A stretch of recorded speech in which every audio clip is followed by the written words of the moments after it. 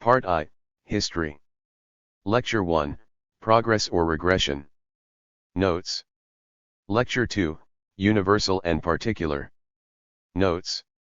Lecture 3, Constitution Problems. Notes. Lecture 4, The Concept of Mediation. Notes. Lecture 5, The Totality on the Road to Self-Realization. Notes. Lecture 6, Conflict and Survival. Notes. Lecture 7, Spirit and the Course of the World. Notes. Lecture 8, Psychology. Notes. Lecture 9, The Critique of Universal History. Notes. Lecture 10, Negative Universal History. Notes. Lecture 11, The Nation and the Spirit of the People in Hegel. Notes. Lecture 12, The Principle of Nationality. Notes. Lecture 13, The History of Nature. Notes. Lecture 14, The History of Nature. Notes. Part 2, Progress. Lecture 15, On Interpretation, The Concept of Progress. Notes. Lecture 16, On Interpretation, The Concept of Progress. Notes. Lecture 17, On Interpretation, The Concept of Progress. Notes. Lecture 18, On Interpretation, The Concept of Progress. Notes. Part 3. Freedom. Lecture 19, Transition to Moral Philosophy. Notes. Lecture 20, What is Free Will? Notes. Lecture 21, Freedom and Bourgeois Society. Notes. Lecture 22, Freedom in Unfreedom. Notes. Lecture 23, Antinomies of Freedom. Notes. Lecture 24, Rationality and the Additional Factor. Notes. Lecture 25, Consciousness and Impulse. Notes. Lecture 26, Kant's Theory of Free Will. Notes. Lecture 27, Will and Reason. Notes. Lecture 28, Moral Uncertainties. Notes. References. Theodor W. Adorno. Other sources. Index of names. Index of subjects. Editor's foreword. Towards the end of the 19th century, Nietzsche produced his Observations out of season in order to register his abandonment of history in favor of life. It may appear to be similarly unseasonal now to publish a course of lectures of Adorno's in which he insists on the importance of history and its philosophy, as if for the sake of survival in the future. Once it became obvious that the communist project of mapping out the future path of history had collapsed, books began to pile up whose authors took it more or less for granted that history was now at an end and that the human race had now arrived at an ominous-sounding post-histo-ire. Not infrequently it was assumed that Adorno's name would be found among those who shared this conservative contempt for history. In fact, he was not to be discovered there, as can be seen from the course of lectures he gave in the middle of the 1960s on history and freedom. Admittedly, like Adorno's philosophy as a whole, these lectures convey the message that hitherto the concept of history as progress had been a failure and that consequently the historical process represented a continuation of the same thing, a stasis that was still the stasis of myth. However, to Adorno's mind this insight did not imply an apologia for the immutability of the mythic state. Post-history cannot exist where there has not even been any history because prehistory still persists. The end of history had already been announced once before, in Hegel's theory of universal history, although with a slightly different emphasis.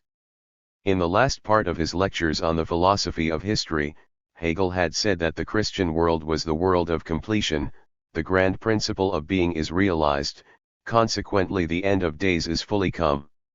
The idea can discover in Christianity no point in the aspirations of spirit that is not satisfied. For this reason, Hegel understood his own study as a theodicia, a justification of the ways of God, so that the ill that is found in the world may be comprehended, and the thinking spirit reconciled with the fact of the existence of evil. Indeed, nowhere is such a harmonizing view more pressingly demanded than in universal history. For Adorno's philosophy after Auschwitz, this way of thinking was no longer viable. Just as Voltaire had been cured of Leibniz's theodicy by the natural catastrophe, Adorno was cured of Hegel's version of theodicy by the social catastrophes of the 20th century. Adorno defined his own thought as an anti-system, and it is scarcely an exaggeration to regard it as a complete anti-theodicy. Where Hegel had declared that truth and history were one and the same, that the rational was actual and the actual rational, Marx had maintained that it was the insulted and the injured, their existence and sufferings, that signified the negation of Hegel's theory. However, while today Hegel's actualized reason seems like sheer mockery, Marx's realization of philosophy has not taken place, the opportunity has been missed, to use Adorno's term. The catastrophes that have occurred and those that are to come make any further waiting seem absurd. There is no reconciling knowledge of history, the one and all that keeps rolling on to this day, with occasional breathing spells, teleologically the absolute of suffering. The world spirit, a worthy object of definition, would have to be defined as permanent catastrophe. Once he had returned from exile, and after all that had taken place in Auschwitz and elsewhere, it was anything but obvious to Adorno that philosophy could continue as before, as if nothing had changed. In the Dialectic of Enlightenment that he and Horkheimer had written in the 1940s, the authors had set themselves the task of discovering why humanity, instead of entering into a truly human state, is sinking into a new kind of barbarism. This question never ceased to trouble them, it became the focal point of their thinking, by the side of which the traditional problems of philosophy had become irrelevant. Philosophy, which in Hegel's words is supposed to grasp its own age in thought, fails abjectly in the attempt to comprehend the rupture in civilization that has taken place. To a great extent it does not even bother trying, but contents itself either with vague reflections on the meaning of being or with the analysis of the linguistic assumptions of thought as such and in general. Adorno criticized both these trends, both Heidegger and his associates and positivism. His criticism was by no means free of emotion. Recently we have seen the emergence of thinkers who see themselves as part of a post-metaphysical trend or who assume the vague role of a discussant, but who in fact are concerned with the abolition of their own role as philosophers. Adorno declined to play any of these games, but doggedly continued to reflect the actual processes of history and its rejects. In Negative Dialectics he inquired whether it is still possible to live after Auschwitz. The impossibility of an authoritative answer coincided in his thought with the impossibility of philosophy after Auschwitz. Nevertheless, this does not mean that he ceased to be a philosopher. Indeed, he insisted that philosophy was an indispensable activity, even if he had no illusions about the indifference with which it is commonly regarded by the rest of the world. What was crucial to Adorno's philosophy was the intention of memorialization, of taking things to heart, something it shared with modern works of art such as Picasso's Guernica, Schoenberg's A Survivor from Warsaw, or Beckett's The Unamiable, works wrested from their own historical and philosophical impossibility. Books such as Negative Dialectics and The Aesthetic Theory have their legitimate place alongside these. If Adorno's practice of memorializing the recent past during the 2 decades after 1945 was not entirely without effect, its place meanwhile has since been occupied by a renewed interest in chthonic origins, the ideology of a new mythology resurrected once again, as this was expressed in the revival of a misunderstood Nietzsche and in the impressive comeback of Heideggerian ideas. This return of theory to the pre-Socratics went hand in hand with a retreat from actual history that blots out memory and negates experience. It ratifies trends that were anyway becoming prevalent in society. But the end of history celebrated or bewailed by the postmodernists has failed to arrive, instead it is historical consciousness that appears programmed to disappear. This will deprive philosophy not just of its best part, but of everything. From Adorno, in contrast, we could still learn today that without memory, without Kant's reproduction in the imagination, there can be no knowledge worth having. Memory, however, in contradiction of a theory that had been dominant ever since Plato and which Kant too accepted, is no transcendental synthesis, but something that possesses the kernel of time of which Walter Benjamin was the first to speak. For philosophy in the age after Auschwitz, this kernel of time is to be found in the screams of the victims. Since then, as Adorno has written, the need to lend a voice to suffering is a condition of all truth. If philosophy is still possible today, then, and this is the message of Adorno's own, it can only be one that retains in every one of its statements the memory of the sufferings of human beings in the death camps. It will be a philosophy that recalls not the shadow of the tall plane trees on the banks of the Ilissos, like Plato's Phaedrus, but the shadow slash of the scar up in the air of which Paul Celan speaks. Adorno's philosophy constantly worked away at the interpretation of history so that one day the moment of its fulfillment might arrive. From almost the very beginning of his philosophical labors he displayed this interest in history and the historical. In the summer semester of 1932 he gave a seminar on Lessing's Education of the Human Race together with Paul Tillich, who had supervised his second doctoral dissertation, his habilitation. In Lessing's essay the residential cogitans no longer stands opposed to the residential extensa but instead reason becomes conscious of itself through the unfolding of history. Even earlier, in his inaugural lecture of 1931, Adorno had declared that the question of being as the idea of existing things was impervious to questioning, and floated the suggestion that it has perhaps faded from view for all time, ever since the images of our lives have been guaranteed through history alone. From that time on Adorno's material works were dedicated to the interpretation of such historical images as he called them, borrowing the term from Benjamin. His method, if we can call it that, was very close to Lessing's own, one that Ernst Cassirer had described as a micrological immersion in the smallest detail, this too a description that Adorno liked to use to characterize Benjamin but which fits his own writing even better. As a topic, Adorno lectured on the philosophy of history on 2 occasions, in courses that he gave in Frankfurt in 1957 and then again in 1964-5. The first, the Introduction to the Philosophy of History, has survived only as the fair copy, probably made by Gretel Adorno, of a shorthand record. Although hardly complete, it nevertheless gives us a good idea of his lectures. His intention had been, he says, to attempt to establish the history of philosophy as the center of philosophy in a radical sense. Although still slightly academic when treating traditional philosophies of history, from St. Augustine via Vico and Condorcet to Dilthey and Simmel, the lecture course of 1957 presents all the important motifs and themes of Adorno's own philosophy of history, the key phenomenon of the domination of nature, the criticism of the existentializing of historicity, the mystical relevance of inner temporality for the absolute and, lastly, the opposition to a conception of truth as something permanent, immutable, ahistorical. Everything which philosophy concerns itself with under the primacy of the philosophy of history remains, a changing, virtually transient thing. These ideas are only fully developed 8 years later in the present lecture series, as well as in the first 2 models of negative dialectics, where they are given their final form. History in the sense used by Adorno is not the abstract other of nature, but what human beings make of nature.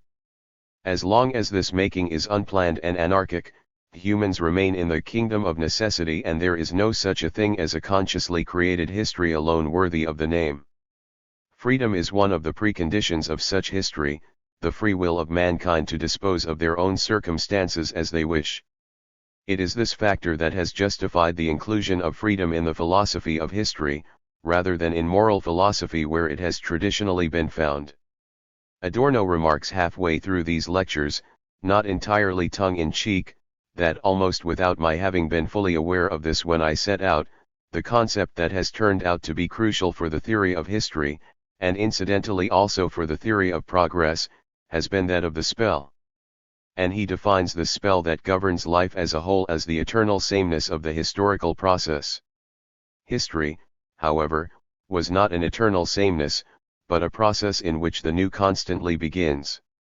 In the view of antiquity and its myths, eternal sameness was history seen as cyclical, the idea that history does not progress, but that, when it has run its course, it is back where it started. Cyclical views of history have repeatedly returned to haunt the history of the philosophy of history. They can be found in Vico and Spengler, and even in Toynbee, as well as dominating the theories of contemporary diagnostic eons of the end of history. Opposed to such ideas is the Christian view, expounded most powerfully by St. Augustine, that history represents a progress towards Christ, and that in him there is redemption and history will be fulfilled.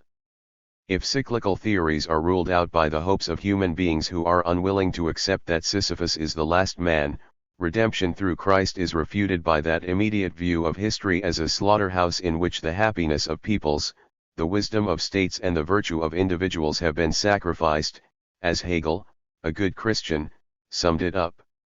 Marx thought of the history that, strictly speaking, had not yet begun as prehistory.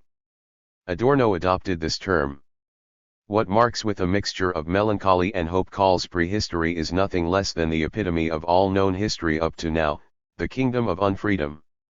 The spell that still presides over everything is prehistorical in nature, it is the spell of myth. Adorno's subject, one that he pursued with infinite persistence, is the afterlife of this mythical dimension in a world that seems to have been entirely denuded of myth, the prehistorical world of the present that he rediscovered throughout the works of someone such as Goethe.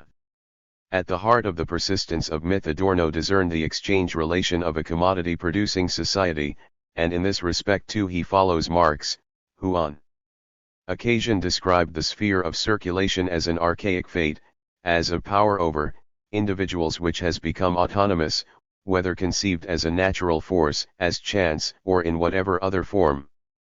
Adorno refused to abandon the belief that, despite all the frustrations of the past, history was not doomed to remain feudal for all eternity. Not least, it was the catacombs of the victims that prevented him from finalizing the construction of history in his philosophy once and for all. He held open the door for history to enter into the future, instead of an ending he believed that history should flow into a Hölderlinesque openness. For all the differences that separated him from Ernst Bloch, he agreed with him on one point: he never played off a wretched reality against the idea of utopia, nor did he ever show the least desire to sabotage the concept of utopia.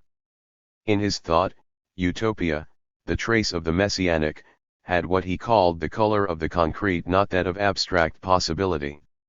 In the winter of 1964, when Adorno gave his last series of lectures on the philosophy of history, the first signs of future disagreements with his students could already be seen on the horizon. The general disquiet of the post-Adenauer years was symbolized by the Auschwitz trials in Frankfurt, the proposed legislation on the emergency laws and, most acutely, the American war in Vietnam. Against the background of these restorative, reactionary developments, a powerful opposition, dominated by students, emerged for the first time in the history of Germany. Admittedly, from 1967 on this opposition in part adopted forms of protest that Adorno was to condemn emphatically as pseudo-activity. Not content with merely interpreting the world, the students called for social change, and Adorno's lectures represented something of an attempt to provide a theoretical analysis of this situation by refocusing attention on the relations between theory and practice. At the time, this aspect of his lecture course passed more or less unnoticed. The idea that the philosophy of history should be studied in the interests of practical intervention had always been implicit in Adorno's philosophy. As a program, it could be derived from Marxist theory. However, Adorno dates what might be regarded as its anticipated critique back to the early modern age and, more specifically, to the problematic situation of Hamlet, whom he often called upon in support of his argument. In Shakespeare's hero we find the divergence of insight and action paradigmatically laid down. And Adorno found himself confronted by the same divergence when the students demanded guidance for political practice. It was for this reason that he wanted to discuss the question of theory and practice yet again, quite explicitly, in the summer semester of 1969, at the height of the student protest movement. This was to have been in a course with the title Introduction to Dialectical Thinking, but he never gave more than a few lectures because it was repeatedly disrupted and he was finally forced to cancel it. All that survives of the course is his notes for 3 lectures. Nevertheless, at least some of what he would have said to the students, had they let him, has survived in 2 essays, on subject and object and marginalia to theory and praxis. These essays preserve his thoughts, they are a kind of epilogue to the student movement and at the same time an epitaph that the philosopher wrote for himself. The text of the present lecture course is based on tape recordings that were transcribed in the Institute of Social Research directly after each lecture. Once the lectures had been transcribed, the tapes were erased and reused.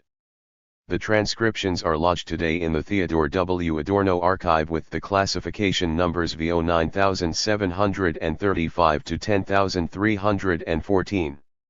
In order to produce the present text, the editor has attempted to adopt the same methods as those used by Adorno when editing talks given spontaneously. Where, that is, he agreed to publish them at all. In particular, the attempt has been made to preserve their spontaneous character. The editor has introduced as few or as many changes into the text as were essential. Anacolutha and elliptical formulations have been eliminated, as well as other errors of grammar and excessive repetitions, and a number of syntactical constructions have been simplified. Adorno used to speak fairly quickly and this often led to slips of the tongue, wherever it has been possible to make definite decisions about which words belonged where, the syntax has been retouched. Fillers, particularly particles such as none, also, ja, have been omitted where they added nothing to the meaning. Punctuation of course had to be inserted, and the editor felt that here he had the greatest license to ignore the rules Adorno normally applied to his own written texts and to concentrate on making sure that Adorno's spoken words should be rendered as unambiguously and clearly as possible. Needless to say, no attempt has been made to improve the original, but only to convey his text as faithfully as the editor knew how. The notes provide sources for the quotations used in the lectures as well as citing texts that Adorno was referring to or might have had in mind. In addition, parallel passages from his writings have been provided where they help to clarify what he was saying in the lectures, but also to show the close links between his lectures and his published writings. One needs to develop a faculty for discerning the emphases and accents peculiar to a philosophy in order to discover their relationships within the philosophical context, and thus to understand the philosophy itself. That is at least as important as knowing unequivocally, such and such is, let us say, the philosophy of history or freedom. The notes are provided to assist a reading in the spirit of Adorno's remarks. In general, they are intended to bring to life the cultural sphere that is inhabited by Adorno's lectures but that can hardly be taken for granted any more today. Wherever they give the impression that they are coming close to offering an interpretation, this is entirely in tune with the editor's intentions. Asterisk. Thanks are due to Michael Swartz for his help in dealing with all sorts of problems that arose during editing. July 2000. Part I. History. Lecture 1. Progress or Regression, 1. November 10, 1964. Adorno's notes for this lecture. Refer to the special situation of this lecture course. Point 2. From a book on dialectics, i.e., to be treated as completed sections of a dialectical philosophy, that is to say, not as individual phenomena independent of the overall conception. Legitimate in the sense that the two complexes to be treated have always been at the core of a dialectical philosophy. Thus in Kant the relation of the realm of freedom to history is mediated by conflict. While in Hegel history is regarded immediately as progress in the consciousness of freedom, such that consciousness for Hegel amounts to a realized freedom. Point 3. This doctrine is extremely precarious. Shall concentrate on its problematic nature, i.e., the actual historical relation of universal and particular. Even with the greatest generosity and with the aid of a spiral theory, for it is no longer possible to make the case for such progress directly. Objectively, because of the increasingly dense texture of society both in the East and in the West, the intensification of the process of concentration and of bureaucratization which has the effect of reducing people more and more to the status of functions. Freedom is limited to self-preservation. Even the most highly placed are merely functions of their function. Subjectively, because of ego weakness, addiction to consumption, conformism. Nothing seems less plausible than the claim that there is progress in the consciousness of freedom, even allowing for the progressive democratization of formal political institutions, since these find themselves opposed by both the substance of social power and human apathy. Indifference to freedom. Neutralization of mind. Depoliticization of science. After Auschwitz, a regression that has already taken place and is not merely expected à la Spengler, not only every positive doctrine of progress but also even every assertion that history has a meaning has become problematic and affirmative.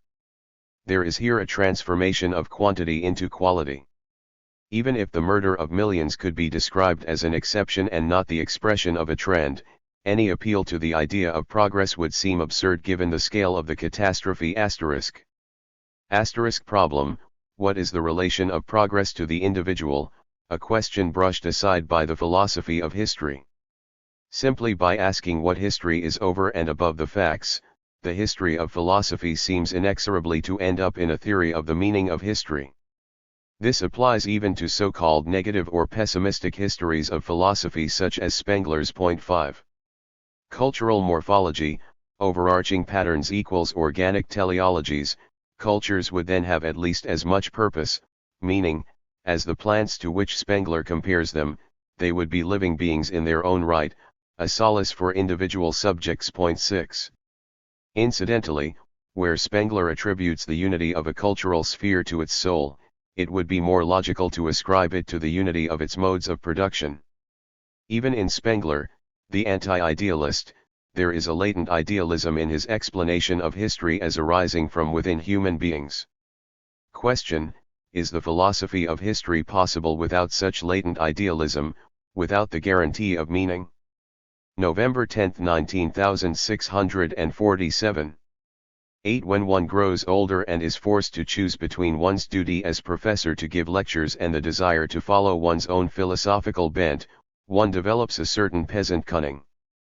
In the case of this course of lectures, I shall focus on two complexes taken from a philosophical work in Progress 9 that I have been engaged on for years, two core themes, samples of dialectical philosophy, concerned, on the one hand, with the relation of world spirit to the history of nature, and on the other, with the doctrine of freedom. In Kant's philosophy of history, the essence of which is distilled in the idea for a universal history with a cosmopolitan purpose, the realm of freedom into which individuals might hope to enter is brought together with history. For his part, admittedly, in his practical philosophy, Kant is inclined to think of this freedom as existing in the here and now. It is supposed to arise as a result of conflict. This resembles Hobbes's earlier view of a war of all against all, the savage conflicts in which mankind has nothing to gain and that result in the famous contracts founding the states. Point 10. Objectively, Hegel takes over the idea of working one's way forward through conflict, but, by adding the idea of the cunning of reason, he intensifies it into a metaphysics, a theory of progress in the consciousness of freedom. History becomes a radical movement in the direction of freedom. Consciousness of freedom does not refer to individual, subjective consciousness, but to the spirit that objectively realizes itself through history, thus making freedom a reality. This theory of progress, as an advance in freedom, is highly vulnerable. I do not propose to give you a general introduction to the philosophy of history of the kind you will find in writers such as Melis 11, Bernheim 12 or George Simmel. Point 13. Instead, my specific approach focuses on the relationship between freedom and the individual. This is in large part identical with the relation of the universal, the great objective trend, to the particular. This dialectical and logical approach is almost more important than the direct discussion of the structural problems of history. I may note, incidentally, that I agree with Leeprux 14 here that Hegel's authentic statement of this dialectical philosophy of history is to be found in his Logic and the Phenomenology of Spirit rather than elsewhere. Without wasting time on the overworked notion of a spiral development in history, it can be said that a direct progress towards freedom cannot be discerned. Objectively, such progress is impossible because of the increasingly dense texture of society in both East and West, The growing concentration of the economy, the executive, and the bureaucracy has advanced to such an extent that people are reduced more and more to the status of functions. What freedom remains is superficial, part of the cherished private life, and lacks substance as far as people's ability to determine their own lives is concerned.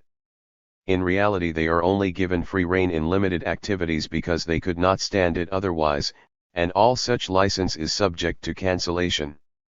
Even in the sphere of consumption, significantly, this term has displaced what used to be called enjoyment. They have become appendages of the machinery. Goods are not produced for their sake, and their consumption satisfies people's own desires only very indirectly and to a very limited extent. Instead, they have to make do with what the production line spews out. Freedom becomes impoverished, jejune, and is reduced to the possibility of sustaining one's own life. Mankind has reached a point today where even those on the commanding heights cannot enjoy their positions because even these have been whittled away to the point where they are merely functions of their own function. Even captains of industry spend their time working through mountains of documents and shifting them from one side of their desk to the other, instead of ignoring office hours and reflecting in freedom. Were they to pursue the latter course, their businesses would collapse in chaos. Where an optimum of freedom seems to have survived, people cannot avail themselves of it. If you were to sit down, reflect, and make decisions, you would soon fall behind and become an eccentric, like the savage in Huxley's Brave New World. 15. Freedom is also a realm of subjective experience, that is to say, it is not just to be assessed by some objective standard. Where a subjective interest, a consciousness, is absent, there can be no freedom.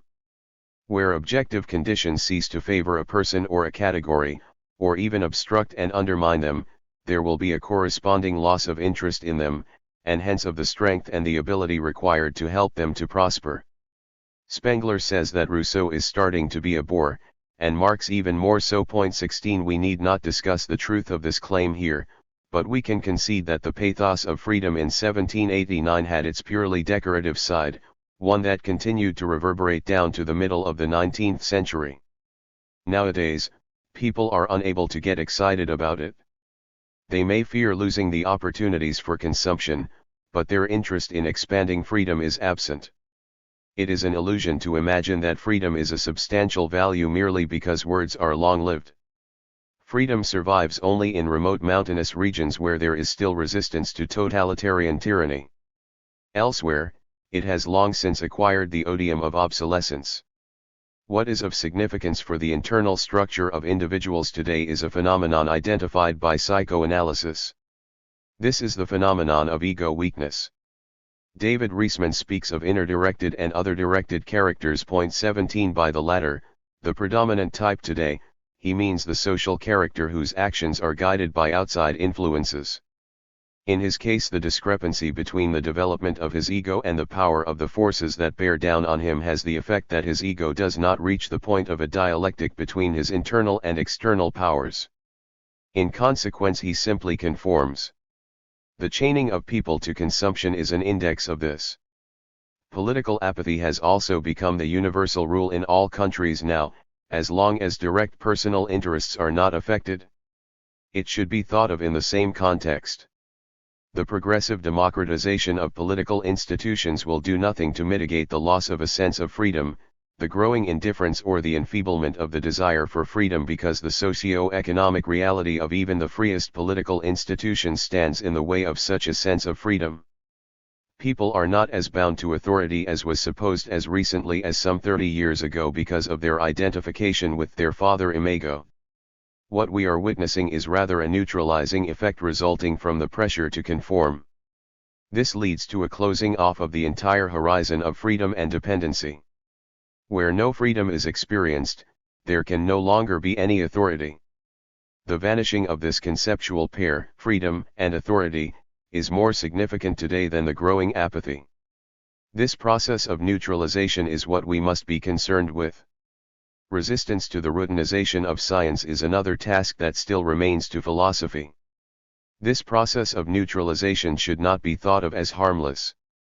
The loss of a sense of freedom tends to flip over into immediate terror, as is all too evident in Auschwitz. The catastrophe there was not just a disaster predicted by Spengler, but an actual reality, one that makes all talk of progress towards freedom seem ludicrous.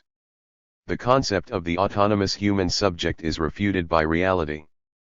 By the same token, if freedom and autonomy still had any substance, Auschwitz could not have happened.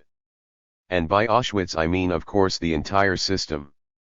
Confronted with the fact that Auschwitz was possible, that politics could merge directly with mass murder, the affirmative mentality becomes the mere assertion of a mind that is incapable of looking horror in the face and that thereby perpetuates it. What we see here is the transformation of quantity into quality, monstrous though it is to try to operate with the concept of quality in order to grasp the murder of millions. In fact, even to attempt to withstand such events mentally, to shed light on them with the aid of concepts, is to fix them with concepts. To speak of genocide as if it were an institution is to institutionalize it. We thereby assume a second burden of guilt. The change from quantity to quality here has this meaning: in bygone days exceptional situations were exceptions to the main trend. Alternatively, we might treat men such as Tamburlaine and Genghis Khan as great natural calamities. Nowadays that has all changed. The horror of our day has arisen from the intrinsic dynamics of our own history, it cannot be described as exceptional. And even if we do think of it as an exception and not the expression of a trend, although this latter is not implausible, given that the atom bomb and the gas chamber have certain catastrophic similarities, to do so is somehow absurd in the light of the scale of the disaster. What can it mean to say that the human race is making progress when millions are reduced to the level of objects? Such things have a kind of retroactive force and demonstrate the extreme precariousness of the affirmative view of history. It raises the question whether the view of history as a continuous progression towards higher forms does not include the catastrophes that we are experiencing today, whether the predominance of the universal, the broad tendency, over the particular is not a delusion, whether the consolation of philosophy that the death of individuals is the price paid by the great movement of history was not always the swindle it is today, whether the sufferings of a single human being can be compensated for by the triumphal march of progress.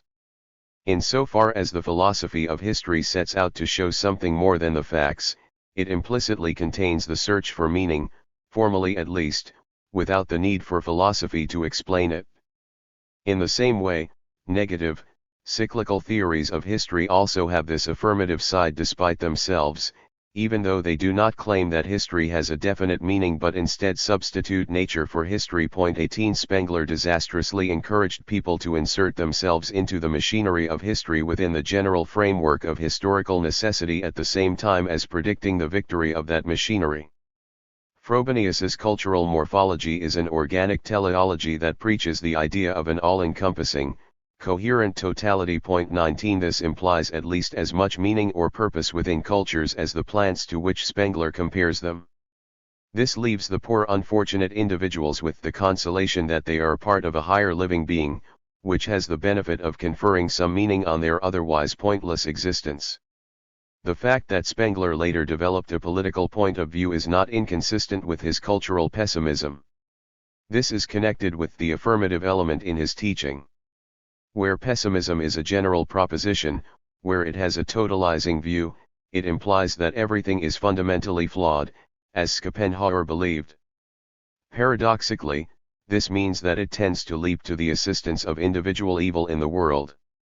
It does so by arguing that attempts to change the world as a whole are doomed. This is also implicit in a negative philosophy of history. It would be more logical to attribute the unity of a cultural sphere to the unity of a mode of production than, as with Spengler, to purely internal factors. It is not easy to see how something internal could put its stamp on an external form, like the shape that has been impressed upon evolving life. 20 Spengler the anti-idealist becomes an idealist when he argues that the totality arises out of something internal to human beings, to the essence of humanity, without noticing that history is for the most part something that is done to people. He fails to realize that institutions have become so independent that individuals are scarcely in a position to impinge on them and are able to express their opinions about them only indirectly, through art, for example. The question we must ask, therefore, is whether a theory of history is possible without a latent idealism, whether we can construct history without committing the cardinal sin of insinuating meaning where none exists. Lecture 2. Universal and Particular. November 12, 1964. Last time I talked to you about the philosophy of history. I should like to continue today by saying something about history as an academic discipline. Point 1. In the course of this lecture I shall perhaps be able to go some way towards persuading you that, objectively, history is possible only as the philosophy of history, a view that is not wholly without foundation. Moreover, any history, historiography, that denies this is simply unaware of itself and its own requirements. Now what I have represented to you as a crisis in the idea of historical meaning can be seen in the postulates of historiography and, beyond that, in the majority of the humanities, which especially in Germany are predominantly historical in their methods and which resist every attempt to oppose that historical orientation. Let me remind you of the dominant positivist tradition in historiography which was first formulated in Ranke's dictum that the task of history, of historical research, was to tell how it really happened. Point 2. The effect of this tradition was that increasingly it involved the outlawing of every attempt to understand history from above, and this meant the elimination of every element of history, every objective historical tendency, which I claimed last time was not derivative or secondary, was not merely the weird invention of philosophers of history, but was in fact what people immediately experience when they find themselves caught up in a maelstrom of the so-called great historical epochs. If I am not mistaken, the tendency of historians is increasingly to call into question all large concepts such as that of universal history itself, and then likewise to cast doubt, firstly, on the idea of the great trends that are supposed to be at work throughout history and, finally, on narrower concepts such as those of the different epochs. I need only remind you of the fact, well known to the historians among you, that the concept of the Middle Ages has, with very good reason, been undermined in a variety of ways. One line of argument has been to maintain that the crisis in the Middle Ages should probably be dated much earlier than the official start to the Renaissance. Scholars began to talk about the discovery of a kind of proto-Renaissance as early as the age of High Gothic, a period traditionally assigned to the Middle Ages.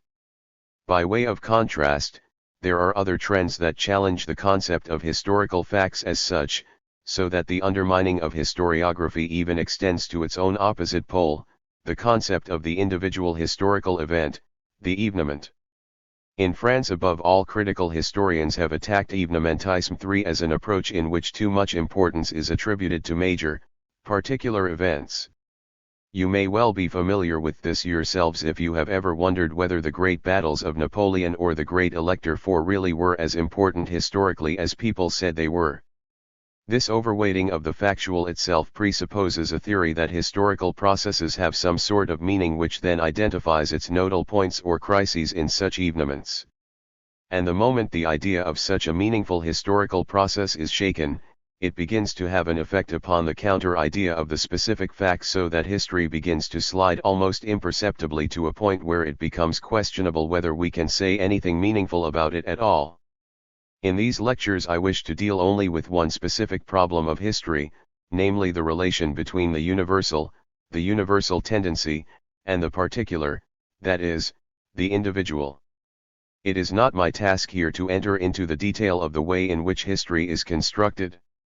Even so, I believe that, if we are to treat certain fundamental questions of the philosophy of history, we cannot ignore such matters entirely, and I believe further that the knowledge of historical matters is in the first instance a question of distance. If we approach details too closely and fail to open them up to critical inspection, we will indeed find ourselves in the proverbial situation of not seeing the wood for the trees. On the other hand, if we distance ourselves too much, we shall be unable to grasp history because the categories we use themselves become excessively magnified to the point where they become problematic and fail to do justice to their material. I have in mind concepts such as the progress of freedom, about which I offered some critical comments last time. So I would say that we need to keep a certain distance. This will enable us both to dissociate ourselves from a total theory of history and equally to resist the cult of the facts which, as I have explained, have their own conceptual difficulties. We can illustrate this by saying, for example, that we cannot really speak of something like progress in general, as indeed I have already argued. Incidentally, we shall take a closer look at this concept towards the end of the section in which we discuss the philosophy of history. But you should also be aware that there is always something dubious about the talk of individual examples of progress that have allegedly occurred in the course of history. This is because, in the society in which we live, every single progressive act is always brought about at the expense of individuals or groups who are thereby condemned to fall under the wheels. Thus, because of their particularity, because they disregard the organization of society as a whole, each of these progressive events means that there are always groups who are their victims and who legitimately doubt their value. Nevertheless, we may say, and I believe that even the severest critic of history would not simply dismiss this view, that we can speak of something like progress from the slingshot to the atom bomb. 5. It is not by chance that I am willing to apply the concept of progress to something as terrifying as the atom bomb, something that is so completely inimical to the progress of freedom, to the advance of the autonomy of the human species.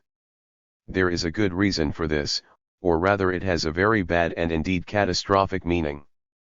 The fact is that particularity will be the mark of all historical movements as long as there is no such thing as what we might call a human race, that is to say, a society that is conscious of itself and has its fate in its own hands.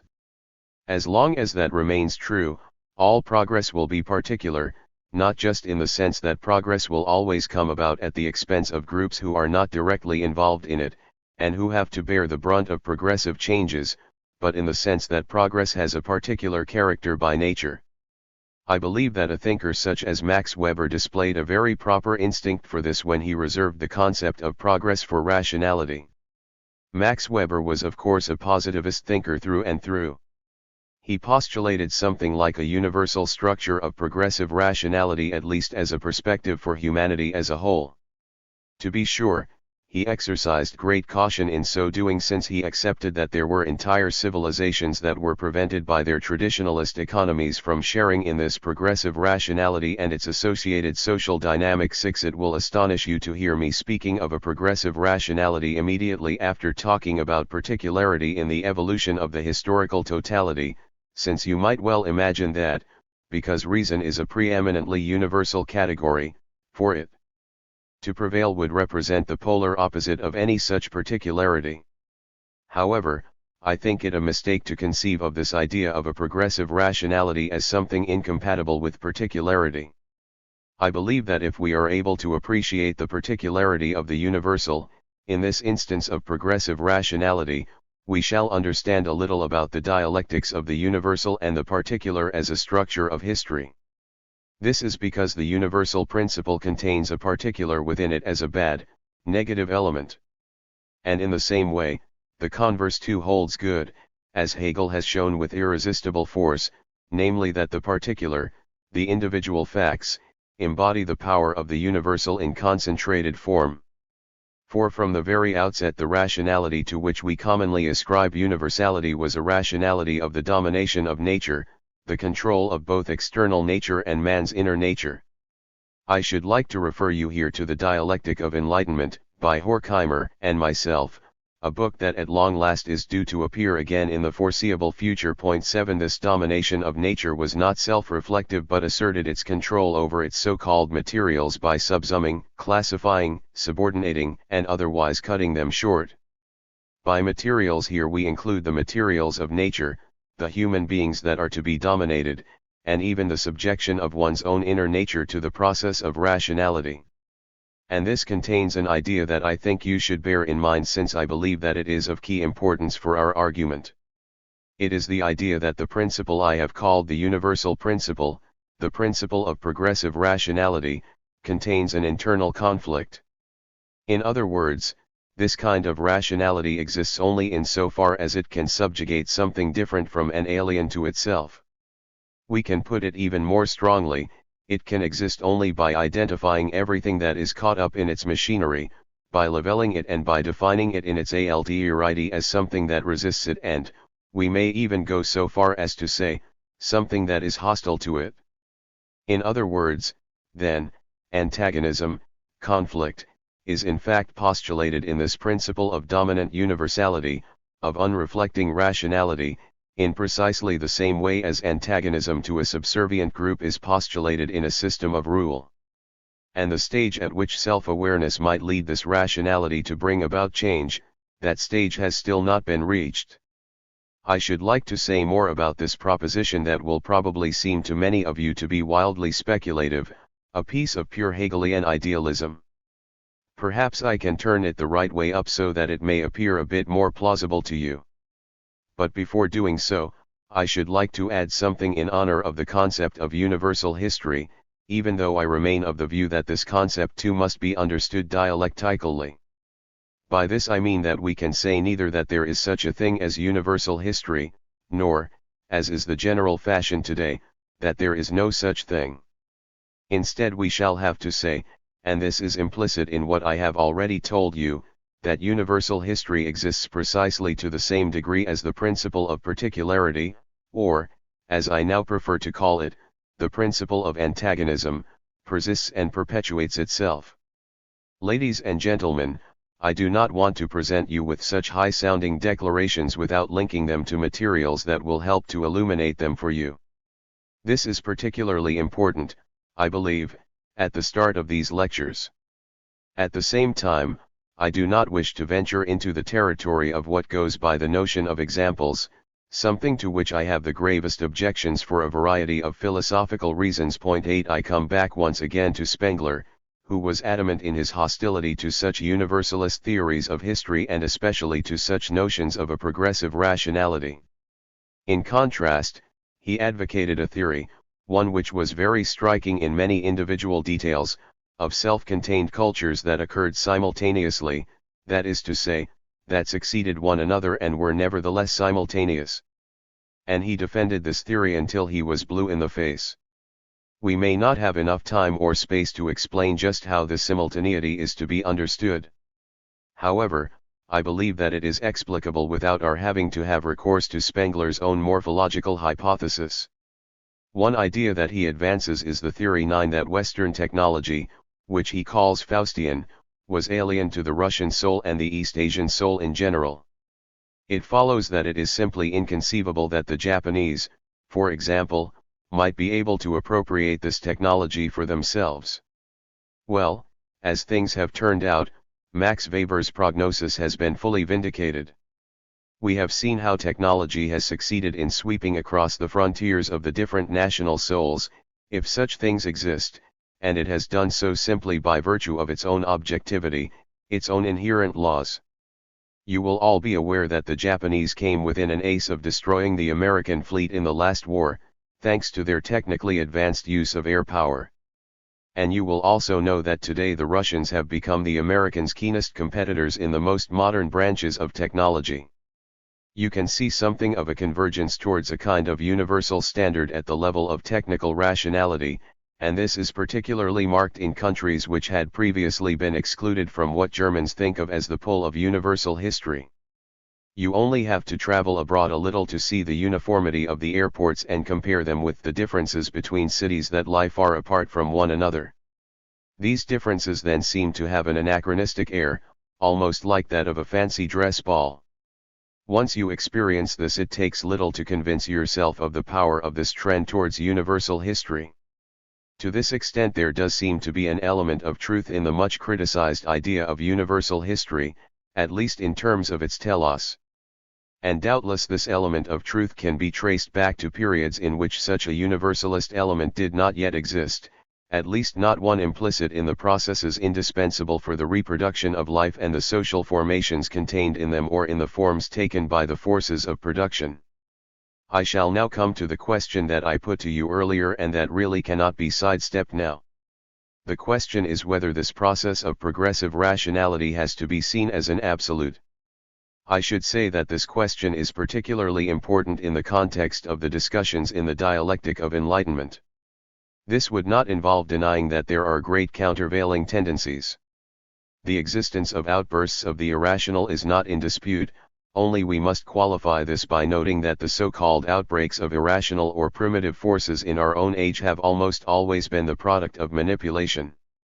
They have almost always appeared in the service of domination, rational or irrational domination, and must be understood therefore as integral to the growth of the techniques of rational domination.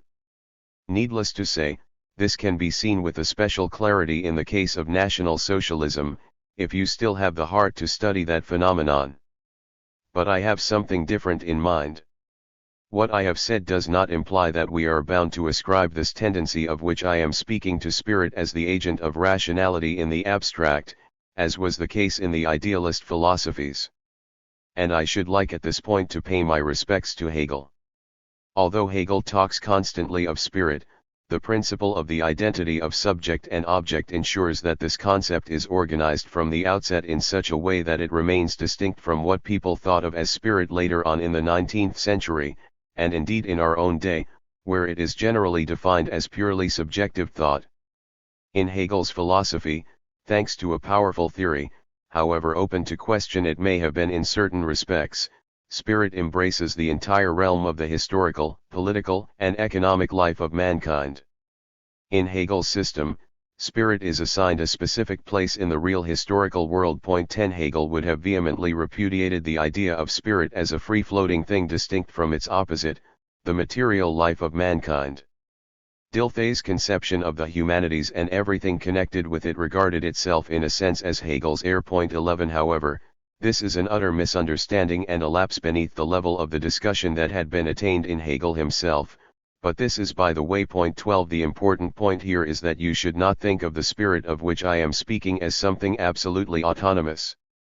It is true that the spirit has made itself independent, and it is equally true that, through its potent instruments, logic and mathematics, it has freed itself from the conditions that brought it forth. Because of the division of labor into mental and manual work, spirit even appears to itself as something absolute and autonomous, as a method that includes its opposite within itself. But we should not buy into this view of spirit. The evolution of spirit as rationality, as the reason that dominates nature, or as what I have called technical rationality, in other words, the evolution of the technical forces of production in toto, is the product of the material needs of human beings, of what they need for their preservation, and the categories of the spirit constantly and necessarily contain these needs as the necessary elements of their form. Spirit is the product of human beings and of the human labor process just as much as it informs and ultimately dominates human labor processes as a method, as technical rationality. It is vital that we should not hypostasize the concept of spirit, but that we should instead see it in its dependence upon a concept of life, upon the need to help sustain the human life in which it has its roots. Only if we do this will we be able to understand how spirit in the shape of technical rationality could have contrived to achieve such a unifying control over the life of mankind as has increasingly been the case. Spirit is no absolute first thing. The postulate that spirit is primary is an illusion created, and necessarily created, by itself. But by the same token it is something produced by the reality of a life bent on self-preservation, something that postulates itself as primary only so that it may criticize existing reality or gain control over it. I spoke earlier of the absence of self-reflection on the part of spirit and of technical rationality, an absence of reflection that had the unfortunate consequence of forcing reason into a strange and paradoxical relationship with blind, historical fate. But this was caused not least by the fact that spirit misconceives itself as primary, instead of perceiving its interconnectedness with actual life. The growth of rationality is something like the growing ability of the human species to preserve itself, or, as we may also say, the growth in the universal principle of the human self. And the progress of this rationality in its unreflective form is at bottom nothing other than the exploitation of nature transferred to men and continuing to work in them. However, insofar as it is this exploitation and insofar as it is bound up with such concepts as exploitation as well as with what is opposed to it and subjugated by it, this progressive reason harbors within itself an element of self-destruction. I told you about this last time when I attempted to portray the experience of the course of history as it is available to us in the here and now as in essence the experience of its negativity, that is to say, as the experience of the way in which we are impotently dragged along in its wake. In other words, then, this progressive instrumental reason is the embodiment of the antagonism that consists in the relation between the supposedly free human subject, who for that very reason is in fact not yet free at all, and the things on which his freedom is built. The antagonistic character of progressive rationality is the aspect of it that turns the universal that is in the process of asserting itself, into the particular which causes such anguish to us who are likewise particulars. And this will perhaps resolve the contradiction, I mean theoretically, not in actuality, and not even resolve it in theory, but at least throw some light on it, the contradiction of which I spoke earlier when I told you how paradoxical it appears at first sight for the universality of the historical principle, which is supposed to be continuing and progressing and to be growing in strength, to be identical with blind fate. But if the enlightening principle of reason fails to become transparent to itself, if it fails to perceive its dependence on what is different from itself, it inevitably becomes transformed into the very fate that it thinks of as its own antithesis. This is the blind spot that acts as a jinx on the entire historical dimension of Hegelian philosophy. It brings me to the main difficulty of every theory of history for the pre-critical consciousness which forms my starting point. I may remind you that I have already formulated this, and would ask you to be aware that in our discussions we have indeed gained this insight, by saying that in this pre-critical consciousness the dominant, prevailing universality can no longer be equated with the meaning of history or indeed with any positive value. This is indeed the difficulty to which almost every form of consciousness, every naive form of consciousness, finds itself exposed, the danger of regarding as justified the supremacy of an objective power over human beings who always believe that they are in full possession of themselves and, because of their certainty on this point, are highly reluctant to admit the degree to which they are merely the functions of some universal. For the moment they were to concede that they would in a sense cease to be in their own eyes what their whole tradition tells them they are. This is a great paradox and I should like to encourage you to reflect upon it. On the one hand, the fact is, and I believe that I said enough about this last time, that our most immediate experience is that we are all harnessed to an objective trend, and it is hard to disabuse us of this. We may think, for example, of the situation of someone who is being persecuted, a typical fate in our time, who is being discriminated against and possibly exposed to liquidation because he is said to possess some characteristic or other that he doesn't even need. Or we may think of the much more harmless situation of someone who is looking for a job and who, at the very moment he hopes to find one that meets his own requirements and abilities, turns out to be biting on granite even in this age of glorious full employment and ends up having to do something that is not at all to his liking. Such experiences I would say are absolutely fundamental. If there is any immediate experience, this is it. On the other hand, however, the moment you draw attention to this, the sciences, donning their full academic robes, so to speak, ask you what actually gives you the right to assume the existence of something universal. This universal is a metaphysical principle, it exists only in your mind, in reality there is nothing but spontaneous individual phenomena, the individual acts of individual human beings, and this universal is no more than an idea you have let others foist on you. Nowadays, there really is something like a perversion of consciousness, a reversing of what is primary and what secondary, which goes so far that, for purely epistemological reasons that have by now become automatic, we let ourselves be talked out of everything we experience at any given moment as the determining forces in our lives, and we are taught to regard them instead as a metaphysical sleight of hand.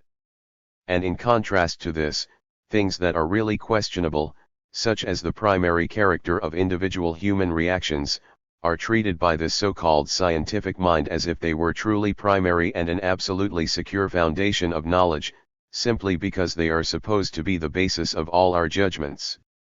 I believe that we would do well to obtain some clarity about this web of delusion if we are to have any hope at all of, if not acquiring a firm basis for our understanding of history, at least clearing a path towards it. And having seen through this web of delusion, we shall perhaps find it easier to think of the concept of universality as negativity, a concept I shall turn to next time. Lecture 3. Constitution Problems. November 17, 1964. Ladies and gentlemen, I learned today of the death of one of my oldest and closest friends. Point 1. I find it almost impossible to concentrate my thoughts as much as I ought, both for your sake and my own.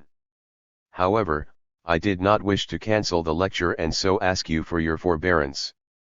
Last time, I talked about the difficulty of a theory of history that presents itself to the naively scientific but philosophically pre-critical mind. This difficulty is that of grasping that something objective has primacy over human beings who nevertheless think of themselves as the most certain reality. This fits in with the conception of history and the philosophy of history based on it as an assemblage of facts which then have to be interpreted in their indirect, derived context. It is held to be legitimate to investigate this context even though it really presupposes a larger framework that encompasses the individual subjects. Now, precisely because dialectics is necessarily and permanently concerned with the critique of mere facticity, of mere immediacy, I should wish not to ignore or neglect the element of truth contained in facts. Everyone who, like me, had the experience of having his house searched early in the National Socialist regime will know full well that such an event has an immediate impact that is greater than any attempt to seek out its causes, however convincingly these may be explained in the newspapers. Explanations, for example, to the effect that the National Socialists have seized power, that the police have been granted certain powers, and other statements of the same sort. A fact like a house search in which you do not know whether you will be taken off somewhere or whether you will escape with your life has a greater immediacy for the knowing subject than any amount of political information, itself on the level of the facts, to say nothing of the so-called larger historical context to which only reflection and, ultimately, theory can give us access. At the same time, this immediate knowledge that we need to hold onto as one element, something that no theory of dialectics may ignore, is no more than immediate knowledge for us. In itself, the fact of such a house search, however unpleasant it may be and however horrifying the threats lurking within it, is no more, despite its immediate impact, than the expression of the change of government, the abolition of legal safeguards under the emergency laws made permanent by the Nazis, and similar factors. In the final analysis it is the product of the changing social structures that had led to the fascist dictatorship as a result of the special conditions obtaining in Germany between 1929 and 1933. In all probability, the concept of the fact can itself only be grasped as an element in an overall process. Individual facts can only be spoken of as part of a context which then manifests itself in these individual facts. The very concept of fact ensures that it cannot be insulated from its surrounding environment, just as I could probably not have really experienced that house search if I had not connected it in my mind with the political events of the winter and spring of 1933. If all that had happened was that two relatively harmless officials belonging to the old police force had turned up on my doorstep, and if I had had no knowledge of the complete change in the political system, my experience would have been quite different from what it was. And, in the same way, no one can appreciate the terrors of a totalitarian regime if he has not personally experienced that ominous knock at the door and opened it to find the police waiting outside. I should like to take this opportunity of defending myself against an attack or a criticism to which dialectics is exposed when one simply takes it to mean what in fact it does mean in large stretches of Marx's writings, namely as something that is no more than a critique of the immediacy of the immediate, in other words, as the demonstration that what appears to be brute fact is in reality something that has become what it is, something conditioned and not an absolute. A further factor should not be overlooked. If the dialectic is not simply to degenerate into something like a superstition or a trivial pursuit. By referring something back to the conditions that prove immediacy to have been conditioned, you do indeed strike a blow against immediacy, but that immediacy survives nevertheless. For we can speak of mediation only if immediate reality, only if primary experience, survives. It would therefore be just as foolish to demand of history that it should concentrate solely on the so-called context, the larger conditioning factors, as it would be for historiography to confine itself to the depiction of mere facts. The construction of theoretical frameworks alone without confronting the facts really can lead to large-scale delusions.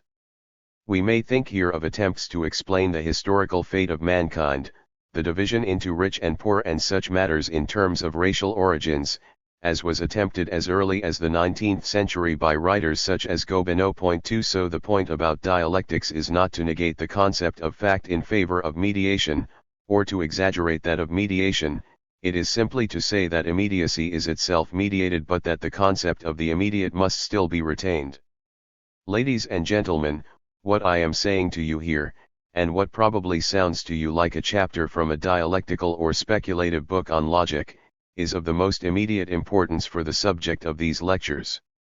For we have been concerned here with the relations between the universal and the particular, the course of history and the individual.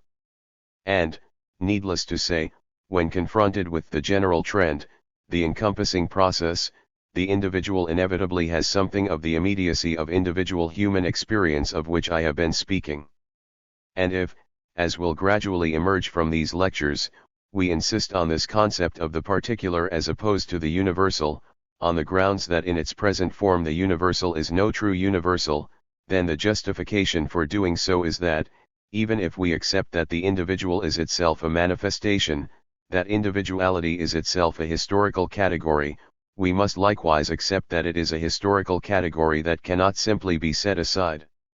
It is rather the case that the immediacy of individuality, that is to say, of the individual being who is concerned to preserve his own existence, is just as truly an element of the dialectic as the predominant universality. But it is only an element, and one that should no more be overemphasized abstractly than the universal. That is the reason why I wish to insist on this point. However that may be, in the dominant view the larger, encompassing context, the context that is not to be immediately grasped in, let us say, factual accounts, is generally taken to be a form of theory, and is therefore consigned to philosophy and the realm of controversy in the spirit of the division of labor. It finds itself relegated by the general scientific consensus to the status of a kind of sauce or the final chapter in a historical narrative, one that does not need to be taken too seriously. One instance of this can be seen in Simmel's book on the history of philosophy 3, which I have now referred to several times. Point 4. In this book every speculation about history, and indeed every attempt to conceptualize history, appears to be treated as a subjective stylization that may be unavoidable, but one that is also exposed to all the risks of relativism. This is a view that seems to me to be worthy of criticism. It can also be found in an extreme form in Theodor Lessing's book Geschichte als Sinngebung des Sinnlosen 5, a book that I nevertheless find remarkable in its own way and commend to you as an example of a negative philosophy of history. I should point out, however, that a chasm separates the so-called idealism of a semi-Kantian such as Simmel from Hegel's absolute idealism, and that it is in their theory of history that they can be seen to be at their most antithetical. Paradoxically, Hegel's theory of the objective nature of history has a far greater realism than Simmel's, in the sense that this objectivity has a far greater validity in actuality. I would make only one general point in criticism of Simmel. This is that the entire problem presented itself in a manner that was typical of grand philosophy in the late 19th and early 20th century. It manifested itself in the concept of the constitutum, what was constituted, in other words, the way in which both objects and the truth were constituted was not explored in a radical fashion in this philosophy. Instead, thinking took place in an already constituted world, in which already constituted human beings behave in various ways towards already constituted objects of knowledge, and where these forms of behavior are investigated in their turn. We may say that this procedure is roughly analogous to so-called subjective economics, marginal utility theory 6, in which exchange relations within an already constituted barter society are analyzed without inquiring into the way in which the exchange relationship, its true objective meaning, has been constructed. At bottom, for all his subtlety, Simmel's analysis is lacking in reflection. He is concerned with the way in which an existing mind relates to already existing facts. I want to confine my criticism purely to the essential issue, Simply to clarify its relevance to our own problem here. The point is that what is secondary according to his theory, namely what we owe to the knowing mind, the course of history, the historical trend, the dynamic of history that prevails despite the efforts of human beings, that secondary aspect is in reality the thing that constitutes objective reality. It is in fact the objective nature of history in which individual subjects have their being that has primacy over all the human subjects that according to him are supposed to give shape to history. Simmel's entire philosophy, then, is marked by a methodological hysteron proteron, a putting of the cart before the horse. And I would say that this is one of the underlying experiences that have been engendered by the historical events of our own age. Simmel died in 1918 and so does not properly belong to our own period. He still tended to think of history in much the same way as the joke lines in Faust, in which history takes place in faraway Turkey where armies come to blows. 7 What in his lifetime could be shaped and inspected, like a collection of china in a glass case, has in the meantime come far too close for comfort. Confronted with this change, the very idea of the historian who can choose and shape events to his own taste and in accordance with his own interests has faded into myth. A myth which in the good old days Simmel could still mistake for the objective thrust of history itself. The fact is that we can only properly experience the objective nature of history, as opposed to its supposed subjective shaping, once we realize that we are its potential victims. And that has become possible for individuals only with the world wars and the emergence of totalitarian rulers. You can see from this how historical developments can influence our own attitudes to history. In a given situation, a social system, and above all the dynamics intrinsic to such a system, has unconditional primacy over the human subjects who perceive them and who, according to Simmel, are the agents of primary historical categories. I would go even further and say that, just as in general historical events have retroactive effects, this also holds good in this instance. That primacy, in other words, also existed in Simmel's own day and only failed to make its presence felt because of the distance of the observer from the events of history. If there is any truth in the epistemological claims of naive realism, as expounded by materialism in its vulgar phase, then we see it precisely at this point. 8 This was what was uppermost in the minds of dialectical materialists when they insisted upon the reality of society as opposed to psychological subjectivism. For this had been their own experience. Their mistake was merely that they tried to express their insight in the language of epistemology. For that brought about a relapse into the dogmatic assertion of a history that existed in itself, without showing any awareness of the problems of constitution I have been describing to you. This is what I should like to stress to you by way of salvaging the reputation of those so-called vulgar writers, who in many respects really were crude and epistemologically naive and who admittedly look quite different in the light of the self-reflection and self-criticism of a traditional subjectivist epistemology. Even from a Hegelian point of view, the vulgar thesis, the no less vulgar thesis that history is purely subjective in constitution would be quite untenable. Even the subject's resistance to the pre-existing categories facing him is mediated by the categories in which he is enmeshed. In consequence, even in the high bourgeois phase in which the sovereign freedom of the perceiving human subject is at its greatest, his freedom is vastly more circumscribed than appeared to be the case. By way of illustration, I need only refer to Joseph de Maistre, the philosopher of the Restoration in France. De Maistre is in general a very remarkable figure, and it is certainly worth taking the trouble to look at him more closely.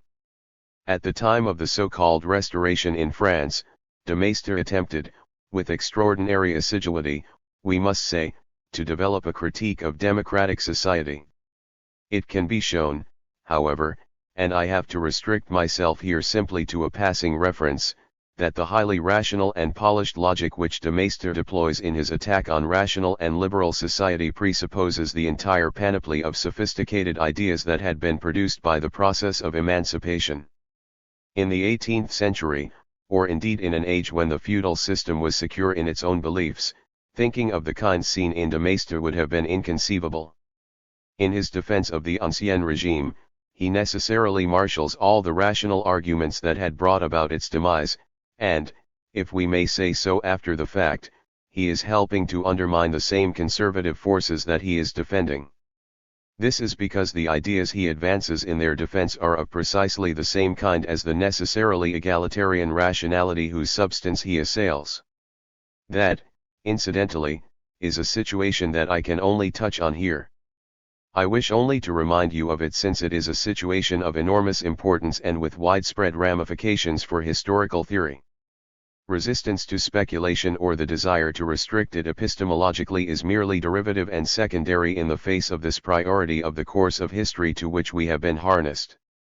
I would go so far as to say that today the resistance to speculation, like the ideology of positivism in general, tends rather to become the ideology whose adversary it imagines itself to be.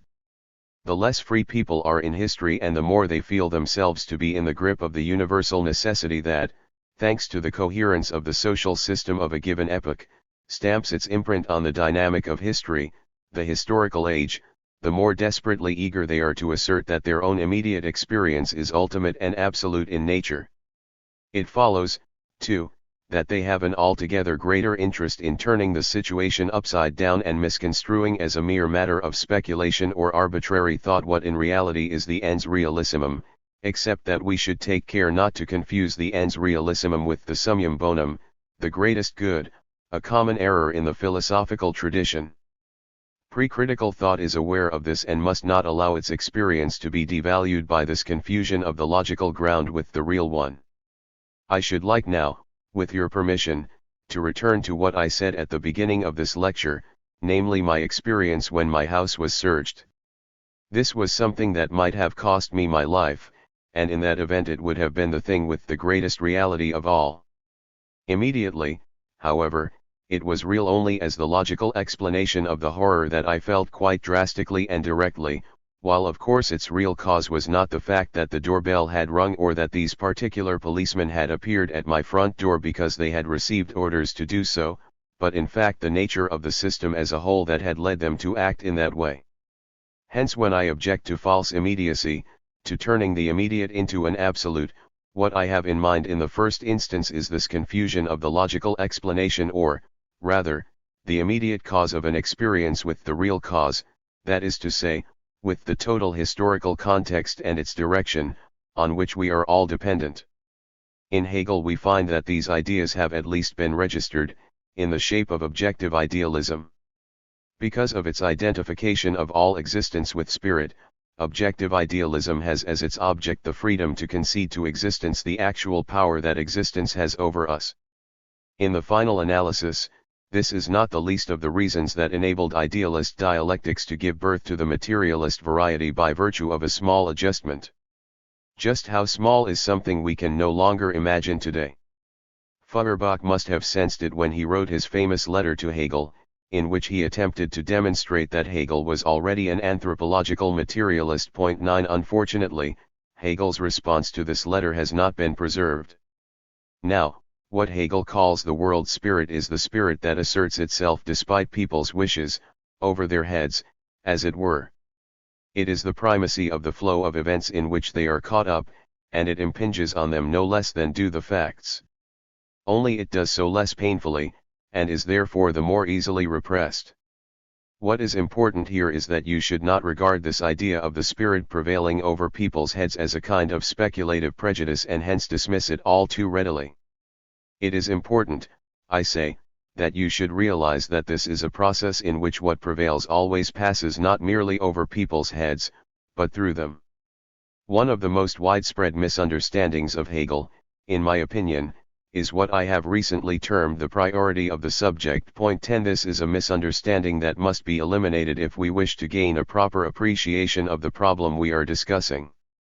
It is essential that where such things as spirit or reason are under discussion you should not imagine that we are faced with a secularization of, let us say, the divine plan that floats above mankind, but minus the person of God.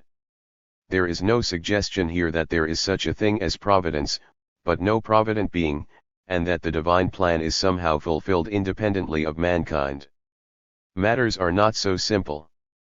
I believe that, if you want to understand what I am saying and what I think of as the real task of these lectures, you should not start thinking about such independent embodiments of the spirit separate from human beings, but quite simply about such things as what is meant by the spirit of the age. What I mean by this is that if you travel around Franconia or elsewhere in southern Germany or Austria, you will be able to see how in the 17th century all the surviving Romanesque and Gothic churches and chapels were suddenly given a Baroque facelift. It is as if they were all under the same spell.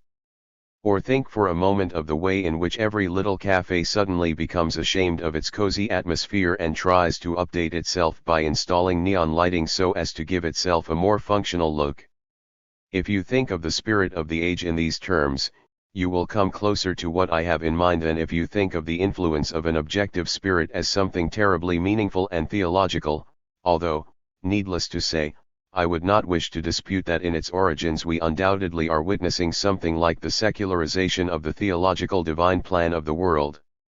Nevertheless, Hegel and the dialectical view of history were far too considered and far too critical not to notice that, if such a process of secularization is to succeed, it cannot be achieved if the divine plan or the new objective reality are allowed to retain the same predicates that they once possessed in the theological scheme of things. In this respect, Hegel was a genuine philosopher of mediation and also an Aristotelian in the sense that he attempted to define the spirit that prevails over mankind as something that also prevails in them. I believe that it is very important, insofar as such matters have any importance at all, but since you have come here in such large numbers, you and I both indulge in the fiction that we are talking about very important matters, so that I can assume that this fiction remains valid. With this reservation, then, I believe that it is very important to remember that the objective course of history asserts itself over human beings, in such a way that no single mind and no single human will suffices truly and effectively to resist it.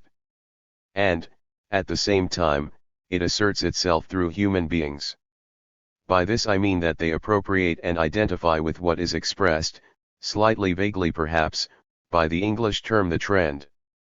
And even this is to define it far too superficially, for in reality, and this is where Hegel's philosophy of history coincides with classical economic theory and also with Marx, the fact that people pursue their own individual interests makes them at the same time the exponents and executors of that same historical objectivity that is ready to turn against their interests at any moment and thus may assert itself over their heads.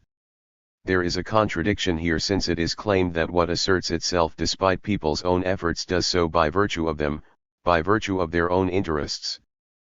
But since the society in which we live is antagonistic, and since the course of the world to which we are harnessed is antagonistic too, what we might term this logical contradiction should not be thought of as merely a contradiction, merely the product of an inadequate formulation.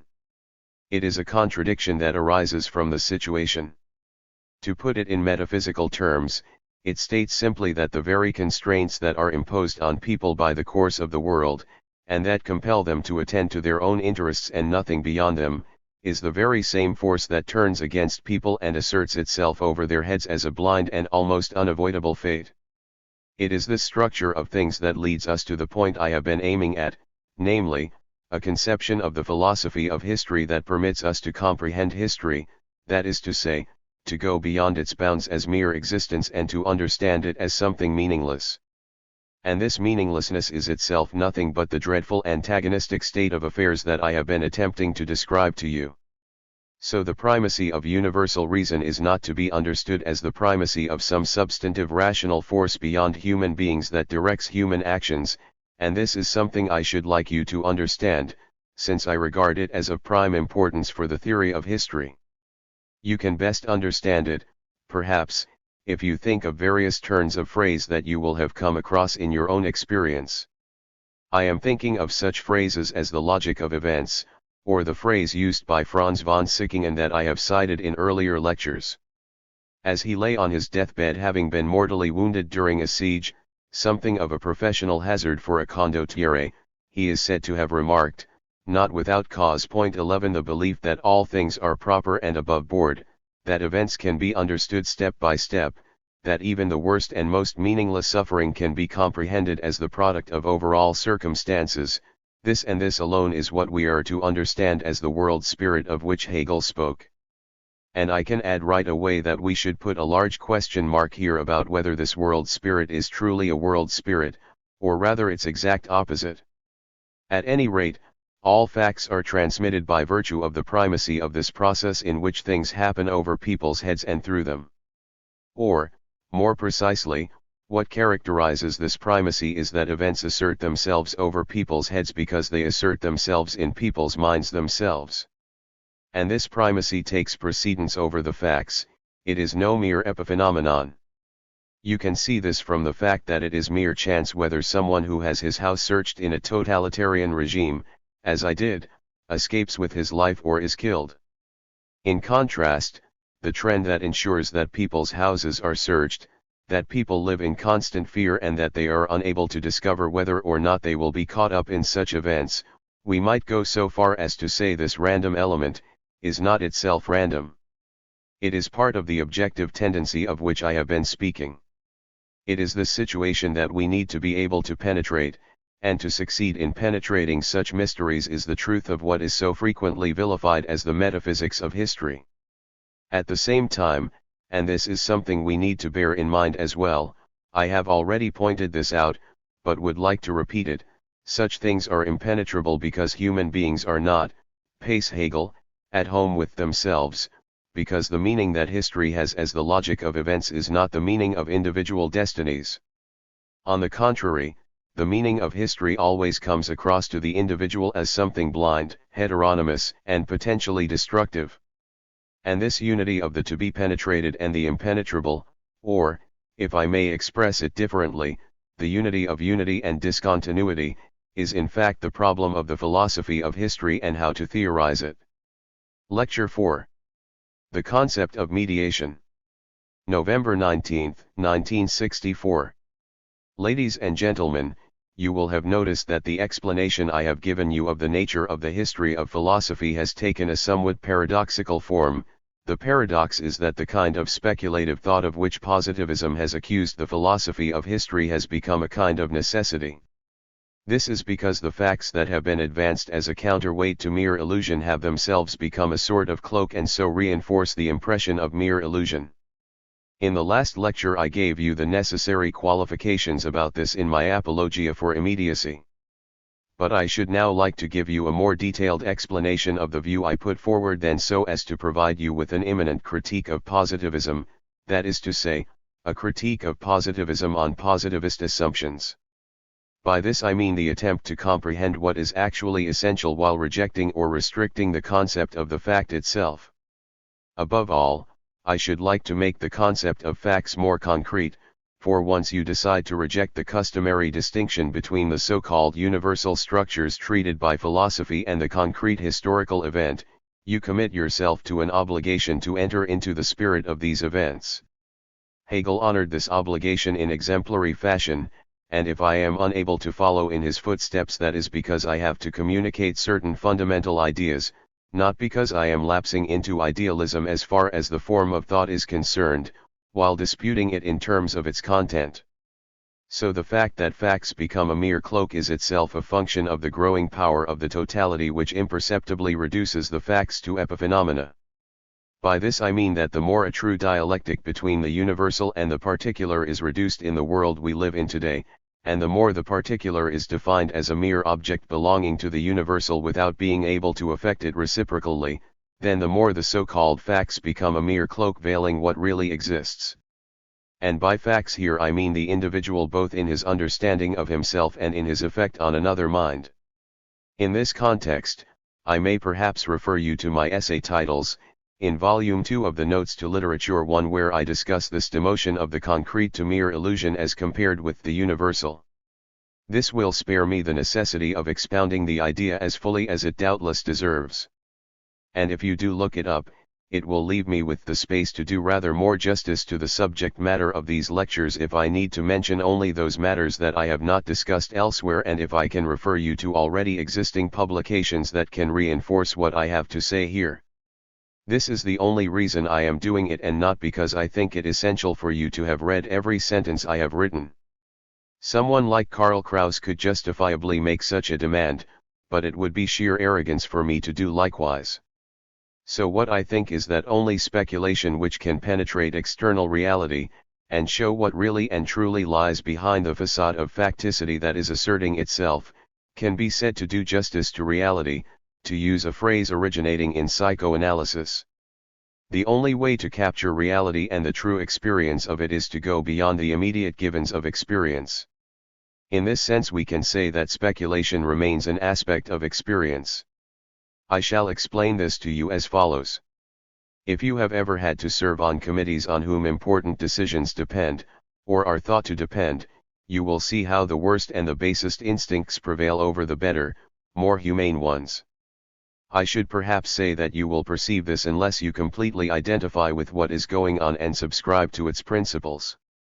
This is a basic experience, even though you will not see a simple confrontation between the best and the worst, but rather an infinitely nuanced chain of individual decisions, proposals, and processes that focus initially at least on topics that seem utterly remote from such global judgments. Nevertheless, in questions involving individuals there is an overwhelming tendency not so much for the worse speech to triumph over the better one, but for the worse man to be appointed to the position that should have gone to the better one, and this is a common experience that has to be faced up to as frankly as any other experience. And only a concept of experience that is restricted in advance will enable you to avert your gaze from such events by focusing on the immediate matters under discussion. Needless to say, it is not helpful to dwell on such experiences. We have to go beyond them and ask how we can persuade others and ourselves that such things really do happen and that you yourselves will have seen them happen once you have disabused yourselves of the illusions attendant upon such processes. And if you have not experienced such things already because you have had the good fortune not to serve on any committees, then I fear I shall have to disillusion you because I predict that one day you will all remember my words on this subject, unless you succeed in repressing them, something I should like very much to prevent. Point 2. To explain this further I should like to bring to your attention a number of concrete considerations.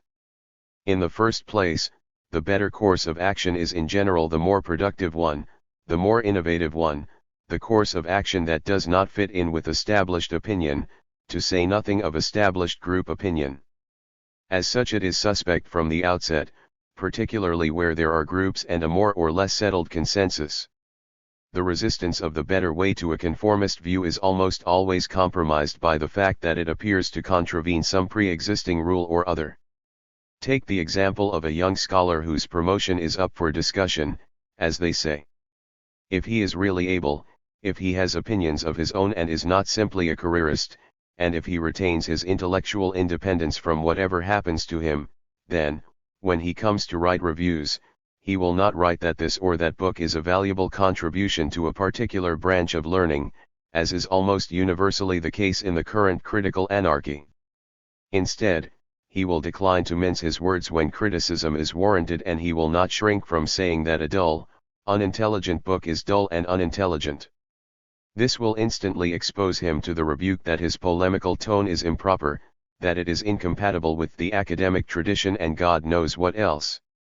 And in committees such objections will generally find a willing ear.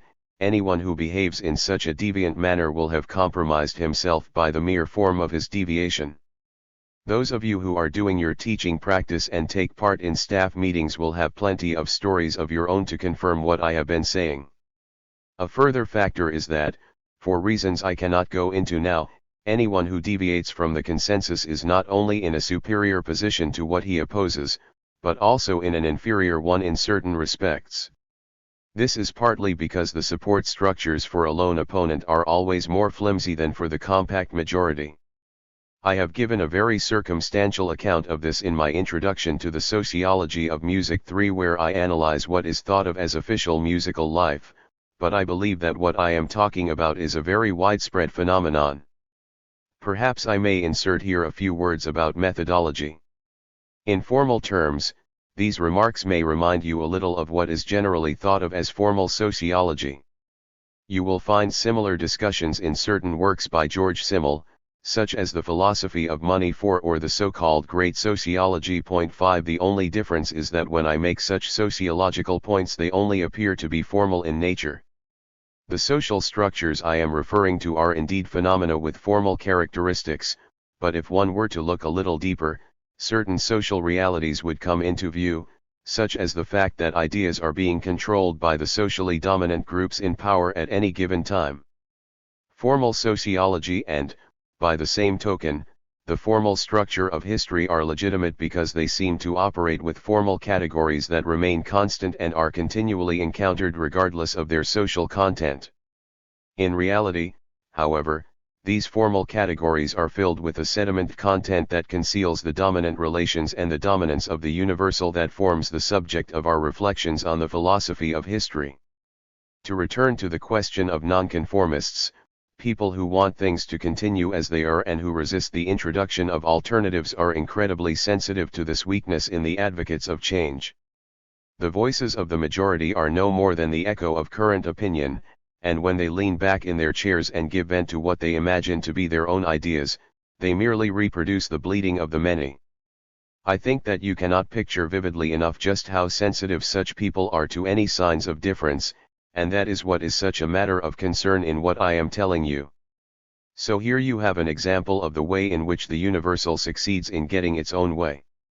The situation is that, when such touchy matters are at stake as those we are discussing at this moment, individuals may act unconsciously as zoonpolitikon, as social beings, as the organs of social control, but as the functionaries of universal opinion they will evince a degree of intelligence that I sometimes think is astronomically greater than anything the individual can muster. The consequence is that anyone who desires change is always in the wrong vis-a-vis the concentrated intelligence of the collective. I must emphasize that in this situation we are not talking about a lack of goodwill in those who resist improvements, or not necessarily so. Rather, we can really perceive here something of the objectivity on which Hegel insists so emphatically in opposition to the merely subjective mind. Subjectively, they almost always act with the best of intentions, almost always may be a little optimistic. Perhaps I should say that subjectively they frequently act with the best of intentions, or they rationalize their intentions by arguing that they are acting only in the interests of the institution or the collective which they happen to represent at that moment. Intrigues then regularly put in an appearance, and that too seems to be an obligatory feature, but they can be thought of as an extra over and above the negative world spirit that is asserting itself. An example of this can be seen in the victory of fascism, which really was part of the objective trend in 1933, but which could be said to have been reinforced or promoted by a backstairs conspiracy in the house of a Cologne banker. 6. It would be rewarding for such a formal philosophy of history or sociology, albeit of a slightly different kind than is to be found in the textbooks, to explore further this additional role of what might be called a specious individuation which appropriates the objective disaster for its own advantage and reinforces it. Circumstances like these cannot be reduced to the totality of their various mediations, and in that sense they can never be made fully transparent, as indeed I am suggesting to you. I believe that you can clarify them for yourselves to a certain extent by reflecting that groups of the kind I have been discussing are reflections of the totality of the universe. This is a theme that my former pupil Mangold has argued very persuasively in his volume on group discussions. 7. In other words, conflict situations inevitably lead to acquiescence in the opinions of the group, and in such committees or restricted groups this acquiescence involves translating the general process of social adaptation into the specific situation.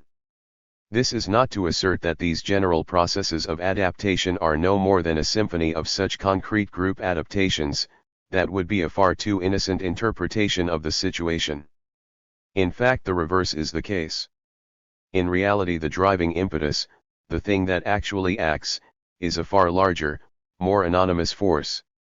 It consists of the dominant attitudes of society as a whole, attitudes that are difficult to grasp hold of but which unconsciously determine and give shape to group opinions and to which the group then adapts itself.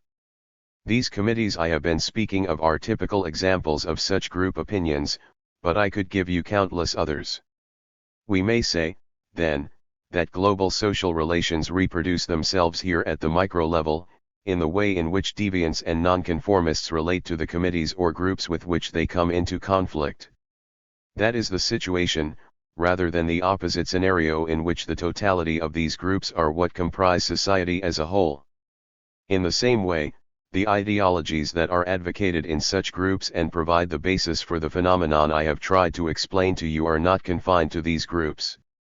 They are framed in such universal terms and possess such an abstract generality in comparison to the plethora of group opinions that this fact alone makes it implausible that the universe of group opinion, or public opinion, should emerge as a synthesis of the concrete attitudes of the group. I hope now that I have been able to give you a more easily comprehensible idea of what I have called the prevailing universal. And I would add that my remarks do not just hold good for questions involving personnel, but are relevant to much more far-reaching decisions, economic decisions, for example, in the most influential controlling committees.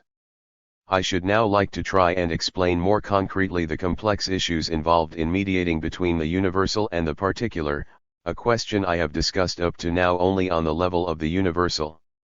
Perhaps I can illustrate this with reference to a historical issue, since this might well seem appropriate in discussing a theory of history that sets out to comprehend history and not simply to chronicle it, while at the same time resisting the temptation to impute to history a positive meaning. This contradiction, as I have now once again formulated it, is actually, and I would like to remind you of this, what I intend to explore in these lectures, or at any rate in the first part of them, and to do so to the best of my ability. To illustrate what I mean, I would like to say something about the French Revolution, the so-called Great French Revolution of 1789, and the problems it presents us with for an understanding of history. The first point to make is that in this revolution the political forms taken by the economic emancipation of the middle class were adapted to the principle of liberalism, by which I mean an uninhibited entrepreneurialism organized into nation-states. This revolution, then, was part of the great process of the emancipation of the middle class, and that in turn dates back, as you all know, to the emancipation of the city-states of the Renaissance. This process continued chiefly in England during the 17th century and in France in the 18th. I probably have no need to tell you about this process of emancipation, except for the slight reservation I have about the so-called rise of the middle class that is more or less automatically associated with it. The question whether the middle class did in fact rise as a consequence of its increasing power is one that cannot be answered as unambiguously by a critical theory as it is by bourgeois ideology itself. At all events, at the time when the Great French Revolution broke out, the crucial economic levers were already in the hands of the middle class. This means that production was already under the control of the manufacturing and the incipient industrial middle class. At the same time, as was pointed out by Saint Simon, the great sociologist of the day, the feudal class and the groups associated with it in the absolutist system had ceased almost entirely to have any influence over production in the sense of socially useful labor. This weakness of the absolutist system was the precondition for the outbreak of the revolution, and it will be difficult to deny, particularly in the light of more recent research, that what appeared in the self-glorifying accounts of bourgeois historiography to be an indescribable act of liberation was in reality more like the confirmation of an already existing situation. Nietzsche's dictum in Zarathustra that you should give a push to whatever is already falling is a classical bourgeois maxim. That is to say, it contains the idea that bourgeois actions are almost always of the kind that are covered by the dominant universal, by the universal historical principle that is in the process of asserting itself. And this is connected with the fact that, because all bourgeois revolutions merely make official or de jure something that already existed de facto, they all have an element of illusion, of ideology, about them. This is an insight developed very perceptibly for our understanding of the bourgeois freedom movement by Horkheimer in his essay Egoism and Freedom Movements, which at long last is soon to be made available again. Point 10. On the other hand, what I have called the great process which led to something like the takeover by the middle class in the French Revolution would not have been conceivable without notorious mismanagement by the absolutist rulers of France. I am thinking here of the intractable problems of the budget and the financial crises which physiocrat reformers such as Quesnay, who as you know was close to Turgot, strove in vain to resolve. Without this specific basis in fact, namely the evident inability of the absolutist regime to align its own understanding of the economy with the current state of the forces of production, things would never have reached the point of revolt, let alone the mass uprisings of the initial phase. During those first critical years, the genuine sufferings of the quasi-proletarian urban masses of Paris were the precondition for the revolutionary movement. And to a certain degree these masses spontaneously sustained that movement and contributed to the increasing radicalization of what was essentially a middle-class phenomenon. That such a negative factor was a necessary precondition can also be seen from the contrast with other countries in the same period where bourgeois, liberal, and national tendencies established themselves, but without provoking a revolutionary uprising. We may even say that comparable trends made their appearance in Germany during the following decades, despite its economic backwardness. Moreover, similar tendencies can be observed in our own day in the way in which the non-totalitarian nations have come to adopt some of the structural forms of the administered world. I do not wish to sound pompous, but the vulgar distinction between the underlying cause and the proximate cause, a distinction which may be familiar to you from school, may, fatuous though it may seem, have something to do with the difference between the objective process and the specific condition that triggers it. An underlying cause is the element that is crystallized in the global social process that tends to take over everything else. This tendency to annex everything, even where the individual components seem to diverge or to have nothing in common with the overall process, is a phenomenon that can be observed even today, and that is a contribution that empirical sociology can make to the philosophy of history. It is quite certain that the bombing of German cities during the last war was in no sense intended to contribute to slum clearance, the Americanization of the city or other sanitation measures. In its effects, however, no doubt because they were more inflammable, the older, in part medieval town centers could be more easily destroyed, the bombing did result in that growing similarity of German towns to American ones. This is all the more striking because we cannot assume that this was part of any so-called historical trend. Or, to take another example, it has been observed and much has been made of the fact that the so-called refugee families have resisted the general tendencies undermining the traditional stability of the family. In contrast to this, empirical sociology has produced ample evidence that, despite these countervailing tendencies which emerged towards the end of the war and shortly after it, the statistics show that the most important elements of that anti-family trend, namely the increase in the divorce rate and the number of so-called incomplete families, have continued unabated. It was the achievement of my colleague Gerhard Baumert, who tragically died young, to have pointed this out. Point 12. Thus you may see from these two examples how the larger trends relate to the so-called immediate facts. You should bear in mind, however, that so-called proximate causes such as Louis XVI's bankrupt financial policy represent the element of immediacy without which there could be no mediation. Now, ladies and gentlemen, I have just told you that, despite my attempt to salvage the schoolmasterly distinction between underlying cause and proximate cause, this distinction, this philosophical distinction, still retains a fatuous element, even if no attempt is made to account for its significance.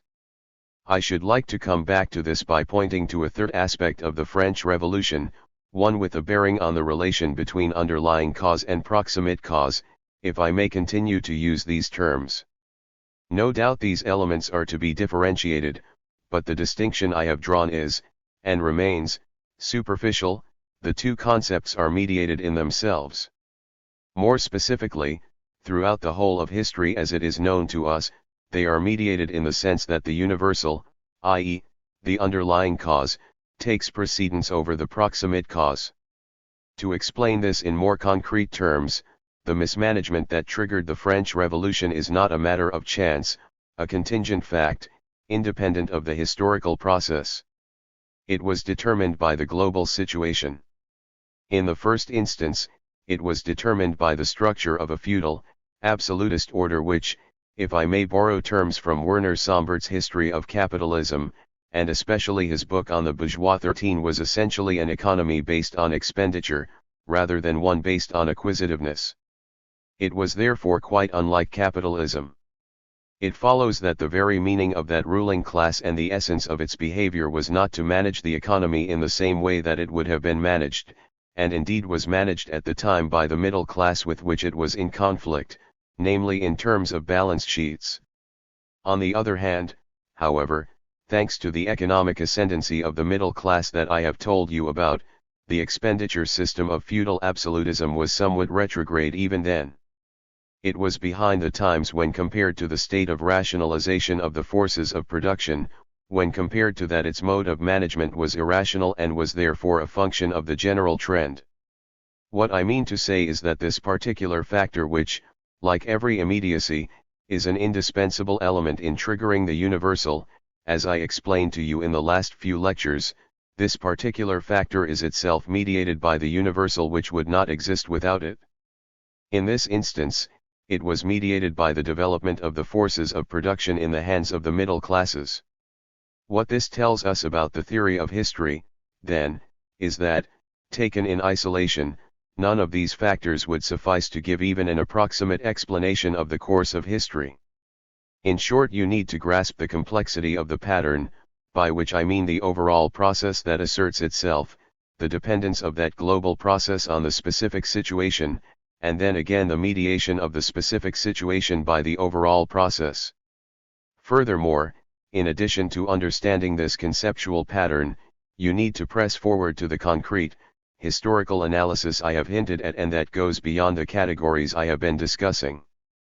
I should like to conclude for today by reminding you of that celebrated transition from philosophy to historiography that is implicit in Hegel's logic and is explicitly called for in a famous passage in Marx. Point 14. In all probability, the key to this transition lies in the fact that this particular configuration of categories, this dependence of the categories of historiography on actual history, is itself so much a question of categories, a conceptual process, that the traditional superficial distinction between essence and mere fact, worthless existence, as Hegel once termed it 15, becomes quite irrelevant. You may regard this also as a very concrete illustration of the thesis that the separation of philosophy from disciplines with a substantive subject matter cannot be sustained for reasons intrinsic to philosophy, for reasons connected with the nature and structure of categories. And this of course brings you onto the terrain of a philosophical turn which I believe will have far-reaching consequences. Lecture 5. The Totality on the Road to Self-Realization. November 24, 1964. You will remember that last time I tried to explain the concept of mediation with particular reference to the mediated relations between the universal and the particular in history. I did so with the aid of a brief discussion of the etiology of the French Revolution. I should now like to add something, a matter of fundamental importance, that I would ask you to take note of as a methodological or principled conclusion from the ideas we have been discussing, on the assumption that this entire line of thought does have some persuasive force in your eyes. What we have seen is that the historical construction of an event actually requires and presupposes the totality of elements, both their distinctiveness and their unity. My discussion of the French Revolution may well have been far too abstract and schematic. But if you follow my train of thought for a moment, you will realize that, once you take all the relevant factors into account, the philosophy of history merges with the writing of history. In other words, you can really only do philosophy of history seriously if you enter into the subject matter of history itself with all the nuances and distinctions that we struggled with last time. I recollect that I gave a course of lectures on the philosophy of history some years ago and felt very dissatisfied with it, even while I was giving it. Only later did I understand the cause of my dissatisfaction, and that it arose from the problem I have just described to you. Needless to say, it is quite impossible to tackle any genuine historical topic, even in a very limited way, in the course of these lectures, quite apart from the fact that I am no historian and would be able to make only very limited comment on historical subjects. But what I can do, and what I have tried to do, is to disentangle these various concrete factors in order to show you how intertwined they are. I have tried to show you how the philosophy of history, that is, the interpretation of historical events and the philosophical understanding of these events, not only presupposes historiography proper, but also moves in the direction of history writing in the process of explicating them. I should add that I make no claim to this discovery. You will find this theory already anticipated in Hegel. I have described the relevant aspects, which I refer to as the narrative aspects in Part 3 of my little book on Hegel. Point 2. As you might expect, there are also passages in Marx where he explicitly calls for the transition from the philosophy of history to historiography proper. Point 3. Thus it is important to realize that the philosophy of history does not fall outside the scope of historical research, but that the constellation of historical events, both as a whole and in detail, should regard itself as the philosophy of history proper. But the converse is also true. By this I mean that philosophy should have the tendency to become history just as readily as history should become philosophy. I would like to emphasize the importance of this in our day, that is, in a situation in which the world of facts has degenerated into a cloak, a veil that conceals what is essentially real. I may perhaps remind you of my own studies in music history. They deal with such topics as the relations between classicism, romanticism, and modernism, and they are intended to make the methodological point that we must try to overcome the sterile dichotomy between history and its philosophical interpretation. Those of you who have an inkling of what the word science meant to Hegel, and indeed to Fichte and Schelling before him, will understand what I am driving at. I know full well that what I am saying is at odds both with positivist epistemology and with current trends in the positivistic knowledge industry, but I am firmly convinced that this is the only viable approach. This means, then, that a history of literature that is not also philosophical history, in other words, a study that traces the development of literature in terms of its own conceptual nature, would be entirely nugatory. In this connection, I would refer you to Walter Benjamin's Origins of the German Tragic Drama, and especially its epistemological preface, which develops a similar argument, though from a very different point of view. Having noted this by way of a preface, I would like to remind you that the abstract theorization of history from above is problematic because it fails to address the specific configurations of historical processes. I believe that I have given the idea of analyzing history from above its due, that is, the abstraction, the course of history in general, but it is a remarkable fact that if, as an observer of history, you simply go along with the flow of events, this ends up by committing you to giving your approval to whichever universal tendency happens to be gaining the upper hand. If I may again cite Benjamin in this context, you will turn out to be writing history from the point of view of the victors. Point 5. Perhaps I can put it like this: when Hegel asserts that history is rational, we must not hypostasize the concept of rationality, we must not speak of rationality in itself. Rationality always has a terminus ad quem, or, to use a less highfalutin phrase but also in Latin, it has a cui bono. This means that history can be called rational only if we know for whom it is rational. If rationality, a concept based on an understanding of the self-preservation of the individual, ceases to have a human subject for whom it exists, it will lapse into irrationality. The developments we witness today consist in no small degree of such a reversal of rationality into irrationality arising from the loss of this for someone. To put the situation in a more down-to-earth fashion, this means that the question whether history is in fact rational is a question about how it treats the individuals who have been caught up in the flow of events. We can really talk about the rationality of history only if it succeeds increasingly in satisfying the needs and interests of individuals, whether it be within general historical phases or at least in its general trend. Hegel disagrees with this in principle when he states that the theater of history is not the theater of happiness. Point 6. In so doing, Hegel hypostasizes rationality and falls into the trap of thinking of rationality as the logic of things independently of their terminus ad quem in human beings, the very thing he had expressly called for with his realist interpretation of the concept of reason. The rationality of the universal, then, if it is to be rational at all, cannot be an abstractly self-standing concept, but must consist in the relation of the universal to the particular. Now, as a logician, Hegel is very well aware of this and is even responsible for the extreme statement, as I am sure many of you know, that the universal is only universal insofar as it is the particular, and that the reverse is likewise true. Point 7. Thus in a certain sense Hegel's approach is one-sided because he writes his philosophical history from the standpoint of the victor, because he justifies or vindicates the universal as it asserts itself. In so doing, he ends up adopting a class standpoint that obscures the implications of his own principle. Despite the dialectic of universal and particular for which he made such a powerful case, his own theory of history ends up leaning towards the universal. The particular is not given the credit in particular that Hegel ascribes to it in general.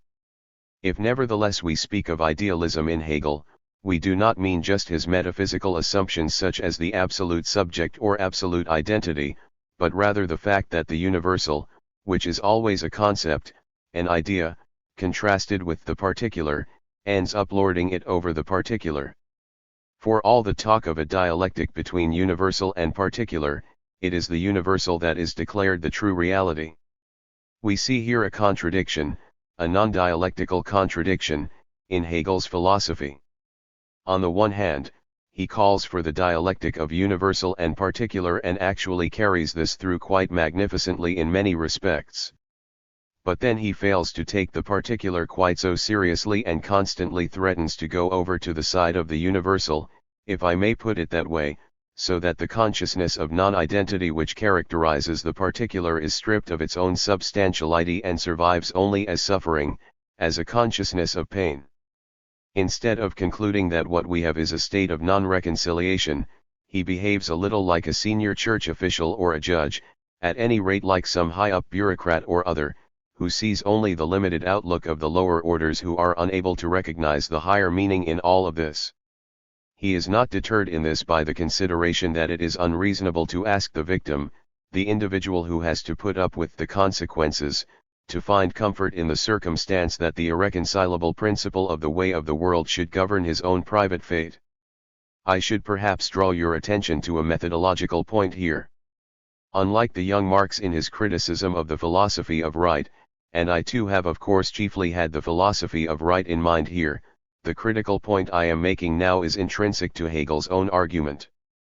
That is to say, I am not proposing any yardstick other than to demand that he really follows through with the implications of the dialectic of universal and particular that he has himself proposed. In short, in the belief that he has rightly claimed that this dialectic is the only appropriate method, I wish to judge him according to his own criteria. Having fired off this broadside at Hegel, military figures of speech tend to spring to mind when speaking of the philosophy of right. I should now like to add a few words in defense of Hegel. I am sorry if you find it confusing for me to set about obscuring a distinction that I have only just clarified, but it cannot be my task to make difficult and complex matters appear simpler than they are merely from a desire to present everything to you in an easily digestible form. The task of thought is to attempt to present this complexity to you in as precise a way as possible, even when the matter in hand is extremely difficult and complex. To put it in aesthetic terms, my aim is to present what is vague in a conceptually clear shape. The point I wish to make is that Hegel's mistake or his inconsistency, and my hope is that by now you will have grasped where the mistake lies, has a certain justification. Perhaps you will recollect that, as I have suggested several times, the Hegelian program paradoxically has a positivist side, in the sense that he tries to fit in, that he would like to adapt himself to the world as it is, and that he assumes the identity of what exists with the spirit, the whole of idealism in fact. But what this amounts to in the first instance, and I would ask you to set aside these admittedly gigantic assumptions for the moment, and the more gigantic they are, the more it is to be recommended that they be set aside, is that he quite straightforwardly wishes to be guided by things as they are, by what he sees before him.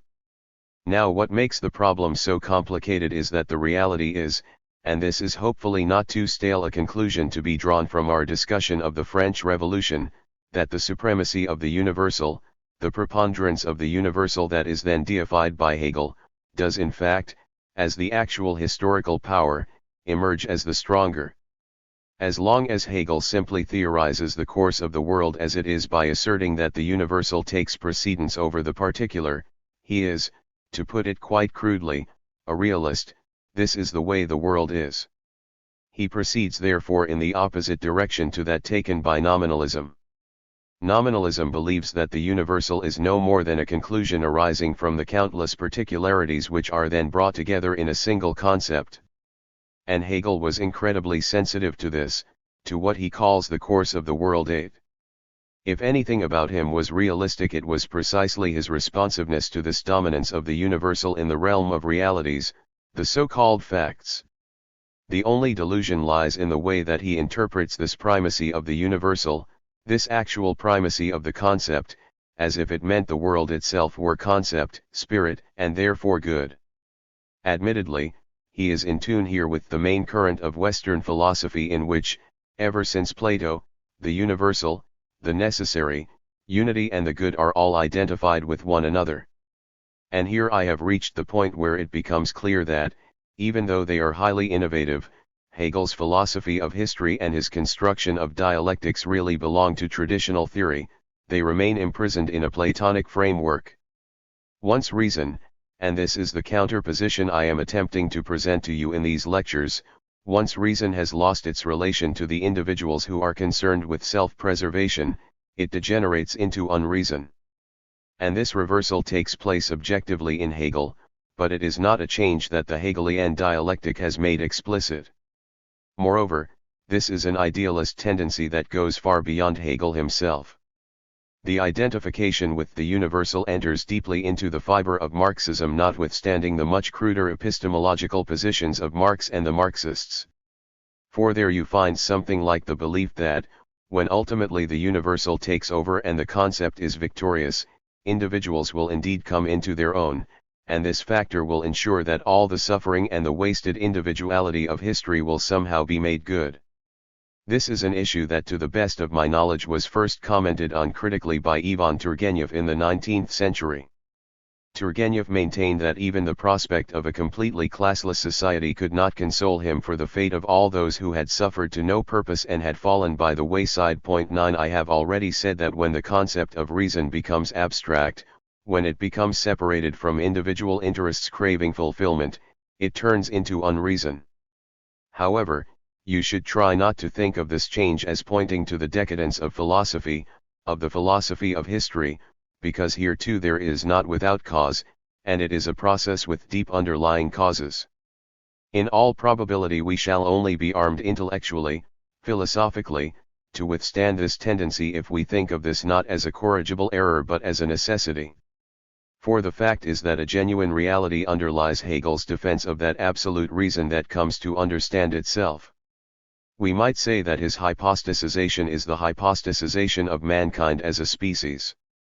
It is the species that maintains itself as a whole as against the claims of individuals who are concerned with preserving themselves. For the principle of self-preservation is itself irrational and particular if it is restricted to individuals, to the particular individual rationality of individuals. The great bourgeois thinkers from Hobbes to Kant have always taken care to point this out. I mention these two names in particular because it shows you very clearly the beginning and the end point of this idea. It is therefore part of the logic of the self-preservation of the individual that it should be extended to embrace the conception of the self-preservation of the species. But that is also the problem. It is not a problem I would claim to be able to solve for you, but I should at least like to make you aware of it, since it seems to me to be a matter of extraordinary difficulty and gravity. It consists in this, because the self-preserving reason of the individual is converted into the self-preservation of the species, there is an intrinsic temptation for this universality to emancipate itself from the individuals it comprises.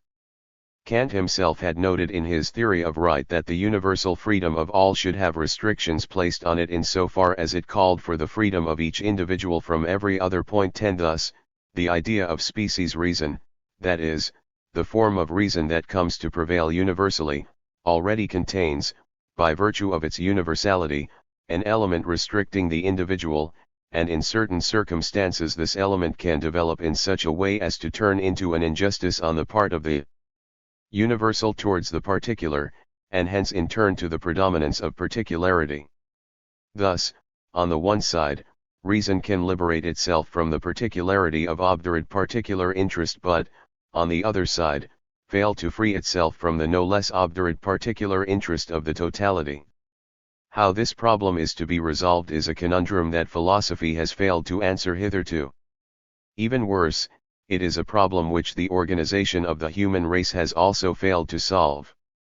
It is for this reason that I do not think I am exaggerating when I say that it is a problem of the greatest possible gravity. This is probably connected with the fact that the concept of the species automatically involves the idea of the domination of nature. And this means, if I may borrow an expression from my friend Horkheimer, that the constitution of humanity as a species amounts to a gigantic public company for the exploitation of nature, without involving much alteration in the idea of particularity.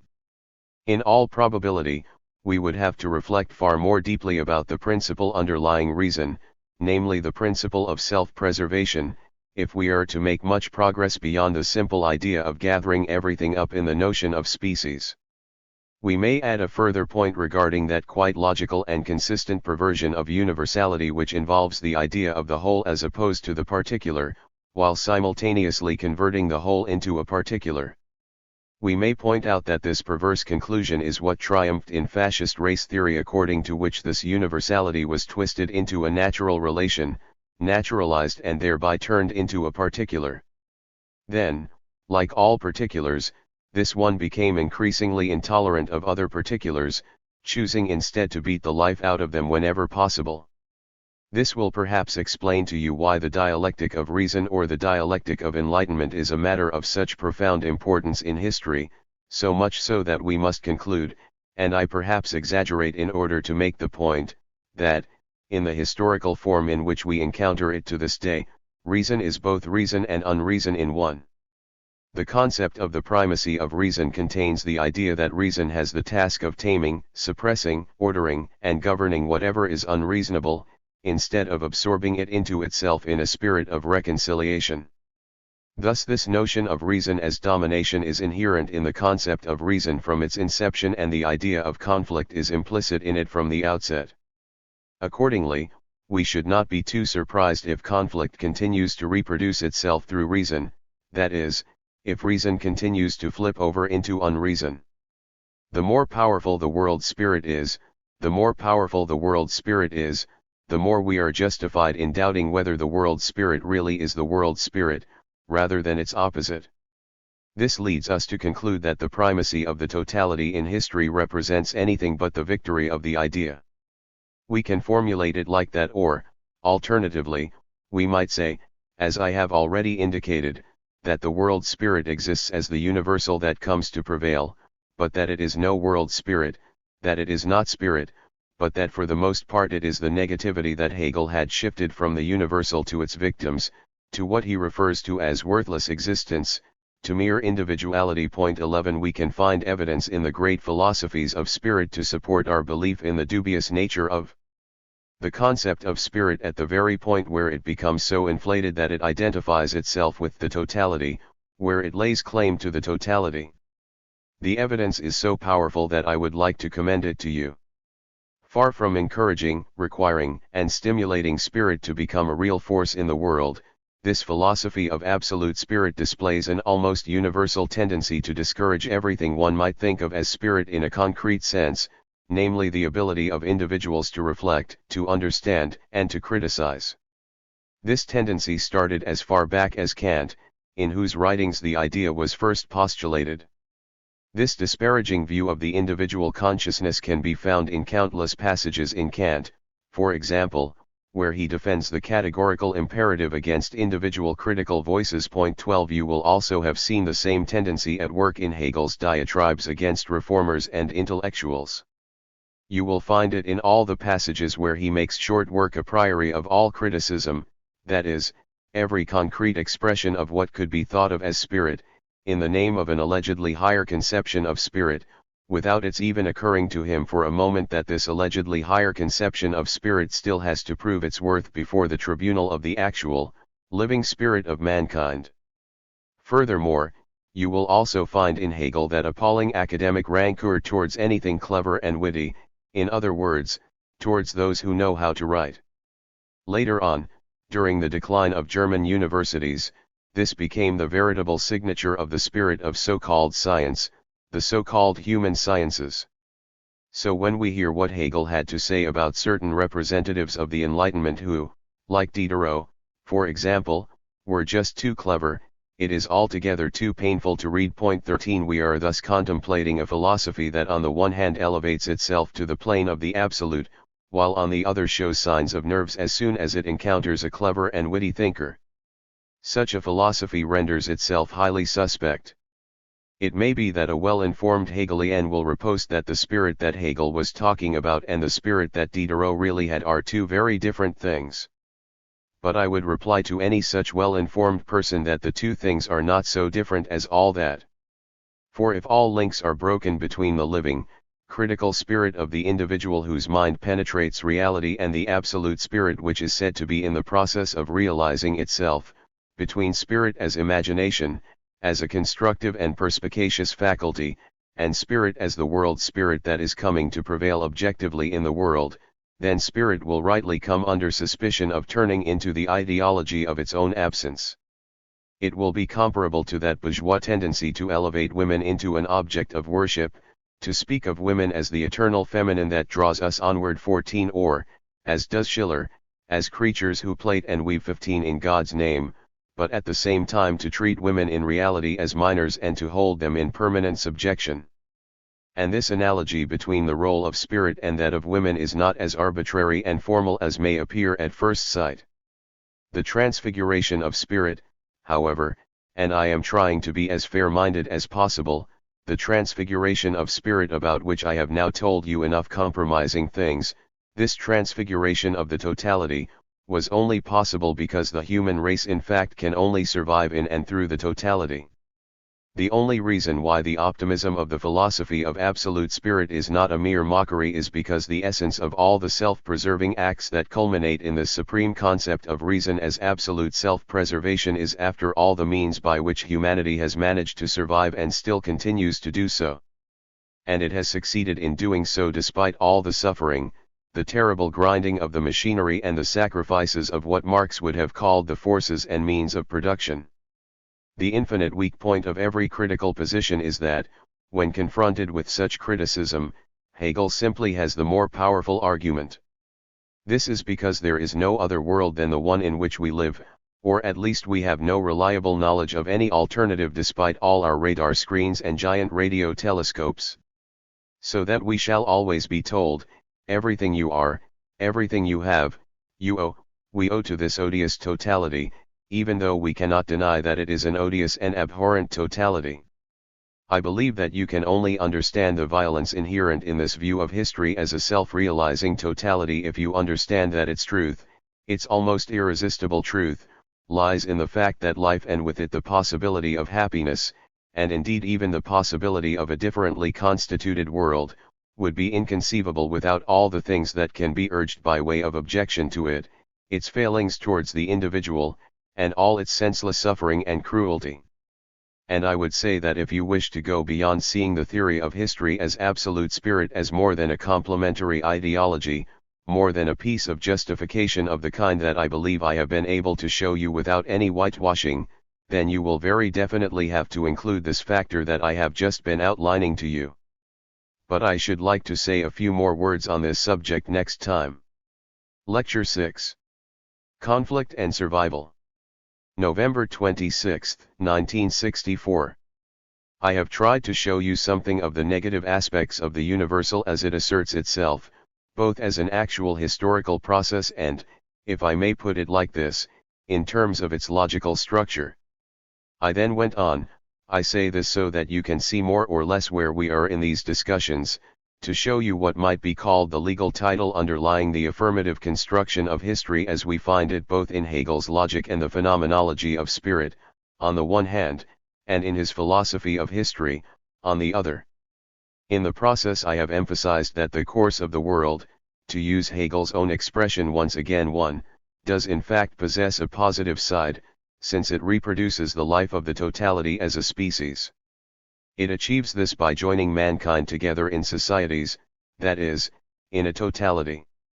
I have already talked enough about the lethal entanglement involved in this totality, and you will rightly ask me to comment on the relation between these two aspects. For it is strange that, on the one hand, the totality should oppress everything that is beneath it and, potentially at least, threaten it with destruction, while, on the other hand, it is a cohesive force to which society owes its survival. In this connection, let me add that you will find that Marx too approves of this affirmation of the coming together of mankind, as well as the idea that mankind reproduces itself notwithstanding its sacrifices and sufferings. And if we may look for an element of idealism in Marx, an idealist element in the precise philosophical meaning of the word, this would certainly be the place to find the truly affirmative strand in his thought. It is a strand, moreover, that fits with his predominantly optimistic view of history. The form this Hegelian theme takes in Marx is transformed almost out of all recognition, but retains extraordinary power. It is the highly obscure and difficult theory of the so-called law of value. Point 2. This is the summation of all the social acts taking place through exchange. It is through this process that society maintains itself and, according to Marx, continues to reproduce itself and expand despite all the catastrophes that may eventuate. I now believe that you are in a position to appreciate the difficulty of this question, which we can describe as the central question of any theory of the philosophy of history. But you can only do so if you take a further dialectical step beyond what I have already told you.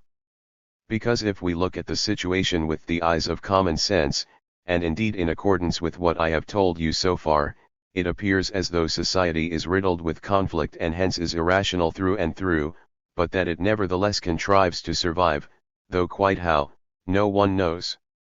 It is very much in the spirit of the famous formula of the invisible hand, the empirical maxim which summed up the English approach to history until the process of integration made it impossible to encapsulate society in a single concept.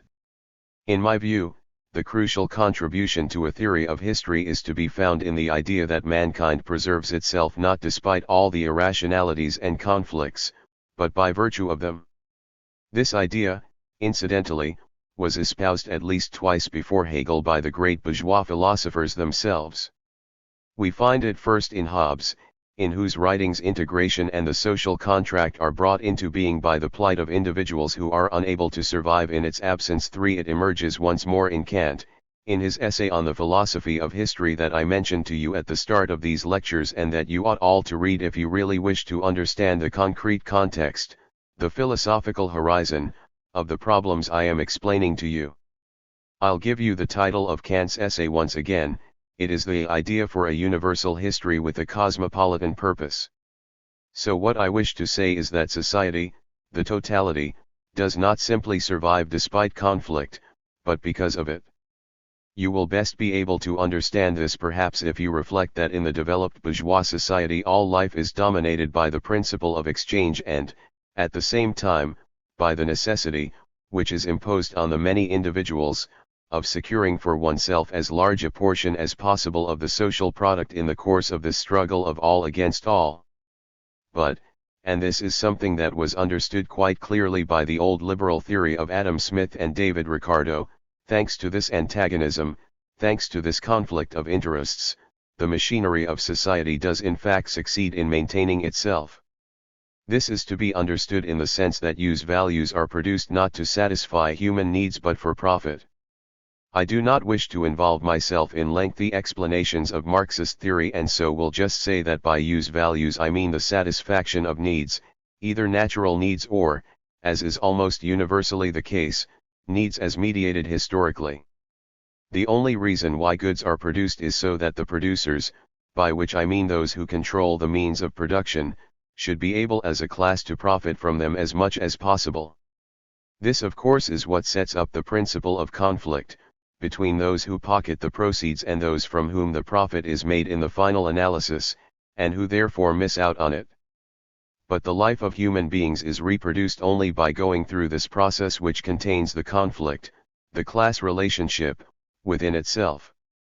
Down to the present day life has succeeded in perpetuating itself only because of this division in society, because a number of people in control confront others who have been separated from the means of production. And given this reality, the needs of human beings, the satisfaction of human beings, is never more than a sideshow and in great measure no more than ideology. If it is said that everything exists only for human beings, it sounds hollow because in reality production is for profit and people are planned in as consumers from the outset. In short, it sounds hollow because of this built-in conflict. If it is now asserted that this fact and this entire argument is all wrong and superfluous, that life would go on without it, the Hegels and, to some extent, as far as the construction of the past is concerned, even the Marxes and Engels will retort, the possibility, the world as we might imagine it, that is all very fine, but this is the reality. Without that reality, that is to say, the reality of a class society that stands as the very principle of bourgeois society, there would have been neither the huge population increase that we have seen, nor the growth in transport, nor would there ever have been anything like enough by way of food supplies for the population. It will not have escaped your attention that the starting point of a critique of this entire way of seeing is the idea that from the outset reality is given precedence over possibility. And of course, it is here that we see that unquestioned parti pris for the prevailing universal of which I have already spoken at some length.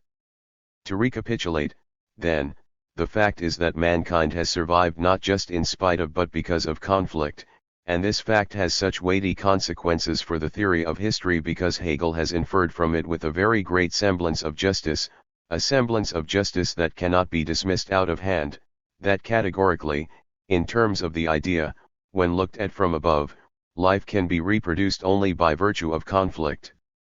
And this has resulted in what might be termed the theodicy of conflict. Thus it may be claimed that Hegel's logic amounts to the assertion that the world spirit or the absolute is the quintessence of all finite, ephemeral forms of conflict, of all negativities, the positive is the quintessence of all negativities. If that be so, then this thesis which at first sight may seem utterly arrogant and preposterous may be seen to have its foundation in the fact that the world has survived precisely because of this negativity, in other words, because society has been essentially conflict-ridden down to this very day. We can trace this tradition of conflict back to the most abstract ideas of unity, totality, and even reason, and this is something I shall return to. This is why it is so vital for us to understand it. And this may enable you to see why the idealist form of dialectics was not so completely unworldly as all that, but that within the general process of idealization it also expressed something real that the theory of history cannot afford to ignore. At the same time, the moment this realistic element is accepted it becomes an affirmation that simply reinforces the negative, destructive side of society. Now it is an open question, and one that I shall make no attempt to answer today, whether or not the human race could only have been perpetuated by means of conflict, whether conflict was historically an absolute necessity. In other words, does it make any sense at all to conceive of a course of history that does not involve this conflict? The most powerful evidence that things could not have been otherwise is to be seen in mankind's commerce with physical nature. For nature began by inserting humanity into a situation of lack, where people had too little, and it was only with the aid of those particular forms of organization that it was possible to cope with this situation. They could not have done so without the relations of domination that forced people to come to terms with shortages and to make them good. This was the factor that made conflict inevitable. Marx and Engels gave the problem a highly idealist turn by providing a positive answer to the question of what we can only call the metaphysical necessity, the absolute necessity of conflict in the course of history. This takes a specific form in Marx and Engels, in particular in the argument they advanced very emphatically that domination, social domination, was a function of the economy, in other words, of the life process, the reproduction of life itself, and not the other way around. It will surprise you to hear that I have picked out this argument among all others to call idealist, but I believe that a very little reflection will show you just how idealist it is. For if history derives its antagonistic character from the economy from the outset, that is to say, from the need for life to preserve itself, then, at least in retrospect, social conflict is in a sense as legitimate as historical negativity is in Hegel's metaphysical logic. If, on the other hand, economic conditions and economic conflicts were themselves the product of a fundamental form of domination, then their necessity would be extraneous to the historical totality, the life process of society. They would be mere accidents, things that could easily be dismissed as inessential in principle. Now, ladies and gentlemen, it is hardly possible to reconstruct the primitive conditions that form the object of this dispute. If there are any ethnologists and anthropologists among you, you will know how your disciplines have brought an infinitely complex body of knowledge to bear on these questions, to the point indeed where simple answers have to be ruled out.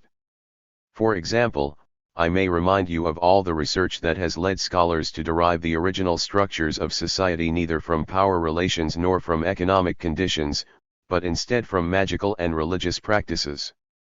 Admittedly, we must add that such explanations leave the question of the relationship between those practices and the nature of society open, and so far as I can see, unanswered. The chief sources of these controversies, by the way, are Engels's Anti-Düring and his The Origin of the Family. Point 4. You can also find a lot of important material in Marx, in the great preface to the Critique of Political Economy, which is one of the, what should I call it, chief theoretical sources for dialectical materialism. Point 5. What moved them to grapple with this prehistorical problem, which must always remain something of a puzzle, was certainly not to provide a realistic picture of primitive society, and, in general, the question of how things were in the beginning is a matter of indifference when seeking a solution to the pressing social problems of the present. It is merely one of the shibboleths of the traditional philosophy of history that I would invite you to think about critically. The fact is that people tend to regard what is older and pristine as somehow better because it comes from the inner nature of man, whereas any casual glance at the wretched existence of primitive peoples who have survived but who still live in Stone Age conditions ought to persuade us to abandon every such idealization of primeval society once and for all. But, as I have said, the interest of Marx and Engels in this question, which may appear somewhat pointless to you, was really quite different. The reason why they placed such enormous weight on the idea that the origins of conflict are to be found in the economy and in the historically necessary structure of human relations of production, rather than in power relations, was that otherwise their own point of view might have led them to believe that, in analogy to those mythical and legendary conditions of primitive society, it would only have been necessary to alter the existing power relations to bring about a rational society, without taking economic conditions into account. Thus the interest in such questions is not in the nature of origins, despite what the title of Engels's book might lead us to suppose, but in highly topical political issues. This becomes clear if you look closely at the debates between a strictly economics-based communism as taught by Marx and Engels and anarchism, which at that time was an extremely important competitor. Anarchism was highly influential, particularly in its impact on the masses and in many different countries such as Spain and Italy, and has remained influential right down to the threshold of our own age. So whoever regards power relations as primary and who therefore wished to alter those relations would be driven automatically to the anarchist side in this debate, whereas the socialists wanted to bring about changes in the economy. The changes they wished to introduce all lay in the direction taken by the economy itself, that is to say, in the direction of increasing rationalization, planning, and the concentration of the economy. I should like to take this opportunity to tell you that if you are seriously interested in socialist writings on the philosophy of history, you will not be able to comprehend them properly if you treat them as a kind of contemplative theorizing about history, understandable as this would be, looking at them from our own situation. In this respect they differ from the reflections on the philosophy of history that I have been presenting you with. There is a structural distinction here whose importance cannot be overestimated. The driving motif of the socialist way of thinking about history was the idea that the revolution is just around the corner, that it can break out at any moment, and that therefore everything, the entire construction of history included, should be interpreted retrospectively in terms of the requirements of the impending revolutionary situation. And since these thinkers were convinced, and rightly so no doubt, of the profound historical impotence of anarchism, they pursued the traces of anarchist thinking back into the dim and distant past, and they did so with a relentless rigor that makes one shudder, all the more so since we now know how this aspect of socialism later developed. At all events, we cannot simply dismiss the idea that history begins with a catastrophe of some kind, thanks to which this element of domination made its entrance, and this idea is not so very different from the view contemporary psychologists have of primal events that are to be reconstructed on the basis of unconscious memories. If in fact history turns out to be a permanent catastrophe, then we cannot simply reject the conjecture that something terrible must have happened to mankind right at the start, or at the time when mankind was becoming itself, and that this terrible event is like those that have been handed down to us in the myths about original sin and similar stories in which the origins of mankind and the growth of reason are associated with some disaster from the remote past. However, I leave such conjectures to your imagination. At all events, these are the themes that I have been trying to explore today, themes that put any aspiring social critique into such a weak position. Its position is weak not only because existing society can confront any criticism with its own power and glory, but also because it can be pointed out that there could be no possibility even of something different and better, that is, of a rationally organized society, without a means-ends rationality with its domination of nature. And it is precisely that means-ends rationality whose world historical consequence has been all those disasters whose memory has been repressed or eradicated to a simply unimaginable degree by the victorious powers of history. Only an actually achieved identity would lead to the reconciliation of opposing interests, and not simply the comforting thought that the quintessence of all conflicts would, by making life possible, permit something like reconciliation among all mankind, namely their continued existence. And never can reconciliation be the merely asserted reconciliation brought about by the violence towards everything subsumed under it. To sum it up in a rather bolder way, an achieved identity, in other words, the elimination of conflict, the reconciliation of all those who are opposed to one another because their interests are irreconcilable, an achieved identity does not mean the identity of all as subsumed beneath a totality, a concept, an integrated society. A truly achieved identity would have to be the consciousness of non-identity, or, more accurately perhaps, it would have to be the creation of a reconciled non-identity, much as we find in the utopia conceived by Hölderlin, though to a degree that has been exaggerated by the current state of research in Hölderlin studies. This is perhaps the point at which I might usefully say something about the twin concepts of conformism and nonconformism. This pair of concepts is based on our extraordinarily difficult relation to a course of the world to which we owe everything and that yet threatens to bury us all. I believe that in the present intellectual climate in Germany the concept of nonconformism is subject to a degree of defamation. It should be defended against cheap criticism. I regard myself as especially obligated to engage in this defense because many years ago, in a rather different situation, I published a piece in my Minima Moralia, which I would not wish to disown and still stand by today, in which I gave a fairly detailed account of the conformism of the nonconformists. 6. It does me no credit, though it probably does no credit to anyone else either, that it was this passage from Minima Moralia that was singled out for praise. It is easy to draw a parallel with all those people whose only knowledge of Marx is that he once wrote somewhere that he was no Marxist. 7. However that may be, in the present context, conformism would be either the assertion, not the explicit assertion, but the assertion implied in the objective spirit of the age, in its language, its mental household, that the reconciliation that has not been achieved really has been achieved, or, on the other hand, to deny the possibility of that reconciliation at all. These two ideas, that we already find ourselves living in a utopia, and that no utopia is possible or even desirable and that it should not exist, these two incompatible ideas actually coexist peacefully together. The two together really express the idea that we have been discussing in this lecture, namely that, on the one hand, society only survives because of the conflicts it contains, which is then expressed in the affirmative doctrine that all is right with the world. On the other hand, despite this, people experience the present unreconciled conditions, and this comes to be expressed as a denial of the possibility of reconciliation in general.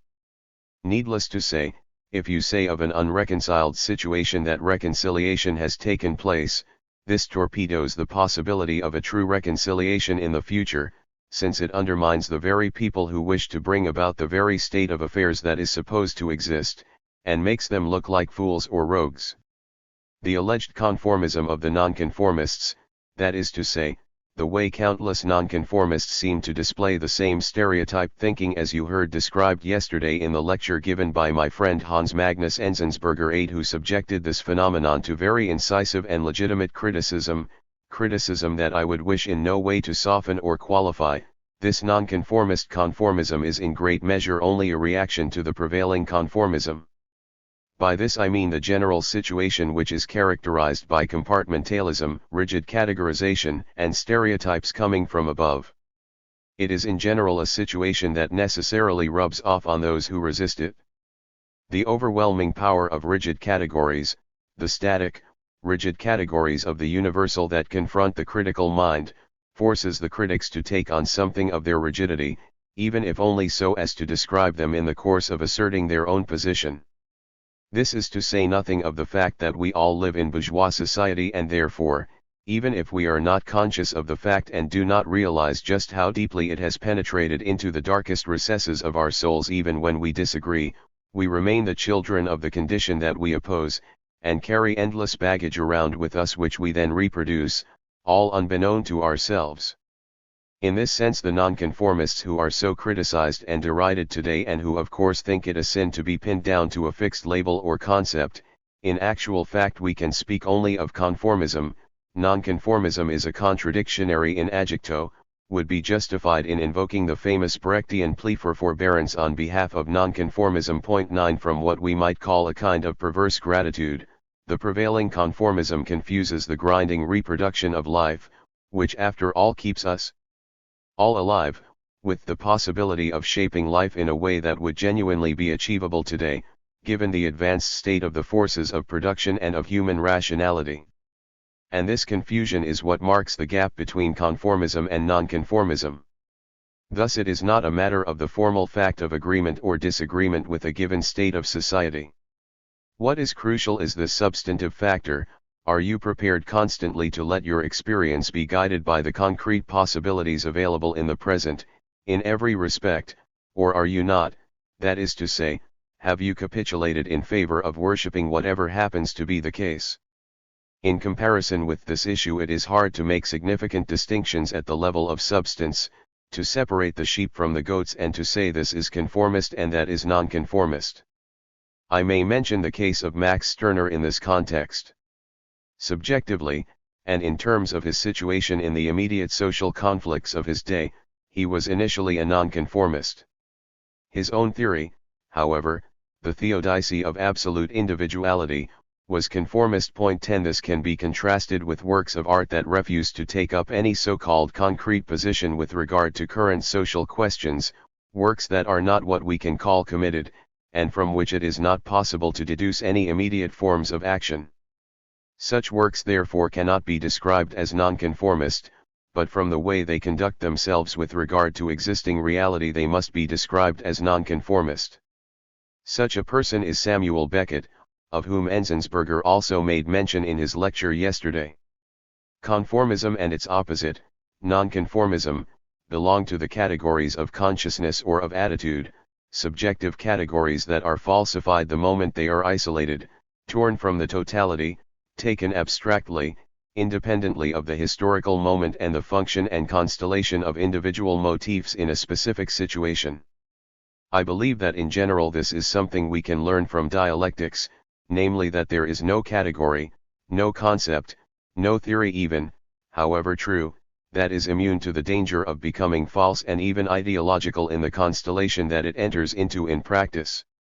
Normally, I am very critical of the entire concept of ideology. 11 But if it has any truth, 12 it lies in the suspicion that, precisely because spirit is in general dependent on the course of the world and its constellations, no isolated instance of spirit, no embodiment of spirit that sets out to oppose the course of the world, can be true or false in and for itself, or, rather, independently of its relation to that reality.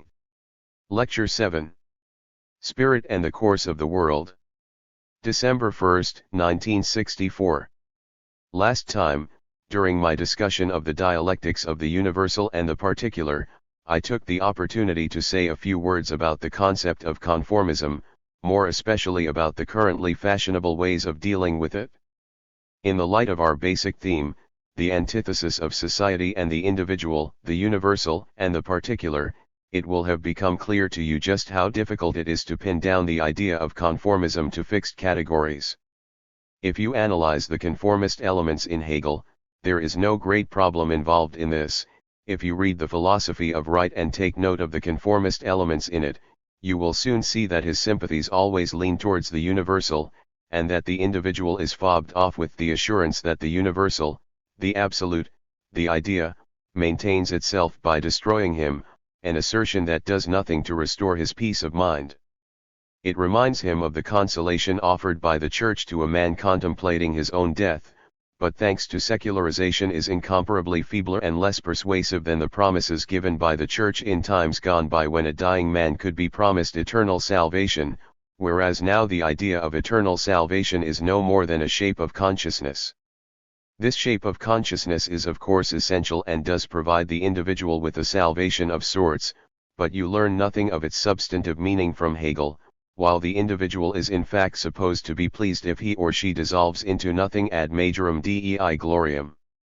Incidentally, categories generally become diluted to the point of absurdity in the course of secularization, and this strengthens the tendency to rebel against the entire process. On the other hand, it is true in our day, as also in the 1920s, that conformism has insisted on the importance of the individual, a concept that had been inflated during the 19th century at the expense of all others. Now, in a situation such as existed then, in which socialism appeared to be an imminent possibility and in which the tendency of the communist state in Russia to repress the individual had just begun to make itself felt, the concept of the individual began to play a significant role as a reaction to socialism, in other words, in defense of existing society. This was the idea of the precious, immortal individual which was now in jeopardy, but which had played a similar role at other times, namely, during periods of the untrammeled, unrestrained ascendancy of the individual, such as the Romantic Age in which Hegel had lived. In such times too the individual had assumed a conformist function. What I wanted to show you, and the real reason why I have introduced the concept of conformism, is not only to immunize you against a kind of formalistic thinking that asserts that, all right then, there is a conformism from a spirit of opposition as well as a conformism of the conformists, it's all as broad as it's long. That is an indescribably superficial way of thinking, and my hope is that I will have put you off it forever. But even more importantly, I should like to show you that categories may be subject to radically different interpretations within the dialectics of the universal and particular. This means that it is not possible to tell in advance what is conformist or nonconformist, that these concepts always call for analysis and, in fact, they presuppose the nuanced analysis of particular historical situations. On the specific point of the celebrated and also much denounced conformism of the opposition, it is perfectly possible, particularly when discussing intellectual, artistic products with an oppositional slant, to make quite precise distinctions and not blindly accept statements at face value in the spirit of a ticket mentality. If one can muster the energy and patience needed to make the necessary distinctions oneself without capitulating and making concessions to the dominant healthy attitudes, then one can quite easily evade the allegedly so dangerous conformism of the opposition. I myself fondly imagine that I have been able to provide a small model of how this is to be achieved in my essay The Aging of the New Music. Point 1. I have tried to show there how a process of self-reflection can make it possible to resist the formation of clichés from within an oppositional intellectual movement. My hope is that this attempt will not have been entirely without its effect. Point 2. I should like to make one last point about conformism. It too is one of the concepts that are falsified as soon as they are released from their context, or taken abstractly, as Hegel and Marx would have said. Such concepts only acquire their substantial meaning within the social matrix in which they appear. I should even like to venture the still broader generalization, one of some importance for a theory of history, insofar as it is at all possible to establish general principles in a dialectical philosophy, that there is no category, no valid concept that might not be rendered invalid at the moment when it is cut off from the concrete context to which it really belongs. This applies with particular force to the concept of ratio, which is of such pivotal importance for the theory of history, and I believe that it will do us no harm to cudgel our brains a little on this subject before we proceed further. I have already told you three that the simplest way to construct something like a universal history is to create the history of a progressive rationality. Now it is extremely easy to hold this ratio, in other words, the unfolding of reason, responsible for the perennial catastrophes of history. We can indeed say with only minor exaggeration that all, and I mean all, the so-called romantic intellectual tendencies do just that. But my own view is that it is also important not to hypostasize reason and its history. That is to say, it is important not to split reason off from the things reason is useful for, that it is there for, and in which it is embedded. I explained to you in one of the recent lectures that the element of domination and thus the conflict inherent in reason was itself intrinsic to the process of history, that the concept of reason necessarily contains matter alien to reason, matter that has to be subjugated. I argued that the concept of reason only has meaning if there exists outside it material on which it can act, by abstracting, arranging, or summarizing, etc. My intention was not to talk you into a kind of idealist philosophizing. I did not mean the reason in which all this is embedded to be thought of as the origin, the absolute origin of the material it dominates and on which it works. It would be quite contrary to what I have been trying to tell you if you were to go away believing that there is a dialectic of ratio or, God forbid, enlightenment, in the sense of a dialectic of pure forms of consciousness, independently of the material to which it relates. What I would say, and I have hinted at this already, but I should like to repeat it quite explicitly, is that precisely the abstract nature of ratio, that is, its setting aside of concrete subject matter, points to social processes in which everything depends on who is equal with whom, or rather unequal, in the social hierarchy. That is to say, abstract reason ignores these specific concrete aspects of society. Specific class relations, for example, cannot be explained by an appeal to ratio, although they reproduce themselves in it.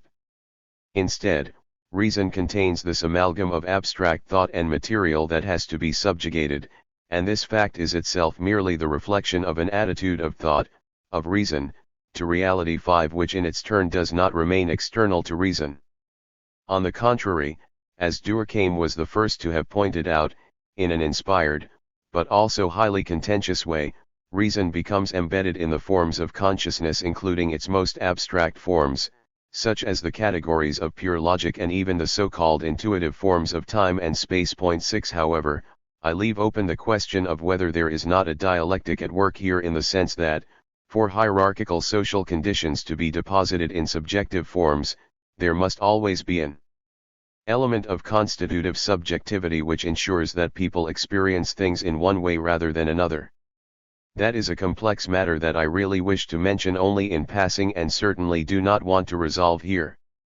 Thus we may speak of the irrationality of ratio in the present historical phase. We may point out that the prodigious achievements of science benefit only a small group of people or that science seems to be moving towards the destruction of the human race. We may accuse reason of all sorts of other irrationalities. Indeed, I would not defend reason against these accusations. I would certainly not deny that, as the process of rationalization advances, it claims any number of victims. But we should not let things get out of proportion. We must be clear in our own minds that the responsibility for the threats that the advancing sciences unleash on mankind lies not with reason or science, but with the way in which reason is entwined with very real social conditions. Within these social conditions reason is directed at purposes that are irrational because of the irrational state of society as a whole. Thus while reason contains such a destructive element, thanks to its unreflecting persistence as stolid domination, the blame for this must not be laid exclusively at the door of the isolated category of ratio, but must be ascribed to the totality. It can really only be grasped in the relationship between the processes of rationalization, chief among them scientific and technical inventions, and the external purposes imposed on them and from which they cannot escape. For even though this advancing ratio impinges on and even modifies the existing relations of domination, it is always tied into them. Having said this, I should now like us to turn our attention to the problem of the subjective experience of the negativity of history, since this will be one of the principal themes with which we shall be concerned. I should like to read out to you a few sentences from Hegel's philosophy of right that I would like to explain to you and that have some bearing on our discussions. They are to be found in the preface, that right and ethics, and the actual world of right and the ethical, are grasped by means of thoughts and give themselves the form of rationality, namely universality and determinacy, by means of thoughts, is what constitutes the law, and it is this which is justifiably regarded as the main enemy by that feeling which reserves the right to do as it pleases, by that conscience which identifies right with subjective conviction. The form of right as a duty and a law is felt by it to be a dead, cold letter and a shackle, for it does not recognize itself in the law and thereby recognize its own freedom in it, because the law is the reason of the thing and reason does not allow feeling to warm itself in the glow of its own particularity. 7. Now, ladies and gentlemen, these statements carry conviction, they sound like statements that have something in them, and whenever people feel that they are hearing something that is backed up by the power of what exists, they generally react in a highly suggestible manner. In this instance, however, these statements are those of a demagogue. I should like to demonstrate this to you and to draw your attention to a few details. To begin with, then, it is claimed that conscience identifies right with subjective conviction. If Hegel has Kant in mind here, as we must assume, he ought to know, as someone steeped in the history of philosophy and Kant especially, that Kantian ethics and the Kantian conscience not only make no mention of the feeling that he is so scathing about here, but that Kant is just as hostile to this so-called ethical feeling as Hegel himself. In this respect he differs from earlier moralists such as Hutcheson and Shaftesbury 8, for whom the idea of ethical feeling was seen in a far more positive light. This has a significance which goes well beyond questions of dogma. The fact is that what he criticizes here as subjective conviction constantly recurs in individuals, and this is why I wish to note it in Kant, and is perfectly rational in itself. Thus, however isolated an individual may be, if he criticizes a historical trend which he feels powerless to change, this cannot simply be dismissed as the grumbling of the disaffected or the irrational protest of someone who feels pangs of emotion. His protest, if it has any substance at all, will contain an element of reason. Thus, when individuals protested about the Third Reich, it was not just from a sense of moral outrage.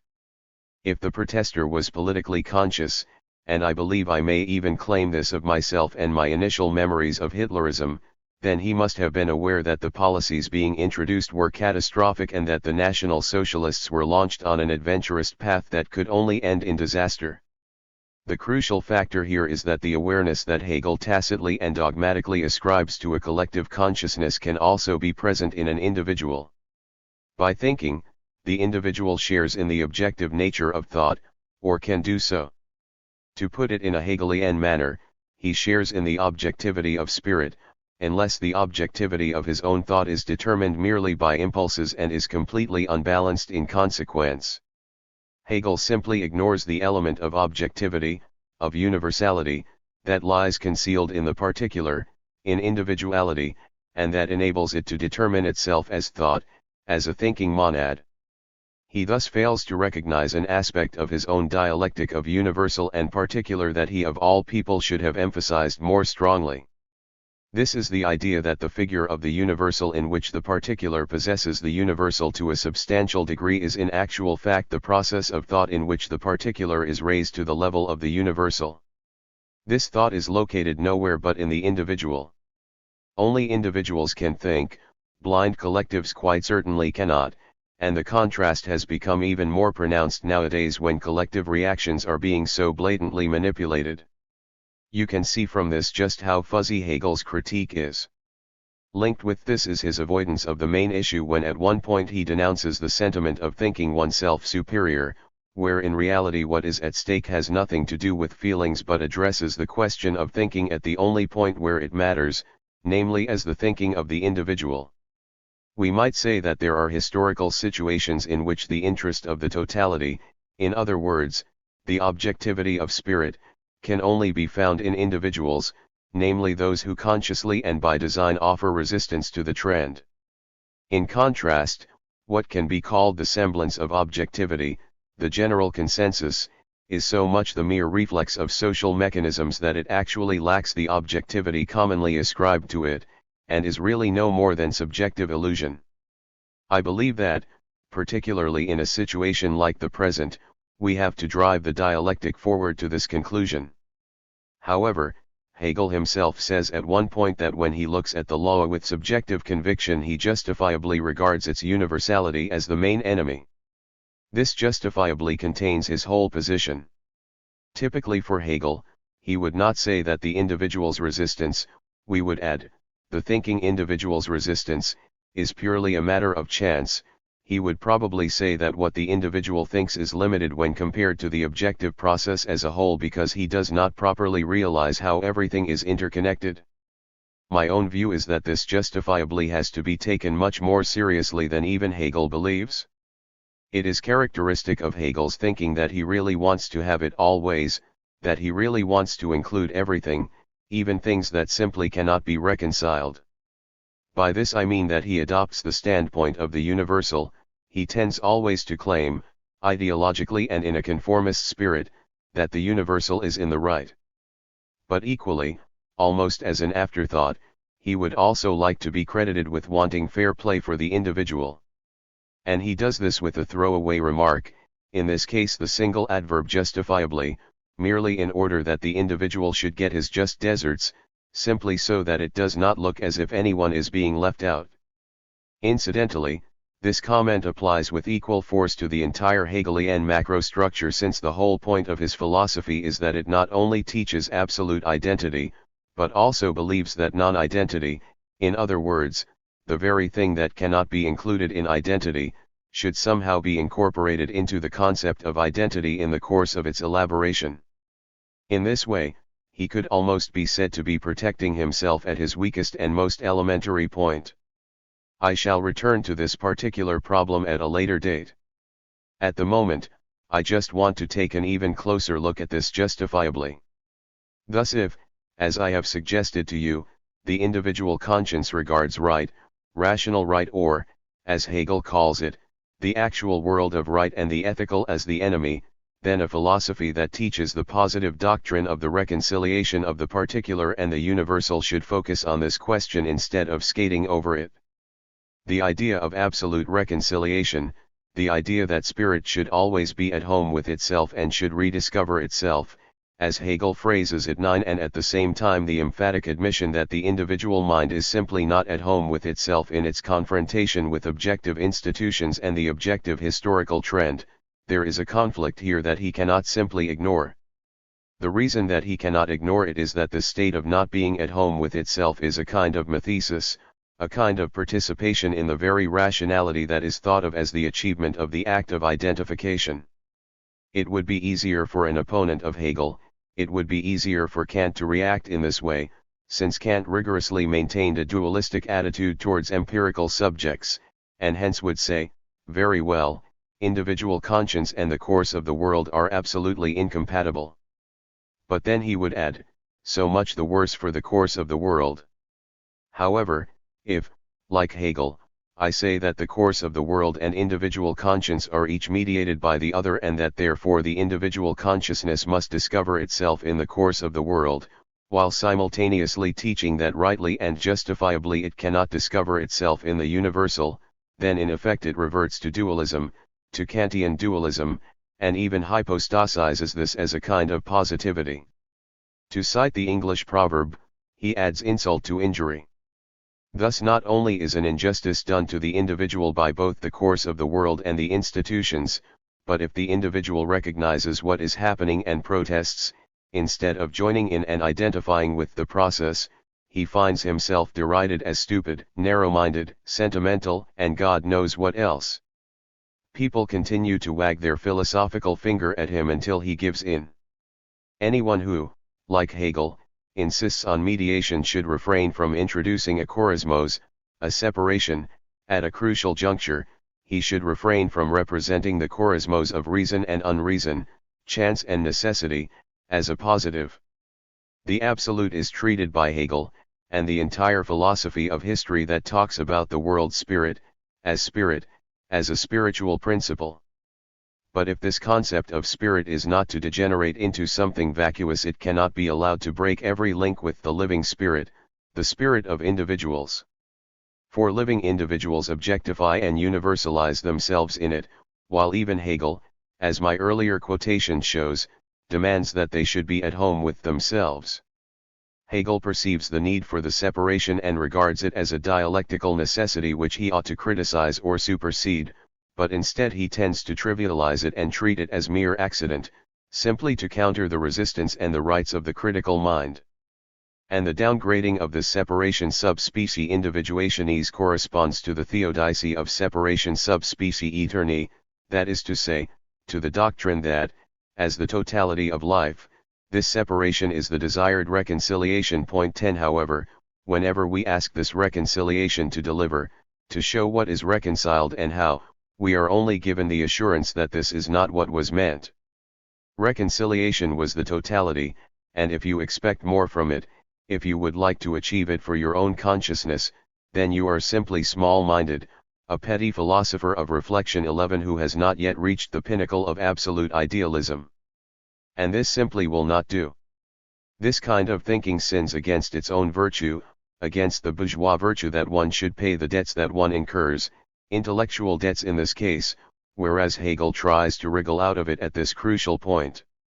Incidentally, I do not believe that I need to explain to you just how much I admire Hegel's philosophy, despite such faults. But you can see here how even such a mighty edifice as the Hegelian dialectic not only demeans itself, but is forced to demean itself before the course of the world to which it has been harnessed. Karl Kraus's verse "What has the world done to us?" 12 applies not just to us as individuals, to each of us, but it also applies to what we imagine has raised us above ourselves, namely our philosophy.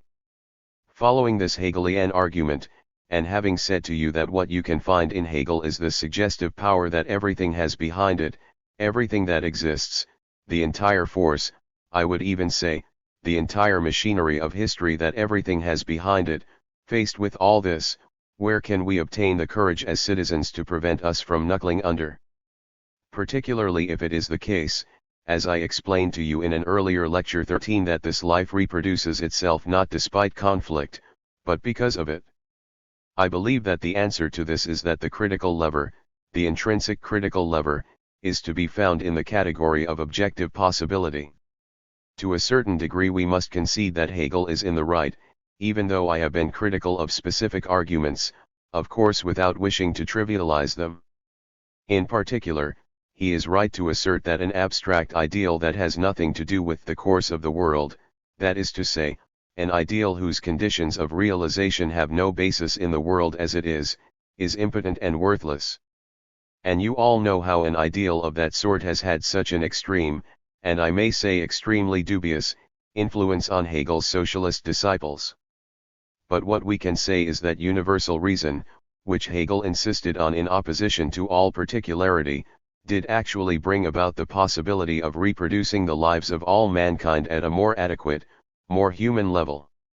This happened quite straightforwardly, in the first instance, thanks to the growth in the forces of production, that is, by virtue of the increasing opportunities. These opportunities are so tangible and so concrete that they provide us with a legitimate platform from which to criticize the actual course of the world. This advance is evident not just in the context of a so-called welfare society, which after all is very limited numerically even now, when compared to humanity as a whole, but on a global scale. I should add, very speculatively and perhaps rashly, that this possibility of making a leap forward, of doing things differently, always existed, even in periods when productivity was far less developed, an opportunity that was missed again and again. This is something I shall perhaps return to later on. The point I want to make here is that this entire view of history contains a single strand, and this applies both to the Hegelian and the Marxian doctrine. Emancipation from this single-stranded view will only come when we refuse to accept the dictum that it has only now become a real possibility. It is important to realize that in all probability the opportunity we see today of a sensible organization of mankind was also possible in less complicated times, when there were far fewer people and social conditions were incomparably more modest. The assertion that it did not happen, that it was impossible, is one of the propositions that owes its plausibility to the fact that it was uttered by the victors, and so its importance should not be exaggerated. Hence I would say that the critical yardstick that allows reason, and indeed compels and obliges reason, to oppose the superior strength of the course of the world is always the fact that in every situation there is a concrete possibility of doing things differently. This possibility is present and sufficiently developed and does not need to be inflated into an abstract utopia that can be instantly scotched by the automatic retort that it will not work, it will never work. What you can see here is one of the most disastrous consequences of an idealist theory of history. By identifying reality and spirit, you conflate possibility and reality. Not only is reality identified with spirit, but spirit, mind, is identified with reality, the tension between the two is eliminated, thus quashing the function of spirit as a critical authority. Thus in idealist thought, with its emphasis on identity, the tendency is to equate reality and possibility, and to do away with possibility as the subjective element of tension that corresponds precisely on the subjective side to non-identical being on the objective one. It is this act of elision that makes it possible to denigrate possibility as such. Nowadays, when Hegel's philosophy has long since been forgotten, this tendency has been secularized, or, as I would prefer to say, vulgarized. It has become common prejudice to claim that utopia is not permitted and that therefore it is not possible. It follows that the spell under which most people live is not the spell of the materialism that is said to be so awful. The real spell that has taken root in this kind of thinking is that of a vulgar idealism that has long since forgotten its own assumptions. Lecture 8. Psychology. December 3, 1964. I imagine that quite a few of you, having heard me talk so much in these lectures about the concept of the objective historical trend, the world spirit, the way in which the subjective process comes to prevail and the negative nature of the universal, that quite a few of you will have an urgent question on the tip of your tongue: isn't all this a mystification of history? I would find it very easy to understand if you were to ask this question. After all, surely history is made, as has been remarked, by human beings. All historical events are tied to the human beings who bring them about. On the other hand, these events work themselves out at the expense of human beings are their victims, history stretches its hand out over all human beings. I have intentionally phrased this question in a slightly blunt and primitive way. But there is no doubt that it deserves an answer in a course of lectures on the theory of history, and of course this answer should take its proper place in the context of what I have been saying.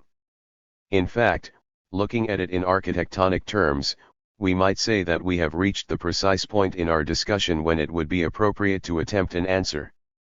I should like to begin by reminding you of something I have tried to impress upon you, namely the coercive nature of history. It is not just that we are constantly exposed to its blind, overpowering events and also its larger tendencies. Nor is it just the fact that, in so far as we act as social beings, as socialized beings, we act as character masks. Point 1. By character masks I mean that, while we imagine that we act as ourselves, in reality we act to a great extent as the agents of our own functions. When a businessman calculates his options and takes his decisions, he is guided not by his character, but by calculations, his balance sheet, his budget, and his plan for the next business cycle in which the objective elements of the situation are concentrated.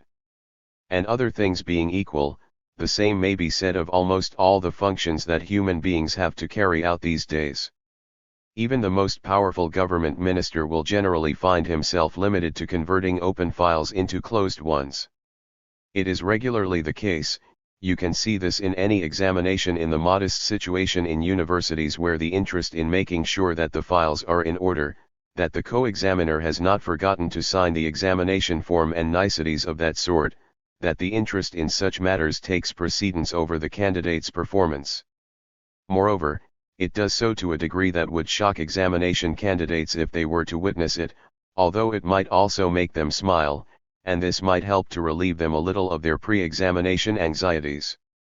But I do not want to talk about all this today, that is to say, about the way in which objective social necessities come to assert themselves. I want rather to discuss a specific factor that really focuses our attention on the role or place of human beings in the history that they allegedly make. What I have to say about this is that, even in the realm in which according to convention human beings are really more or less in control, that is to say, in which they are not determined by their functions but enjoy a certain measure of freedom, they continue to be determined by the universal. So much so that even the most specific aspects of their individuality are preformed by the universal, and this includes even those elements that diverge from the universal. Let me add right away, this influence is in general negative. In other words, individuals, and even the category of the individual, which as you will recollect is a relatively recent development, dating back only to the beginning of the Renaissance in Europe, even individuals and the category of the individual, then, are the products of history. Given the nature of history, I would also ask you to reflect for a moment that this implies that the individual is also a transitory phenomenon.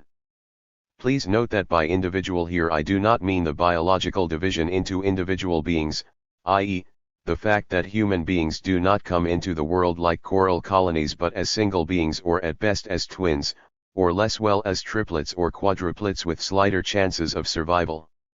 What I mean is that individuality is a reflective concept, that is to say, we can only speak of individuality where individual subjects become conscious of their individuality and singularity, in contrast to the totality, and only define themselves as individuals, as particular beings in the consciousness of this opposition.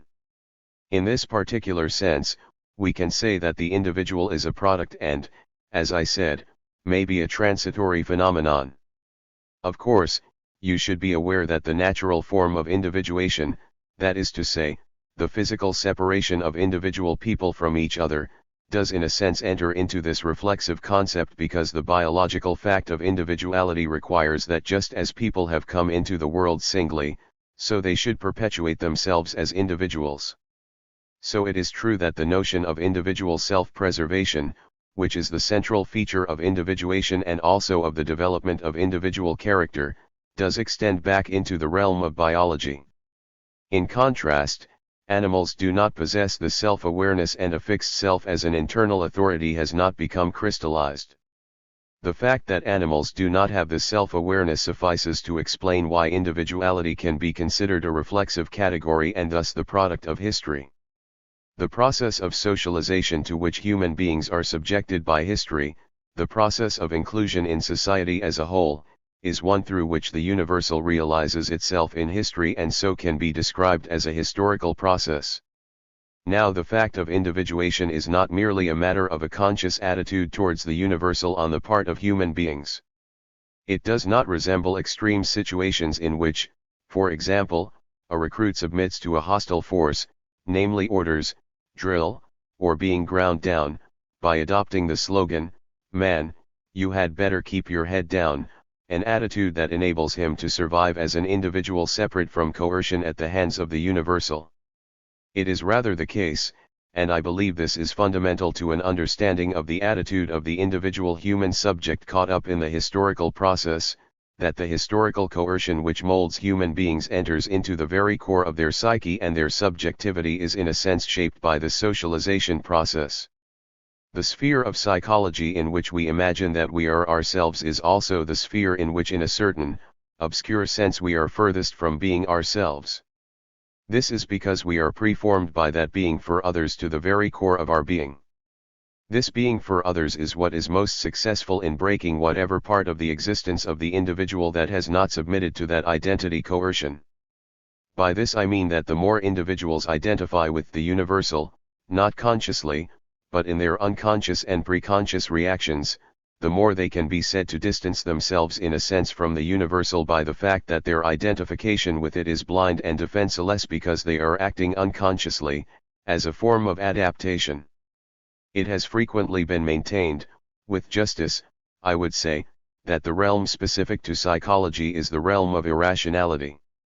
This is true of psychology as knowledge as well as of the objects with which psychology concerns itself. I believe that we see here the explanation of this irrationality. That is to say, at those points where human beings strive to internalize the universal, the very thing that should harmonize with their reason, they almost always act irrationally. For this universal is directed against their conscious interests in the sense in which I have already discussed at some length and which I shall perhaps be able to explain further during this lecture. This is because the identification with the universal cannot be achieved in any other way, through reason, for instance, which human beings nevertheless stand in need of if they are to survive in an irrational universe.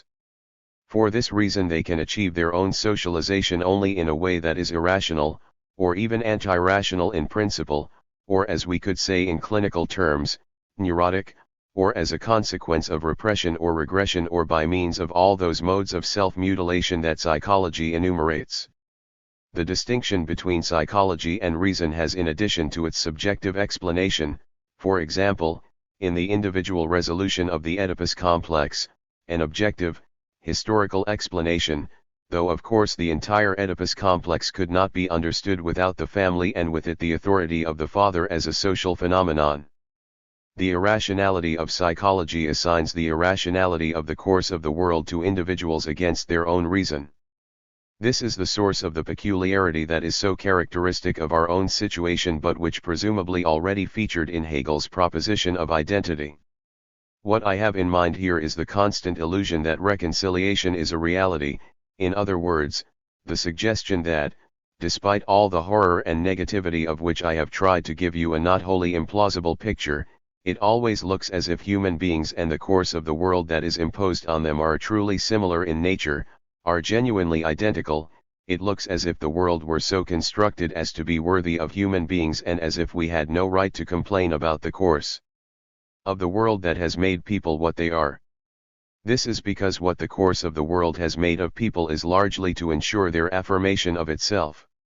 It has modified or shaped their social character to the point where they are willing to sell their souls to the world, even where it is at its most irrational and where it exacts senseless sacrifices from them.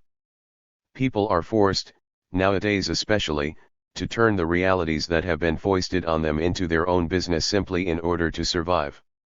And then Hegel comes along and glorifies the world spirit by asserting that it is identical with what human beings are, adding only that people are ignorant of this fact, and in this respect he is absolutely right.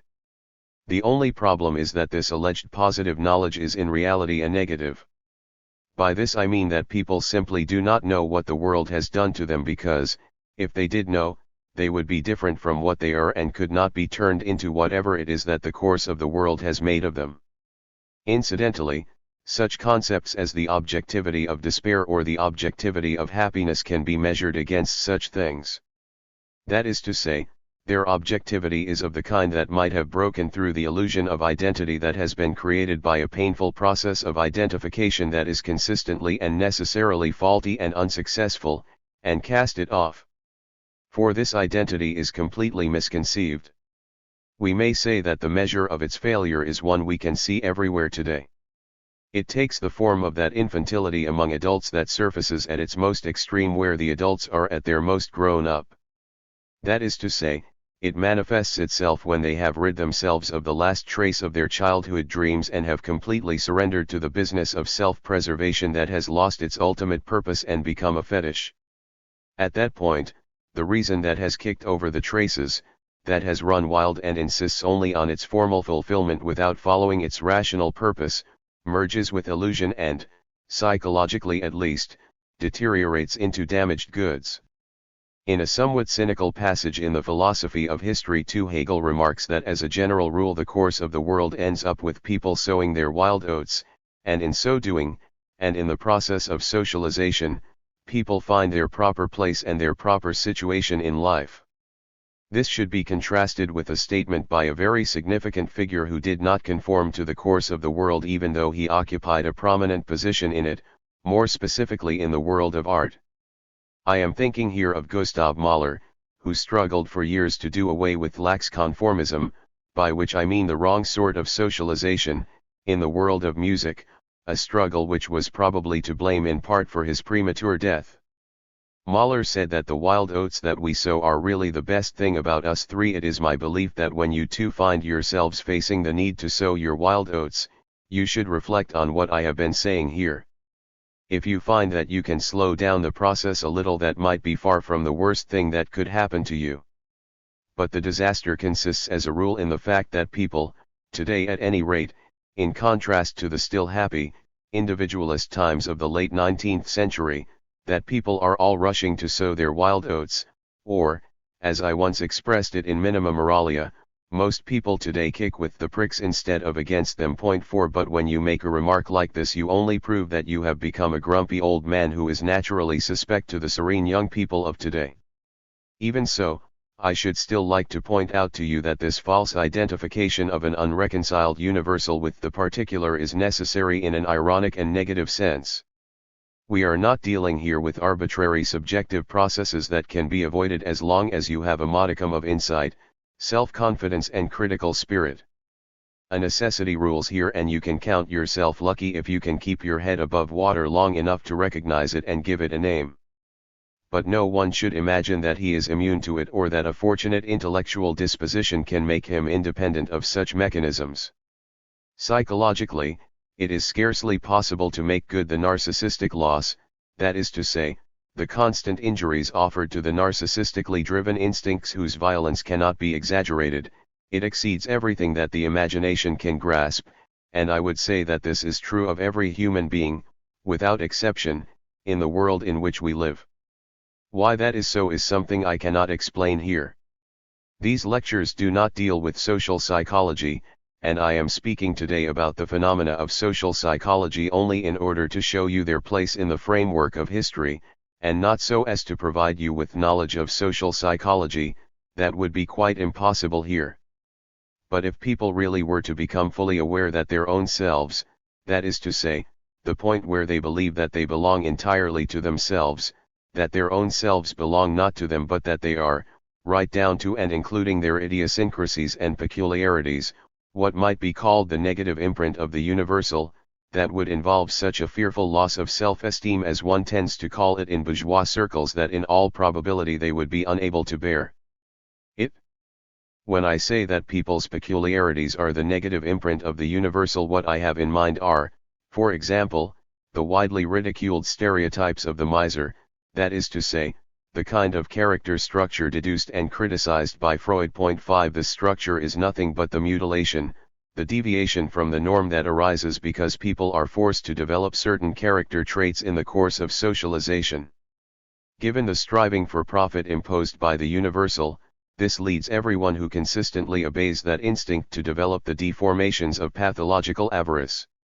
These can be seen in the novels of Balzac, for example, whose inexhaustible and precise imagination depicts them with all their nuances.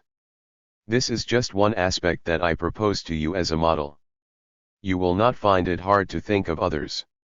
So what I am talking about today are these problematic identifications with the universal from a psychological point of view, that is to say, about what human beings actually mean for history in a specific sense, in their inner composition, and what the historical universal actually means for them. Without these problematic identifications with the law that governs them objectively, that is to say, without the primacy of self-preservation and the forms in which this is reflected, the human subject would probably be unable to survive in this world. Whoever wished to exist immediately, absolutely immediately, without the psychological hardenings and stigmata through which we are transformed by the unreconciled universal, would be an entirely defenseless person, and probably a feeble human being without a self, who would be completely helpless and powerless in the face of the world, an easy prey. The deepest reason for this is that, owing to the socialization process, that is to say, owing to our adaptation to the social and historical universal, we are forced to renounce our instincts, every day, at every moment, in a myriad of ways. We do so on the tacit assumption 6 that, if we renounce momentary, immediate satisfactions, we shall prosper in the long run, that we shall eventually receive in full what we sacrifice now. In general, postponement is the basic model of social denial. The motto "jam tomorrow, never jam today" is the basic model according to which social and historical denial comes to prevail, from the most intimate matters to the construction of entire societies which exact sacrifices from people on that pretext that everything will be just dandy in 3 or 4 generations, even though the people directly affected have no real reason to believe this. These promises that are implicit in the social contract itself, that is to say, in the exchange relationship, that we shall one day be compensated for our present sacrifices, or shall really gain greater security, these promises are doomed to disappointment over and over again. There are periods, the present is one such, in which the disappointment is not so much in evidence, and where certain needs are satisfied relatively easily. At other times this is less true. Even in our own age, I would say, without being able to analyze it in detail here, that this fulfillment of the social promise in the future for what we sacrifice in the present by performing our social roles calls for a psychological surplus value that is squeezed out of us in addition to the ordinary, economic one. This psychological surplus value is the difference between the expectation of happiness in the long term that is always being held out to us and the actual satisfaction that we generally receive. At bottom, of course, everyone knows what I am talking about here. Perhaps knows is not the right word, everyone is aware of it subconsciously. People manage to come to terms with this phenomenon, with the realization that their own rationality is irrational, and that they do not obtain what their rational behavior promises, only by making an irrational response. It is to accept the irrational course of the world, to identify with it and to make it their own. You can see this every day, in discussions, for example, where people simply echo what others say and produce 100,000 arguments to prove that things can't be any different, won't be any different and shouldn't be any different. It is as if they are inwardly prepared to take the side of whoever will prevent them from embarking on the course of action that would be best for them. This fact too is well known to analytical psychology, admittedly from a very limited, that is, an abstract, subjective point of view, but nevertheless a stringent one. Anna Freud, Sigmund Freud's daughter, has made a special study of these questions and has introduced the concept of identification with the aggressor or with one's own enemy. 7 Incidentally, this should not be taken too personally as referring to one's own enemies, but should be expanded to one's identification with the course of the world just as it happens to be. This sets up a catastrophic vicious circle in which human beings have an objective interest in changing the world and in which this change is quite impossible without their participation.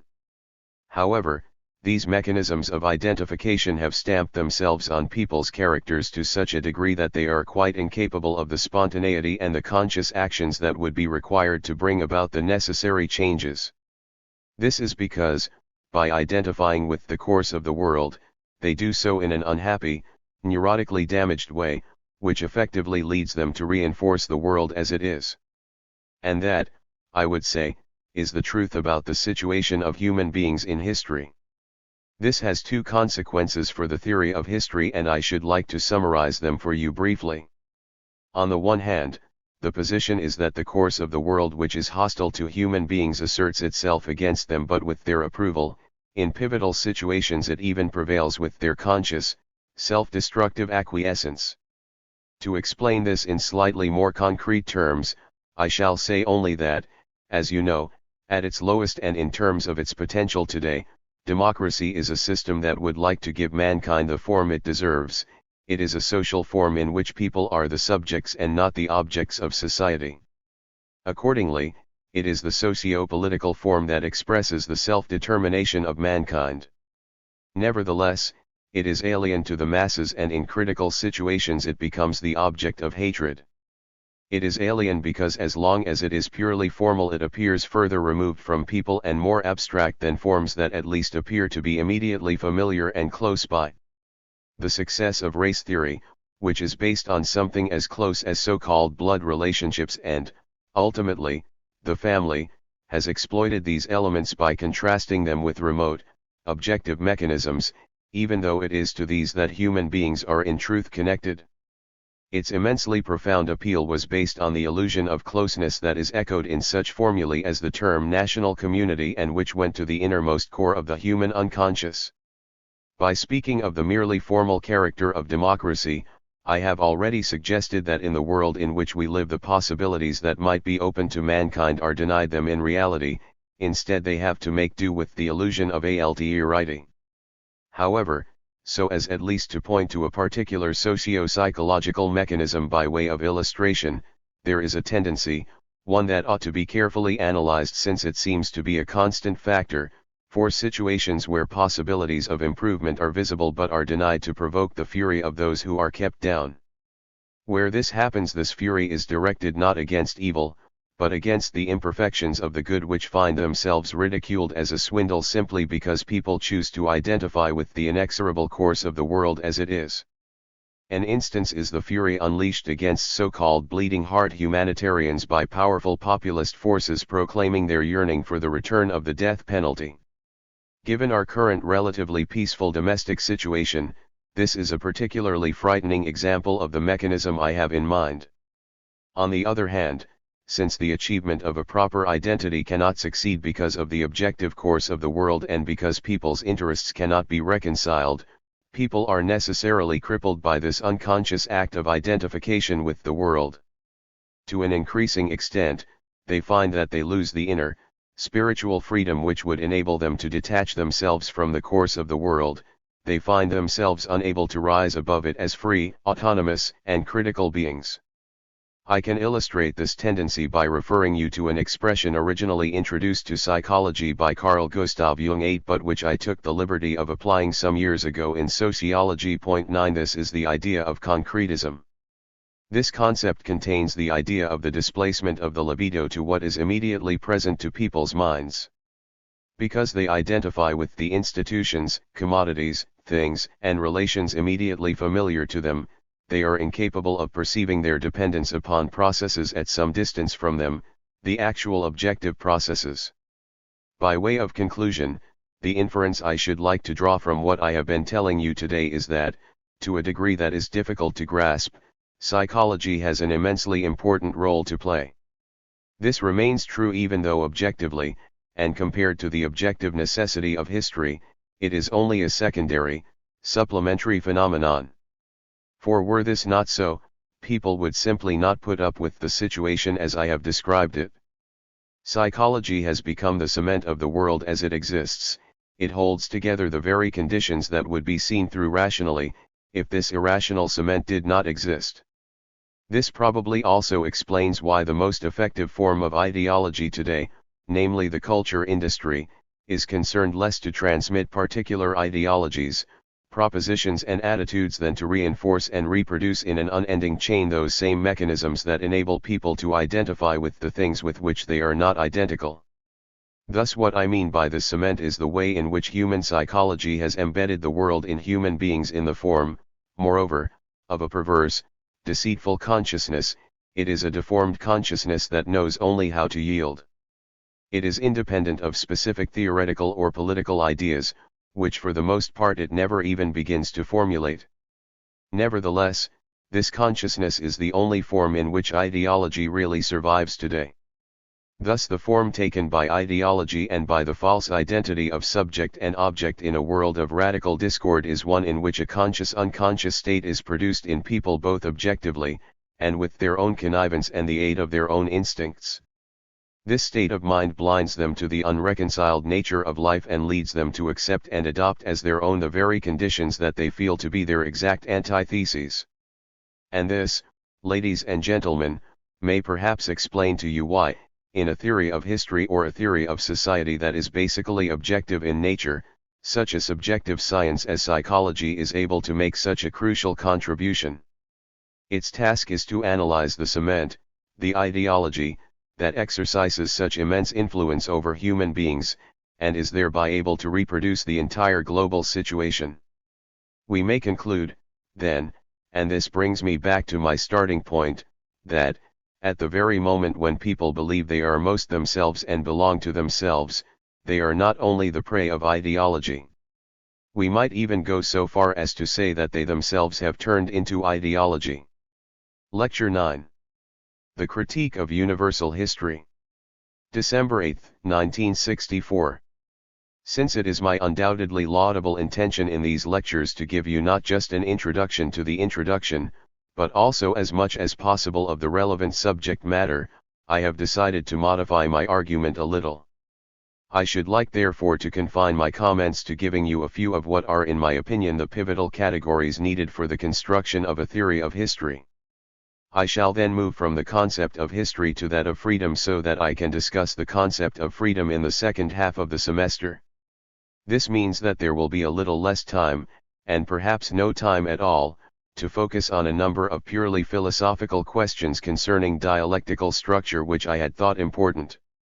But it also means that I shall carry out a little more faithfully the promise that I had made in announcing this course of lectures. One of the countless causes of disappointment experienced in universities stems from the discovery that a lecture course with a highly promising title frequently yields far less in practice than one had been led to believe. If I cannot do away with this problem, I should at least like to show you that I am conscious of it. Ladies and gentlemen, I have had a lot to say about the unity of the historical process, about the idea of the course of history as a totality, and I followed this up with some remarks on what I have called the negativity of the course of the world. I should like now to transfer this theme to the construction of history.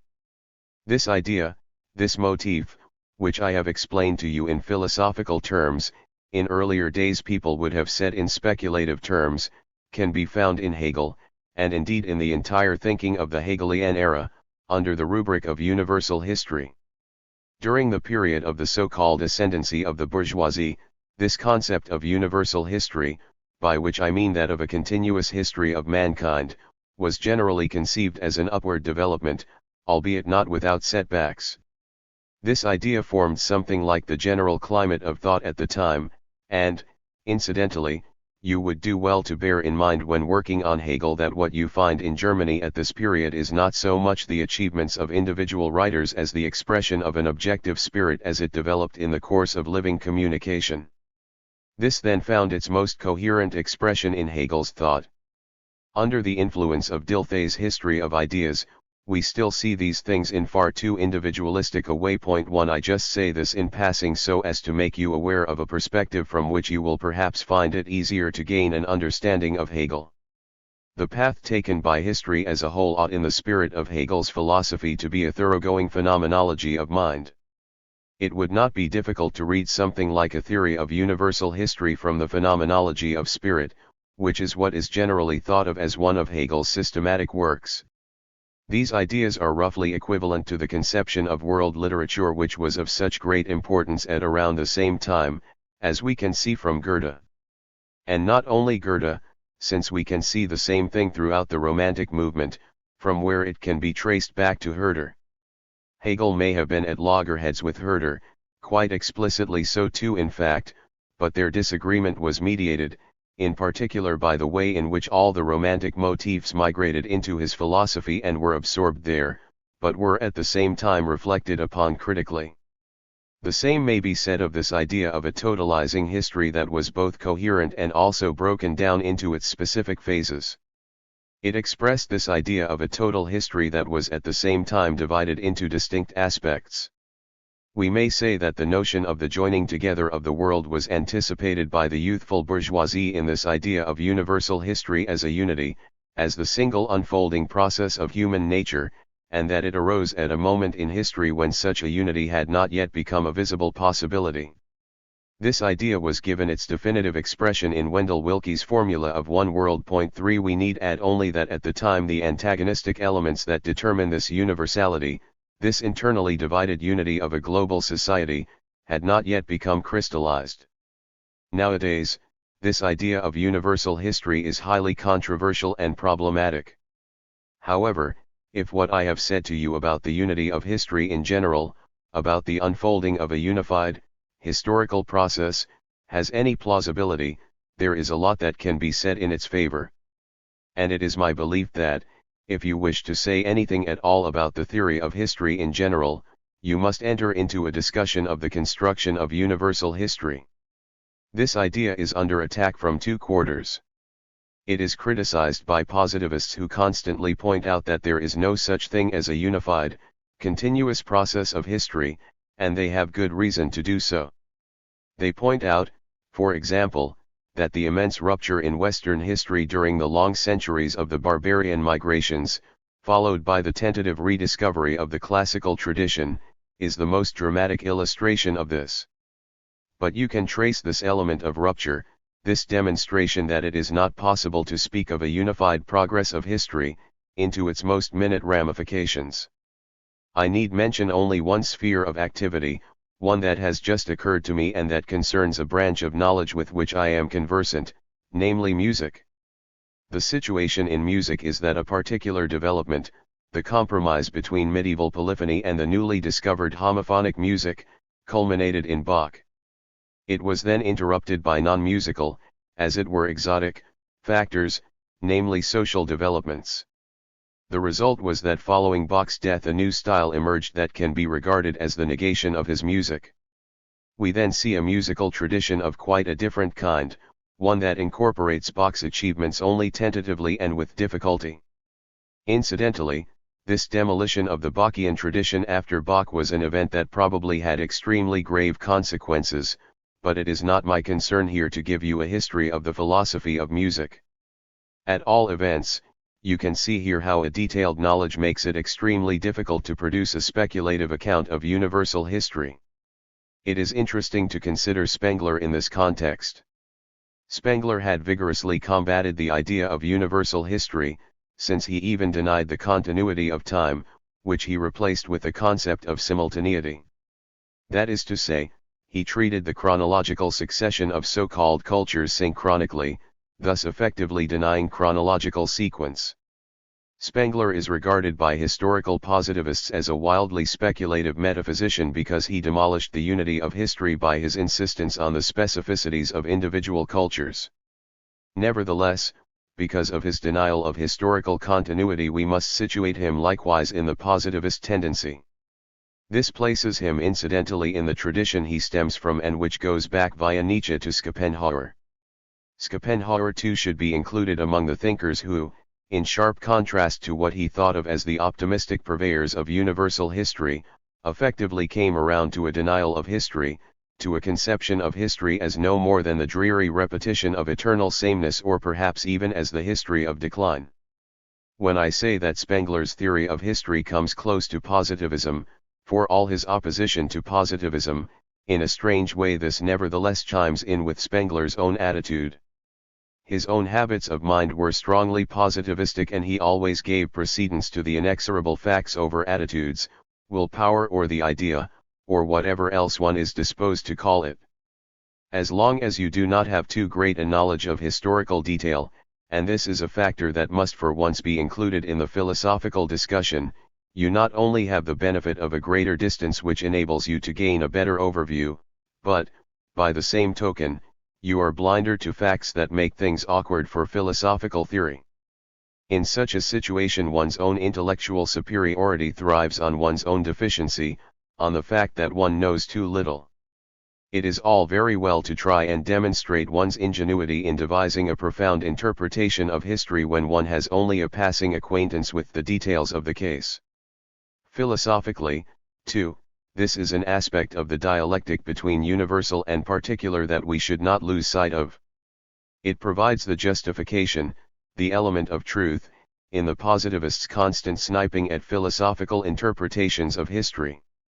We may say that in general philosophy, and indeed intellect as such, is more naive and, we might even say, more infantile than its otherwise inferior positivist adversary.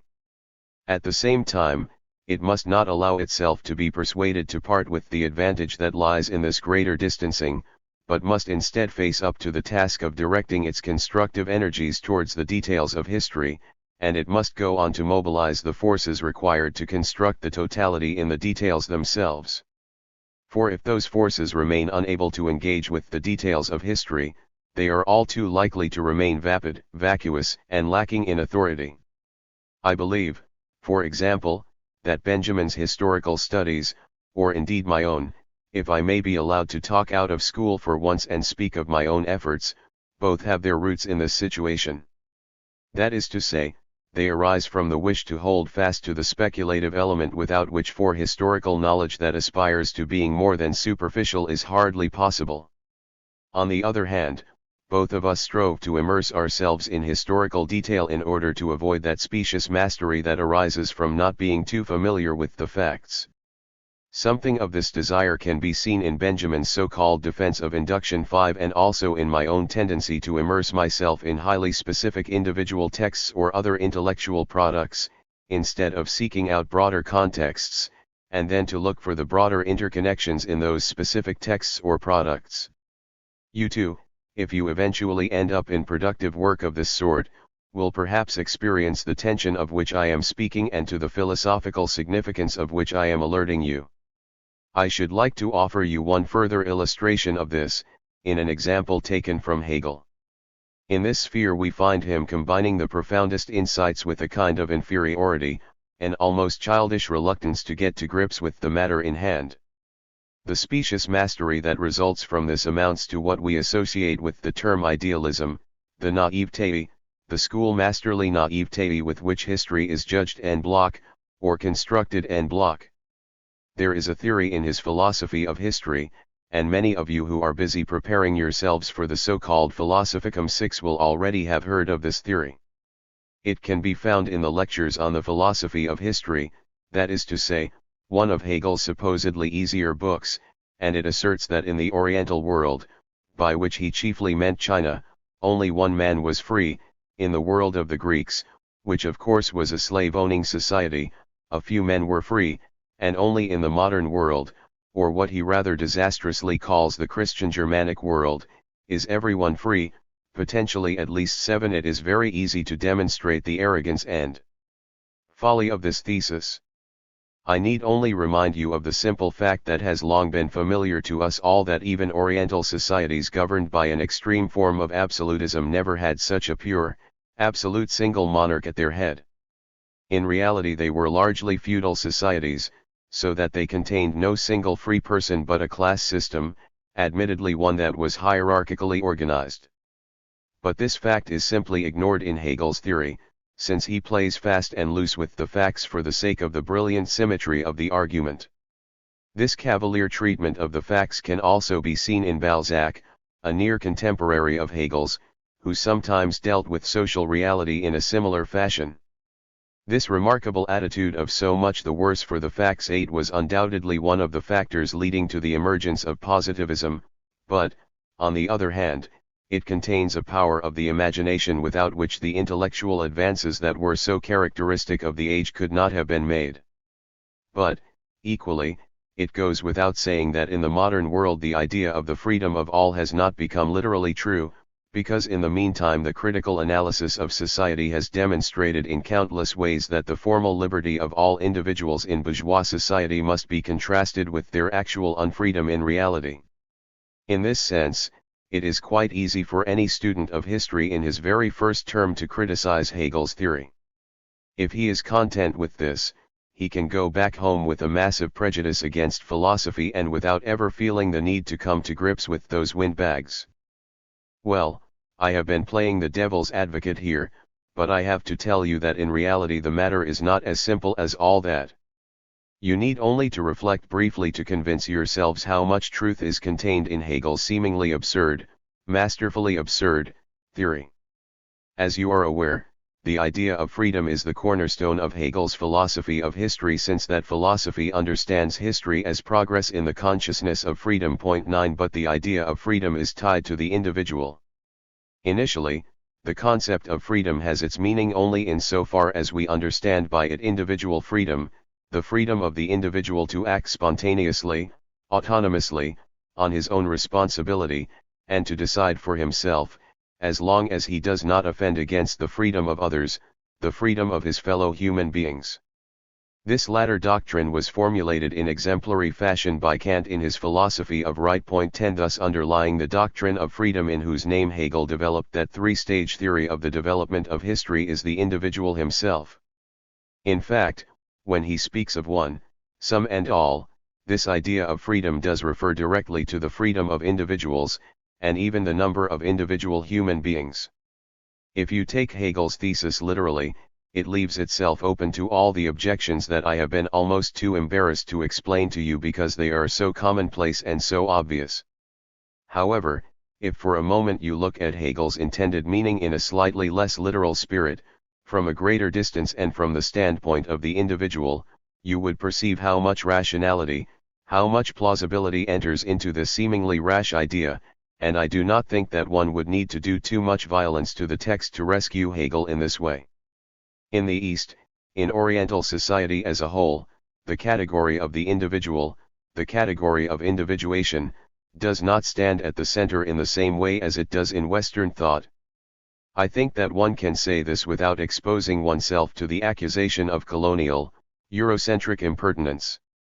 The difficulties in communication, in mutual understanding between East and West, are to be found essentially in the fact that we, and I believe that this we has a scope that includes the most heterogeneous political and philosophical concepts, that we measure all the concepts of the universal, of the not I, by their relation to the I. In contrast, and this extends to the very heart of Oriental beliefs, the tendency in the East is to mitigate the suffering of the individual by identifying him with the totality that he is not, by identifying him with the not I, rather than to judge existing reality against the yardstick of individuality. Thus, if you examine this Hegelian argument from the standpoint of the principium individuationis, the assumption that in China there was only one individual because only one person was the emperor does indeed sound nonsensical. However, it is by no means nonsensical to assert that in the Oriental world the concept of the individual was not of central importance. Hegel may even have been aware, and the most recent historical developments seem to have proved him right, that this absence of individuation was itself a historical stage. By this I mean that in order to be able to endure the suffering imposed on him by barbaric rule, the individual simply had no alternative but the unconditional identification with the not I, and ultimately with nothing at all, the void. In contrast, the category of the individual is itself the product of history and only assumed a formative role at a much later stage. In antiquity, and here too Hegel had a genuine insight, the category of the individual remained a privilege simply because Greek and Roman society owed their reproduction to the slave system, to slavery. Only relatively few people in antiquity, then, if anyone at all, had the opportunity to develop into individuals. I should add at once that this is also the reality in our own Western society. There is something hollow and fatuous about telling people who are entirely ruled by the wants and deprivations of everyday life, an elderly cleaning lady, for example, that they should develop their individuality. That is not so much humane and universally human as universally cynical in my view. Nevertheless, there is a crucial distinction here. The conditions of formal equality mean that even this famous elderly cleaning lady receives something like a license to be an individual, a right to individuality, however little she is able to avail herself of it and convert it into a reality. In antiquity, in contrast, the idea of such a right did not exist. In this respect, Christianity, with its doctrine of the absolute value of the individual soul as immortal and created in the image of God, did indeed bring about a world historical change of incalculable proportions, and Hegel was right to emphasize this. It can be said that in antiquity the idea of individuality was essentially privileged. This means that, where individuality was able to develop, it was somewhat restricted, particular, one might even say barbaric. This circumstance had a negative effect upon the notion of individuality as something of universal human validity in the Middle Stoa, particularly in thinkers such as Posidonius and Painidius XI, turning it into something very pallid and chimerical. On the other hand, there is a period of antiquity in which we can genuinely speak of an individualistic society. This was the entire period following Alexander the Great that we are accustomed to referring to as the Hellenistic Age. During this epoch individuality did not so much form the substance of society as a kind of incidental accompaniment. For even where it developed it was more of a private intermezzo, a protected reserve for individuals, than something that determined the inner nature of society, as was true of the new society later on. In this connection, it is no mere chance that one of the most famous Hellenistic maxims for the individual should have been, Lady Ibiosas, in other words, live in obscurity. 12 In other words, wherever individuality emerges it really remains separate from society, which is more or less left to its own devices, that is to say, the great political potentates, first Alexander and the Diadochi, and then the Romans. The consequence is that individuality remains a particular even where its social impact is concerned.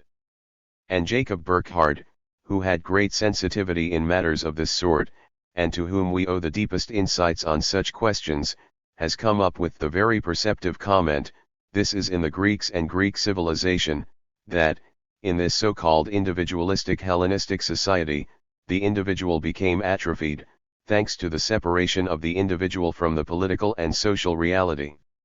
He is speaking only of Greece in the period following Epicurus, that is to say, of the true age of individualism in Greek society, but his conclusion is that in this age no record of great individuals, whatever that might mean, has come down to us. 13 The concept of the individual becomes radical in the modern world, the bourgeois world, only when the form of the economy, that is to say, the way in which the lives of human beings are reproduced, is determined by initiative, by labor, a sense of responsibility, the autonomy of individual human beings standing in a relationship based on exchange.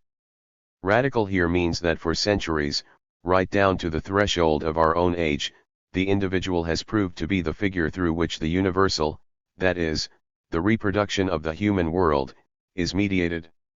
Modern history begins with the discovery of the individual, and this has a quite different pathos and what might be called a quite different three-dimensionality from the manifestation of individuality in antiquity. We see it in Descartes 14 for example, or in Montaigne's essays, or in its first truly great expression, in Shakespeare. 15 In this sense we can say that in the history of modern, i.e., bourgeois, society the category of the individual is socialized, in the first instance, so that formally at least it becomes the decisive form of the social process. We need of course to make this idea dialectical if we do not wish to talk nonsense. In this instance, because the bourgeois concept of individuality contained the call for its socialization, that is to say, its adaptation to social norms, and because that has been the case ever since the concept of individuality became dominant, it has had its shadow side, namely the crisis of individuality. Today, when the category of the individual seems to be in complete decline, this crisis has assumed extreme forms.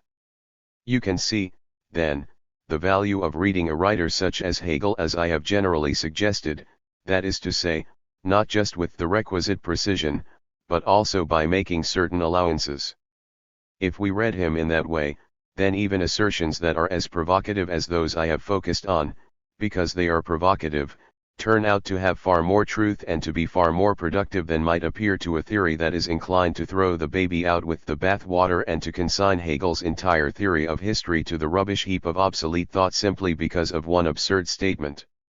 To this degree, then, theories of universal history do have their validity, as I have tried to show you with the aid of this arbitrarily chosen example of the concept of the individual, although admittedly it is not quite as arbitrary as it may seem, since the individual is a crucial phenomenon of history.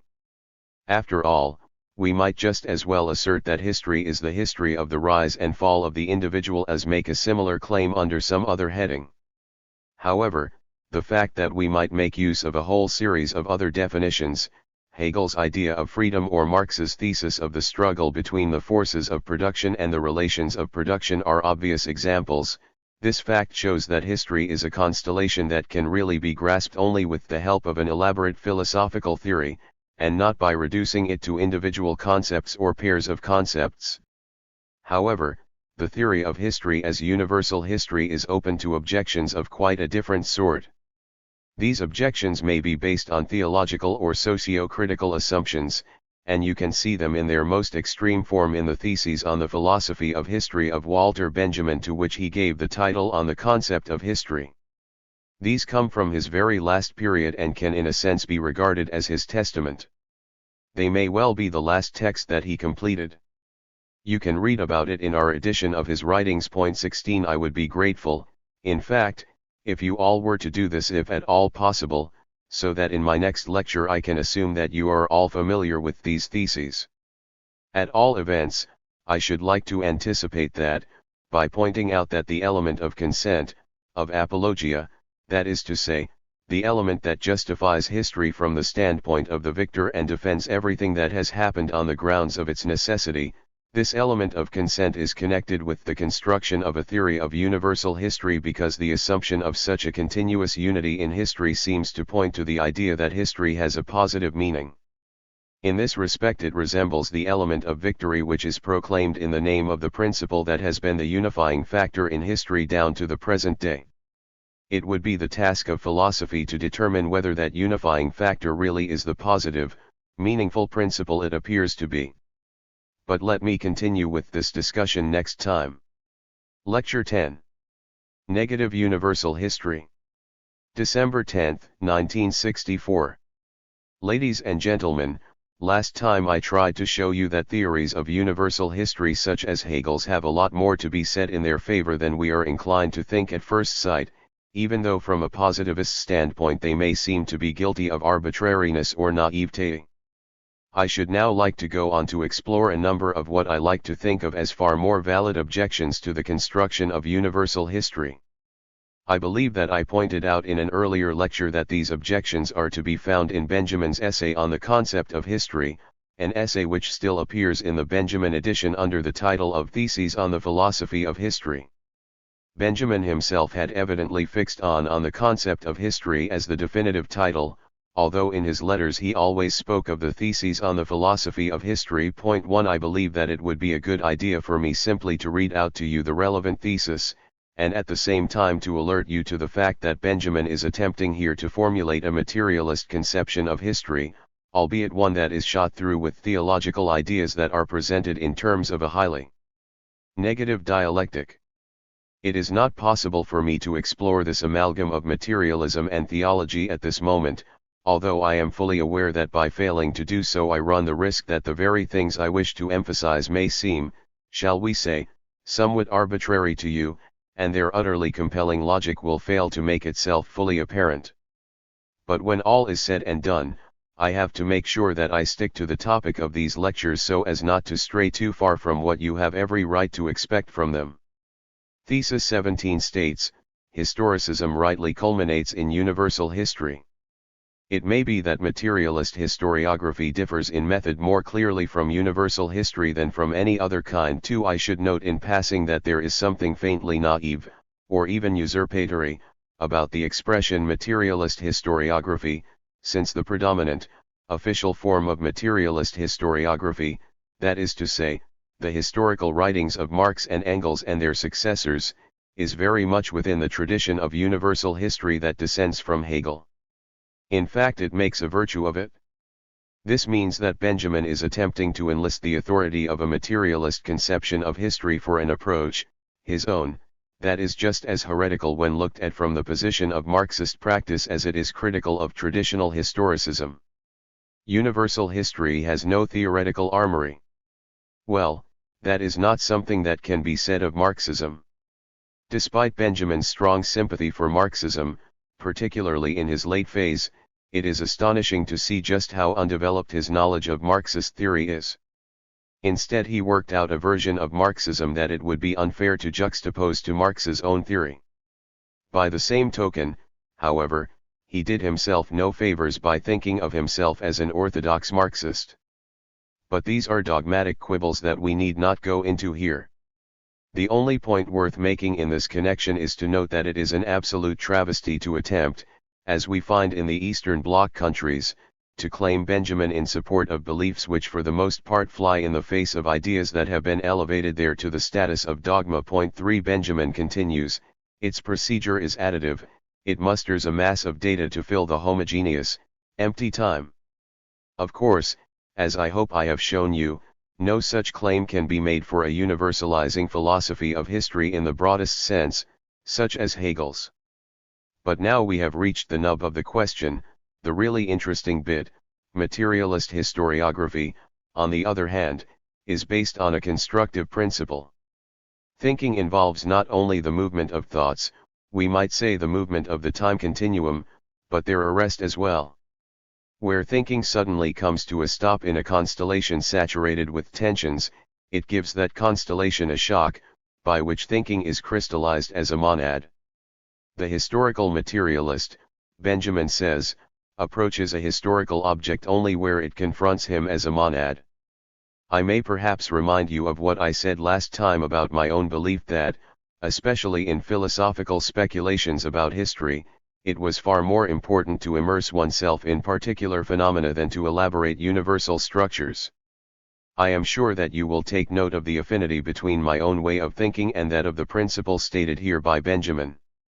In this structure, the Benjaminian materialist recognizes the sign of a messianic arrest of happening, or a revolutionary chance in the fight for the oppressed past. Of course, you might say that here we have a universalizing motif, since in these theses what Benjamin perceives is the uninterrupted history of oppression, although, on the other hand, this unifying aspect is perceived only as something negative, and as something that he persistently disputes in the thesis that I am reading to you here. He takes cognizance of it, of this chance, in order to blast a specific era out of the homogeneous course of history, thus, he blasts a specific life out of the life work. As a result of this method, the life work, let us say the artist's or thinker's life work, is both preserved and sublated in the work, that is, in the individual, specific work, the era in the life work, and the entire course of history in the era. The nourishing fruit of what is historically understood contains time in its interior as a precious but tasteless seed. What we have here, I would like to add, is nothing less than a theory that makes its appearance in Benjamin in a dogmatic form, but one whose validity can be demonstrated very cogently. His idea is that, contrary to what traditional philosophy believed, facts do not simply disperse in the course of time, unlike immutable, eternal ideas. The truth is that, while the traditional view inserts facts into the flow of time, they really possess a nucleus of time in themselves, they crystallize time in themselves. What we can legitimately call ideas is this nucleus of time within the individual crystallized phenomena, something that can only be decoded by interpretation. Point 4. In accordance with this, we might say that history is discontinuous in the sense that it represents life perennially disrupted.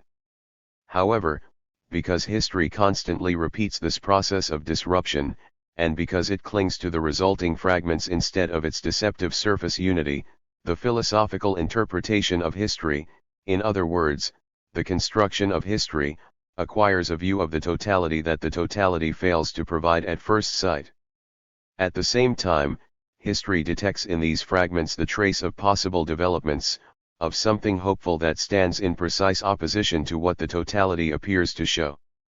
In Hegel, this discontinuity is hinted at in his theory of the spirits of the peoples that succeed one another in turn, a theory I shall return to. We may say, and here Benjamin may be justified in claiming to be a materialist, that the awareness of discontinuity goes hand in hand with the growing doubts about the possibility of understanding history as the unified unfolding of the idea. In general, the continuous structure of history is based on the assumption that a particular idea runs through history in its entirety and that the various facts gradually come closer to it. The more this way of thinking is resisted, together with its tendency towards idealization, the less will historians be tempted to think of history as a continuum in which the idealism, the affirmative element, lies in the belief that things are getting better all the time. Put in general terms, the consciousness of discontinuity is simply that of the prevailing non-identity. This non-identity is the opposition between whatever is held down and the universal domination that is condemned to identity.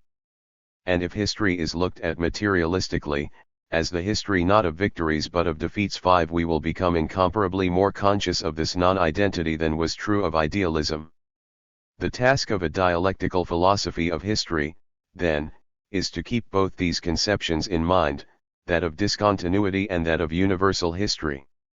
This means that we should not think in alternatives, we should not say history is continuity or history is discontinuity.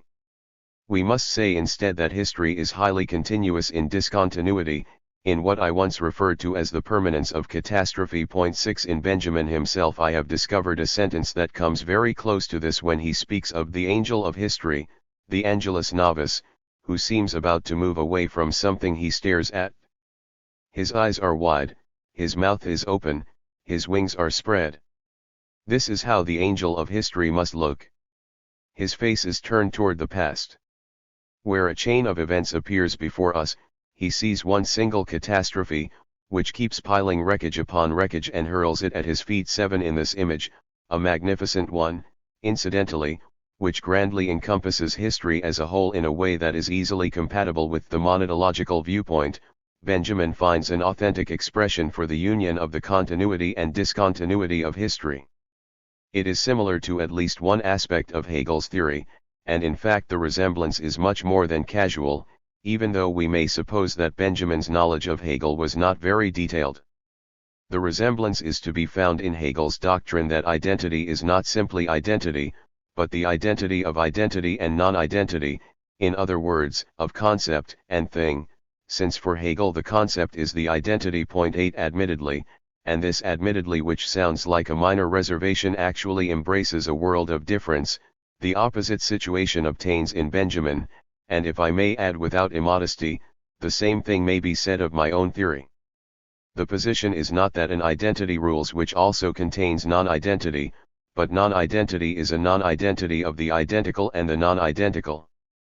Thus non-identity includes what gives history its unity, what enables it to accommodate itself to the concept, as well as what doesn't. For the very things that subjugate and submit, these very acts of subjugation and submission in which identity is torn apart, forge the identity of history of which we speak and which we must describe as negative identity.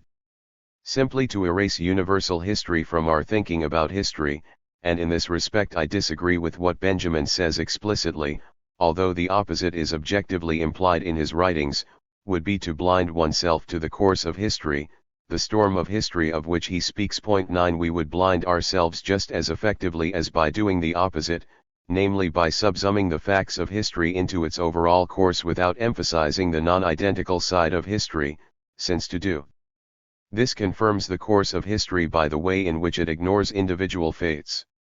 Thus the task is both to construct and to deny universal history, or, to use yet another Hegelian term, one used to refer to public opinion in the philosophy of right. 10 Universal history is to be respected as well as despised.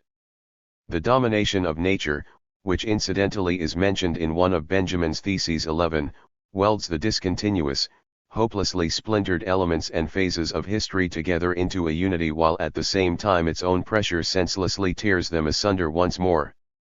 I would remind you of the quotation from Sickingen that I mentioned to you at the start of these lectures, not without cause. 12 We might say that in its development hitherto history is constructed like a gigantic process involving the exchange of cause and effect. It is as if the principle of exchange were not only the determining factor in the countless myriad of actions that constitute the life of human beings, but as if the macrostructure, the macrocosmic nature of history, were itself just one great exchange relationship in which penance follows the act of taking, so that in this sense history never escapes from the bonds of myth. 13 This was a presentiment, incidentally, that was not alien to the early philosophers. Look, for example, at some of the documents of the early Greek philosophers, of the pre-Socratics. If you take the famous saying of Anaximander 14 and also certain statements of Heraclitus, and look at them from the standpoint of the philosophy of history, and not just of ontology, as is the fashion nowadays, you will get something of a sudden insight into the exchange structure of history. 15 We might even define the need to escape from this process of exchanging like for like as the telos of history, namely as the goal of liberating history from everything that history has been up to now. If you read the newspapers and are able to imagine what is involved in the events in the Congo 16, you can reflect on the balance of horror between the atrocities committed by the natives and those committed by the forces of civilization by way of revenge. This will give you a direct insight into a contemporary instance of this situation. Not even the sanitized reports that have reached us can conceal the reality entirely. The cheers that greeted the liberation of Stanleyville by the Paras are just as revolting as the mendacious claims by the Eastern camp that liberating Stanleyville from the natives and their atrocities was manifestly an instance of European imperialism. This too ignores the facts by failing to see the dialectic of history here, this wretched exchange relation. The two positions are equally repugnant and despicable. I would say that if you have a free relation towards history, and I venture to say that in the sense in which I have tried to explain it to you, the philosophy of history is this freedom towards history, that would enable you mentally to rise above these two possibilities, above partisanship in this restricted sense. The definitive threat to organized humanity by other organized human beings that we can see approaching in our time coincides with absolute continuity because the history of the mastery of nature really does culminate in such conflicts, just as it goes hand in hand with absolute discontinuity, in other words, with the fact that here the thread of history threatens to break, and to break once and for all. In a society that has become societalized through and through, this discontinuity becomes evident in a far more specific sense. It is not necessary here to raise the specter of the ultimate catastrophe, over precipitately, I should like to add. There is a certain hubris, an intellectual hubris, in evoking the possibility of a total catastrophe which we can barely imagine, only to leap in just when intellectual solutions seem exhausted and propose some universal formula, even a negative one. On the one hand, total nuclear meltdown satisfies a need that is not so very different from that of an abstract utopia. But when we say that history is the union of continuity and discontinuity, and not either one of the two, we can see something of the sort in our own day. For, on the one hand, we can see how the power of totalitarian societies is growing in a way that cannot be misinterpreted, even if it does not always coincide with political control. On the other hand, we simultaneously perceive, through the fog of these totalitarian systems, something like a collapse of crucial historical forces into irreconcilable particularities. My late friend Franz Neumann advanced an argument of this kind in his book Behemoth 17, a book that I would like to commend to you as a significant source for the philosophy of history. His principal thesis there is that the National Socialist state appears to be the very model of the absolute unification of society among current dominant regimes. In reality, however, despite its leader principle and everything that goes with it, the unity that had developed more or less anonymously in a liberal society permeated by monopolies now disintegrates into the rule of rival cliques or power bases that cannot really be brought together under a common denominator, a common unified state structure. It would be my view that this tendency for society to break down into a number of competing, overpowerful groups will continue for the foreseeable future. They have long since passed the point where they can be synthesized into a higher concept, and nor is there any possibility of a reconciliation in sight. When people nowadays speak of rule by interest groups, to use the term coined by Eschenberg in the very important book in which he has analyzed this phenomenon, they may well mean what I have in mind here. Point 18, and perhaps I may add a further point. The term pluralism is acquiring increasing currency in our own time. It is presumably the ideology describing the centrifugal tendencies of a society that threatens to disintegrate into unreconciled groups under the pressure of its own principles. This is then represented as if it were a state of reconciliation in which people live together in harmony, while in reality society is full of power struggles. As a minor byproduct of these lectures, I would like to recommend that you adopt an extremely wary attitude towards the concept of pluralism, which, like the similar concept of social partners, is preached at us on every street corner. To transfigure and ideologize the elements of discontinuity or of social antagonisms in this way is part of the general ideological trend. In the same way, it is very characteristic of our age that the very factors that threaten to blow up our entire world are represented as the peaceful coexistence of human beings who have become reconciled and have outgrown their conflicts. This is a tendency which barely conceals the fact that mankind is beginning to despair of finding a solution to its disagreements. But all that is really by the by. I would like to add that under the rule of the one principle, namely the world spirit, in the negative sense that I have explained to you, the elements that elude the world spirit, that is to say, the elements that I have been trying to explain to you, the individual elements, the individual group phenomena into which the great historical process fragments, begin themselves to take on something of a contaminated, doom-laden aspect. It would be altogether too primitive, and I would explicitly like to warn you against any simplistic acceptance of what I have said up to now, since it would be all too easy for some of you to believe that this is what I had intended. It would be simplistic if you were to assume that, in what I have called the historical process or the world spirit that gives shape to the totality and draws it into itself, it is the particular that is in the right, and has the right of human destiny on its side, while the totality is in the wrong.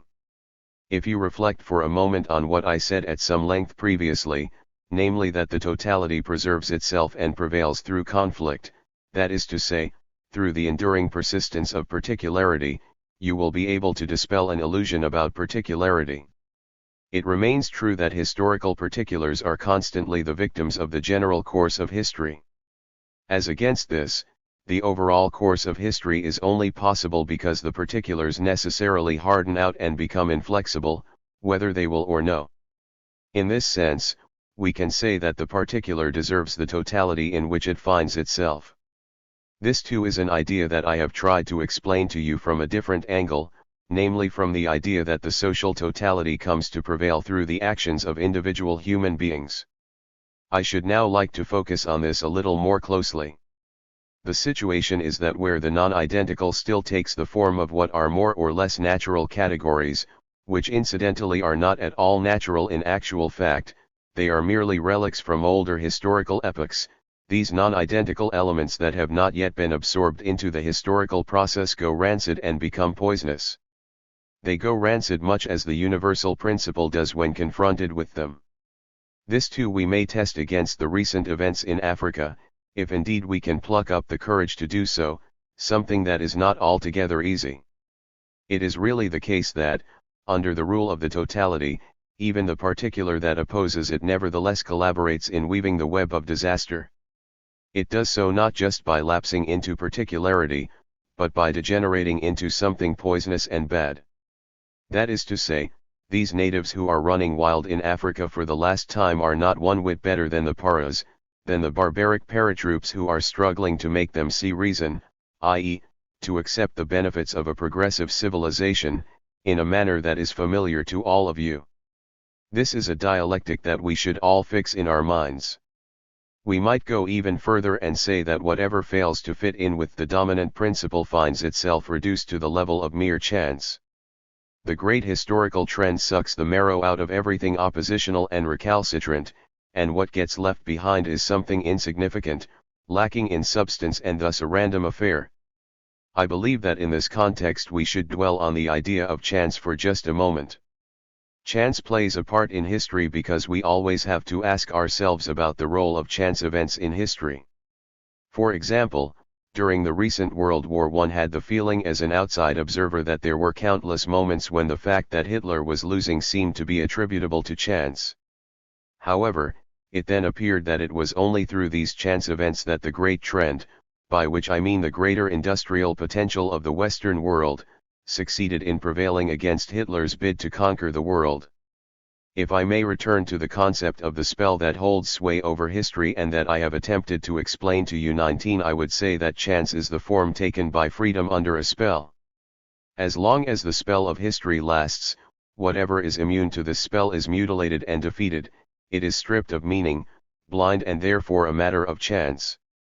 All the non-identical phenomena that are expelled as a result of the domination of the identity principle are nevertheless mediated by the power of that principle. What persists are the stale remnants left over once the process of identification has taken its share. And even these stale remnants are left mutilated, scarred by the power of the principle of identity. The spell cast by the identity principle, by the world spirit, to formulate it even more emphatically, perverts whatever is different, and even the smallest quantity would be incompatible with the spell if it were still pure. This other then becomes something evil and pernicious. Because it is a random thing, This non-identical remnant then becomes so abstract that in its abstractness it converges with the law of identification. This is the truth implicit in Hegel's doctrine of the unity of chance and necessity, a doctrine which he intended positively, as praise of the world spirit, though to be sure he did not really intend to say what I am suggesting here. Chance coincides with necessity only where both are equally bereft of meaning, equally external and equally unreconciled. The replacement of the traditional laws of causality by statistics whose core, even in its own terminology, is the principle of chance can provide us with proof of the convergence of chance and a victorious necessity. Point 20 But what chance and necessity have, lethally, in common is what metaphysics refers to as fate. Fate has its place, it is a negative concept. I believe that this is the dividing line separating thought from all mythologizing notions of fate, such as Heidegger's in his Hölderlin interpretations. Point 21 Fate has its place in the sphere in which the thinking of rulers holds sway, as well as in the realm of those who fall outside that sphere and for those who, having been abandoned by reason, acquire an irrationality that barely differs from the irrationality of the necessity insisted upon by the subject. The scraps of a subjugated nature that have been spewed out by the process of domination are just as deformed as those that are ground down by the machinery. Only true understanding would be superior to the two. It would stand in for a state of the world, true understanding, which of course would not amount to actual reconciliation, because knowledge alone is not the same thing as reconciliation, but true understanding would stand in for a state of the world in which everything that exists would cease to exist merely for others. This is because it would no longer remain content with its own existence for itself, its separation and particularity. Thus reflection on difference would help towards reconciliation, what Horkheimer once called happy reflection. This is what would help, rather than extirpation and the elimination of the totality. Hegel, on whom we have to some extent been basing these remarks, was surely aware of this. Despite his praise of totality, he always insisted on its abstract nature. In so doing, he wished to remind us of what is left out of the totality. The grandiose nature of Hegel's project, both its reprehensible and conciliatory aspects, lies in his attempt to include the non-identical in identity. Point 22 Thanks to this attempt, the non-identical itself is taken possession of by the spell while, on the other hand, it becomes the factor that enables the abstract spell to be attenuated. I believe that we should now move on to make a closer examination of how this attempt to gain recognition for concrete reality in history looks in detail under the spell of the totality, under the spell of the principle of identification. We shall find that the Hegelian philosophy itself has provided us with a paradigm in the shape of the concept with which it sought to grasp the process of history, the concept namely of the spirit of the peoples, who are supposed to succeed each other in turn and in which according to his theory the world spirit actualizes itself.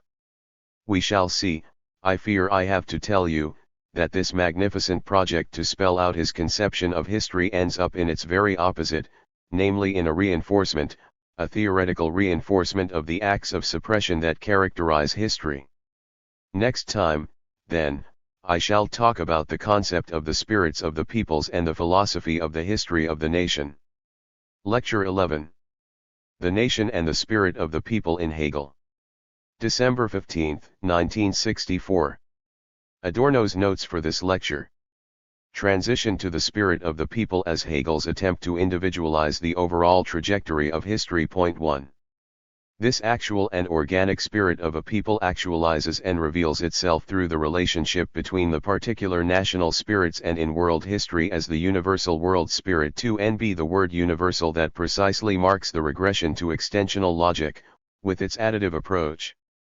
The principles of the spirits of peoples are in general of a limited nature and their deeds and destinies are the manifest dialectic of these spirits. The universal spirit produces itself and exercises its right, which is the highest right of all, over finite spirits in world history as the world's court of judgment. 3. Like Spengler, Hegel speaks somewhere of the natural death of the spirits of peoples as of individuals. 4. He hypostasizes pseudo-concreteness, boils it down into individuality. This gives it an archaic flavor. The individual consciousness reduced to something accidental. and b. the fact that the spirits of peoples are necessarily destined to decline and fall. But if each spirit of the people is limited and hence doomed, it is the form of each national spirit that is to be preserved, and absorbed into a higher one. Reflection on this is absent in Hegel. Incidentally, the particularity of the spirits of peoples is problematic. It is above all the Fouquet's five mores, that are what is substantial in Hegel's view. They resemble one another to the point of abstractness, like the unconscious. Psychoanalysis. Against the illusion that the archaic is more concrete. Older, often harder forms of repression. Hegel in search of the anti-Cartesian, in opposition to abstract, national equality, he wishes to salvage the ideas of Vico VI and Montesquieu, as well as Herder. Has its good side. This good side is not constant. With his concept of spirit of the people, Hegel is unreflectingly implicated in the idolization of the nation that emerged at the turn of the 19th century. Nation itself a historical concept that arose in the 18th century. The thing itself is likewise historical. Bourgeois form of organization regressing to tribalism. Nature suppressed and re-emerging in mutilated form.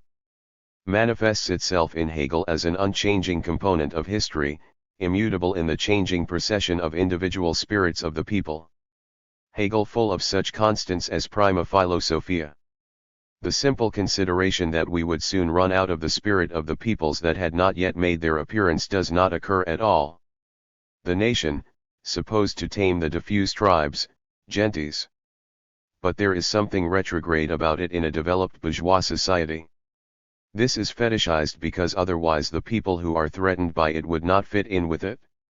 Nowadays, nations facing the real identity of historical processes, are largely ideological, conserved. The experience in the Waldleiner-Keller .7 dialectic, to Americans concrete manifestations are merely masks, farce. But on the exchange principle, that is what they really are. December 13, 1964 8. According to Hegel's philosophy of right, the spirit of the people objectivizes itself in the nations, and beyond them in the state. At the same time, both the spirit of the people and the nation should be examined in the context of a theory of universal history or world spirit. More particularly, the relationship between spirit of the people and world spirit is such that the world spirit neither hovers above world history, nor does it become realized immediately in world history. Instead, it assumes the shape of the various spirits of the peoples and of their relations to one another, relations of waxing and waning. According to 33 of Hegel's philosophy of right, the actual and organic spirit of a people actualizes and reveals itself through the relationship between the particular national spirits and in world history as the universal world spirit. A subtle non-dialectical contradiction in this points to the problems inherent in Hegel's philosophy of history. The world spirit actualizes itself through the relationship between the particular national spirits, that is strictly dialectical. We find the same thing in the phenomenology where the procession of figures or shapes is not separated from the particular figures. On the other hand, in terms of extensional logic, because the world spirit actualizes itself through the relationship between the particular national spirits and in world history as the universal world spirit, Hegel is appealing to a higher degree of universality. This is significant because, alongside the conception of the absolute as something concrete, there is a recurrent notion that the universal possesses a greater dignity than the particular. Hegel always wants to have it both ways at once, a radical dialectic from which nothing is left out, while at the same time he remains a Platonist who presents a theory of universal substance in which the national spirits are introduced as specific instances of this all-inclusive universal. There is no doubt that Hegel's sympathies lie with the universal, but he sticks with the idea of national spirits, shying away from the conception of a universal spirit of mankind and indeed even the concept of mankind as such. In 340 of the Philosophy of Right, Hegel writes, "The principles of the spirits of nations are in general of a limited nature because of that particularity in which they have their objective actuality and self-consciousness as existent individuals, and their deeds and destinies in their mutual relations are the manifest dialectic of the finitude of these spirits. It is through this dialectic that the universal spirit, the spirit of the world, produces itself in its freedom from all limits, and it is this spirit which exercises its right, which is the highest right of all, over finite spirits in world history as the world's court of judgment. The courts with their judges, that reminds us of the transcendental world spirit who presides over the individual spirits of the nations. This is undoubtedly a factor here, but what is even more important is the echo of Goethe's Mephisto, for all things that exist/deserve to perish and would not be missed. 9 Because of their limited nature, the national spirits are fallible and finite. They wither and die, deserving their ruin because of their limited nature. The world spirit, more properly, the absolute, consists solely in their ruin. Later on, Spengler was criticized for his refusal to acknowledge progress, but there is a certain continuity between Hegel's metaphysics of history and the later nihilist of history. Admittedly, Hegel does speak of progress in the consciousness of freedom, but this progress consists only in the succession, senseless in itself, of the individual national spirits, a succession brought about by their finitude, culpability. Hegel speaks of the natural death of the national spirits as one might speak of the death of individuals. The category of national spirits as collective individuals fits in very conveniently with Hegel's desire to give concrete shape to the relations between universal and particular, but it is essentially a pseudo-concreteness. The universal character of a people, a nation, is regarded as an individual and hypostasized, it is even treated as something possessing an essence of its own. Despite the limited nature of the national spirits with their mores, their repressive customs and usages, they are endowed with an absolute right vis-a-vis actual individuals.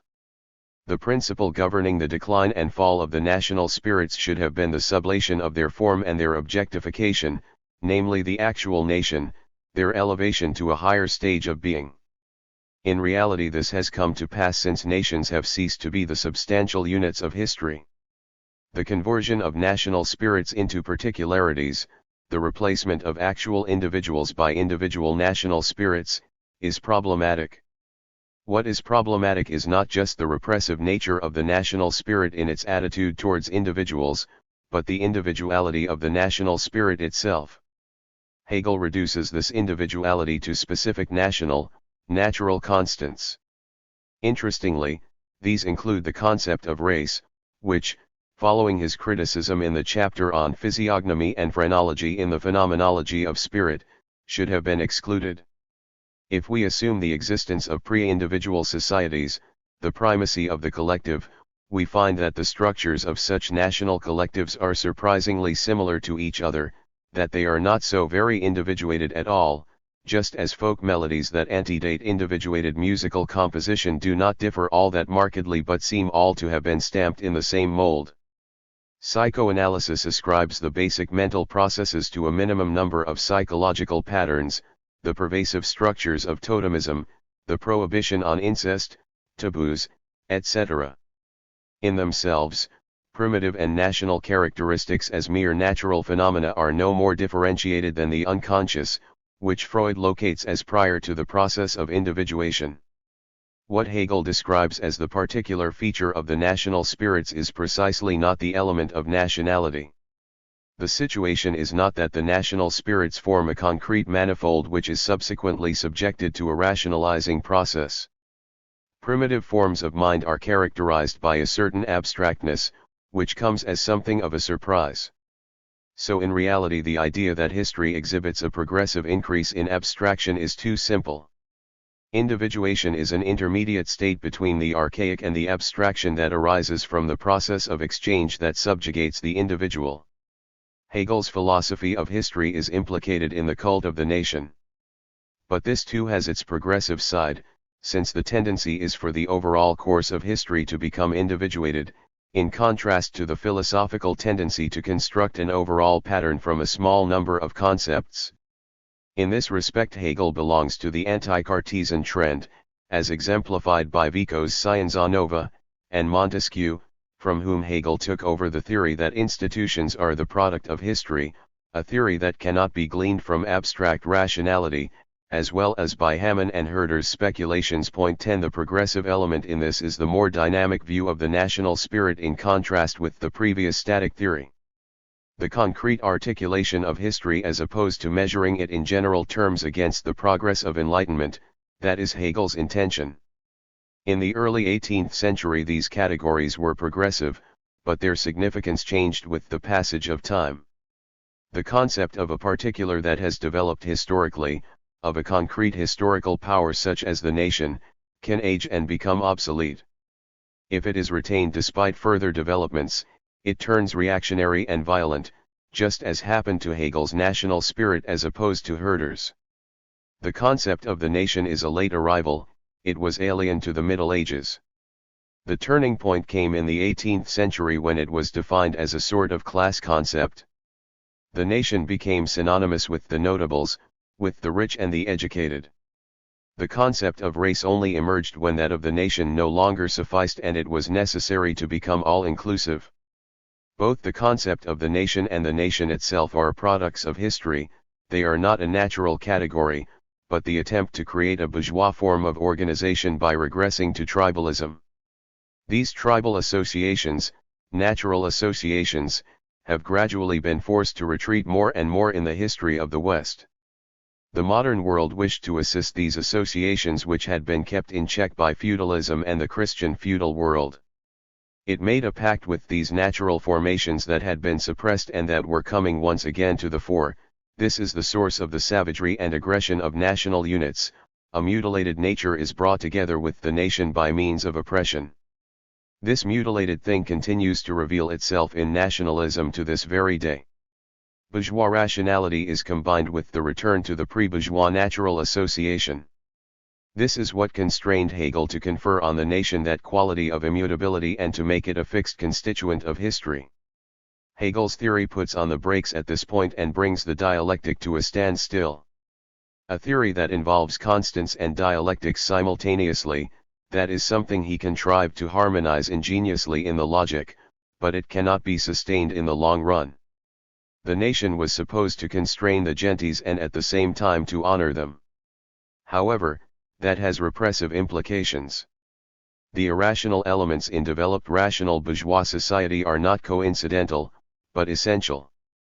Ends, means rationality predominates, but the ends, the organization as a whole, remain irrational. This explains the persistence of irrational institutions such as the nation and the family.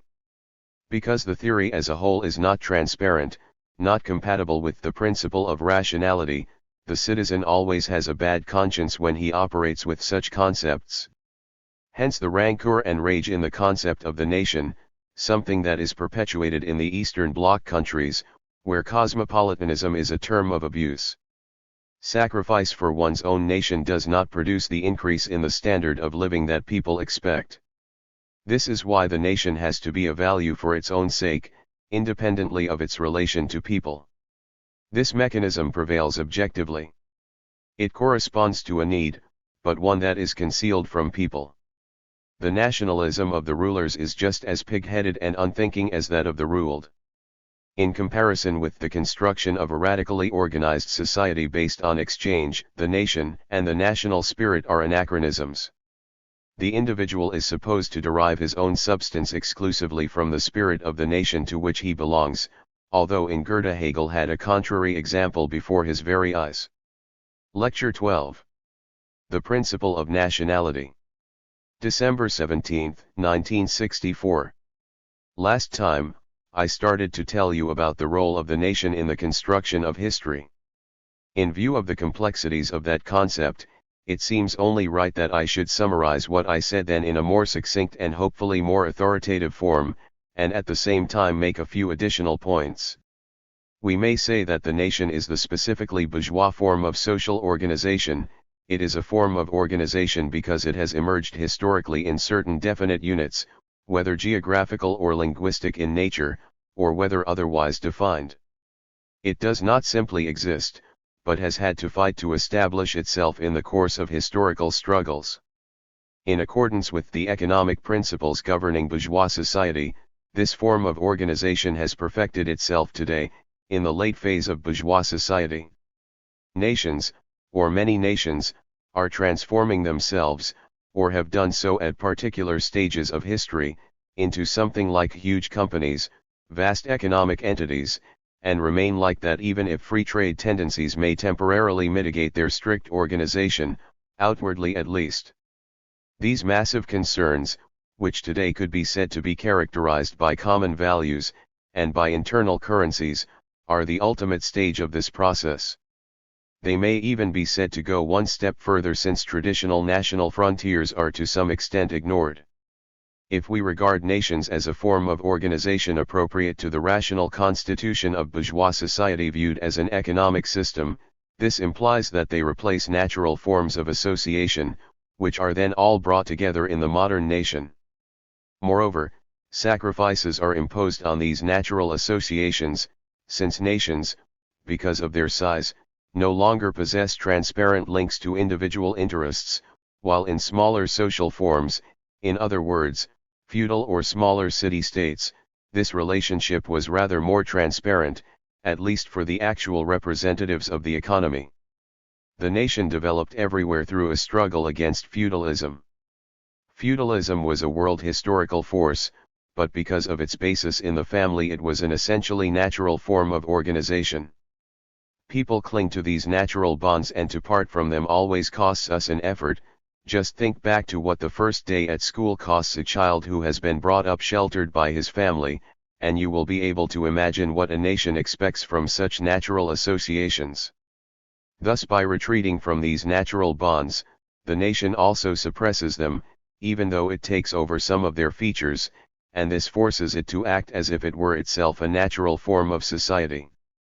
And this is the primal pseudos, the primal delusion implicit in the concept of the nation, and which then finds expression in those ideologies of national spirit that I have already criticized in connection with the Hegelian texts, as you may recollect. In consequence, from the very outset, and by no means as late as the so-called age of Romanticism, but as early as certain writers of the 16th century, the idea of the nation has possessed what today we would call a romantic element that culminates in the delusions of racism. The delusion is that a form of association that is essentially dynamic, economic, and historical misunderstands itself as a natural formation, or misconstrues itself ideologically as natural. This culminates in a belief in races, even though it is perfectly plain that under fascism the national groups that have imagined themselves to be defined by race have long since ceased to be so. I believe that these arguments make clear that this delusion, this fiction, strictly applies to the historical dynamic that is implicit in the concept of the nation. It is not sufficient, or rather it is too easy, to talk about the delusions of racism and to denounce them. What counts here is the ability to explain it and to recognize its place in the dynamics of history. I believe that only by doing so, only by uncovering the historical roots of racism, does it become possible to escape the persistent habits of thought associated with it. It is a delusion in a strict sense of the word. Mind has become estranged from nature and even from itself, so that in this situation racism represents the mind's compensation for what has been done to it, for the nature that has been suppressed in it. This nature then reappears in perverse form, namely as fiction, and in that guise it necessarily assumes the destructive qualities that we have seen in nationalism throughout its entire history from the end of the 18th century and through the 19th, passing through imperialism until it reached its apogee in fascism. We may say, then, that the concept of the nation gives us an insight into the mechanisms that Freud analyzed on the level of individual psychology in his book Civilization and its Discontents. 1 Only here, they appear as collective powers or as achievements of the collective unconscious, if I may for once be permitted to use this expression. In the concept of the nation, repressed nature is mobilized in the interests of a progressive domination of nature, progressive rationality, and, as a regressive phenomenon, that is to say, as a return to something already rendered obsolete, it is just as contaminated by that as it is by its untruth, which compels it constantly to gloss over its failings and exaggerate its virtues. Precisely because the nation is not nature, it has ceaselessly to proclaim its closeness to nature, its immediacy, and the intrinsic value of the national community. Things have not always been thus, and I believe that it is important for me to add this. There have been periods when the nation had a highly progressive function. If it had not done so, if the populations and all other important interested parties had not benefited hugely from the national form of organization of bourgeois society, then the sheer tenacity of the idea of the nation, even in an age when its failings are as obvious as they are at present, would be completely incomprehensible. I need only remind you how much the development of communications, and hence of the forces of production in general, was advanced by the collapse of the barriers erected by the small feudal monarchies, the states generally referred to under absolutism as petty principalities. I need only remind you that it was only with the creation of modern nation-states that something like a universal legal system was established, for example, that of safe conduct and the like, and, above all, that it was only by bringing large territories together and combining them into a single political unit that it became possible to organize large bodies of people in a rational manner and in harmony with the principle of exchange. For previously, under the feudal system, groups of people were only loosely connected with one another and in those circumstances could not be welded together into the totality of a bourgeois society. It is difficult to overestimate these achievements on the part of the nation-state as contrasted with feudalism. And it is certainly no coincidence that it is the nation-state that has witnessed the great achievements of technology, the great technological inventions. Lastly, we should note that this progressive side of the nation extends to its cultural life. That is to say, in its earliest stages at least, the truly free and great intellectual achievements of modern, bourgeois society were all linked to the origins of national consciousness and the creation of nation-states. Above all, this holds good for the creation of a national language. The most famous instance of this is of course Dante, but we could no doubt say the same thing of Chaucer in English literature, and in Germany the Luther Bible probably had a similar function, although these are chicken and egg situations in which it is not clear whether the national language and hence the national consciousness are the creations of those great intellectual structures, or whether, as seems to me to be more likely, the historical development of the mind had reached a point where it could be crystallized in the great linguistic monuments which made use of a national language. We can say that even as late as Herder, I believe I may have said this to you already, the concept of humanity and the emergence of the principle of nationality go hand in hand. It would be an interesting and rewarding task, sociologically and philosophically, to analyze this in Herder's case. But then, around the time of the political victory of the bourgeoisie over absolutism, something happened. At the same time as the curbing of absolutism blunted the last vestige of feudalism still surviving into the bourgeois era, nationality turned into that truly pernicious, destructive phenomenon that we have come to experience. This change was already visible to Franz Grillparzer, a poet of moderate views, wholly innocent of any political radicalism. His attitude was summed up in that dictum that I hope is known to all of you to the effect that the historical process leads from humanity via nationality to bestiality. Point 2. At this juncture, Hegel represents something of a watershed. I believe that, now that we are studying Hegel's philosophy of history, we would do well to look closely at those passages that make it clear that Hegel had more in common with totalitarianism than one might have imagined, but which also show that he still exhibits the features of bourgeois liberalism. I should like to read you a passage in this connection, which goes as follows: the naturalness of spirit progresses into the further particularization of these racial differences and so falls apart into the multiplicity of local and national spirits. 3. The concept of race occurs frequently, and likewise the reference to his belief in the difficulty in modifying nationality, something he regards as a natural given without seriously inquiring into the mechanism that enables a national consciousness to persist even when it has been rendered obsolete by history. This is one of the moments in which we might almost say that the dialectical philosopher lapses naively into static ways of thinking.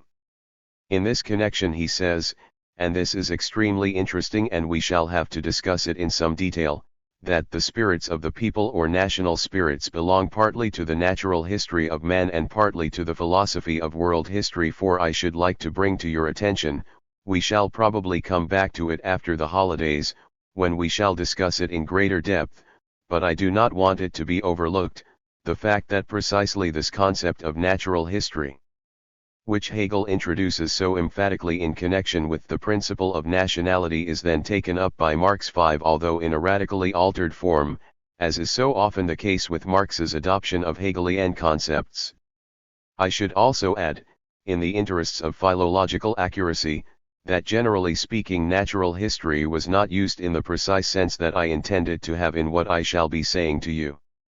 Rather, in this older usage, natural history really meant no more than nature study.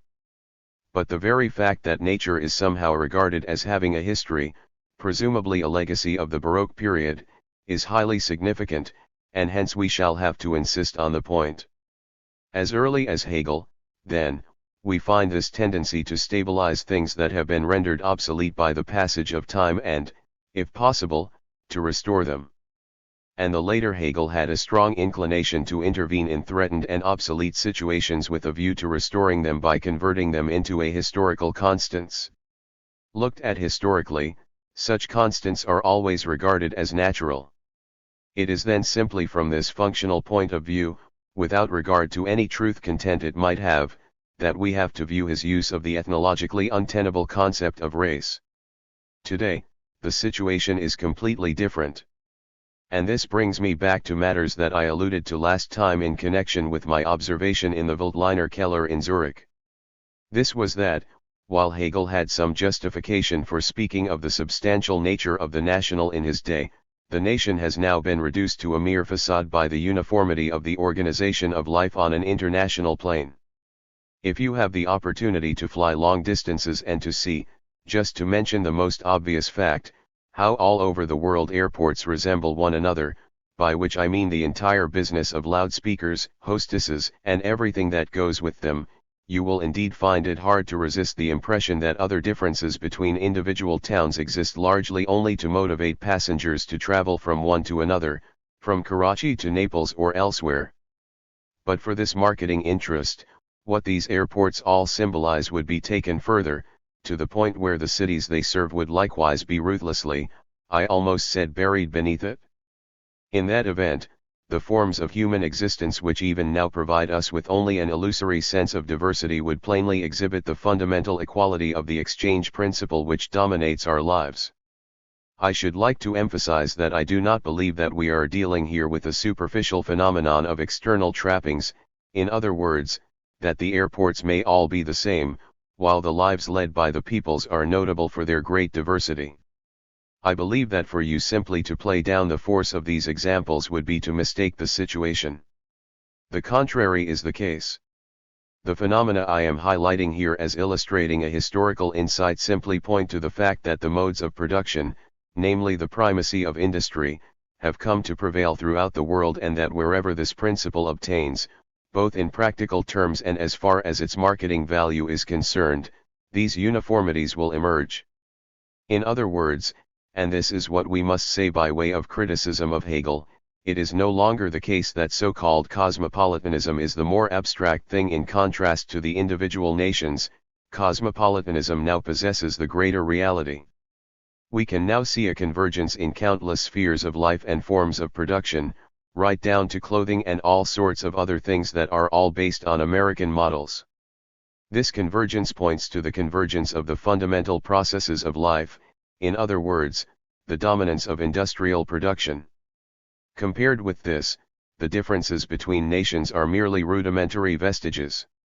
So what we are seeing is a change of quantity into quality.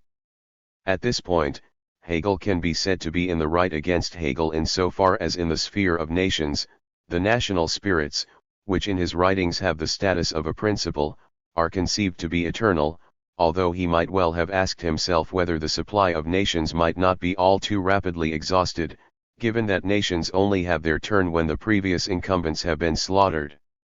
By a qualitative change I mean that the theory of history in terms of national spirits is now outdated.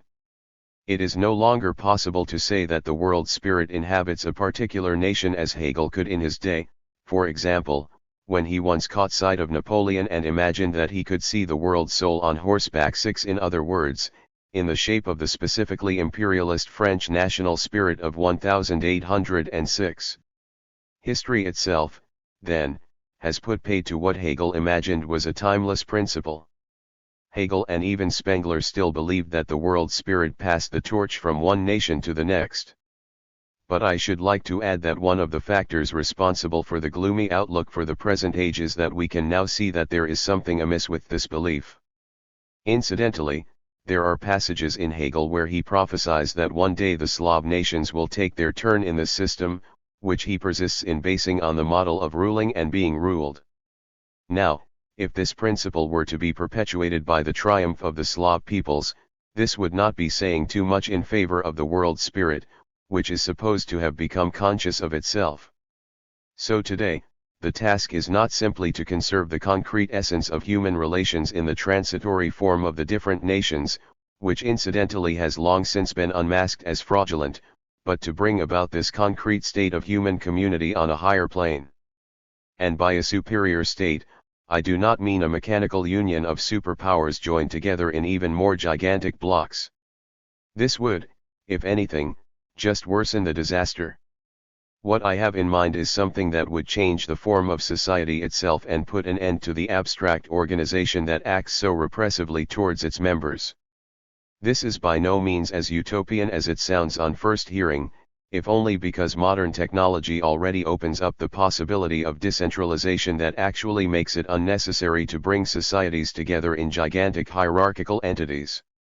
This means that the historical form of progressive rationalization has ceased to be the most rational way of doing things, and it survives only in the interests of the existing relations of production.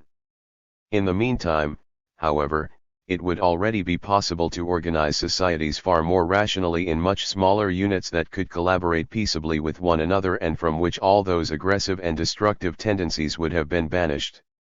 But, oddly enough, it is precisely the technical advances towards decentralization that have been neglected.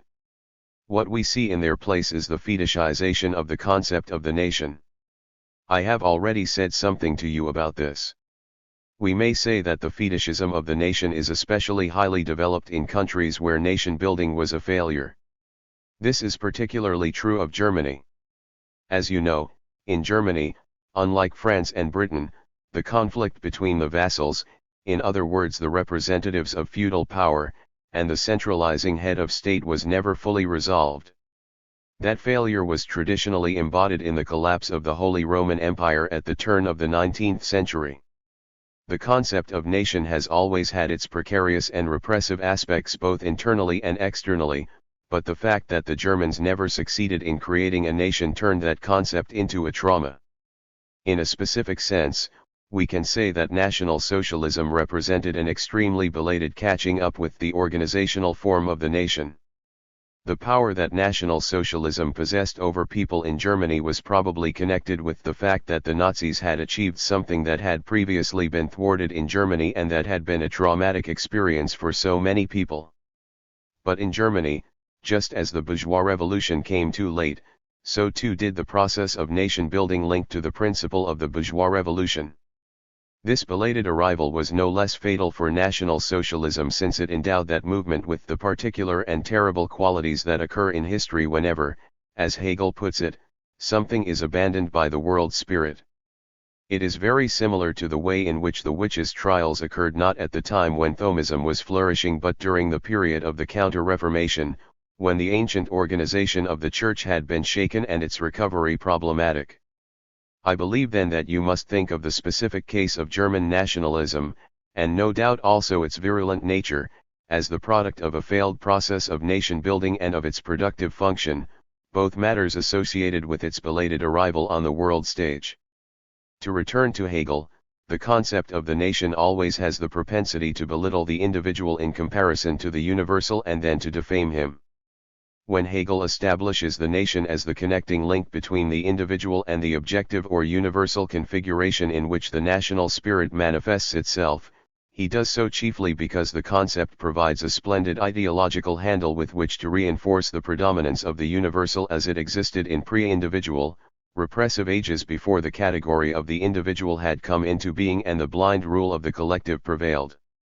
However, this concept of nation is no longer compatible with Hegel's own doctrine of progress in the consciousness of freedom, and even in Hegel's own day it already belonged in the realm of ideology. In this context we should remind ourselves of Hegel's famous eulogies of war in the Philosophy of Right. 7 These eulogies were heavily exploited by the National Socialists, and I believe they were the only Hegelian propositions that were popular under Hitler. Their lesson is that, while Hegel believed that in the state antagonisms were, if not eliminated, at least tamed, in his glorification of the concept of the nation, the elements of antagonism and repression did break through to the surface against his own intentions in his cult of war. The national spirits, the nations, are fundamentally inured to reason, and to that extent they are incompatible with Hegel's own doctrine of progress in the consciousness of freedom. They are anachronisms, unless we go so far as to sever all links between the spirit or the world spirit and actual human reason and individual reason, and to hypostasize them. When discussing Hegel in the course of these lectures, I have often praised him for emphasizing the logic of the whole, the not without cause, the necessary chain of reasoning, as opposed to merely subjective individual reasoning. I have suggested that there is something remarkably progressive and magnificent about this. And what is magnificent is his insight into the context of guilt or the web of delusion characteristic of society as a whole. 8. However, we must add that this complete separation of the concept of spirit as an objective reality from every form of subjective reason, in other words, the absolute hypostasization of the subjective logic of things as opposed to the sensuous actuality of the course of history as it is enacted by individual human beings, becomes in Hegel a means of justification, a way of justifying and finding excuses for things that are absolutely irrational and lacking in spirit. The tenor of what I have been saying up to now is that in Hegel the path of the world spirit seems to resemble nothing so much as a terrible entrapment, a kind of infernal machine.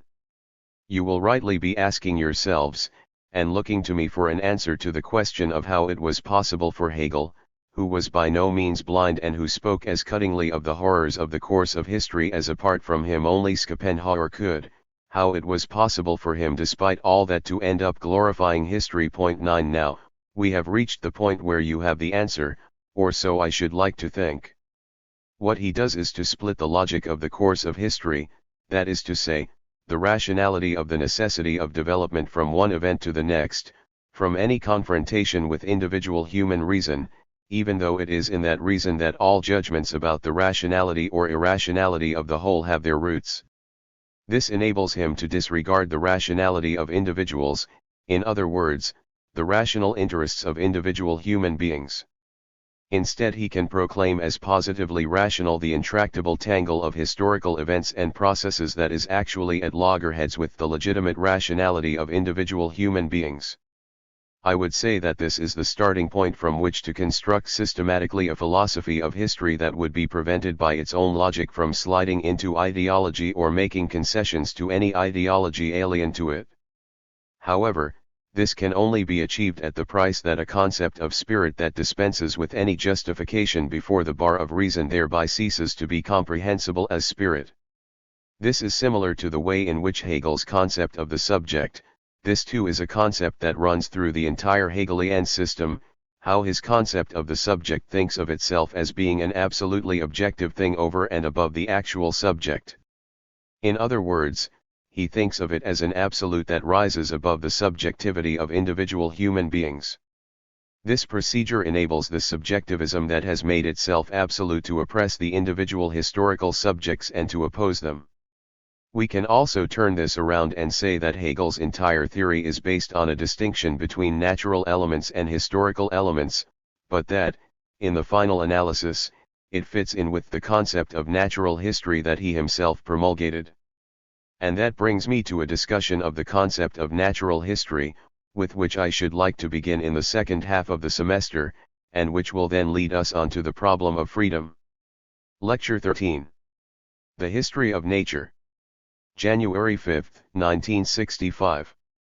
Adorno's notes for this lecture. Continue here after the vacation. May 1, 65. Fundamental statement about the relations between nature and history. Hitherto, history as natural history 1, proof, the primacy of statistics in Durkheim. Hegel himself speaks of natural history. But in his case, nature is essentially a basis, history is spirit.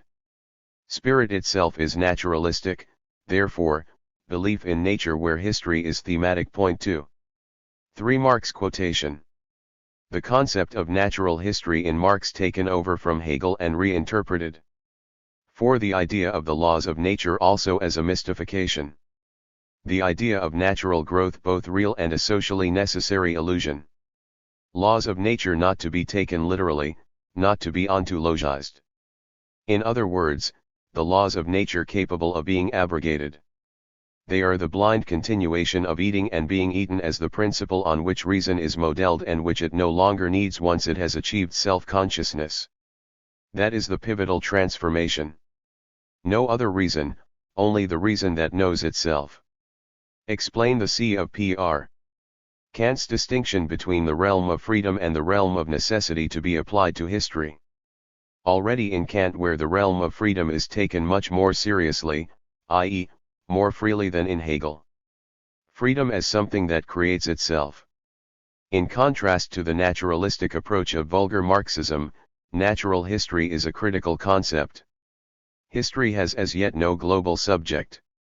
The identification of the proletariat with the latter is, however. Ironically, Marx was a social Darwinist. What the social Darwinist praises is what he regards as negativity. P 665 at the bottom, quotation from the Grundriss. Natural history means as much as the mythical character of history. See the Hegel quote 6 above. The cyclical as an archaic image of natural history. P 69 below, looking into the abyss, Hegel perceived, 7 then quotation, 70 above. Point 8. Read down to P 75.9. On 5.1. 1965 down to the top of P 70. Introduce the idea that the history of nature equals second nature. On the relations between nature and history. Not concerned with the problem of the historical sciences versus the natural sciences or history as opposed to external nature. The question of natural history is more specifically that of the inner composition of elements of nature and elements of history within history itself. The theme of nature and history seems to point to a contrast between two antithetical concepts. We shall see with what right and by how much. At issue, then, is the question of freedom or unfreedom in history. Hegel possesses the concept of natural history, but astonishingly he fails to redeem the promise implicit in the term nature. Nature makes an appearance only as the natural basis of history, that is to say, in the shape of the geographical conditions in which historical events are enacted, or else in the elements of physical anthropology which, ominously enough, come under the heading of race. In their execution, the dialectics of history and nature in Hegel fall short of their own ambitions. He does not advance beyond the creation of more or less separate spheres that are supposed to be transformed into one another. The internal mediation between these categories is neglected in favor of treating entire spheres en bloc. This introduces a pattern, a mechanism, that is hardly compatible with dialectics. Adorno is concerned with internal mediation, not with the foundation of history in nature. In other words, he wishes to define even the sphere of spirit in Hegel as nature, since spirit is regarded as the quintessence of an unconscious domination of nature.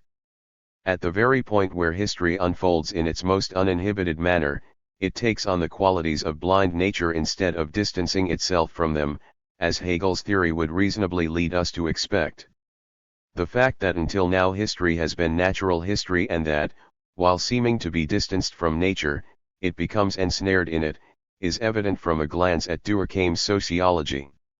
Durkheim is instructive because he combines a very specific construction of history and society with a highly emphatic claim about its naturalness. Durkheim's method was statistical. We may remind ourselves of Kierkegaard's mockery of suicide statistics that are in conflict with the autonomous individual of his theory. However, the theory of both men is absorbed by nominalism. The law of the greatest number is to be understood nominalistically, an average is extrapolated from the universe of observed cases. The law makes no claim to have any conceptual autonomy vis-a-vis the phenomena it represents. The law of the greatest number functions by defining objectivity as natural history in contrast to the independent individuals who rise above it subjectively. Marx makes a point of confronting Hegel on this issue, even though he agrees with him in claiming that objectivity asserts itself over heads of individuals and through their actions, and even when a society has got upon the right track for the discovery of the natural laws of its movement, or my standpoint, from which the evolution of the economic formation of society is viewed as a process of natural history, can less than any other make the individual responsible for relations whose creature he socially remains, however much he may subjectively raise himself above them. The idea of natural laws governing history, the idea that social entanglements are the natural outgrowth of history, goes together with the unfreedom of the individual. There is this to be said about the interpretation of Marx, in contrast to the prevailing belief that Marx had a positive view of the natural laws of society and that one needs only to obey them to obtain the possibility of the right kind of society. In contrast to this belief, Marx wishes to get beyond them into the kingdom of freedom, i.e., to escape from the notion of history as natural history. As Alfred Schmidt has shown, Marx is not concerned with Feuerbach's anthropological concept of nature. 10 On the contrary, he reinstated Hegel's dialectical idea of nature in explicit rebuttal of the young Hegelians. There is a contradiction here. On the one hand, Marx speaks with the scientist's passion of the inexorable laws of nature, in particular of the evolution of the laws of economics. At the same time, however, these laws are shown to be a mystification, an illusion. It is this twin-tracked attitude that provides the key to understanding Marxism as a critical theory, and not the thesis of the natural laws governing society that we need to understand if we are to gain a hold on them. It is that thesis that is the cause of the reification, the perversion, and sclerosis that we discover when people appeal to Marx today. When we see in a passage late on in Capital, the law of capitalist accumulation, metamorphosed by economists into a pretended law of nature, 11 The contradiction is what constitutes the dialectical medium. Accumulation does not refer to a man hoarding money, but to the situation in which the profit of an economic cycle is turned into capital once again, is reinvested in the new cycle. The organic nature of capitalist society is both an actuality and at the same time a socially necessary illusion. The illusion signifies that within this society laws can only be implemented as natural processes over people's heads, while their validity arises from the form of the relations of production within which production takes place. This should not be regarded ontologically as a doctrine of so-called human beings. In the kingdom of freedom these laws would cease to be valid. Kant's kingdom of freedom is confronted by the kingdom of necessity which dialectical materialism prolongs and dubs the kingdom of freedom. Just as individuals have not existed hitherto, so too there has been no global subject, the two are corollaries of one another. Hegel avoids the problem with the ruse, the cunning of reason, a global subject devoid of subjectivity. It is cunning because it is detached from all personality, it confronts human beings like an abstract calculus. In this way, the unconscious history of nature is continued. Through an irony, Marx in contrast was a social Darwinist. He has a critical view of natural history. The Grundrisse contains a passage, as much, then, as the whole of this movement appears as a social process, so much does the totality of the process appear as an objective interrelation, which arises spontaneously from nature. 12 The natural laws of society are ideology inasmuch as they are claimed to be immutable. They are actuality inasmuch as they are hunted down in capital as the phenomenology of non-mind. In the chapter on fetishism, Marx speaks of the theological niceties of the commodity form. 13 He thus mocks the false consciousness that acts as a mirror to the parties involved in the process of barter, reflecting back to them as characteristics of things what in reality is a social relation. Here, ideology tells the truth about society as it is, denouncing it as heteronymous. But by elevating the truth about the false society to the status of positive knowledge, i.e., by abstracting from that denunciation, it turns into ideology. If you take dialectics with the seriousness due to it, Ideology ceases just to perch on the substructure. The element of ideology is implicit in the exchange relation itself, abstracting from the specific circumstances between people and the commodities, an abstraction that is necessary in the process of exchange, gives rise to false consciousness. The essence of false consciousness is that it reflects mere postulates as qualities of the things themselves. Without this crucial factor, the monstrous mechanism of exchange could not survive. We are speaking here of a violence that is perennially intrinsic to ideology, because ideology is not an extraneous false consciousness but is something that sustains the entire mechanism. The idea that theory becomes a real force when it grips the masses proves to be valid not simply for the theory of the commodity, but all previously existing structures. Hegel had a flash of insight into this, but it is at any rate utterly essential that the constitution should not be regarded as something made, even if it does have an origin in time. On the contrary, it is quite simply that which has being in and for itself, and should therefore be regarded as divine and enduring, and as exalted above the sphere of all manufactured things. But his insight was blind, since he idolized as something existing in nature something that had been manufactured. Hegel fails to expose it as an illusion. What Marx adds as a philosopher is the consciousness of this illusion. Hegel presents as physe something that is these. He defines the constitution of the historical world as something belonging to the world of nature. State constitutions should not arise from the conscious act of individuals. Hegel's logic sets out to provide a radical dialectics, but without going so far as to overthrow the ideal of a prima philosophia. Hegel sympathizes with the idea of an immutable aspect of history whose totality is intact. Spirit and reconciliation transfigure the myth. Whatever is by nature contingent is subject to contingencies, and this fate is therefore itself a necessity. 14 Occidental nature myths already rehearsed what Hegel predicted of history. The cycle is an archaic image. Hegel's philosophy of history still appeals to an automatism over which history has no power. The world historical political drama is perceived as a second nature, but the first nature recurs in it. Criticism of Hegel is directed at the fact not that he perceived history as second nature, but that he would like to confirm its status as a zone of the spirit, and that he naively identifies as a positive feature of history the very aspect that is incompatible with the freedom that he also intends. Lecture 14. The History of Nature. January 7, 1965.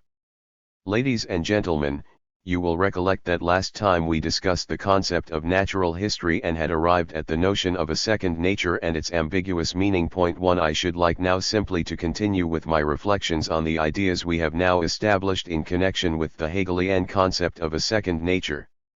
This, you will remember, was the spiritual that forms the substance and the definition of freedom. It is embodied in the legal system on which Hegel then confers the title of second nature. Point 2. To the best of my knowledge, this concept was taken up again for the first time, and in a very emphatic way, in George Lukács's theory of the novel. Taken as a set of reflections on art, as aesthetic meditations, this is a highly problematic book, but it retains its fundamental importance as one of the first attempts at an objectivist philosophy of history, instead of a merely subjectivist one. I should like to encourage all of you to read it now that it has been reprinted. 3. Even though the preface contains an attack on me. Point 4. However, I do not wish to address his criticisms because what Lukács says there has nothing in common with the quality of the work and, so I would like to believe, nothing in common with the quality of my own work. The concept of a second nature remains the negation of whatever might be thought of as a first nature. So it does not represent the recurrence of a nature that has been suppressed and is now being restored, but on the contrary it is the totality of whatever has been so completely trapped by social and rational mechanisms. The two cannot be distinguished, that nothing differing from it can manifest itself. And because there is nothing else outside it, it acquires the appearance of the natural, in other words, of what simply exists and is given. There is not even the possibility of something outside it becoming visible, something that is not caught up in the general inclusiveness. The exclusion of possibility which converts the second nature into the only reality is what also turns it into the substitute for possibility, and it is in this way that the semblance of the natural comes into being. Thus whatever is a these, that is, whatever is posited, albeit not produced by individuals, as Hegel and Marx taught, but brought about, as both recognized, by its impersonal context, usurps the insignia of everything that appears to the bourgeois consciousness to be nature and natural. You can picture this to yourselves quite easily by reflecting on the fact that in the unthinking language of everyday a man is thought to speak naturally if he speaks like everyone else, that is to say, if he is a man who conforms to general linguistic conventions.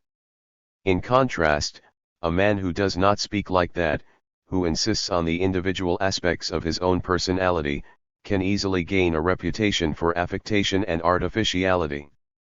I think that what people irresponsibly mean by a natural person is a prime example of this concept of second nature, and you can all see what is meant by it without my having to pursue this discussion any further. The more relentlessly the process of societalization spins its web around every aspect of immediate human and interpersonal relations, the more impossible it becomes to recollect the historical origins of that process and the more irresistible the external semblance of something natural. Nothing that is outside appears to me to be outside, there is even a sense in which it has ceased to be what is outside, thanks to the total mediation that transforms even the elements of nature into elements of this second nature. And so, to return to my argument, if you think of the role played by nature today, in the ordinary sense of nature in a landscape as contrasted with our urban, industrial civilization, you will realize that this nature is already something planned, cultivated, and organized. It is gradually turning into a nature reserve and, as the director of the Frankfurt Zoo has frequently pointed out, it is already becoming a problem literally to protect the natural space that wild animals need if they are to be able to move around freely. In this sense, then, and I intend this only by way of explanation, I am sure that you are all aware that, when I talk about a second nature, I am not referring literally to the nature of a nature reserve. In this sense, we can see that what seems to be outside us is in reality not outside at all, but something that has been captured. This semblance of the natural is a function of the gap between the history of mankind and primary nature. And by primary nature, I say this so that you should not pick me up on this and say, you see, even Adorno has forgotten about the dialectic here. By primary nature I mean in the first instance no more than the elements, the objective elements that the experiencing consciousness encounters without his experiencing them as things he has himself mediated. Semblance is the prophetic warning of an increasingly powerful spell. On this point I should like to read you a passage from Marx, from his early writings. In fact, from the German ideology, we know only a single science, the science of history. One can look at history from two sides and divide it into the history of nature and the history of men. The two sides are, however, inseparable. The history of nature and the history of men are dependent on each other so long as men exist. So here you have this insight into the reciprocal mediation of these two so-called spheres, but in contrast to Hegel, about whom I spoke in this connection last time, this mediation does not take place externally in the sense that history becomes a special realm built up on nature. But rather, as Marx suggests, the history of nature and the history of men mutually condition each other as long as men exist. But if you will allow me to extract a further conclusion from this, and teasing out the implications of this reciprocal mediation of nature and history constitutes the substance of the philosophy of the young Marx, I should like to add that of course there can no longer be any point in talking about an insulated sphere of nature as the absolute realm of being or as existence as opposed to history. Marx is in no doubt that, if we are to speak of priorities here, then precedence is to be given to society, to the historical sphere. But there too we should not let ourselves be tempted to ontologize.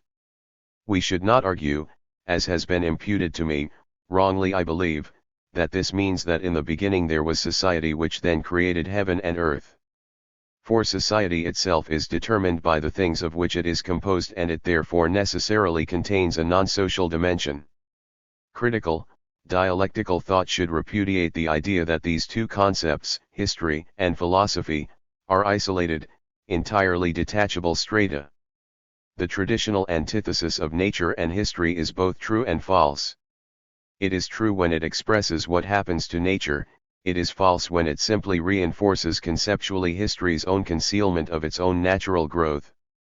The distinction between nature and history is an unthinking expression of the division of labor that has directly projected the inevitable differences between scientific methods onto the objects of their study. The ahistorical concept of history that is cultivated in the resurrected metaphysics of Martin Heidegger, above all in what it has called historicity, would serve to demonstrate the complicity of ontological thought with naturalistic thought from which the former had so eagerly sought to distance itself. If history becomes the basic ontological structure of existence, or indeed a kind of qualitas occulta, a hidden quality of existence that is supposed to be essentially historical simply because of its temporal horizon, then history will be mutation as immutability and thus the imitation of a natural religion from which there is no escape. For there too there is eternal change which constantly repeats itself and thus congeals into a constant factor. Thus to locate the concept of history in existence amounts paradoxically to an ontological inflation that does away with the concept of history by a sort of conjuring trick. Something similar happened in ancient times in the case of Hegel's favorite Heraclitus.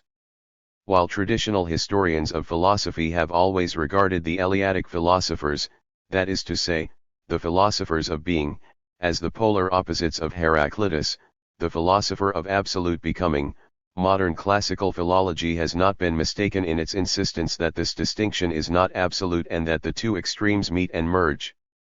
This ontologization of history makes it possible to transpose determinate historical processes at will into constant factors. The effect of this is to give a philosophical cachet to the vulgar notion that historical conditions, which once upon a time were thought to be the expression of God's will, are now to be regarded as natural. This is one of the ways in which existing reality can be justified as essential. The ontologists' claim that we have now moved beyond the divergence of nature and history does not hold water. The historicity abstracted from actual historical processes passes unscathed the thorn that bears the true guilt for the antithesis of nature and history, which itself ought not to be ontologized. In this respect, too, the new ontology is a crypto-idealism. It relates the non-identical to identity, and, by postulating the concept of historicity as the agent of history, it does away with everything that resists the process of identification by an all-dominant consciousness. 7 We might point out, however, that ontology is driven to ideology, to reconciliation in the mind, because no reconciliation was achieved in reality. Historical contingency and the concept are at odds with each other, all the more inexorably, the more they are intertwined. We might speak in this context of contingency, chance as the historical fate of the individual, a fate that is meaningless because the historical process itself has no global subject and therefore presents itself as contingent and meaningless in this highest sense in which meaning stands opposed to the contingent. What nature actually is not just obscured by the totality of what is what is posited, but the question of nature as the absolute first, immediate thing, as opposed to its mediations, represents the object of its search in the hierarchical form of an analytical proposition whose premises control everything that follows from them, but they do so according to the pattern established by what has been postulated. Thus what exists from the outset becomes a function of what is posited, and, in particular, the semblance of something that exists in itself, that is natural, non-posited, an absolute first thing, turns out to be a function of the act of positing, thanks to which this non-posited thing is unmasked as its opposite, as something that has been made. Through a sleight of hand, whatever is is converted by history, which gave it birth, into physis, into nature, and in fact into second nature. Once the distinction has been postulated, it can be made more fluid by reflection, but cannot be ignored. Without reflection, admittedly, the distinction would render harmless the quintessence of the contents of the historical process, demoting it to the status of mere ornament, and on the other hand it would enthrone as essence whatever has not yet come into existence. Accordingly, mind would see all nature, and whatever claims to be nature, installed as history, and all history as nature. That then is the program, if I may call it that, that philosophy would have to postulate for the relation of nature to history. If I may repeat myself here, because I believe that this program is constitutive for all attempts to interpret the philosophy of history, or indeed philosophy in general, I think that the attempt should be made to behold all nature, and whatever regards itself as nature, as history. Hegel would call it something that has become, or has been mediated. Conversely, however, everything historical has to be regarded as nature because thanks to its own violent origins it remains under the spell of blind nature, from which it struggles to dissociate itself. I may perhaps here cite a passage from a lecture that I gave here to the Kant Society. 8 This was over 30 years ago, in 1932, but in its broad outlines it has retained its validity. The task of philosophy should be to comprehend historical existence in its extreme historical determinacy, at the point where it is at its most historical, as itself a natural form of existence, or to conceive of nature as historical existence precisely where it is at its most natural. End of quotation. The point at which nature and history meet is in the fact of transience. Walter Benjamin acknowledged the truth of this in a prominent place in The Origin of German Tragic Drama, and in general this book goes far beyond the sphere of purely aesthetic questions. In this sense it belongs in the same tradition as Lukács's book on the theory of the novel, which I mentioned to you earlier on. Through the medium of aesthetics questions concerning the philosophy of history and even metaphysics become legible. It would be worth dwelling on these matters, and perhaps I shall at some point find time to explore the fact that for a whole series of thinkers the experience of art has become a sort of key to other branches of philosophy. This is something I am very conscious of. We are not speaking here of a naive attempt to aestheticize philosophy, as Helmut Kuhn once accused me of doing. 10 What is at issue, rather, is a particular relation to the experience of structures that purport to be meaningful and that provide a model both of meaning that can be explored and of the crisis of meaning. In this context, for those of you who are interested in this aspect of things, I would refer you to passages that I inserted into the jargon of authenticity in the course of my attack on Martin Heidegger. 11 These were passages warning against the devaluation of so-called cultural philosophy and about the relationship between philosophy and so-called cultural philosophy. At any rate, to come back to Benjamin, here is the sentence that seems to me to provide a key not just to the origin of German tragic drama, but to this entire philosophy. The poets of the Baroque age had a vision of nature as eternal transience, and here alone did the Saturnine vision of this generation recognize history. 12 Not only their vision, however, for even today the history of nature still remains the canon for the interpretation of the philosophy of history. I quote Benjamin once more, a few pages earlier in the same book, when, as is the case in the Trauerspiel, history becomes part of the setting, it does so as script. The word history stands written on the countenance of nature in the characters of transience. 13 Here too would be the place to consider such matters as the decoding of one of the primeval allegories, that of the death's head, but perhaps I shall be able to say something to you about that at some point in the future. 14 But I would also remind you of the most ancient instance of an allegorical and hermeneutic writing from the theological tradition of monotheism, namely the menetical. Parson. 15 Benjamin goes on to say that the allegorical physiognomy of the nature history which is put on stage in the Trauerspiel is present in reality in the form of the ruin. 16 You can see how, in such motifs as the ruin mentioned here or the death's head or the writing on the wall, the transition to concreteness is adumbrated, that I think of as something that philosophy must implement in all seriousness. It differs from the usual philosophizing about the concrete in that the concrete references here are apprehended allegorically in their specific meaning, instead of serving as examples or paradigms for more general concepts whose validity they are supposed to demonstrate. This is how the concrete appears in an older generation of philosophers such as Simmel. 17 I believe that this is the truly pivotal turn to a relevant philosophy, but one which has not yet been taken by philosophical theory or, better perhaps, by epistemological theory to the requisite degree. However, it is one which my own modest efforts are striving to promote. What you will discover in this program, and this is connected with that special notion of concreteness, is the transmutation of metaphysics into history. It secularizes metaphysics into the ultimate category of secularity, that of decay. Philosophy interprets its code at the micro level, in the shards that result from decay and that are the bearers of objective meanings. No recollection of transcendence is possible any longer unless it passes through transience in the spirit of the heretical speculation that makes the life of the absolute as dependent upon the finite, as the finite is dependent upon that of the absolute. Those of you who know their Hegel will be aware of his thesis that the absolute and infinite are arrived at by passing through the dialectic of the finite. Thus Hegel himself is not as remote from this half-mystical, half-heretical speculation as the official tenor of his philosophy might suggest. We may have greater hope of finding metaphysics in the realm of the finite, if for once I may speak plainly and even bluntly, than in the abstract sphere of eternity, with its vain efforts to shuffle off the coils of transience.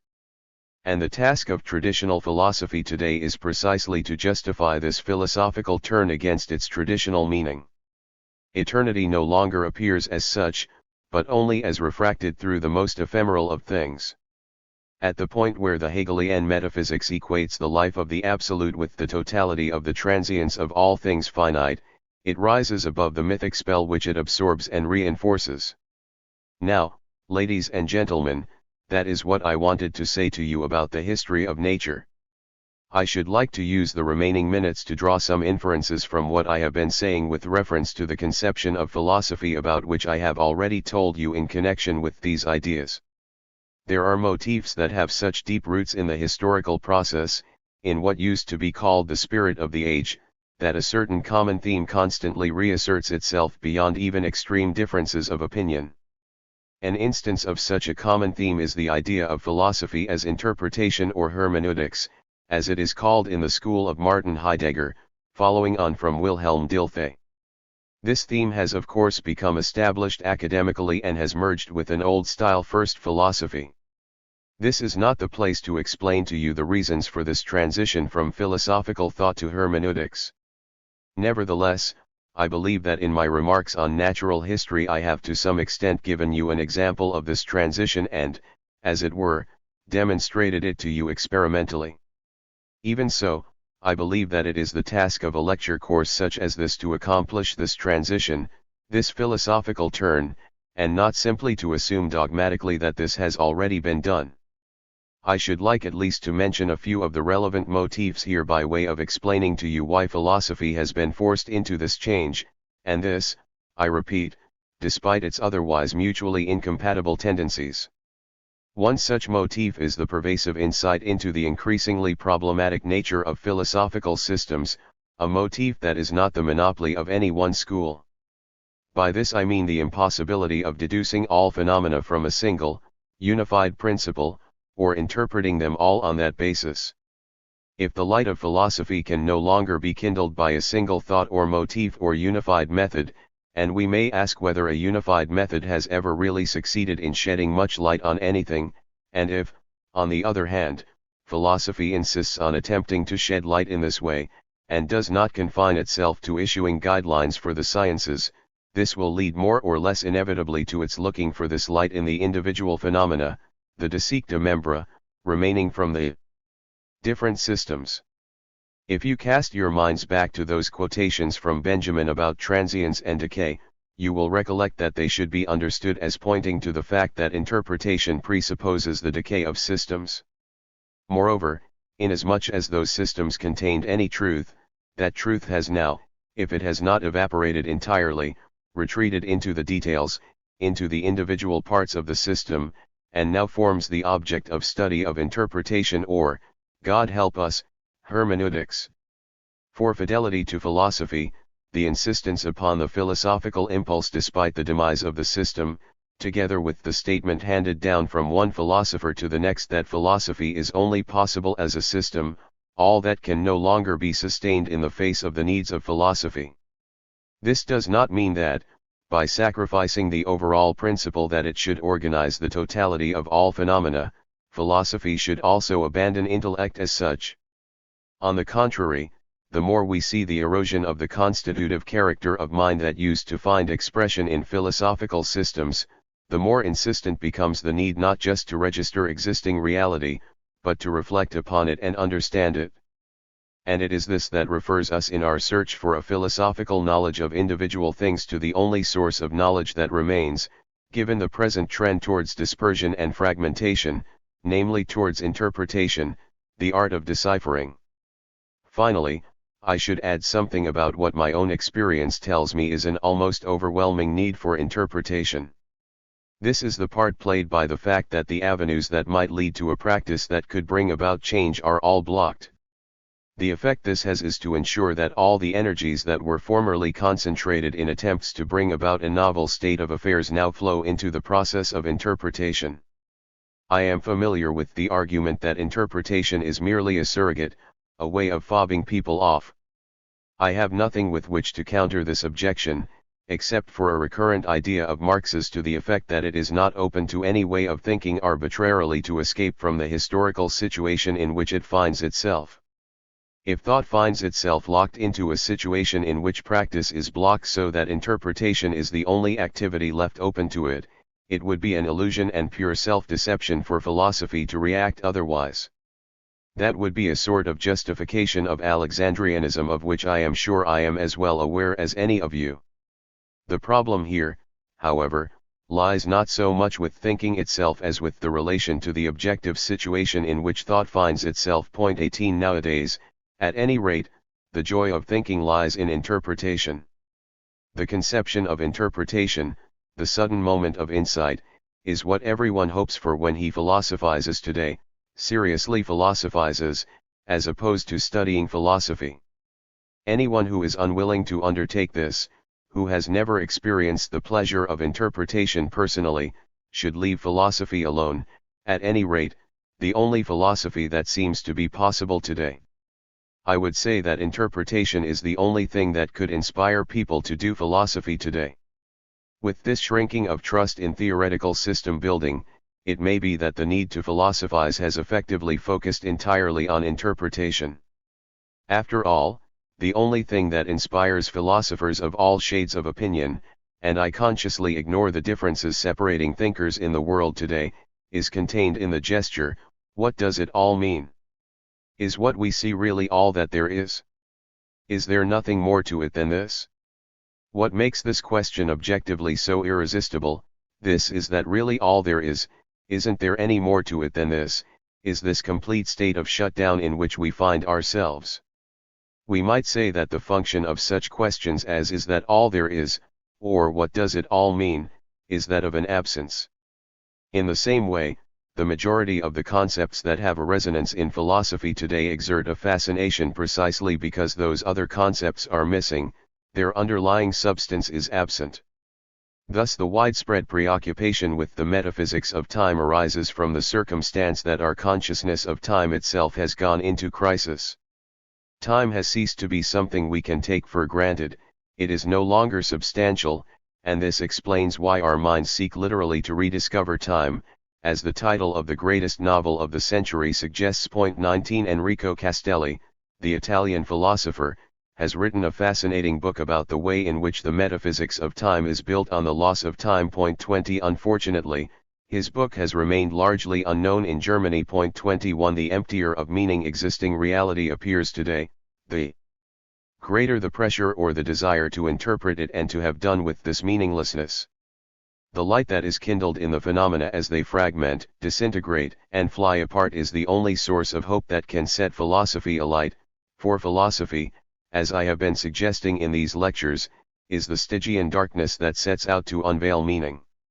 It would be much more important to explain this idea than to obey the impulse to deduce or to take philosophical possession of the totality. All that has now ceased to be philosophy, instead we have the immersion in the individual detail, that unreserved immersion in the individual, specific detail that Hegel called for but that he also repudiated in his actual intellectual practice. Heidegger comes very close to the idea of interpretation, but it is corrupted, so it appears to me, because it is committed to the distinction between the ontic and the ontological, while the ontological structure turns out to be something other than what we might truly think of as meaning.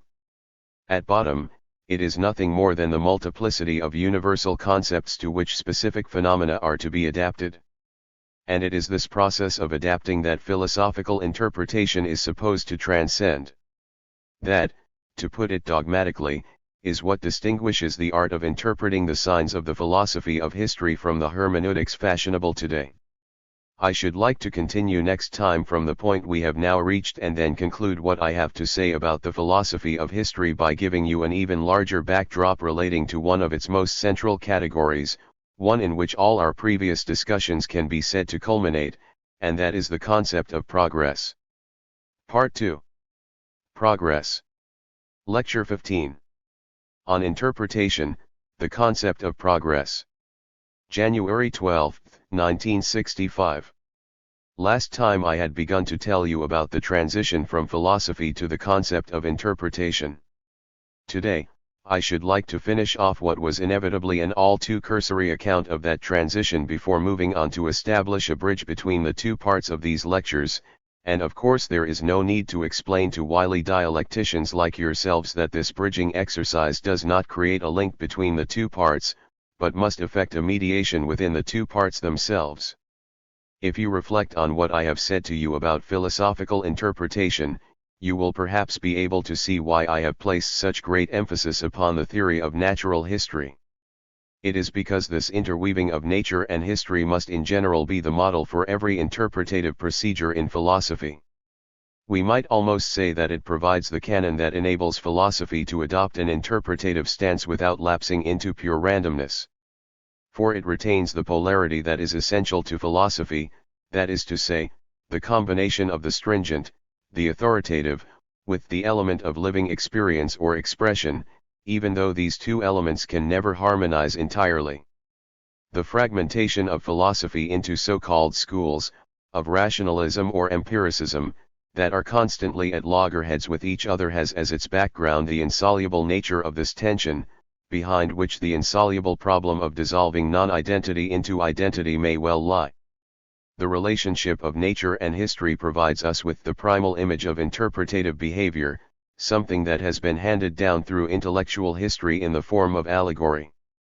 It is hardly a coincidence that the first philosophy to have emphasized the concept of interpretation and to have developed it as a methodological principle on a large scale was that of the Middle and later Schelling, who himself made extensive reference to allegory, a concept that has since fallen into disfavor in aesthetics. 1 Beneath this gaze, the profound gaze of allegory, which is perhaps the model for the philosophical gaze as such, because the attitude of melancholic contemplation may well be the attitude on which philosophical inquiry has been founded, nature stands revealed.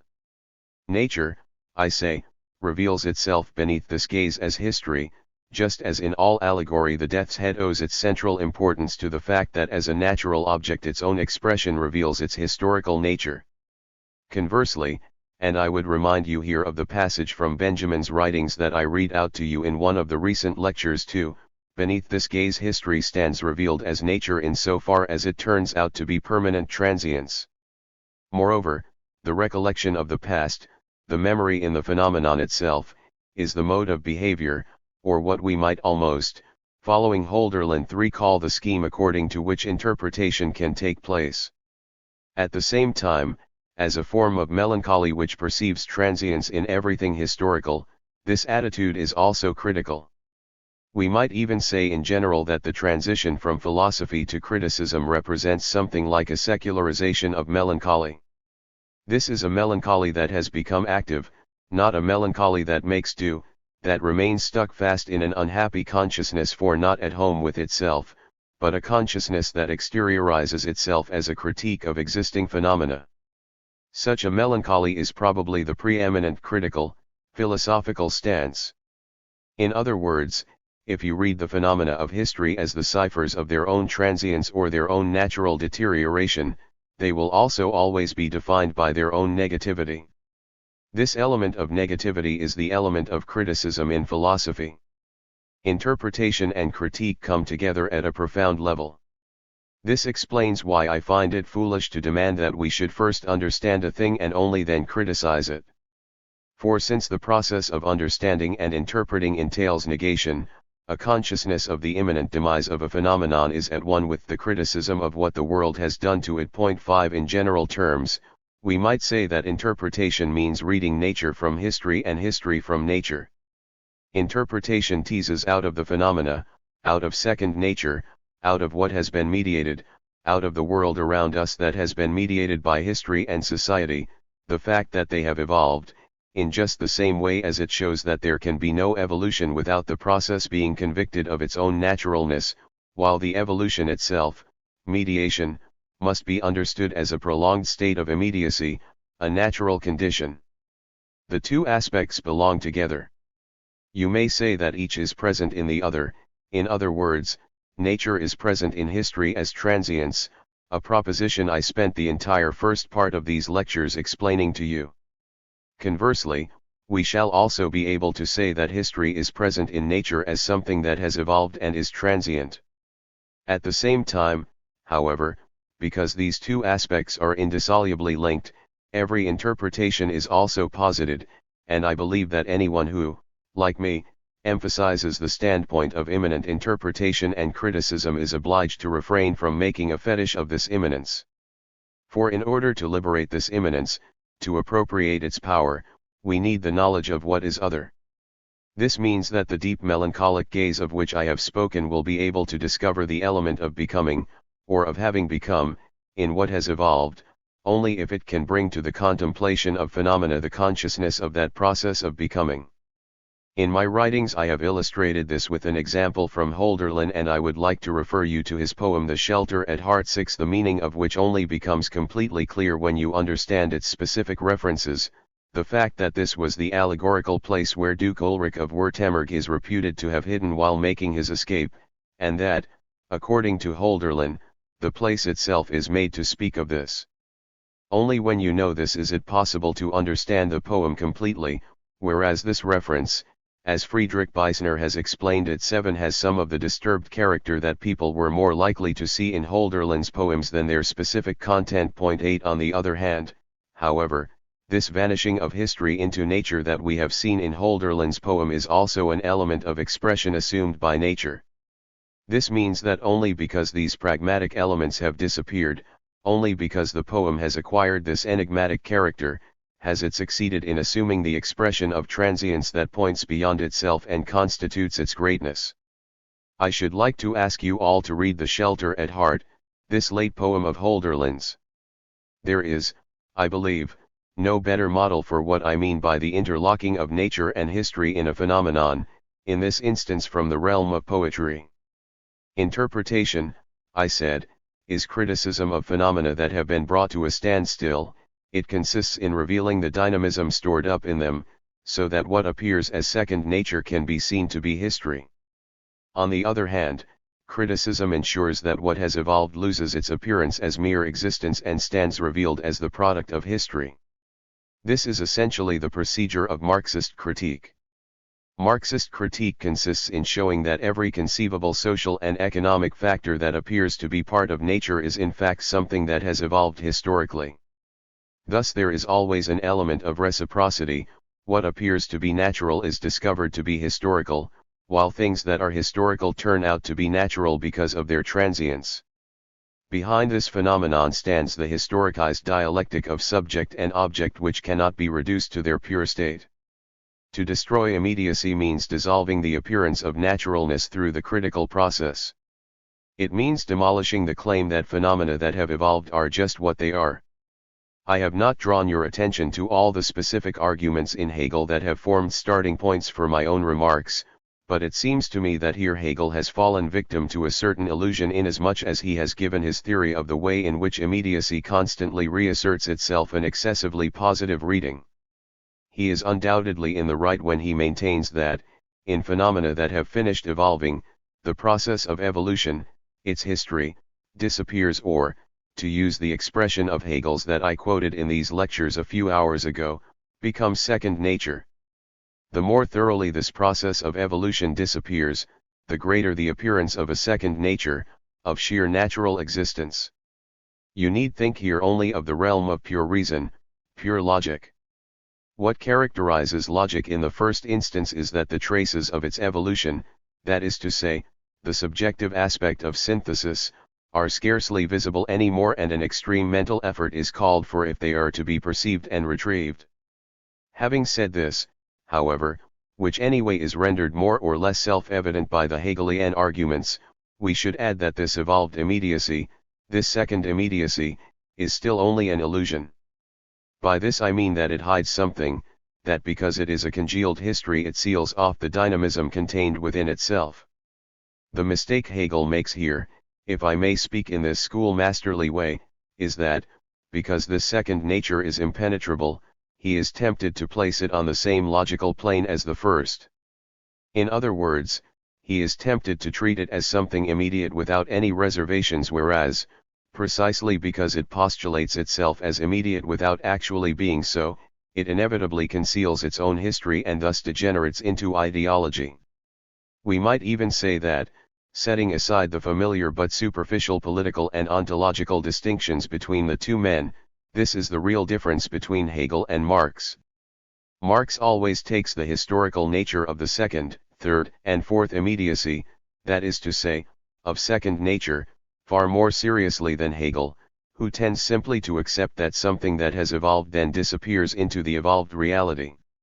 So that for Hegel all this means is that, with the demonstration of mediation, immediacy ends up at every stage as no more than a piece of subjectivity, as an instance of mind, as something postulated by mind.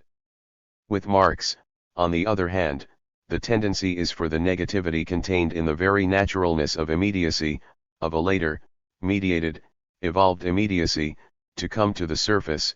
He assigns to the reflective mind the task of dispelling this illusion of naturalness and, in contrast, of uncovering the true reality in the hidden laws of motion, in what lies concealed, what does not lie on the surface, while the facade shrivels into mere illusion. If it does not sound too pompous, we might say that this is a kind of metaphysical and dialectical interpretation of the relationship between dialectic and ideological critique. Besides, it is not by chance that the sphere of art should be the sphere in which something that is most perfectly these, that is to say, something that has become or has been made, presents itself as phys, i.e., as natural. Nor need we be astonished that the sphere of art, which is remarkable for the fact that in it objects that have been created should present themselves as purely immediate, as being, should have declared itself to be the realm of semblance, illusion, while actuality, where we find the same encapsulation of the production process as in art, fails to acknowledge its own status as semblance. Indeed, if I may be allowed to exaggerate the position, it is in a sense far more illusory than art, since art turns the relationship between appearance and reality into a focus of attention and gives it expression. Ladies and gentlemen, I have spoken of the joys of interpretation. Now that I am coming to an end of my discussion of this topic, let me say another few words about this. Perhaps what I have said about the joys of interpretation will by now have become a little clearer to you. These joys consist in refusing to be blinded by the semblance of immediacy, and instead in uncovering the process by which the work became what it is so that we may transcend that semblance. At the same time, they refer to the power of the mind to retain its self-control in the face of the sorrow that is aroused by the contemplation of the past. Kant had noted, in one of the profoundest passages in the Aesthetics of the Sublime, that what a common or garden aesthetics customarily thinks of as aesthetic pleasure is in reality a state in which the mind remains in control of itself in the face of the overwhelming power of nature, in the face of total transience. 9 Thus the joy of philosophy, and philosophy should not deny this pleasure, but shed light on it and make it its own, is connected with the activity of interpretation. In fact, we are capable of experiencing this pleasure only in so far as we are capable of this act of interpreting. When it comes down to it, the source of this pleasure lies in the fact that the phenomena, and I mean the phenomena in their most concrete form, the form in which they have all the colorfulness that children desire, that children focus upon, for all happiness comes from our childhood, our pleasure derives from the fact that the phenomena always mean something different from what they simply are. Thus interpretation leads us to break through their surface existence. The deepest promise interpretation makes to the mind is perhaps the assurance it gives that what exists is not the ultimate reality, or perhaps we should say, what exists is not just what it claims to be. We might say, then, that the negativity of natural history, which always discovers what phenomena used to be, what they have become and, at the same time, what they might have been, retains the possible life of phenomena as opposed to their actual existence. In this sense, the interpretative stance in philosophy is the prototype of a utopian stance towards thought. And philosophies that remain true to this utopian motif have always had a soft spot for interpretation. Interpretation in fact means to become conscious of the traces of what points beyond mere existence, by dint of criticism, that is to say, by virtue of an insight into transience, and into the shortcomings and fallibility of mere existence. Ladies and gentlemen, this is really all I propose to say to you about the relationship between the philosophy of history and interpretation. I should now like to conclude this part of the lecture course by discussing a category that both encapsulates the entire problem of the philosophy of history and also forges a link between it and the theory of freedom. The concept I have in mind is that of progress. I should just like to remind you that Hegel had described history as progress in the consciousness of freedom, and that in Kant's philosophy of history progress had served as the mediating link between the spheres of necessity and freedom in the sense that the natural antagonism between human beings, the fact that homo homini lupus, man is a wolf to other men, compels people to throw off the mechanism of compulsion and to establish something that might be called a realm of freedom. 11 But instead of attempting to provide a theoretical underpinning of these ideas on the philosophy of history that I have tried to explain to you, or to synthesize them with the theory of freedom, I would prefer to say something about progress, by way of a conclusion and so as to give you a somewhat concise idea of this view of history.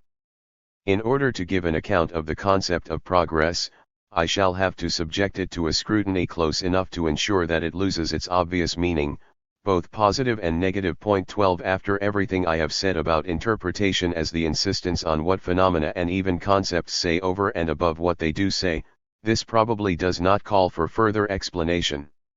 We must therefore put the concept of progress under the microscope, as it were, so as to strip it of its semblance of naturalness, its semblance of being a second nature. But examining it in close-up makes a proper assessment difficult. More even than other concepts, that of progress evaporates as soon as you begin to specify what actually progresses and what doesn't. The more you insist on knowing this, the less remains of the concept. I should like to take advantage of this for a philosophical or conceptual digression. The fact is that the function of nominalism has undergone a far-reaching change. This has to be said if we are to make a meaningful criticism of nominalism. Nominalism is tied to the tradition of Enlightenment, and the history of Enlightenment since the Middle Ages is identical with nominalism. That is to say, it is denied that concepts have a natural existence, and this means that they are to be treated as no more than the summation of particular characteristics. In consequence, there has been a growing demand that concepts should be able to give proof of their identity. We must be able to say what a concept means and how it is to be used. I hope that you will all have long since abandoned the vulgar practice you will constantly come across in naive discussions of saying, well, if you want to talk about progress or freedom, you will have to begin by defining what you mean by them. This habit is an extreme distortion of a venerable Enlightenment motif, and I hope that I have managed to put you off it. It is a distortion because nowadays this nominalist insistence on defining your terms has long since ceased to serve the purpose of stripping concepts of their magic aura, their character as shibboleths.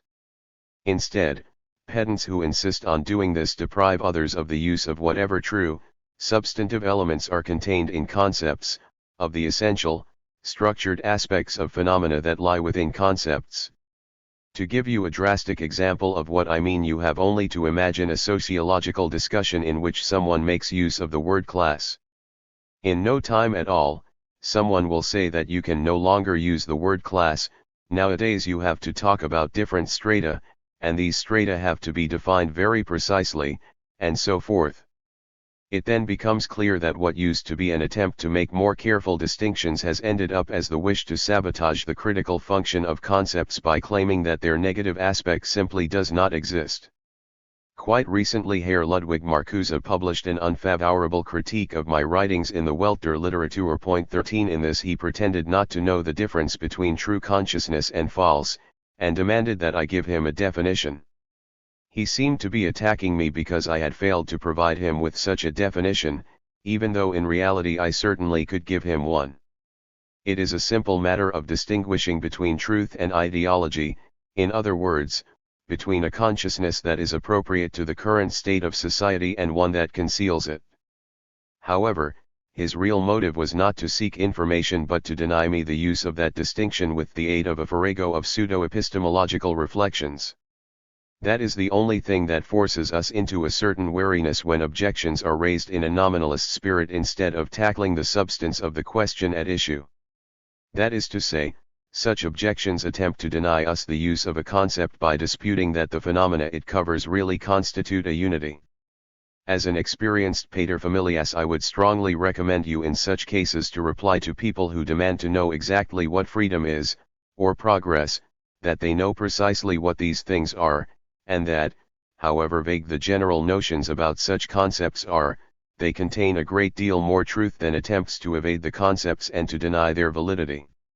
The best remedy when confronted with such questions, my homemade medicine chest, so to speak, when someone asks what freedom is to tell him that he needs only to think of any flagrant attack on freedom.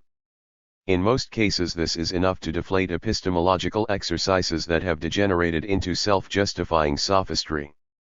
In the first instance, I am content to be able to say of freedom, by this I mean political freedom, not the free will, that being free means that, if someone rings the bell at 6:30 a.m., I have no reason to think that the Gestapo or the GPU or the agents of comparable institutions are at the door and can take me off with them without my being able to invoke the right of habeas corpus. 14. I believe that this is in general the way to deal with objections of this sort. The concept of progress is particularly prone to such acts of sabotage. It dissolves more readily than others as soon as we have to specify what it actually means, what progresses and what does not. Let me say right away that, in the case of progress, this has its justification. In other words, there are things that progress and others that do not. I would like to apply this to our reflections on the history of philosophy. In particular, the course of history as a whole thinks of itself as progressive in many respects, and actually is so. Nevertheless, as I believe I have shown, in its natural course it remains constantly the same. The question, therefore, of what is progress and what is not goes to the heart of our reflections about the concept. But whoever wishes to define the concept more precisely risks destroying the very thing he aims at. The subaltern cunning that refuses to speak of progress before we can distinguish between progress in what, of what, and in relation to what, displaces the unity of different elements that constantly modify each other in the concept. This cunning reduces that unity to a mere juxtaposition that is supposed to separate them out from one another in a purifying process of sharp definition. A self-opinionated epistemology that insists on precision where it is not possible to iron out ambiguities, sabotages our understanding and helps to perpetuate the bad by zealously prohibiting reflection upon whether progress is taking place or not, a question to which all those caught up in an age of both utopian and destructive possibilities would dearly like an answer. Like every philosophical term, progress has its ambiguities, but, as in every term, these ambiguities testify to a common element. What we should think of progress in the here and now is something we know vaguely, but also quite accurately. I am no friend of Brecht's injunction, one that he often put forward in my conversations with him, that what was wanted was simplification. On the contrary, I believe that it is not for nothing that the term simplification is associated with Jacob Burckhardt's mot about the terrible simplificators. 15 And I believe that whoever wishes to resist totalitarian habits of thought must resist the temptation to simplify. But there are quite definite concepts where you cannot get by without a certain measure of simplification if you want to avoid the pitfalls of ideology. It is necessary to employ these concepts with the same simplicity and brutality as the reality to which they refer. We must differentiate as much as we can, but where the bestiality and the primitive nature of reality speak, we should take care not to lend them a helping hand by indulging in an excess of differentiation. I can still remember the early days of fascism in Germany when a sociologist 16 who later became very famous sought to persuade me of all sorts of distinctions between fascism and National Socialism. I won't even say that these distinctions were wholly lacking in validity, particularly since the two phenomena arose in different societies at different times. But ultimately these distinctions were superseded by the actions of Hitler and Mussolini and exposed for what they really are, namely, an evasive maneuver. Similarly, today, one of the core stratagems of ideology when you offer a trenchant critique of something is for people to reply, yes, but things are not really like that, you must take this and that factor into consideration, and they end up wriggling out of it. It is my view that, instead of always trying to cut off every individual head of the hydra, we should pay heed to the general principle at work. That is what I mean when I speak of the common factor in the ambiguities of the concept of progress. Lecture 16.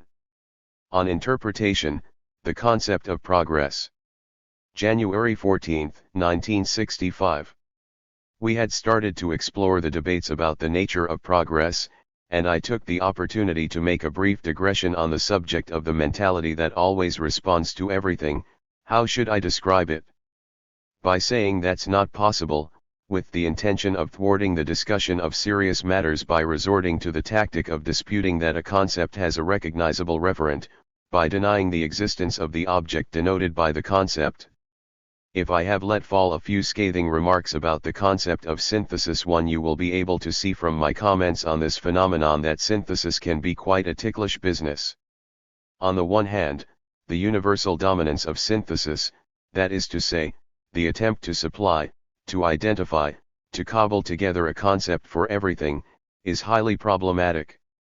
On the other hand, if you attempt to deny a concept any substantive meaning and endeavor to reduce it simply to what it happens to cover, then this will no more lead to knowledge than will the practice of dissolving everything that exists into pure identity with its own concept, to the point where in the last analysis the concept contains no more than itself.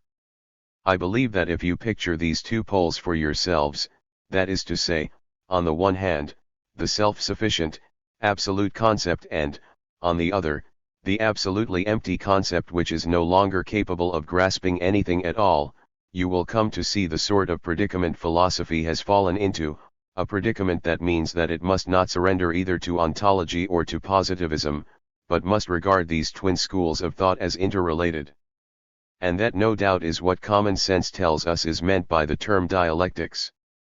I would say that if we apply the term progress all too pedantically, that is to say, if we look too closely at the word, we will find ourselves cheated of what it promises, namely, of its answer to our doubts and hopes about whether things will ever improve and whether human beings will ever be able to breathe a sigh of relief. Point 2. I believe that you should start by taking progress to mean this very simple thing, that it would be better if people had no cause to fear. 3. If there were no impending catastrophe on the horizon, if you do this, it will not provide a timeless, absolute definition of progress, but it will give the idea a concrete form.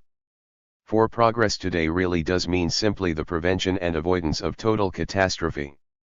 And I would say that, if only it can be prevented and avoided, that would in fact be progress. If only for this reason we cannot say with any precision what we should understand by progress, it is because an aspect of the present crisis is that everyone feels what I have just tried to explain to you while the words that would break the spell are missing. In other words, we can find nothing in reality that might help to redeem the promise inherent in the word progress.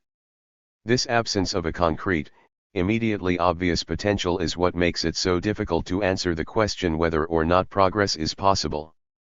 The only reflections about progress that have any truth are those that both immerse themselves in the idea and yet maintain a distance from it, standing back from the paralyzing facts and specialized meanings that prevent us from understanding what actually is intended.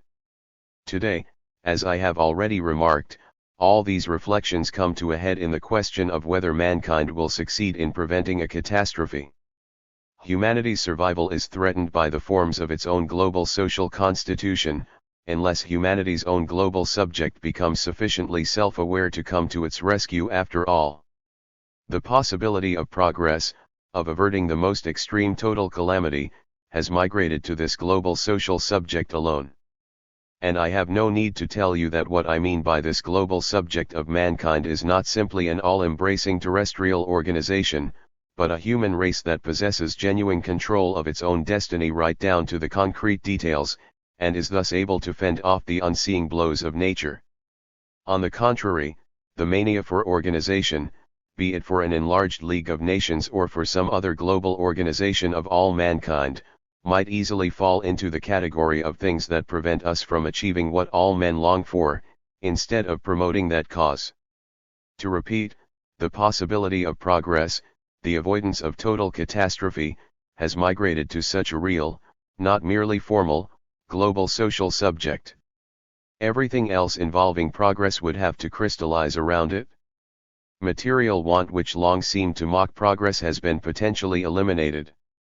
Thanks to the current state of the technical forces of production, no one should need to suffer privation any longer.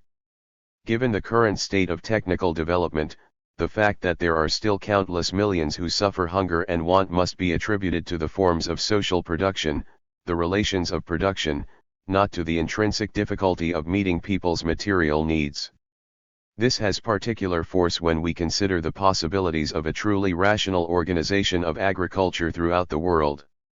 Whether there will be further want and oppression, the two things are identical. Humanity must and will, certainly will, continue to be oppressed until the question of material needs has been resolved, will be decided solely by the avoidance of a calamity through the rational organization of society as a whole in a manner befitting humanity. Kant's sketch of a theory of progress too was anchored in what he called the idea of man. 4 I quote from his idea for a universal history with a cosmopolitan purpose. The highest purpose of nature, i.e. the development of all natural capacities, can be fulfilled for mankind only in society, and nature intends that man should accomplish this, and indeed all his appointed ends, by his own efforts. This purpose can be fulfilled only in a society which has not only the greatest freedom, and therefore a continual antagonism among its members, but also the most precise specification and preservation of the limits of this freedom in order that it can coexist with the freedom of others.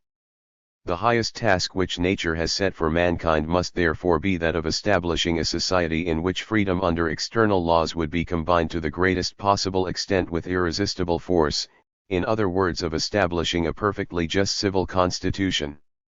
For only through the solution and fulfillment of this task can nature accomplish its other intentions with our species. 5. Thus the concept of progress is linked to that of a fulfilled humanity, and it is not to be had for less. I would draw your attention in passing to a problem that arises here, namely, Kant's use of the term nature.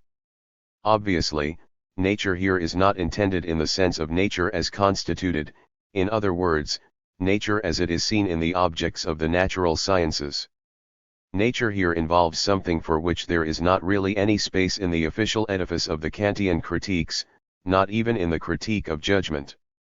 What I have in mind is a teleological idea of man whose disposition is such that what he really is something that he has first to become. This concept of human nature is neither a basic anthropological given in Kant, nor is it identical with the constitutum nature of man, as a thing among things, but it is a concept that must soon be energetically worked out. But all of this is simply by way of elucidating the direct impact of Rousseau on this question. The concept of history which has space for progress is emphatic. It is the universal or cosmopolitan concept that appears in Kant, not a concept concerned with particular life spheres. The dependence of progress on totality, the fact that progress exists only if mankind as a whole can be said to progress, and not if it represents progress in particular spheres of life, turns against progress itself in so far as it concerns humanity itself. An awareness of this animates Benjamin's polemic against the coupling of progress and humanity in his theses on the concept of history, perhaps the weightiest criticism of the idea of progress held by those who in crude political terms may be included among the progressives. For those of you who have taken a particular interest in Benjamin's philosophy, I should say in general that, from a relatively early stage, one of its underlying motifs was Benjamin's attempt to differentiate himself from Kant. Benjamin had been deeply impressed by Kant, and it is clear that he is striving to distance himself from a thinker who impressed him and appeared very powerful, but was also, I should like to add, something of a threat. Benjamin does not make this act of separation explicit or articulate it in philosophical terms, but it is one of the themes underlying his thought that we must be aware of if we are to understand him. Almost all his writings, at least his mature writings, are influenced by the fact not that he disputes the crucial Kantian concepts, but that he passes them over in silence, that he fails to mention them explicitly. The passage from Benjamin I have in mind is as follows: progress as pictured in the minds of the Social Democrats was, first of all, progress of humankind itself. 6. In order to understand this passage properly, you must be aware of the context in which it was written. It goes without saying that he does not believe that progress is to be sought in advances in human skills and knowledge, rather than in humanity itself. But what he ascribes to politically reformist attitudes is in fact the view that they, namely, superficial, middle-of-the-road thinkers, have equated this particular progress in skills and knowledge, in other words, progress in technology in the broadest sense, or, as Horkheimer and I have called it, progress in the domination of nature. 7. With progress itself. Whereas the truth is that particular advances in the techniques of domination contain the potential for the very opposite of the progress that I set out to describe at the beginning of this lecture. Just as mankind telcal does not progress in line with the advertising slogan of better and better that Benjamin criticizes in the increasingly superficial propaganda of the workers' movement of the period between 1870 and Hitler, so too there can be no idea of progress without the idea of humanity. In Benjamin, progress derives its legitimation from the theory that the idea of the happiness of unborn generations, without which we cannot speak of progress, inevitably includes the idea of redemption. 8. He thus confirms that the idea of progress is inseparable from the survival of the species. No progress may be supposed that implies that humanity already existed and could therefore be assumed to continue to progress. Rather, progress would be the establishment of humanity in the first place, the prospect of which opens up in the face of its extinction. It follows, as Benjamin continues, that the concept of universal history, which we have discussed at some length, cannot be salvaged. 9. That idea was plausible only as long as we could believe in the illusion of an already existing humanity, coherent in itself and moving upwards in a unified manner.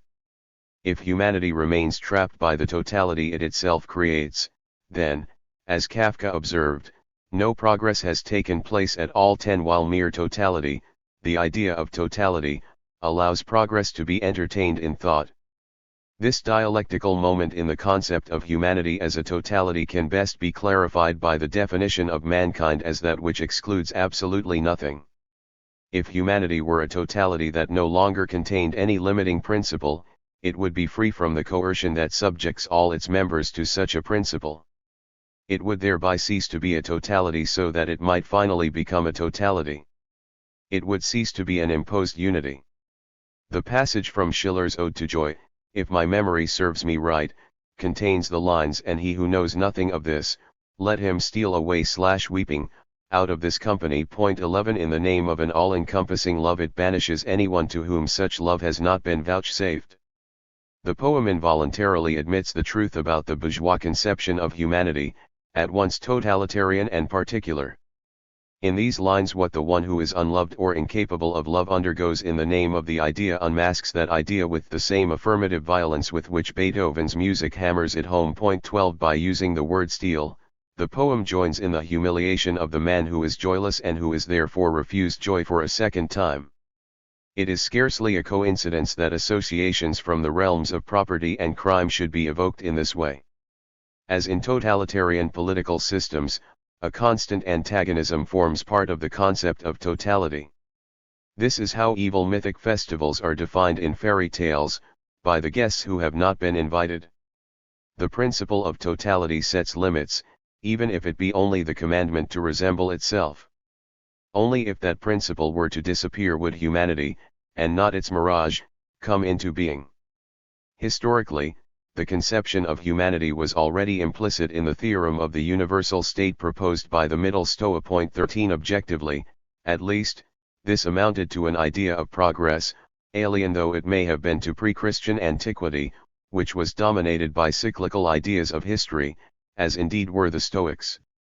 The fact that this tenet of Stoic philosophy also served to buttress Rome's imperialist ambitions tells us something of the impact on the concept of progress of its identification with human skills and knowledge.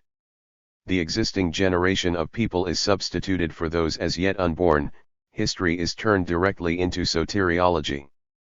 That was the prototype of the idea of progress right down to and including Hegel and Marx. In St. Augustine's Civitas Dei, this idea of progress is still linked to redemption by Christ, as the historically successful redemption. Only a mankind that has already been redeemed can be seen, once it had been chosen and by virtue of the grace that had been vouchsafed it, as if it were moving within the continuum of time towards the kingdom of heaven. 14 It was perhaps unfortunate that later thought about progress should have inherited from St. Augustine an immanent teleology and the conception of humanity as the subject of all progress. You all know about the links between him and Kant, and thereafter between Kant and later, secular theories of progress, while Christian soteriology, in other words, the science of salvation, the doctrine of salvation, gradually faded away in a welter of speculations about the philosophy of history. In this way, the idea of progress was completely absorbed into the Civitas Terrena, its Augustinian counterpart.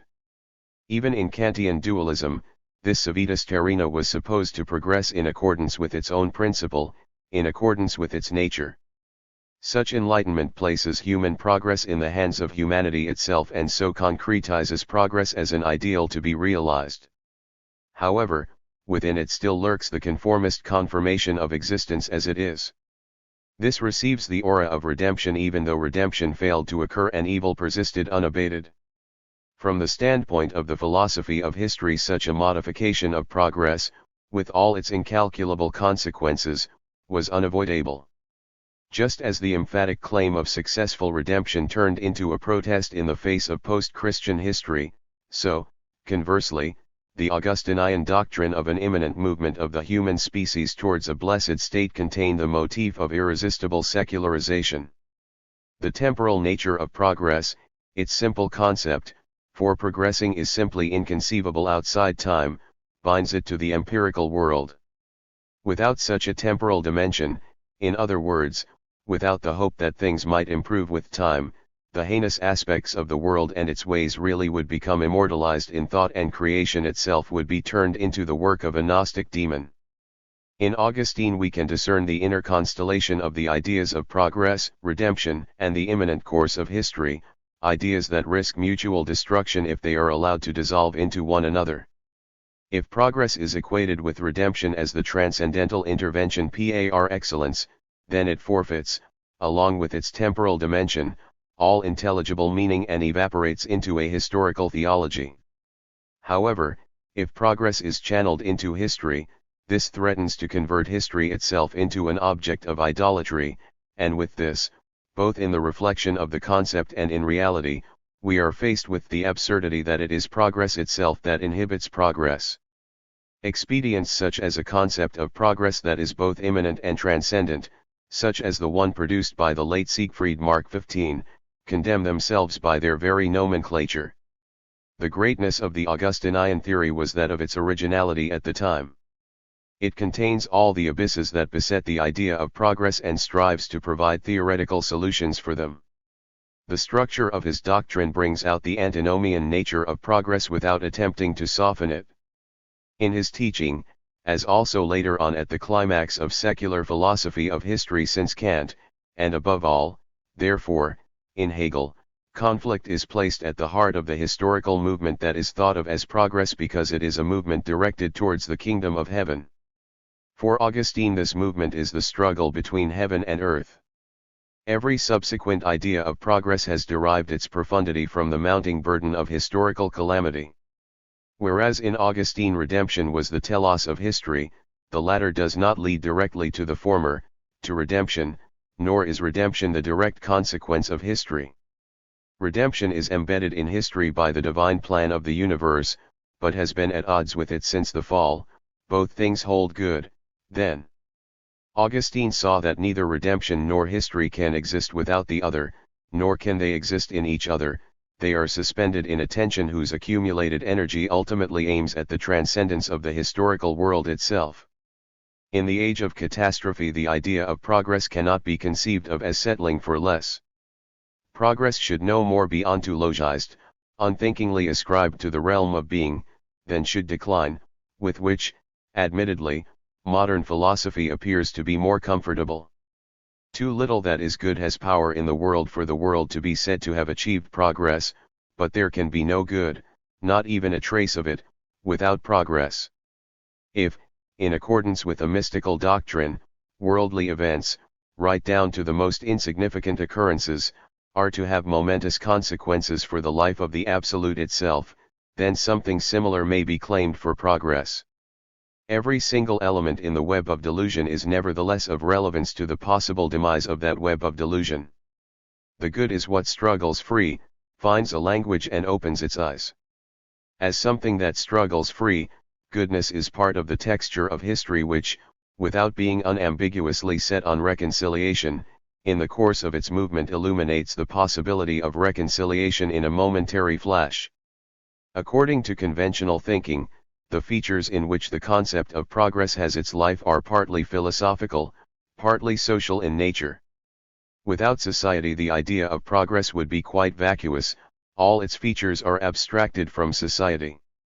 If society had not advanced from a horde of hunters and gatherers to agriculture, from slavery to the formal freedom of the subject, from the fear of demons to reason, from want to the discovery of ways with which to ward off epidemics and famine and to the improvement of living conditions in general, if, in short, the idea of progress had been kept philosophically pure, if it had been spun out from the nature of time, it would have had no content at all. But once the meaning of a concept compels a move into the realm of facts, of historical reality, this necessary transition cannot be halted arbitrarily. The idea of reconciliation itself, the transcendent telos of all progress, cannot be freed from the imminent process of enlightenment which banishes fear, and, by erecting mankind as the answer to the questions posed by man, it reaps the concept of humanity which alone rises above the immanent state of the world. For all that, progress is not tantamount to society, it is not identical with society. Indeed, given the nature of society, progress may at times even be its opposite.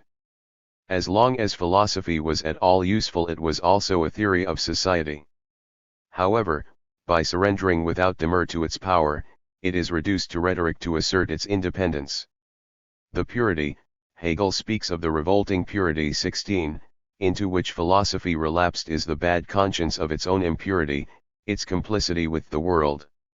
The concept of progress is philosophical in the sense that it articulates the movement of society as a whole at the same time as it contradicts it.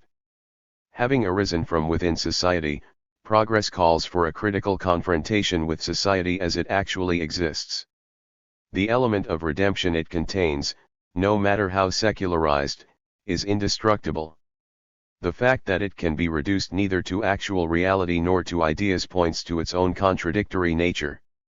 For the element of enlightenment in the concept, the impulse towards demythologization which, by assuaging the terrors of nature, ends up in reconciliation with it, is twinned with the element of the domination of nature. The model of progress, even if transposed into the Godhead itself, represents the control of nature, both inner, human nature and nature outside man. The oppression practiced by such control, and mirrored in the mind in the identity principle of reason, reproduces this antagonism. The more identity is postulated by the spirit that dominates, the more injustice is meted out to the non-identical. Injustice is passed down to the non-identical, feeding its resistance.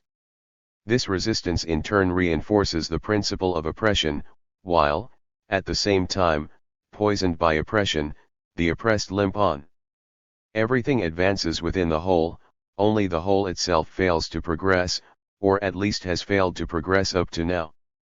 Goethe's and all urgency, all conflict, is eternal rest in God the Lord 17 codifies this experience, and Hegel's doctrine of the development of the world spirit, the absolute dynamic, as a returning into itself or even a game with itself, comes very close to Goethe's apophthegm. We need add only one footnote to their summation: the fact that this totality is motionless in its motion because it knows of nothing beyond itself does not mean that it is the divine absolute, but rather its opposite, rendered unrecognizable by thought. If I were to finish on a theological note, I would have to call it hell. Kant neither acquiesced in this deception nor did he make an absolute of the rupture. In the most sublime passage in his philosophy of history he taught that antagonism, the entanglement of progress in myth, in the hold of nature on the domination of nature itself, in short, in the kingdom of unfreedom, tends to move by virtue of its own law towards the kingdom of freedom. Subsequently, this insight formed the basis of Hegel's cunning of reason. But if that is the case, then it means nothing less than that the possibility of reconciliation is rooted in its own contradiction, that the precondition of freedom is the unfreedom that precedes it. Kant's doctrine stands at a watershed. It conceptualizes the idea of reconciliation as intrinsic to the antagonistic development since he derives it from a design that nature is said to have conceived for man. On the other hand, the dogmatically rationalist inflexibility with which such a design is ascribed to nature, as if nature were not included in this development and as if its own concept would not be modified by it, is the mark of the violence that spirit inflicts upon nature in its desire to postulate identity. The static quality of the concept of nature is a function of the dynamic concept of reason. The more reason appropriates elements of the non-identical, the more nature is reduced to a residual caput mortuum, and that is what makes it easy to furnish nature with the qualities of eternity that justify its ends. The very idea of design can only be conceived if we allow that reason can be ascribed to nature itself. Even in the metaphysical use that Kant makes of the concept of nature at this point and which brings it close to the transcendent thing in itself, nature remains the product of spirit, much as it does in the Critique of Pure Reason. If spirit vanquished nature by following Bacon's program and making itself the equal of nature at every stage, then at the Kantian stage it projected itself back onto a nature which is conceived as absolute and not merely constituted. It has performed this act of backward projection in the service of a possible reconciliation in which the primacy of the subject is to be preserved undiminished. At the point where Kant comes closest to the concept of reconciliation, namely in his assertion that antagonism culminates in its abolition, we find the key phrase about a society in which freedom is said to be combined with irresistible force. 18 But even this talk of force reminds us of the dialectic of progress itself.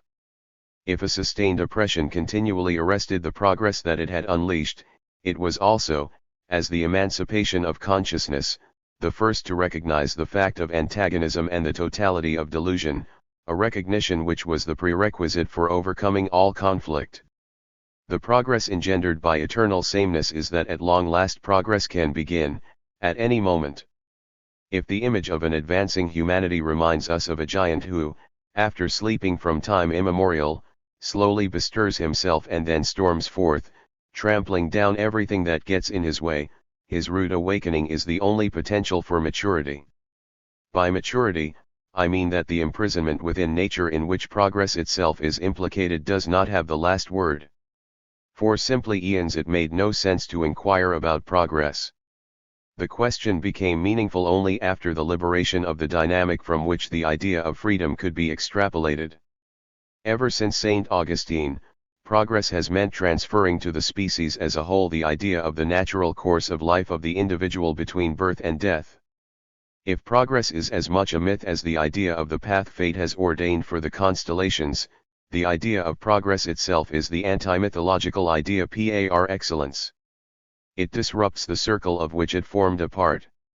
Thus progress means escaping from the magic spell, including the spell of progress that is itself nature.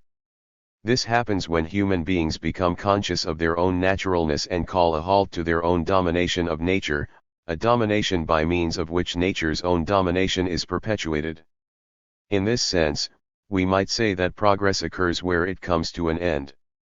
I should like to break off at this point. Lecture 17. On Interpretation, the Concept of Progress. January 19, 1965. I should like to continue with my discussion of the questions I broached in connection with the concept of progress.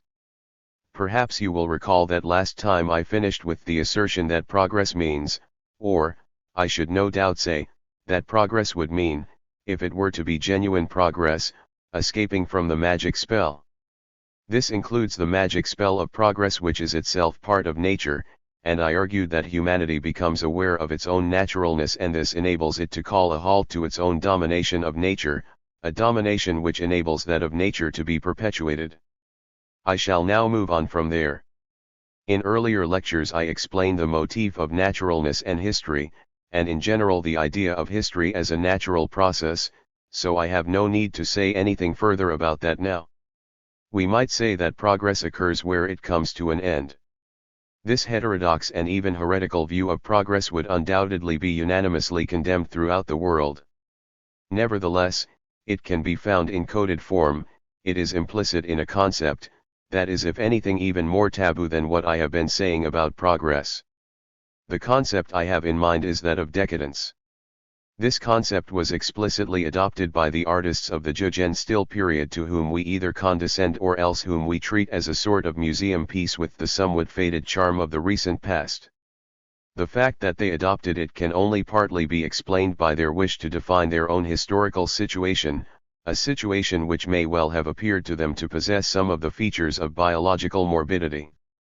Their impulse to capture or immortalize their historical situation in an image, and in this there were profound similarities with the philosophers of life, implied the conviction that the truth, what really mattered, was only preserved in whatever appeared to prophesy their own demise and the demise of their culture.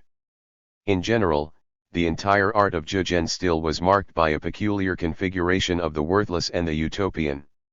If, for example, you look at the writings of Henrik Ibsen, the greatest writer of Jugendstil, you will discover that the truth, what really mattered, was salvaged. In his work, the image of utopia consistently ends in nothingness, in destruction. This is true of Rosmersholm, of Johannes Rosmer and Rebecca West, who plunged to their deaths from the bridge in the belief that this will bring them fulfillment. It is true likewise of Nora with her belief in the miracle that can never become reality, and also of Hedda Gabler with her fantasies about Eilert Lovborg appearing with vine leaves in his hair, or of master builder Solness who builds the tower on his house which is supposed to embody his vision and the absolute, even though it has no function and would undoubtedly be judged a monstrosity according to the criteria of modern architecture. Point 1. This aspect of Jugendstil calls for very close analysis. It is undoubtedly closely connected with Jugendstil's attitude towards ornaments, which it viewed both as worthless, superfluous, and cut off from reality, and nevertheless as the refuge of the beautiful. I am just pointing out a few of the motifs of the philosophy underlying Jugendstil here. I believe that we could learn an enormous amount from it. This relationship of decadence, of the passion for death and utopia, and thus the idea of a genuine progress, is nowhere expressed more forcefully than it is by a man who will be no more than a name to most of you, but who exercised a huge influence on the Jugendstil generation, or the secession, to give it its Austrian name.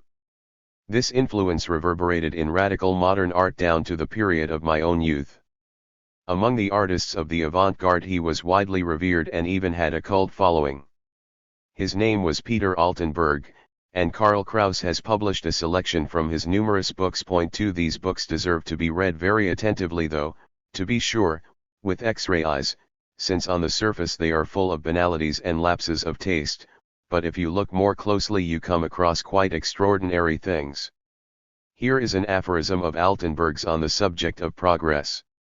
I cite it in the form it has in Kraus's selection. Maltreatment of horses. This will only cease when the passers-by have become so irritable and decadent that, abandoning their self-control, they fall into a rage at the sight of such things and in their desperation commit crimes and shoot down the dastardly, cowardly coachman. The inability to bear the sight of horses being maltreated is the act of the neurasthenic, decadent people of the future. Up to now, they have had just enough strength to enable them to mind their own business. 3. I would like to mention incidentally Altenberg's critique of one of the constants of bourgeois anthropology, namely of the coldness that permits a person to watch even the most extreme actions because in accordance with the principle of individualism it is felt to be of no direct concern to himself or herself, an attitude which culminates in Auschwitz and everything associated with it, events that would not be possible in the absence of such a principle. Point 4. In a similar experience, Nietzsche, who condemned pity, had his final breakdown in Turin when he saw a coachman whipping his horse. Decadence was the mirage of the progress that had not yet begun. However narrow-minded and willfully obdurate the ideal of a remoteness from purposes, an ideal that renounced life, may have been, it was the reverse image of the false instrumentality of a busy activity in which everything exists only for something else. The irrationalism of decadence, which is how the movement liked to designate itself, represented a denunciation of the unreason of the dominant form of reason. It is quite mistaken to equate a happiness that is separated off, arbitrary and privileged with this irrationalism, a very specific form of irrationalism, incidentally. Such a happiness, separated off, arbitrary and, if you like, privileged, is sacred to this idea of decadence because it alone guarantees that one has escaped, whereas every direct form of universal happiness, in accordance with the fashionable liberal formula of the greatest good of the greatest number, sells out to the self-sustaining apparatus, the sworn enemy of happiness, even when happiness is advertised as the goal to be attained. It is from such a cast of mind that it dawns on Altenberg that extreme individuation is the stand-in for humanity. I quote him once more, for inasmuch as an individual has, a legitimacy of whatever sort, it can only be that of being the first person in some respect, a precursor in some organic development of the human that is part of the possible, natural development of all human beings. To be the only one is worthless, a mere whim of fate. To be the first one, and we are speaking here only in temporal terms, is everything. The first person will know that the whole of mankind will follow him. He has only been sent out in advance by God. One day, all human beings will be sensitive, tender, and loving. True individuality means being the first to be all those things that everyone will have to become later on. 5. In passing, I would ask you to note the similarity between this idea of individuality and Hegel's. In Hegel, the artist's individuality is supposed to prove itself in the demise of individuality, of the artist's being thus and so in the work he creates. Point 6. And Hegel's general view of the individual is not so far removed from the one expressed by Altenberg, except that Hegel has a certain tendency to move towards a kind of contempt for the individual in favor of the world spirit. In contrast, Altenberg's idea of the individual that is nothing contains the notion that, in his nothingness, which in Jugend still often takes the very unfortunate form of the individual as victim, the individual is the locus of a real state of affairs, one that is supposed to redound to the benefit of all, in other words, all individuals. In this sense, we may even say that the apparently superficial and much criticized ideal of the greatest good of the greatest number can be said to have been salvaged by its negation at the hands of these Jugend still artists and thinkers. Only through this extreme, and this has something infinitely salutary in the face of the cult of the collective that simmers on beneath the surface today, only through this extreme of differentiation, of individuation, and not as an all-inclusive generic term, is it possible to conceive of humanity today. The prohibition imposed by the dialectical theory of both Marx and Hegel on a detailed blueprint for utopia senses the betrayal of the idea. Decadence is the nerve center at which the dialectics of progress are, so to speak, physically appropriated by the mind. Whoever inveighs against decadence inevitably takes up the defense of taboos on sex which the antinomian, even heretical, ritual of decadence sets out to flout. In the insistence upon those taboos in support of the unity of the ego that dominates nature, we hear the rumbling of a blind, unthinking progress. Wherever voices are raised denouncing decadence and insisting on collective progress, the denigration of sexuality is an infallible accompaniment. This unthinking progress, however, can be convicted of irrationality on the grounds that the methods it uses are transformed by a sleight of hand into goals which are themselves then blocked off. To be sure, the counterposition of decadence remains an abstraction. Hegel would call it abstract negation, and this is one reason why it has become something of a laughing stock. Decadence confuses the particular happiness it is forced to insist upon with an immediately realized utopia, a humanity fulfilled, while it remains deformed by unfreedom, privilege and a class rule that it openly admits, but also glorifies. Once unleashed, erotic availability would spell perpetual slavery. We see this in Oscar Wilde's Salome, where the beautiful princess treats the attractive prophet as an object wholly at the mercy of her will. Incidentally, in Hedda Gabler, Ibsen, whose dialectical force was truly without precedent, provided a striking image of this affinity between utopia and inhumanity in a scene in which Hedda, who is an icon of the jugend still world, appears with her aunt, an elderly woman who has been kind to her and who is the only person in this environment who shows any human feeling. In this scene Hedda makes her aunt look foolish simply by drawing attention to the fact that she is wearing a ridiculous hat that doesn't suit her. 7 If we read Ibsen or even Wilde and Altenberg, for that matter, with the aid of such categories we can learn a tremendous amount about such things, I believe, and I would be happy if I could inspire you to attempt it. These problems, incidentally, were then put aside and forgotten with the onset of Expressionism, just as whole realms of knowledge in the history of the mind are forgotten. Expressionism was concerned essentially with the protest of human immediacy against reified and sclerotic institutions. It may have been one step ahead of the illusions of jugend still, since it found a voice for far more drastic experiences, and was able to devise a far more drastic world of forms to express them.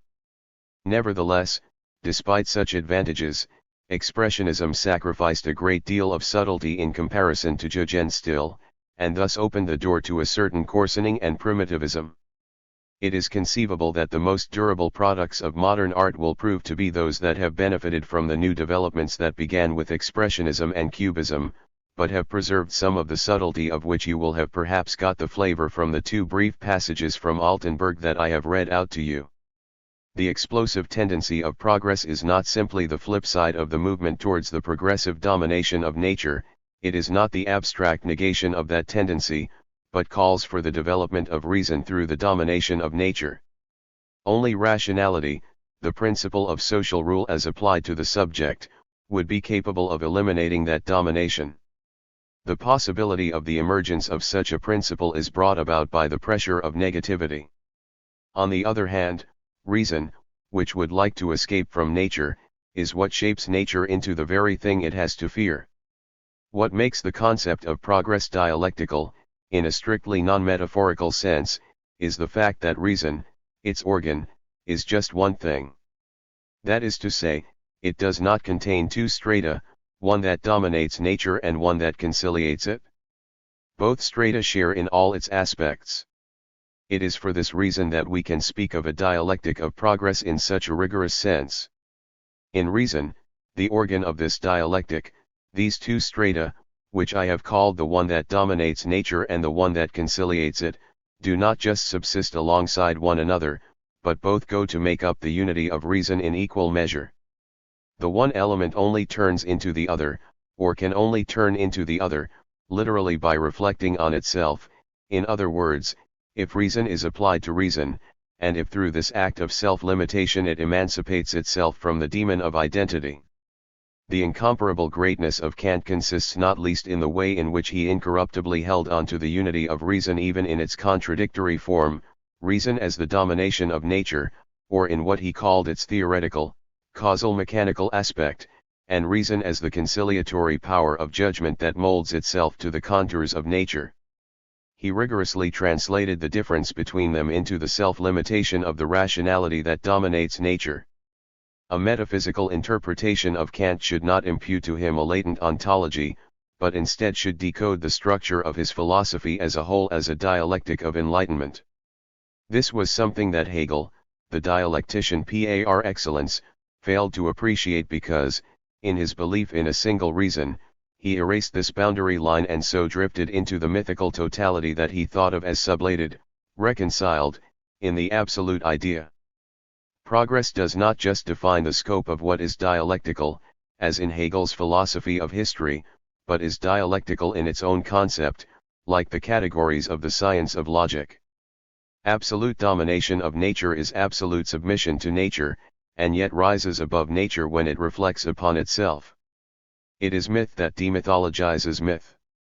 The protest of the subject, however, would cease to exist as theory or as contemplation.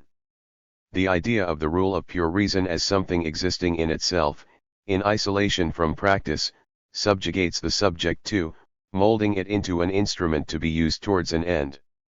With the assistance of self-reflection, however, reason would achieve its transition into practice. It would perceive itself to be an aspect of practice, instead of consciousness or reason turning itself into something existing in its own right. Rationality would recognize that it is a mode of behavior as opposed to misinterpreting itself as the absolute. The anti-mythological strand in progress is inconceivable without practical action which curbs the delusion of an autarky of the spirit. This explains why it is so difficult to define progress through a process of disinterested contemplation. This provides a dangerous pretext for the ancient assertion, that it has no right to exist, an assertion that constantly reappears in a new garb. This excuse thrives on the fallacy that, because there has been no progress up to now, there will be none in future. It proclaims that the dreary recurrence of the same is the message of being that must be heard and taken to heart. In reality, being itself, which has this message foisted on it, is a cryptogram of myth, and if we could free ourselves from it, it would be something of a liberation. In elevating historical despair into a norm that must be adhered to, we hear the echo of that revolting adaptation of the theological doctrine of original sin, the idea that the corruption of human nature legitimates domination, and that radical evil legitimates evil. This obscurantist conviction makes use of a catchphrase with which to bring the idea of progress into disrepute in modern times. This negative slogan is, faith in progress. The attitude of those who decry the concept of progress as superficial and positivistic is for the most part positivistic itself. They declare the course of the world which has constantly thwarted progress, even though it was progressive itself, to be the proof that the universal plan does not tolerate progress, and whoever does not abandon the concept commits sacrilege. In self-righteous profundity, and here you gaze into the abyss of profundity itself, or, if you prefer, into its shallows, such people take up sides with everything that is dreadful. They malign the idea of progress in accordance with the belief that, if human beings have failed at something, it must have been ontologically impossible. In the name of their finite existence and their mortality it would be their duty, so they imply, to embrace that finite existence and mortality wholeheartedly. A sober response to their false reverence for being, their existential piety, faith in being or whatever slogans are current nowadays would assert that our progress from the slingshot to the megaton bomb may well provoke satanic mockery, but that the age of the bomb is the first in which we can envisage a condition from which violence has disappeared. At the same time, a theory of progress must absorb the kernel of truth contained in those invectives against the belief in progress. It must do so as an antidote to the mythology from which the theory of progress ails. The last thing that would befit a theory of progress that has been made conscious of itself would be to deny the existence of a superficial theory, simply on the grounds that the ridicule of such a shallow conception belongs in the arsenal of ideology. Condorcet notwithstanding, the much maligned idea of progress that held sway in the 18th century is far less superficial than that of the 19th. In Rousseau we find the doctrine of radical perfectibility combined in a highly dialectical manner with that of the radical corruption of human nature. As long as the bourgeois class was oppressed, at least in terms of political forms, it made use of the catchword progress to show its opposition to the prevailing static condition of society. The pathos of that catchword was the echo of that condition. Only when the bourgeoisie had taken over the decisive levers of power did the belief in progress degenerate into the ideology that ideological profundity accused the 18th century of fostering. The 19th century came up against the limits of bourgeois society. It could not realize in practice its own rationality, its own ideals of freedom, justice, and humane immediacy, without risking the abolition of its own order. That forced it to credit itself, falsely, with having achieved what in reality was left undone. This lie, which the educated classes then used to criticize the belief in progress held by uneducated or reformist labor leaders, was the expression of bourgeois apologetics.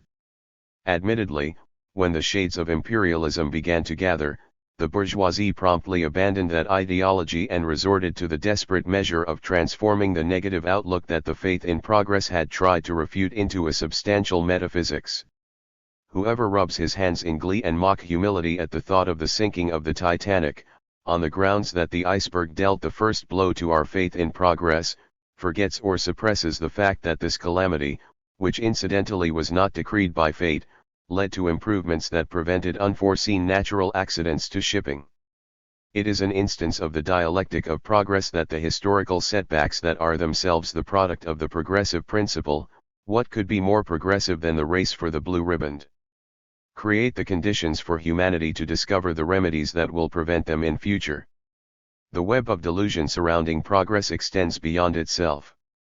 It is entwined with the order in which the category of progress might first gain its justification, and which in Kant's philosophy goes by the name of mankind, in that the devastation wrought by progress can be mended, if at all, only by its own resources, never through the restoration of the previous conditions that were its victim.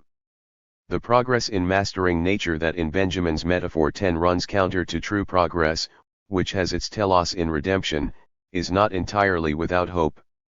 The two concepts of progress communicate with each other not simply in averting ultimate catastrophe, but also in every current instance in which universal suffering is eased. The antithesis of faith in progress is faith in interiority. But interiority, man's capacity for improvement, is no guarantee of progress. Even in Augustine the idea of progress, the word was not yet available to him, was as ambivalent as the dogma of a successful redemption in the face of an as yet unredeemed world. On the one hand, progress is historical, traversing the 6 epochs corresponding to the ages of man; on the other hand, it is inward or, to use Augustine's term, mystical. Civitas terrena and civitas dei are invisible realms, and no one can say, or so Augustine asserts, who among the living belongs to the one or the other. To decide that is the prerogative of the secret election to grace, the same divine will that moves history in accordance with its plan.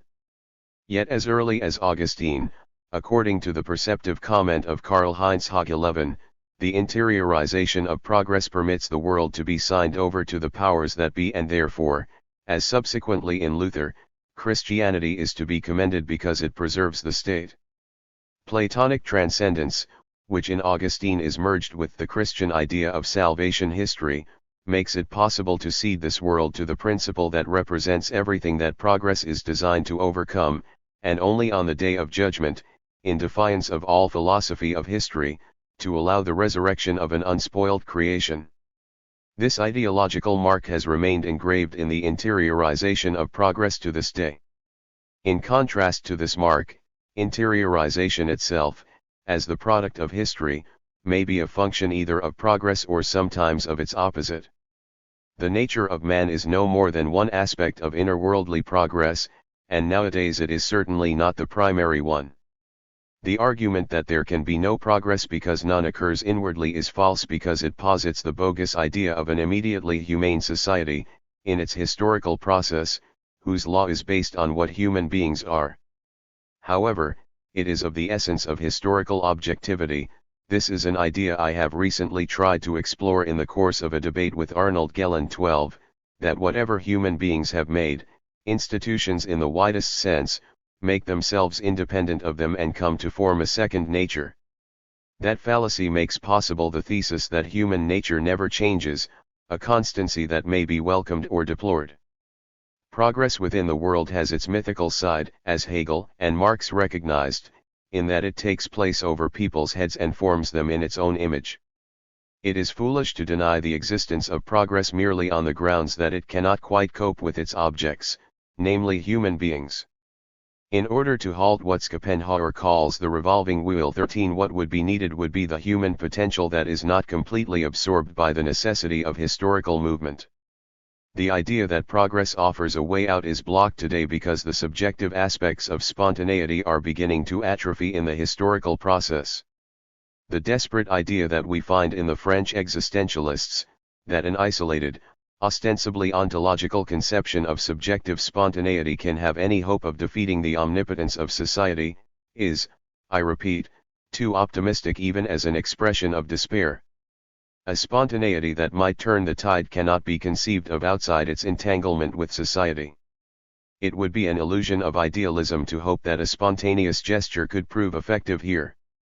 Such hopes are entertained simply and solely because at the moment there is no basis for hope in the objective historical trend. Existentialist decisionism is merely the reflex reaction to the seamless totality of the world spirit. Nevertheless, this totality, which I referred to in the first part of this lecture course, is itself mere appearance. The ossified institutions, the relations of production, are not absolute being, but man-made and revocable, however powerful they may be. In their relations to the subjects from which they originate and which they hold in their grip, they remain antagonistic through and through. It is not merely that the totality demands change, if it is not to perish, but also, because of its antagonistic nature, it finds it impossible to impose that full identity with human beings that is depicted in negative utopias. This explains why progress in the world, the arch-enemy of that other progress, nevertheless remains open to the possibility of it, no matter how little it is able to assimilate this possibility into its own law. Against this, it can be plausibly argued that intellectual spheres such as art, and, even more convincingly, law, politics and anthropology, do not advance with such vigor as the material forces of production. Hegel said as much himself, and Jochman reiterated it in even more extreme terms. 14 The idea that the superstructure and the base do not move in tandem was formulated by Marx in his assertion that the superstructure is transformed more slowly than the base. 15 Evidently, no one was surprised by the idea that spirit, which is fluid, volatile, should be static in contrast to the rudis indigestici moles of what was known, and not for nothing, even in the context of society, as matter. 16. Similarly, psychoanalysis taught that the unconscious, from which the conscious realm and the objective shapes of mind were nourished, was supposedly ahistorical. To be sure, whatever is considered, as the product of a brutal classification, to be culture and which even contains subjective consciousness raises a perennial protest against the eternal sameness of mere existence. But its protests are perennially thwarted. The eternal sameness of the totality, mankind's dependence upon the necessities of life, the material conditions of self-preservation, hides behind its own dynamism, the growth of ostensible social wealth. Ideology profits from this. Spirit, however, which, as the truly dynamic principle, would like to transcend the state, is told that it has failed, and this pleases ideology even more. Reality creates the illusion that it is moving onwards and upwards, while remaining at bottom what it was before. Spirit aims at something new, insofar as it is not just part of an existing apparatus. But in its hopeless attempts to create it, it vainly batters its head against the old, much as an insect attracted to the light flies into the window pane. Spirit is not what it aspires to be, the other, the transcendent in all its purity. It too is a piece of natural history. Because natural history appears in society as something dynamic, spirit ever since Plato and the Eleatics has imagined itself to possess the other, that which is removed from the civitas terrena, in an immutable self-same sphere, and its forms, above all, those of logic which are latent in all intellectual activities, are tailored accordingly. In these forms, spirit is taken over by that immobile something that it has resisted while still remaining a part of it.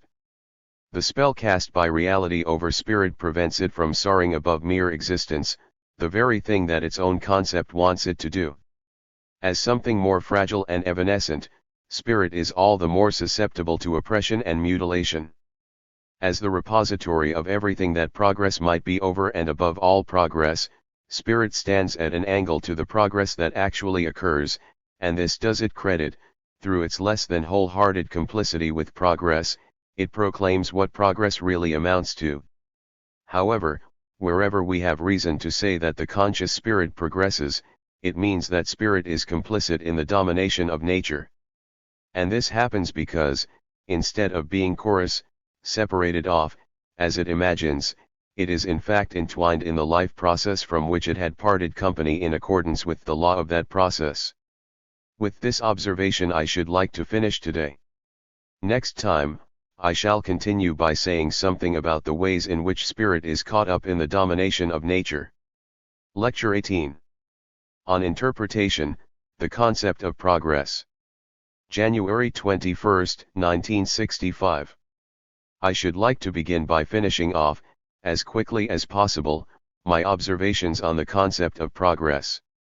These concerned, as I expect you will recall, the question of the part played in progress by spirit, and, in particular, the much noted fact that the role of spirit in progress does not mean that we can simply assert that the products of the spirit have just got better and better. The fact that such an assertion would be highly dubious in the arts scarcely calls for comment, and in any case the point has been made with great force by Hegel in the Aesthetics Point 1 as far as philosophy is concerned, simply in order to point out the problematic nature of such notions of progress in philosophy. I go no further than inviting you to consider, if you know anything at all about logical positivism, whether we can speak of progress in philosophy from Hegel to Carnap. Point 2 on the other hand, spirit, by virtue of its own ideas about eternal, unchanging verities, a preoccupation that has never really vanished from the idea of mind ever since Plato's time, has developed a certain static aspect that has repeatedly shown itself in a reluctance to engage with its own evolution. And this aloofness has even deeper causes. Spirit is the most susceptible and, if you like, the weakest, frailest link in the chain of being. It is particularly prone to the temptation to put itself at the disposal of rulers and to reproduce existing circumstances, but also, and this is perhaps a far graver cause for concern, under that spell it tends to become impotent, ephemeral, and feeble. It is this that largely prevents it from evolving the way spirit ought to evolve. Thus spirit is said to have as part of its definition the ability to soar, as naive people put it, in other words, to rise just as Plato's enthusiasmos envisaged, instead of staying put under the spell of conditions as they are. But as matters stand, spirit finds itself constantly paralyzed by this weakness. It lacks the courage to follow its own nature and, instead, remains imprisoned in the spell of existing circumstances. Let me remind you of the implications for spirit of its function in established academic activity. Let me remind you of the thought control 3 practiced by the professional guild in so-called academic philosophy. Think of the resentment towards the imagination and indeed towards anything that floats freely, that sets itself apart and refuses to join in. What this led to was that even the most subaltern representatives of the discipline imagined themselves superior to Nietzsche at a time when he had already written Zarathustra, and they prevented him from taking up a teaching post in Leipzig. Point 4. I mention only the most egregious and thus little known example of such incidents.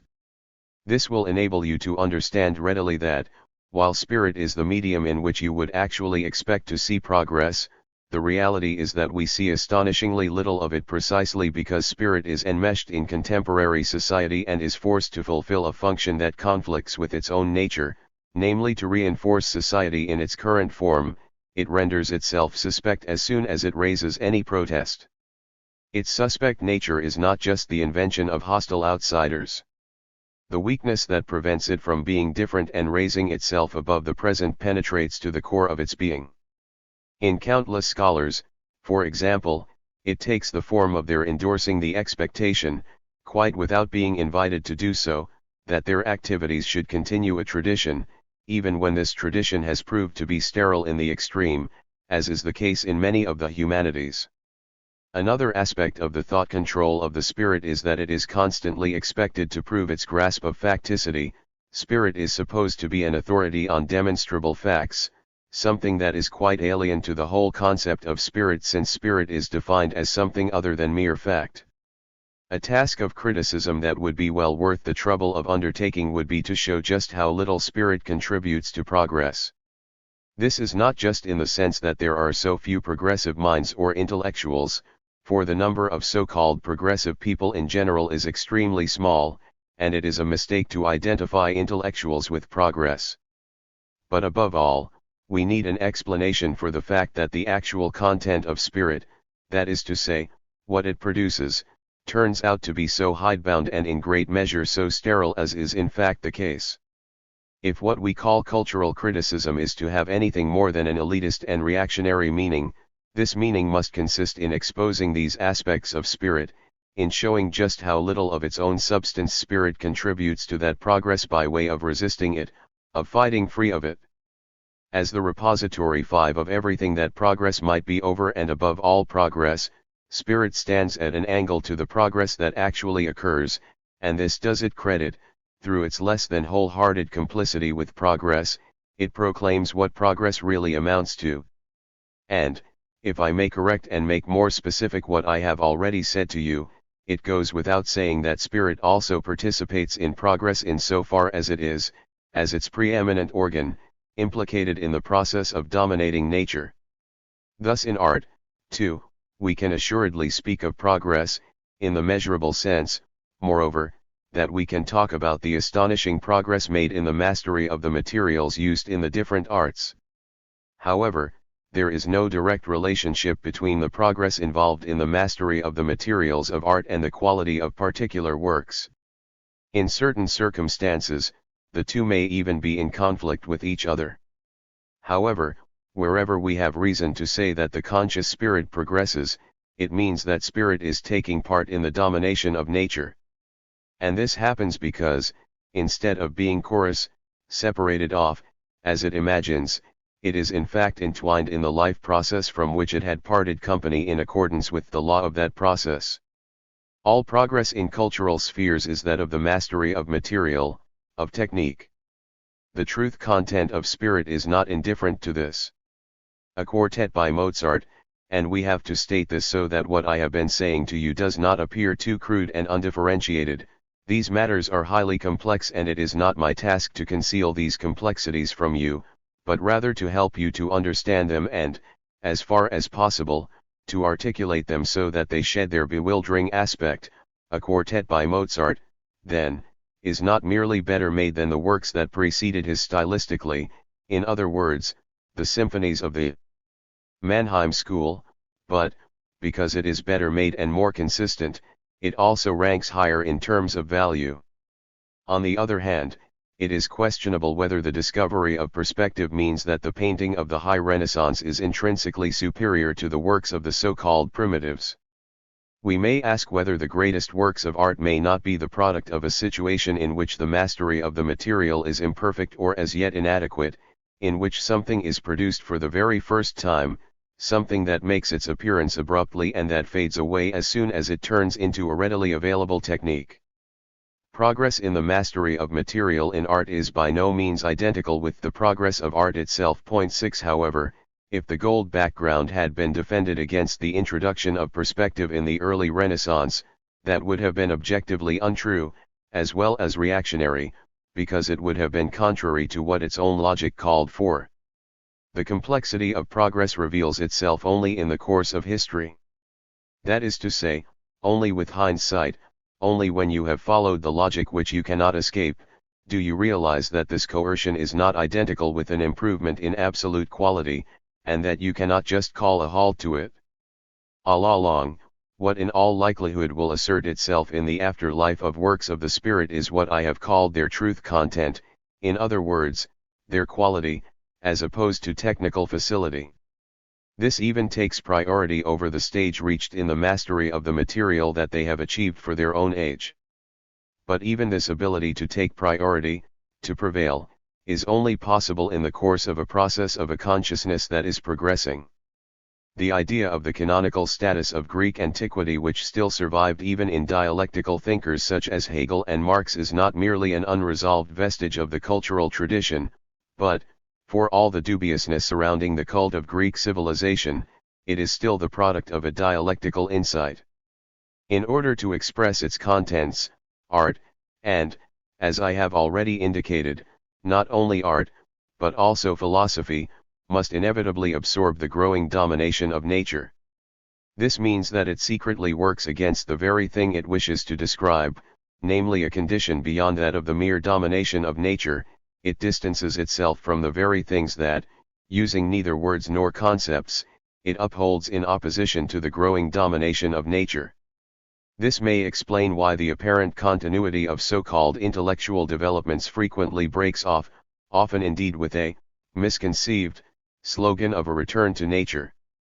I have tried to offer something of an explanation in the introduction to the sociology of music of the ways in which social factors are connected to disruptions in the continuity of historical developments, and I would like to refer you to this point 7. The blame in this instance lies in the fact that, in addition to other, above all, social factors, spirit panics at this contradiction in its own development, that is to say, the contradiction between what spirit actually wants and the domination of nature without which it cannot exist. And it attempts, vainly of course, to rectify this contradiction, by having recourse to the very thing from which it had distanced itself and which it therefore mistakes for a constant reality. The paradox that progress both exists and does not exist, and that is something I should like to explain to you in these lectures, or rather in this section of the lectures, is one that appears nowhere so vividly as in philosophy, where the idea of progress has its natural home.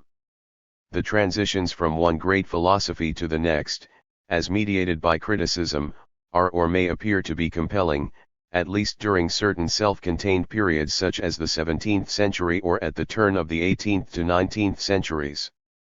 Nevertheless, to maintain that the evolution from Plato to Aristotle, from Kant to Hegel, or towards a universal history of philosophy, represents progress is highly dubious.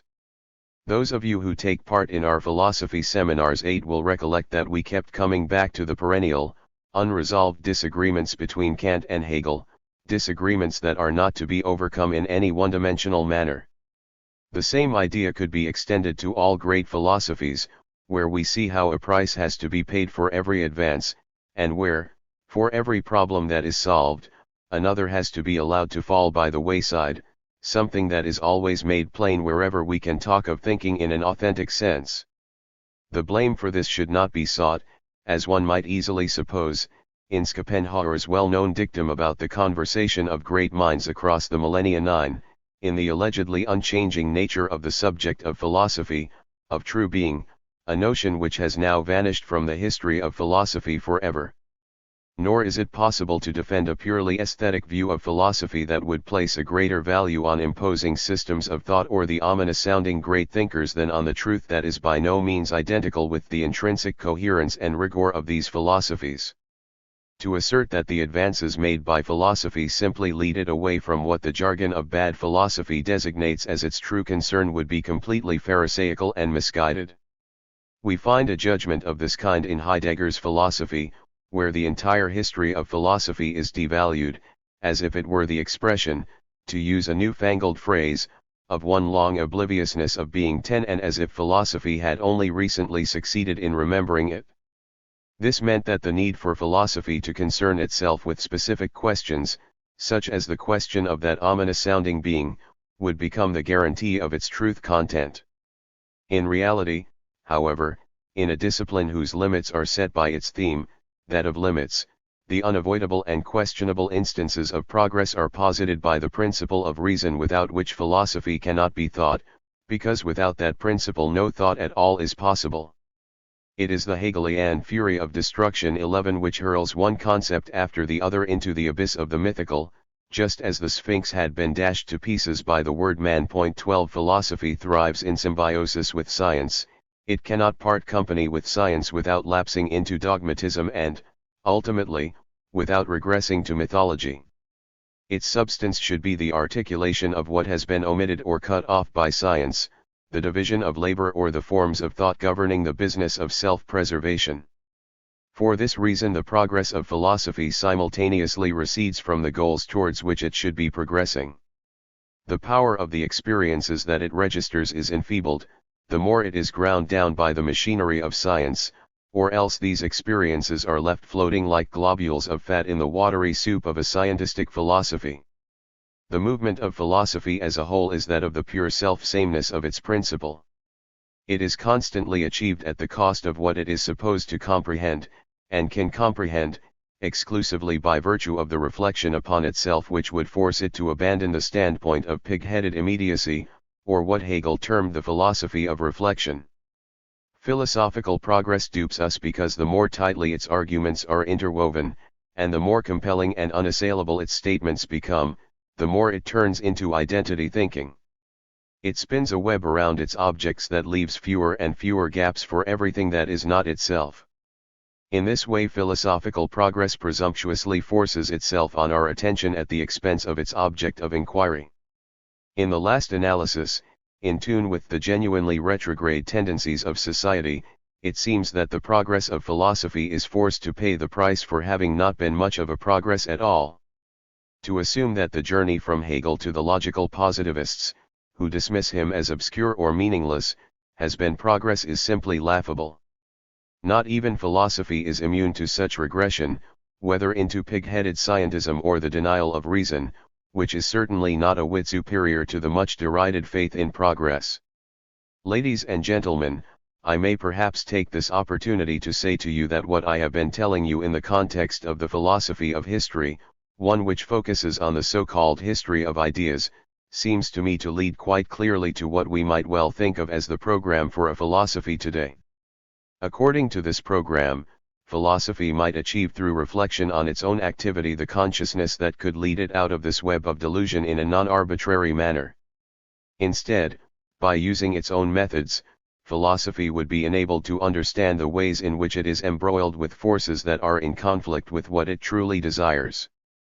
In this sense, philosophy is literally in the same situation as Baron Munchausen when he succeeded in pulling himself out of the mire by tugging at his own pigtail. 13 Well, there are very many philosophers who act in this way without reflecting much on it. They deal with the problem of actual existence by turning existence itself into an ontological category, and this enables them to sidestep the issue. 14 You will perhaps take it on trust that I don't see the matter quite so simply. What is at stake is that, given that philosophy is faced with the challenge of transcending itself, if I can put it in this somewhat portentous way, this task should not simply be reflected on, but should really be carried out rigorously through the medium of thought. This is a task that really makes you rack your brains, and I do not know whether it can be satisfactorily solved. But anything less than that would really amount to no more than going through the motions and seems to me to be quite meaningless, even though such thinking may imagine itself to be fantastically metaphysical and God knows what else besides. Bourgeois society created the concept of progress, and the convergence of the concept with the negation of progress originates in the principle governing society, namely the principle of exchange. Exchange is the rational form of mythical eternal sameness.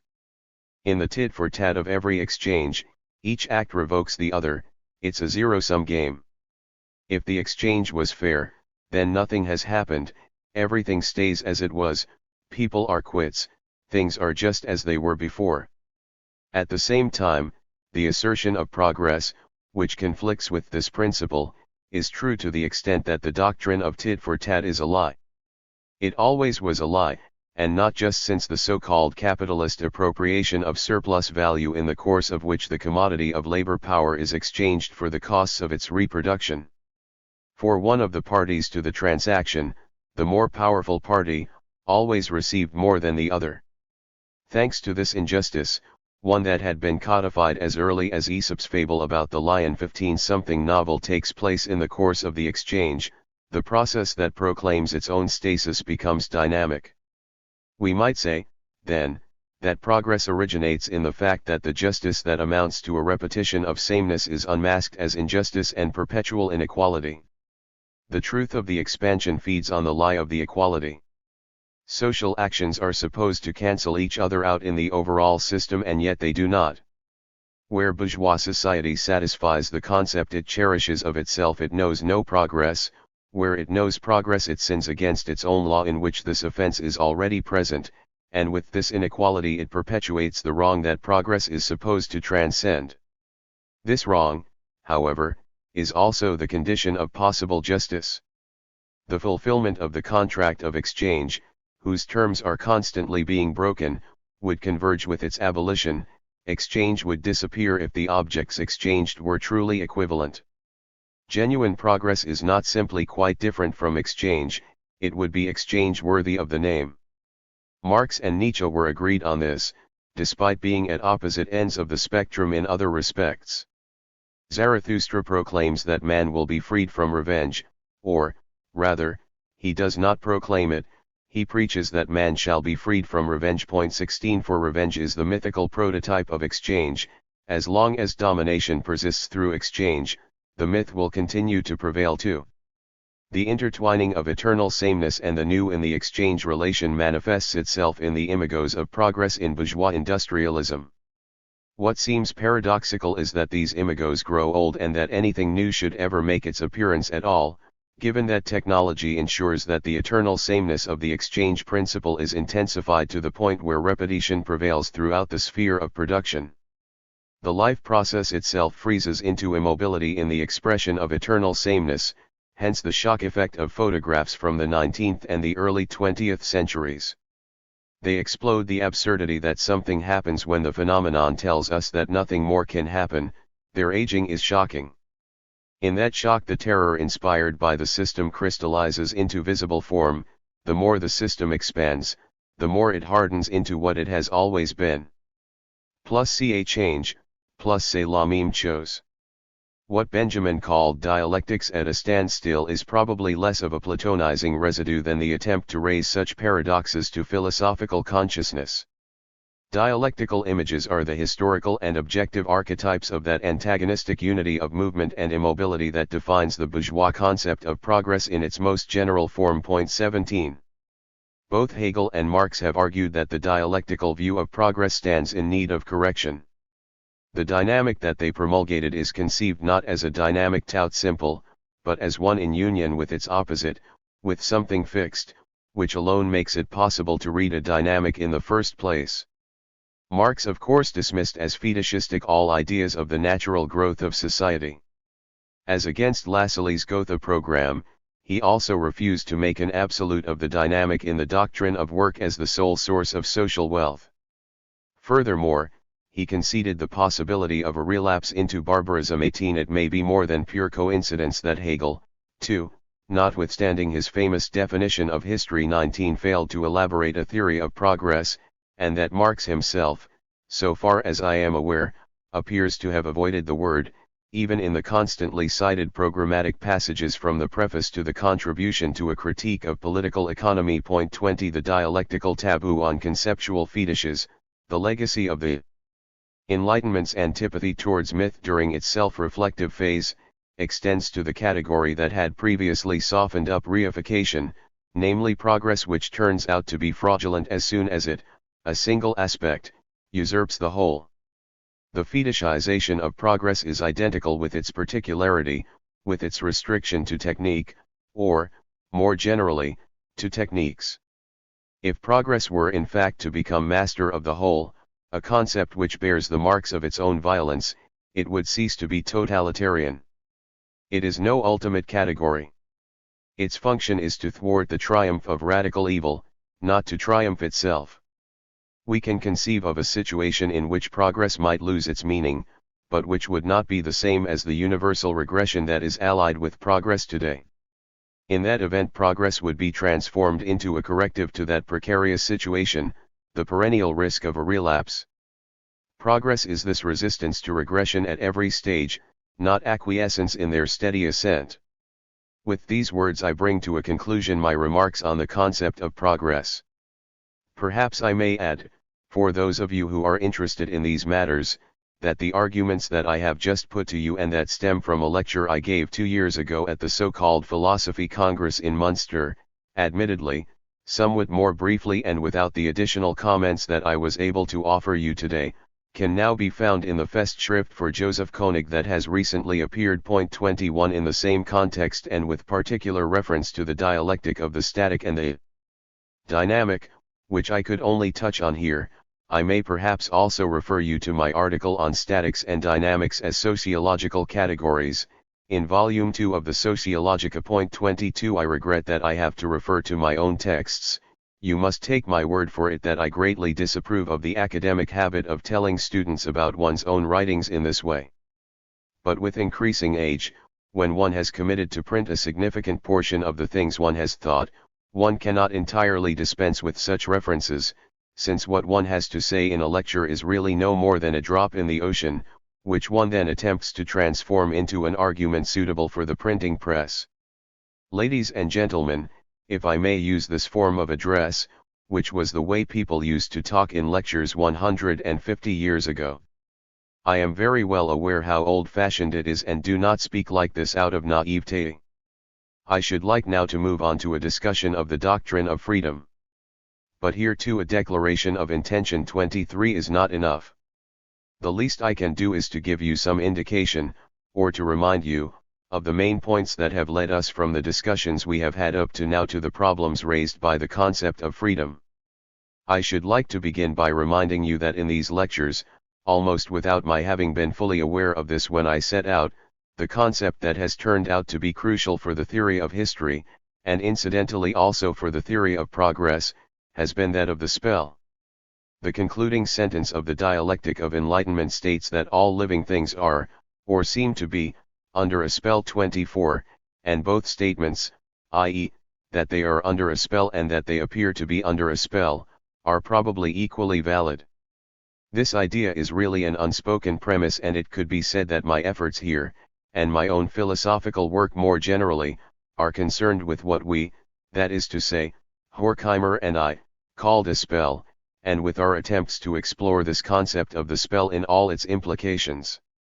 The fact is that, once you have experienced such an insight, and let us assume for a moment that it is not quite without merit, it frequently turns out to contain far more possibilities than is evident at first sight, possibilities that reveal themselves only gradually, over time. You all know that it is extremely difficult to identify the positive defining features of a doctrine of freedom or of the concept of freedom. To convince yourselves of this, I need only point out that today completely heterogeneous systems, incompatible political systems, lay claim to the concept of freedom for themselves in one way or the other. Even the National Socialists once held a Party Congress of Freedom 25, which of course was a sheer travesty of everything that might rationally be described as freedom, by which I mean the freedom of individual human beings. This Nazi claim to freedom did not sound as absurd then as it does today, particularly since at that time Hitler was celebrating his great triumphs in foreign affairs. What was meant then was more or less the freedom of all those who were held to be ethnic Germans according to the ideology of the day and who were supposed to join together freely in opposition to the heteronomy of socio-political systems imposed on Germany. If for a moment you make the mental experiment, and this does call for some strength of mind, of imagining that this ideology has been more or less well thought through, then the idea of such a Party Congress of Freedom, by which I mean the freedom of the collective and not freedom from the collective, does not seem so utterly outlandish. You will also be clear in your minds about the glib way in which people talk of freedom in the Western world. You will likewise be well aware that the limits of individual freedom are very tightly drawn, particularly at points where you would like to test this freedom, simply to see just how free you really are. And finally, as far as Russia is concerned, or the entire Soviet realm, the situation there is just as it has been ever since the famous programmatic statements of the theoretician Manuelsky, 26 statements incidentally that were formulated while Stalinism still held sway. That is to say, the official theory is that of a humanist socialism which, in theory at least, was in favor of enabling the individual to develop so as to fulfill his full potential. This theory thus retained the idea of freedom that is implicit in such a development of the individual, even though the practice of collectivism directly contradicts the development of individual human faculties. You can see from this example that every positive definition of freedom comes up against the very greatest difficulties because it has been appropriated by incompatible conceptions. I wish to say that the section of my lectures that I am now beginning will have roughly the same form as the first part. By this I mean that I shall not treat the concept of freedom in its entire breadth and problematic nature. I shall not explore all the substantive political implications of the idea of freedom, tempting though this task would be. Instead, I intend to focus on one single, what shall I call it, antinomian point, a single contradictory point. What I have in mind is the question of free will, in other words, the inner freedom of the individual human subject, and this is because I believe that to focus on this particularly difficult problem will enable you to gain a much clearer overview than if I were to pursue the concept of freedom through all the channels of political history from John Locke on. However, I should like to make one point today, at the end of this lecture. If you agree with at least some of what I have told you about history as natural history, about history as spell, and if you are prepared to take seriously what I have also said about resistance, then this does provide a pointer to what might be meant by freedom. For if you agree with me on that point, then freedom is nothing but the quintessence of resistance to the spell that I have been trying to explain to you. I hope to be able to promise you that once I have worked my way into the dialectics of the intelligible character, and thus into the dialectics of free will, I shall return to the assertion that the positive meaning of freedom lies in the potential, in the possibility, of breaking the spell or escaping from it. Part 3. Freedom. Lecture 19. Transition to Moral Philosophy. January 26, 1965. I shall continue with my summary of what we have gleaned about a theory of freedom, or, more simply, about the problem of freedom, from the discussions of the philosophy of history that we have undertaken up to now.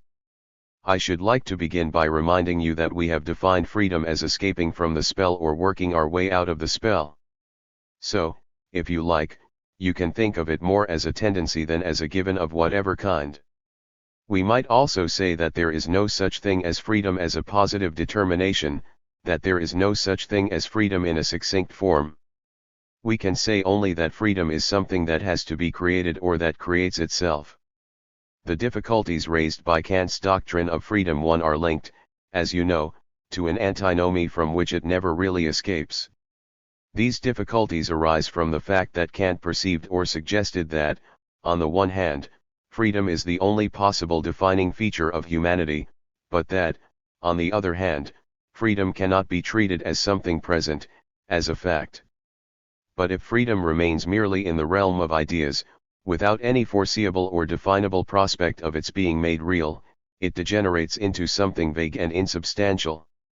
And all the infinite labors that Kant expended on the concept of freedom arise in the final analysis from the fact that, put quite simply, this is a concept we cannot dispense with. That is to say, without this concept of freedom we cannot conceive of a situation in which human beings can live together in peace, even though, on the other hand, this very freedom is something that cannot be found in the realm of factual reality. Kant was extremely persistent in his efforts to purify freedom, as the foundation of ethics, from every empirical taint, and if we wanted, paradoxically, to uncover its empirical, factual roots, it would lead us to avoid a deficiency, namely, to the experience that freedom has never yet been made a reality in the entire realm of historical and natural experience so far as this is known to us. All the difficulties of Kant's doctrine of freedom are based on our need, on the one hand, to respect the non-existence of this freedom but, on the other hand, not to deny freedom, because the fact is that it is a concept we cannot dispense with. Lastly, we need to establish some sort of mediating link between this non-existence and the fact of our dependence on the concept. And we should take note that the problems raised by this need for a mediating link led Kant into antinomies and aporias that go far beyond those that are treated in the third antinomy of the Critique of Pure Reason and that incidentally supply the foundation of both the entire Kantian doctrine of freedom and his system of ethics. I should like to ask those of you who are not yet familiar with these matters to study closely the third antinomy of the transcendental dialectic of the Critique of Pure Reason, inclusive of the thesis and the antithesis, together with the notes and everything that goes with them. For the fact is that I cannot give you an account of all that here but have to assume in what I shall have to say that you are familiar with it. A further consideration emerges from our observations in the realm of the philosophy of history, and with this we travel some considerable distance from Kant. This is that freedom is not to be understood as something purely individual. It is true enough that freedom or its absence from the personal experience of the individual, as we think of it today, appears predominantly as a characteristic of the individual, as an individual characteristic. but we need to be aware that the idea of freedom as something purely individual is itself an abstraction from the contexts in which we find ourselves as living, social individual beings, and in the absence of these contexts, freedom has no meaning at all. Freedom can only ever be defined in these contexts or, depending on circumstances, as freedom from them. We may also express it by saying that, without the freedom of the species, without the social species in general, there is no such thing as individual freedom. The concept of individual freedom remains imperfect and incomplete, as long as it remains particular, as long as and to the extent that it presupposes the unfreedom of other human beings, a definition, incidentally, that is very similar to those given repeatedly by Kant, although I have formulated it in ways that are somewhat removed from his actual words. Now, you may object that even in an unfree society there are individual free human beings. I shall leave open the question of what that freedom amounts to. When I was young, I was often very surprised to see what little use some of the very wealthy people I knew actually made of their wealth. That is to say, just how little they set out to acquire of all the things that one imagines as being available to the wealthy. And I soon realized that something very like class discipline is an integral part of individual freedom. What I mean by this is that, if very rich people use their money for purposes that do not fit in with specific, very restrictive notions of what is approved of by bourgeois society, they find themselves ostracized in a way that is quite at odds with their social position in other respects. Even when people seem to be largely independent of external circumstances, their freedom in fact exists to an unimaginable degree only on paper. This is even truer when you consider that in general people who are independent materially, and who of course form a relatively declining proportion of the population, are actually no more than a function of their own possessions, and that this in itself constitutes a significant barrier to their enjoyment of their freedom. I need only remind you of people like Rockefeller whose social character is so strongly determined by the Puritan work ethic that, even when they have billions, the only benefit they seem to derive from them is that when old beggars cross their path they give them a cent by way of a present. This gives us an idea of the restrictions on the freedom of even the freest in an unfree society. On the other hand, however, in an unfree society, even the exceptional freedom of individuals is essentially private in nature. By this I mean that this freedom consists essentially of acquisitions at the expense of others, in a specific kind of sovereignty in which the freedom of others is always offended against a priori, and which therefore contradicts the meaning of freedom from the outset. If we wanted to make a connection between the question of freedom and the sociological problem of the upper bourgeoisie, we might say that the so-called freedom and sovereignty of the upper bourgeoisie is always distorted by their attitude of "I think I'll have that." Members of the upper crust always have something of the attitude of people who say, "Well, we are not nobodies, we don't have these little anxieties, we just take action."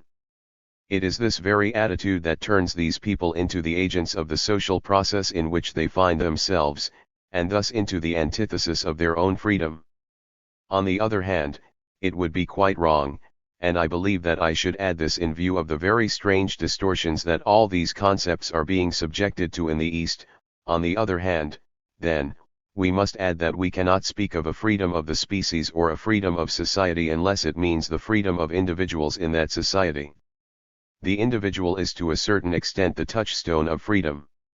If people point to the freedom of the totality, of society as a whole, and if this simply reinforces the unfreedom of individuals, then you can be sure that even societal freedom, objective freedom, is in a bad way and that genuine freedom has degenerated into ideology. And this is what has actually happened almost throughout the world to the point where one finds it difficult to utter the word freedom without a pang of shame. We shall have an opportunity to explain why the idea of freedom and the concept of freedom are beginning increasingly to disappear from our intellectual horizons, and why, furthermore, simply to speak of freedom makes us sound old-fashioned or over-professorial. We shall have to give some account of what can be done to oppose this tendency. What also emerges from what we have said about freedom is that it is a historical category par excellence. This means that we cannot formulate and define the concept of freedom once and for all, as philosophers have almost invariably done, so as to be able to confront the changing events of history with this immutable concept. The concept of freedom is itself the product of history and has altered with history.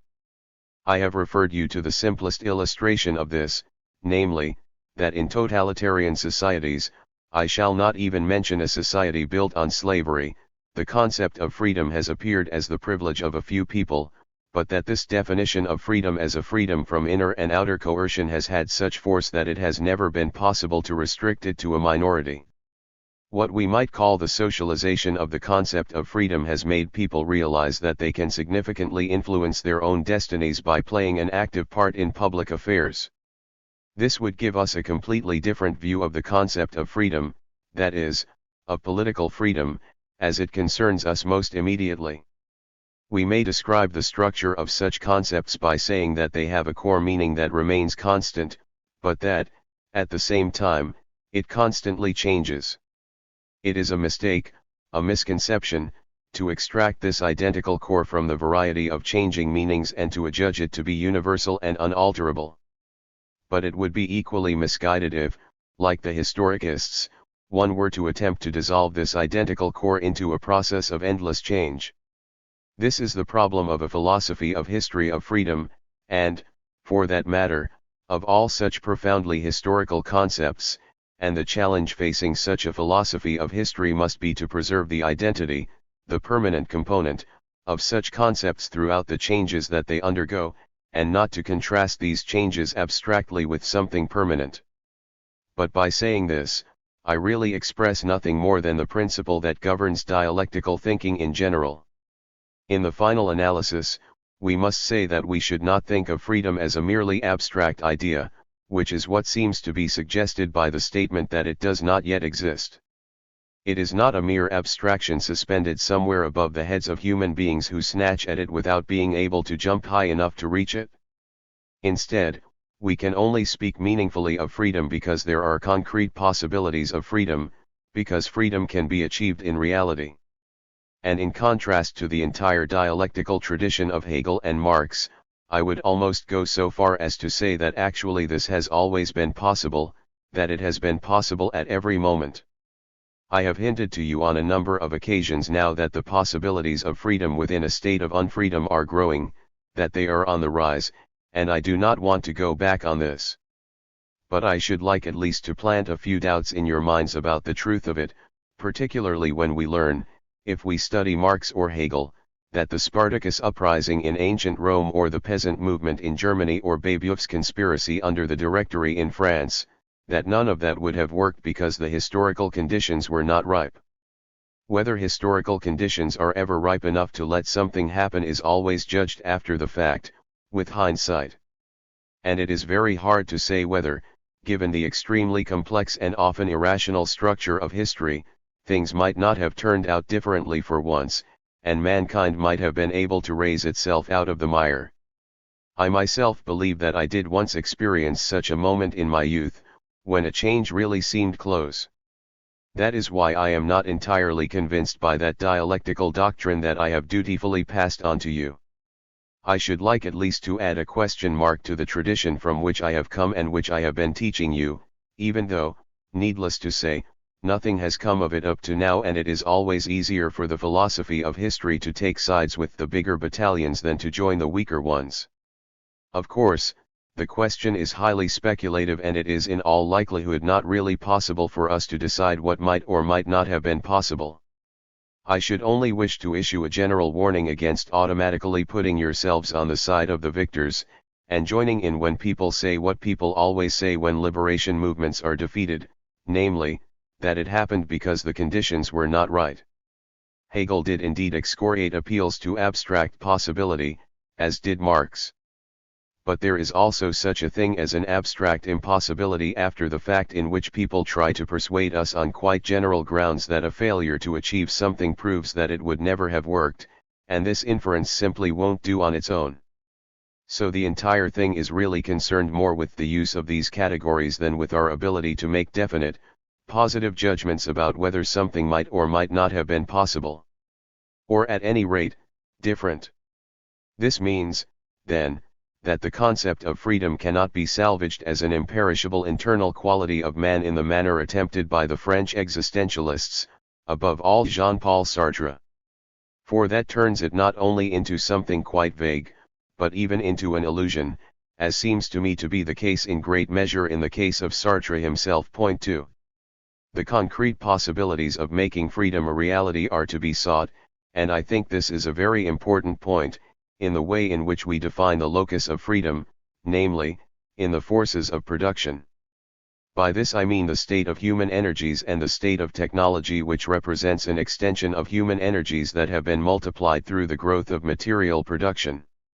The growth of freedom is not to be sought in the relations of production, which is the solution proffered by superficial minds.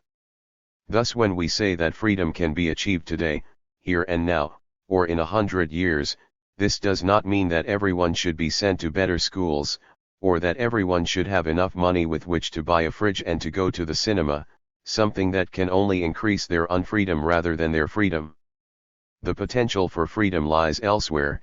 It consists in the fact that the state of the forces of production today would allow us in principle to free the world from want. In so far as unfreedom is necessary, that is to say, in so far as unfreedom can justify its existence by pointing to society as a whole, it can do so only by pointing to want.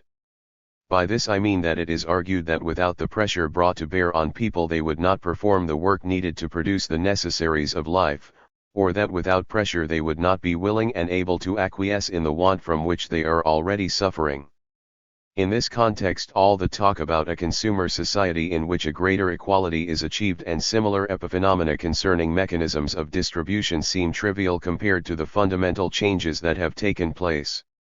What has really changed quite centrally is that technology has developed to the point where it would be possible to satisfy human needs so that there is no longer any need for privation.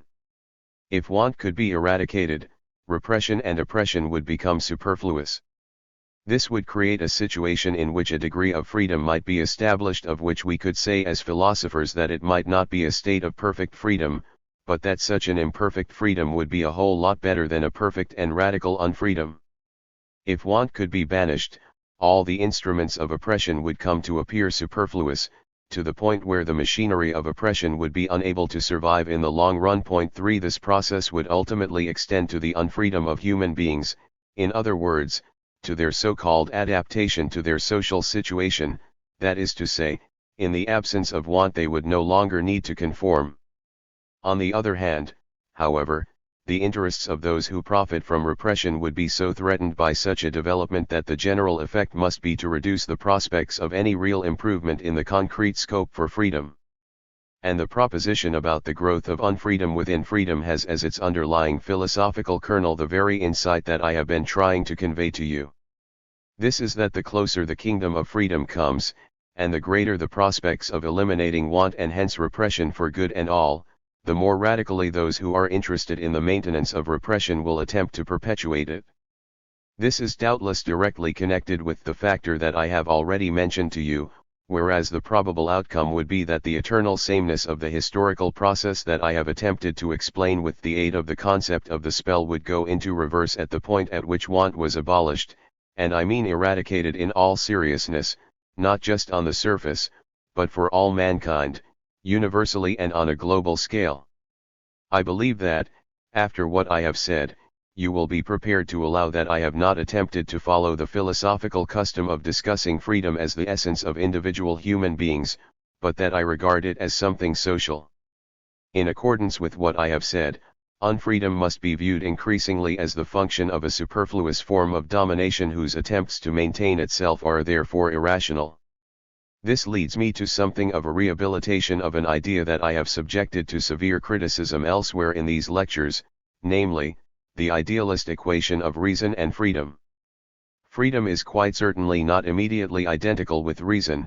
As a form of thought, reason is on its own, to begin with.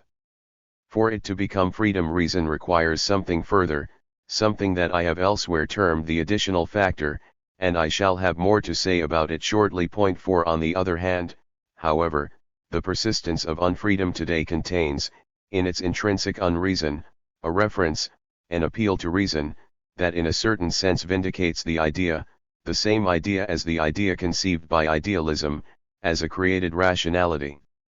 In a different sense, admittedly, from the vindication we find in Hegel, where the identity of freedom and reason is purchased with the renunciation of real individual freedom, so that he surrenders the very feature of freedom that I have described to you as the quintessential one, namely, that individual, actual human beings should themselves be free. With this line of reasoning, ladies and gentlemen, I believe that I have completed the transition from my reflections on questions of the philosophy of history to those of moral philosophy, which I now intend to begin and which will be devoted specifically to the concept of freedom. Analogously with what I did in the first part of the course in my discussion of the philosophy of history, my intention is not to plow through the entire terrain of what is meant by the problem of freedom, but here, too, I should like to choose a canon which will enable us to focus on these matters, or, if not a canon, then a model. Those of you who were present at Bloch's Lecture 5 will have noticed that, even though Bloch is strongly opposed to positivism, he nevertheless made use of the concept of a model that was in actual fact developed by the positivists. I myself did likewise some time ago. For example, in the interventions point 6 perhaps I may say a few words about this concept of a model at this point by way of justifying the method I propose to use. It is closely connected with my critique of system. If you believe it is not possible to provide a system based on identity philosophy, that is to say, a system in which existence is deduced somehow or other from consciousness, then it is hard to resist the attractions of the idea of a model.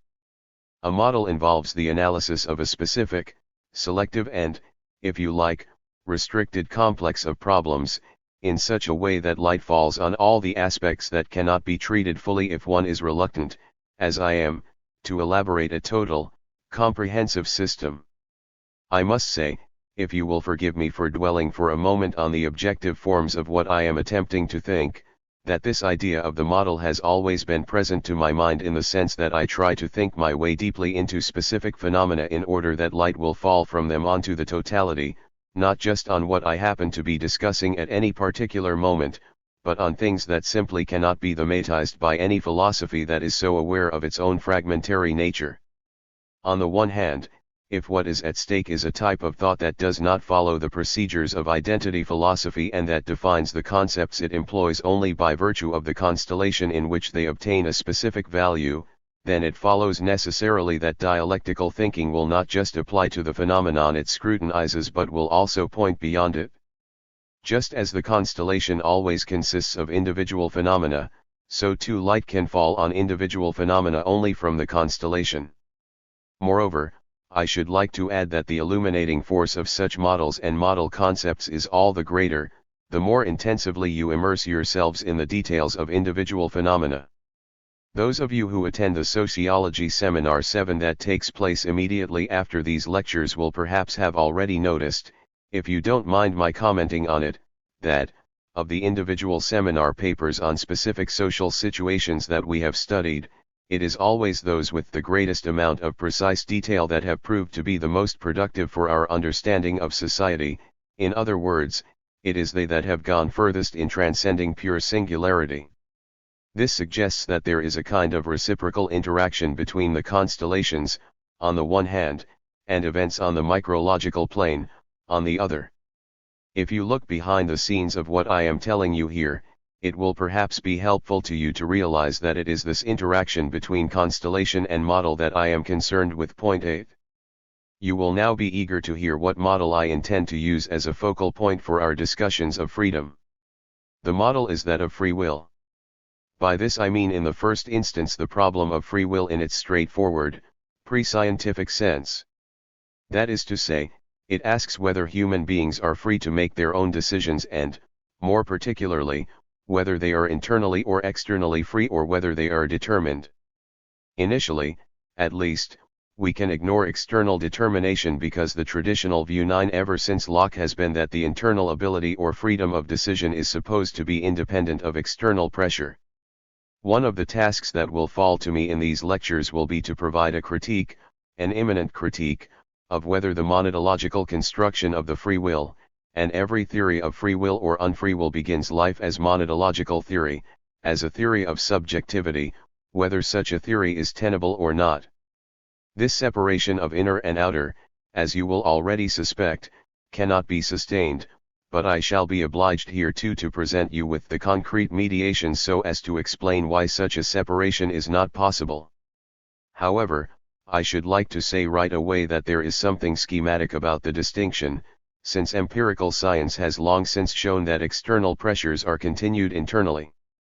The theme that this therefore poses as a central theme of any doctrine of freedom is that of interiorization. And I should like to alert you to the fact that, in the discussions that you will have to put up with, the concept of interiorization will not simply shine forth bathed in the golden sunset which normally surrounds it in these parts. I would not wish to deny the enormous importance of interiority, without which the notion of freedom could not have been conceived. Its value can only be grasped in an age and a situation in which it is disappearing along with a whole series of other things of equal importance for the individual and society. In his book The Lonely Crowd, the American sociologist David Reisman described the other-directed character who has succeeded the inner-directed personality type in the age of advanced industrialism. Whereas the latter becomes capable of autonomous action on the basis of behavior patterns internalized in childhood, the other-directed personality type is influenced exclusively by his competitors and the mass media. Even earlier than this, in the Dialectic of Enlightenment, Horkheimer and I explain the dialectic at work in the interiorization of repression and its impact on the bourgeois character. Point 11. Needless to say, it is important to be aware that the concept of interiorization contains a social dimension, and that if you define interiorization as an absolute in contrast to that social dimension, and use it as the basis of an idea of pure human beings as such, you will then have embarked on an irretrievable decline into ideology. Lecture 20. What is free will? January 28, 1965. Adorno's notes for this lecture. The separation of outer and inner is generally naive, pre-critical. Even though the distinction should be retained, since it presents itself in primary experience, it should not be made absolute. The internal to be radicalized as external, actual human beings together with their interiorization themselves belong, as actually existing, to the external world to which they know themselves to be contrasted and counterpoised. Inner and outer, too, are dialectical categories. The outer conversely mediated by the inner, never knowable as existing purely in itself. The critical, scientific solution must be, the will has to be a constitutum, the unity of characteristics, whether of promptings, impulses or decisions guided by reason. Thus we should not hypostasize the will, and the same holds good for the freedom that depends on its existence. Its position is exactly the same as the Kantian thing in itself, as he himself says. Point 1. The question of freedom is a pseudo-problem because turns it too into an independent problem as opposed to the phenomena it includes. This objection lacks rigor because it simply pushes the problem back from the superior concept to the things of which it is composed. That aside, difficulties in the concept of the regulative nature of phenomena of the will. A. Are there in fact irreducible impulses? B. Can reason interrupt causal sequences? 3. On pseudo-problems in general. Changing function of the term, at one time enlightened. Scholasticism, Angel's ladder. Point 4. Nowadays, to prevent discussion of what is of interest, a form of prohibition on thinking. Concepts that are not clearly defined, semantic taboo. Question of freedom of the will as relevant as it is difficult to state clearly what the two terms mean. Hence what a pseudo-problem means marks the beginning of reflection, not its end. Relevance obvious, justice plus punishment, the possibility of morality or ethics. This real interest not to be fobbed off with dismissive remarks about pseudo-problems. However, philosophy may not simply bypass semantic criticism. Its theory must include a. The impossibility of pinning down freedom and will. b. The necessity of discussing them after all. Kant satisfied this requirement in a sense, but without fully resolving the conflict, it survives unanalyzed. January 28, 1965. The talk about pseudo-problems was once inspired by the Enlightenment. This wished to prevent the flow of ideas from the unquestioned authority of dogmas whose truth could not be adjudicated by the very philosophies to which it had been submitted. The pejorative overtones of this can still be discerned in the term scholasticism. In the meantime, pseudo-problems have ceased to be questions that defy rational judgment and rational interests. Nowadays, they are questions that make use of concepts that have not been clearly defined. A semantic taboo has become prevalent that stifles questions of substance by converting them into questions of meaning. A preemptive prior consideration expands into an embargo on the discussion of certain questions. What may or may not be reflected upon, however crucial it may be, is governed by rules modeled on the current methods in the exact sciences. Established procedures, the means, are given priority over the substance, the goals of cognition for which they are supposed to exist. Disturbing experiences that impinge upon people prior to their articulation in language, and that sometimes balk at being confined in unequivocal signs, are reprimanded, as if the difficulties encountered in expressing them were the fault purely of a lax, pre-scientific linguistic usage. The relevance of the question of whether there is free will is as great as the technical difficulty of stating clearly just what is meant by it. Since justice and punishment depend on this question, to say nothing of what the entire philosophical tradition has understood by morality and ethics, common sense refuses to accept that we are faced here by pseudo-problems. A self-righteous defense of tidy thinking responds by offering us stones instead of bread. Nevertheless, semantic criticism cannot simply be casually dismissed. The fact that a question is urgent does not mean we can compel an answer if no true answer is available, even less can a fallible need, however desperate, show us where to look for one. It would scarcely be possible to state simply, in terms that are clear et distinct, just what will is and what freedom, and the same common sense that insists on these categories would be the first to argue that, if we could discover no existing will and no existing freedom, it would be a waste of time to consider whether the will is or is not free. We should not be concerned to reflect upon objects by judging their existence or non-existence, but by expanding their definition so as to allow both for the impossibility of nailing them down and also for the necessity of continuing to think them through.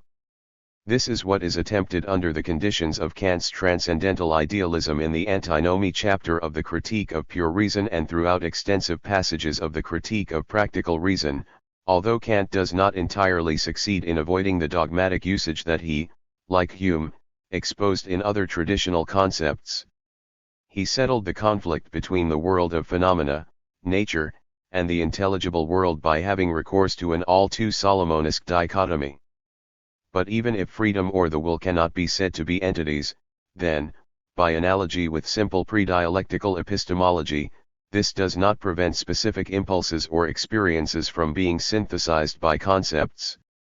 There may be no underlying thing like reality to correspond to these concepts, but they can nevertheless unify those impulses or experiences much as the Kantian object can synthesize its phenomena. Lecture 21. Freedom and Bourgeois Society. February 2, 1965.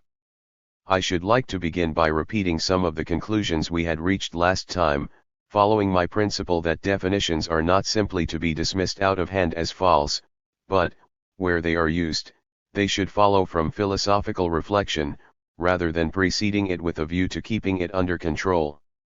I told you that will, at least in traditional epistemology, what it is in reality is the problem we are battling with, was analogous to the Kantian object, the ordered unity of all impulses that are found to be both spontaneous and rationally determined.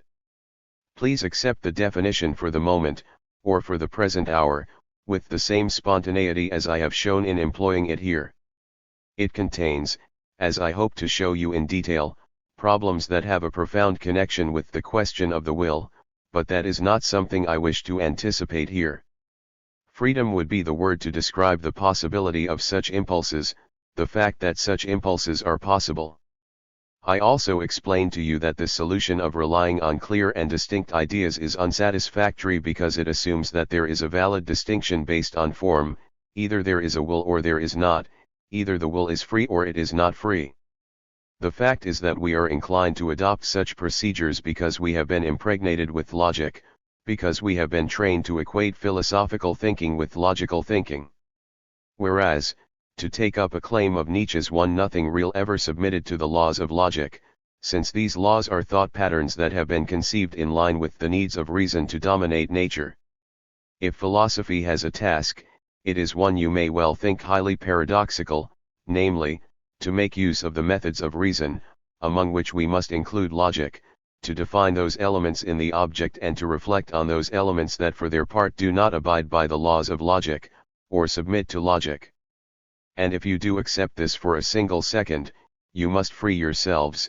I believe I have not yet stated this so clearly and so would like to repeat it so that you do not become confused by what I shall go on to say. You must free yourselves from the idea that such questions as, either the will is free or else there is no such thing, or, either the will is free or it is not free, must be capable of such simple, succinct answers as their form seems to suggest. But the fact is that we simply do not know whether such solutions, such succinct solutions, actually exist. Let us for a moment set aside the fact that the Kantian doctrine of the categories is essentially to do with the theory of reason, that is to say, with the use of reason and the problems that such usage throws up. Setting this aside, I should like to say that the antinomian representation of the problems of freedom in Kant emphasizes the objective aspect of freedom and that it has the extraordinary merit that it too points to the fact that a succinct, unambiguous solution cannot simply be assumed, but that we are faced with the possibility of contradictory solutions, no more than a possibility, one that should probably not be made to depend upon the transcendental use of reason so much as upon the nature of the object. Inner perception, and this is something I should like to say by way of criticizing the idea of the will, as a kind of internal thing, by analogy to external objects. Inner perception, self-consciousness, the consciousness that we have of ourselves, whether immediately or through a process of reflection, does not encounter the will in the same way that our external perception encounters objects that occur in various shades, but that remain identical throughout these shadings. Point 2. But the assumption of such a will is very much an intellectual construct. This means that, even on the assumptions of an idealist epistemological critique, we cannot ascribe to it the kind of substantiality that we are inclined to attribute to the objects of external reality. And if, earlier on, I discussed with you the possibility of pseudo-problems 3, that possibility refers precisely to the fact that the will is not a datum for us in the sense that objects are givens in the external world. It is not something that retains its identity and is perceived by us in a variety of shades or nuances, so that we may feel fully justified in doubting whether we can make such a distinction at all. The reality underlying this alternative, the thing that is meant by it, has something peculiarly intangible about it, something that eludes our grasp, that we cannot pin down. And then again, it is something to which we are constantly referred in the same realm of experience in which we speak of human character, of people with a strong or weak ego, or of a person's temperament, which may be sanguine or melancholic or phlegmatic. All these things are qualities that have made an extraordinarily powerful impression on the collective mind without its having been proved possible to discover scientific rules with which to identify objective correlatives for these things. That means, however, that the real problem is that this definition of the will, this concept of the will, is mediated by the very thing from which it has been strictly distinguished by the original question. This remains the case even if you agree that there is such an ordered synthesis of spontaneous and rational impulses as I have postulated in this definition of the will. For the will, or the substrate of freedom, or, if you prefer, of unfreedom, is defined in the first instance by the monadological structure of individual human subjects, in other words, by the fact that human beings find themselves confronting the non-mental world which manifests itself as a coherent and other totality, and they do so by means of their consciousness in the broadest sense, which here includes their emotions and impulses. In disagreement with this, and I believe I have drawn your attention to this several times, this supposedly monadological being is intertwined with the very thing from which it is separated, with both the sphere of experience coming from outside and the impulses that arise within the individual and impinge on the external world. Furthermore, the will itself and the ways in which it separates itself, and this is the dialectical salt that adds spice to these observations, are likewise modeled on the external world and the relation to the external world.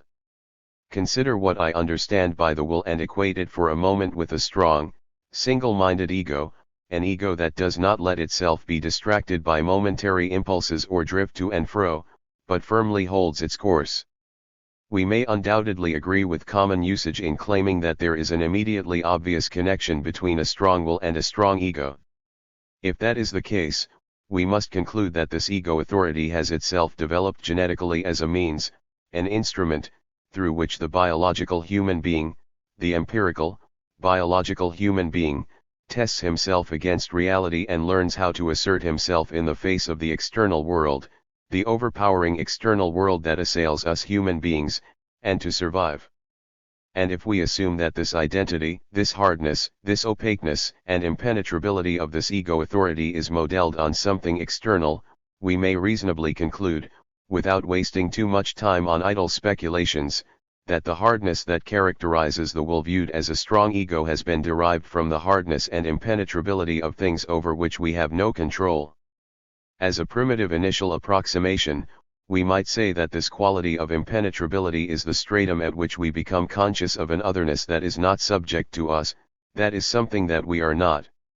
We might almost say that the monadological principle is itself the product of a quite primitive, primary experience of things that stand opposed to our own subjectivity. This means that subject would be object in the very precise sense that the solidity and persistence of the subject is a mimesis of the very things that are not intrinsic to the subject. Precisely because they elude us, these things acquire the hardness and solidity that we, as firm characters, and perhaps even as the embodiments of willpower, set out to master. You can see from this that, by relating the concept of will to an isolated subjectivity that exists for itself, we end up positing in this separation of inner and outer, this relation of will to subjectivity, a relation to external reality as well. Not only that, our very model of the human subject turns out to be the non-self, we have the non-self as the model of the self. So that, if I believe that we may speak of a certain primacy of the object in the foundations of epistemology, for it is probably this curiously objective dimension of the self that we come across, although I have no wish to conceal from you the fact that all reflections of this kind conceal a cloven hoof. This is that, for such an objectification of the subject to occur, for the sphere of the subject to be assimilated to the sphere of the object in this way, means that something like a sphere of subjective reflection, of subjectivity, must exist. For if there were no such thing as a subject, there could be nothing capable of the self-objectification that I have attempted to show you in the concept of the will.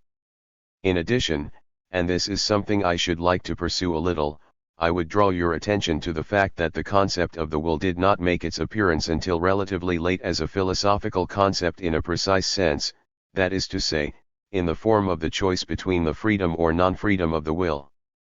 Furthermore, when it did appear, it did so in close connection with the realm of intersubjectivity, in other words, with the involvement of human subjects with one another, and hence with the social sphere. In more modern philosophy, the problem of freedom and determinism did not become a topic of discussion until the 17th century, principally in the thought of Spinoza and then, explicitly in the context of the problem of determinism, in John Locke. There can be no doubt that the question of freedom, including inner freedom, the freedom of human beings, arose in connection with the emancipation of the bourgeoisie. The bourgeoisie, in contrast to the feudal class, postulated freedom in a highly external, objective sense. It meant freedom from the restrictions and dependencies that the feudal system had imposed on the bourgeois order, the bourgeois class. In raising the question of freedom, the youthful, increasingly self-confident bourgeois class felt it essential to ground freedom in the nature of man. From there it is but a step to inquire whether human beings are essentially free or not free. This rational justification of man proceeds from man's actual liberation, but attempts to ground this actual liberation in his own nature, that is to say, in man's nature as subject. It is an attempt that addresses itself to philosophy at a very early stage, remarkably enough, we should note, rather than to the empirical sciences or psychology. We shall have to ask ourselves how this remarkable situation came about. For at first blush it would seem more sensible to say that the question of whether human beings are free or not is one that should be resolved by the empirical science of man, in other words, psychology. But that is not what happened, and this was not simply because, as you all know, psychology was not so highly developed as the natural sciences during the early bourgeois period, by which I mean the 17th and 18th centuries.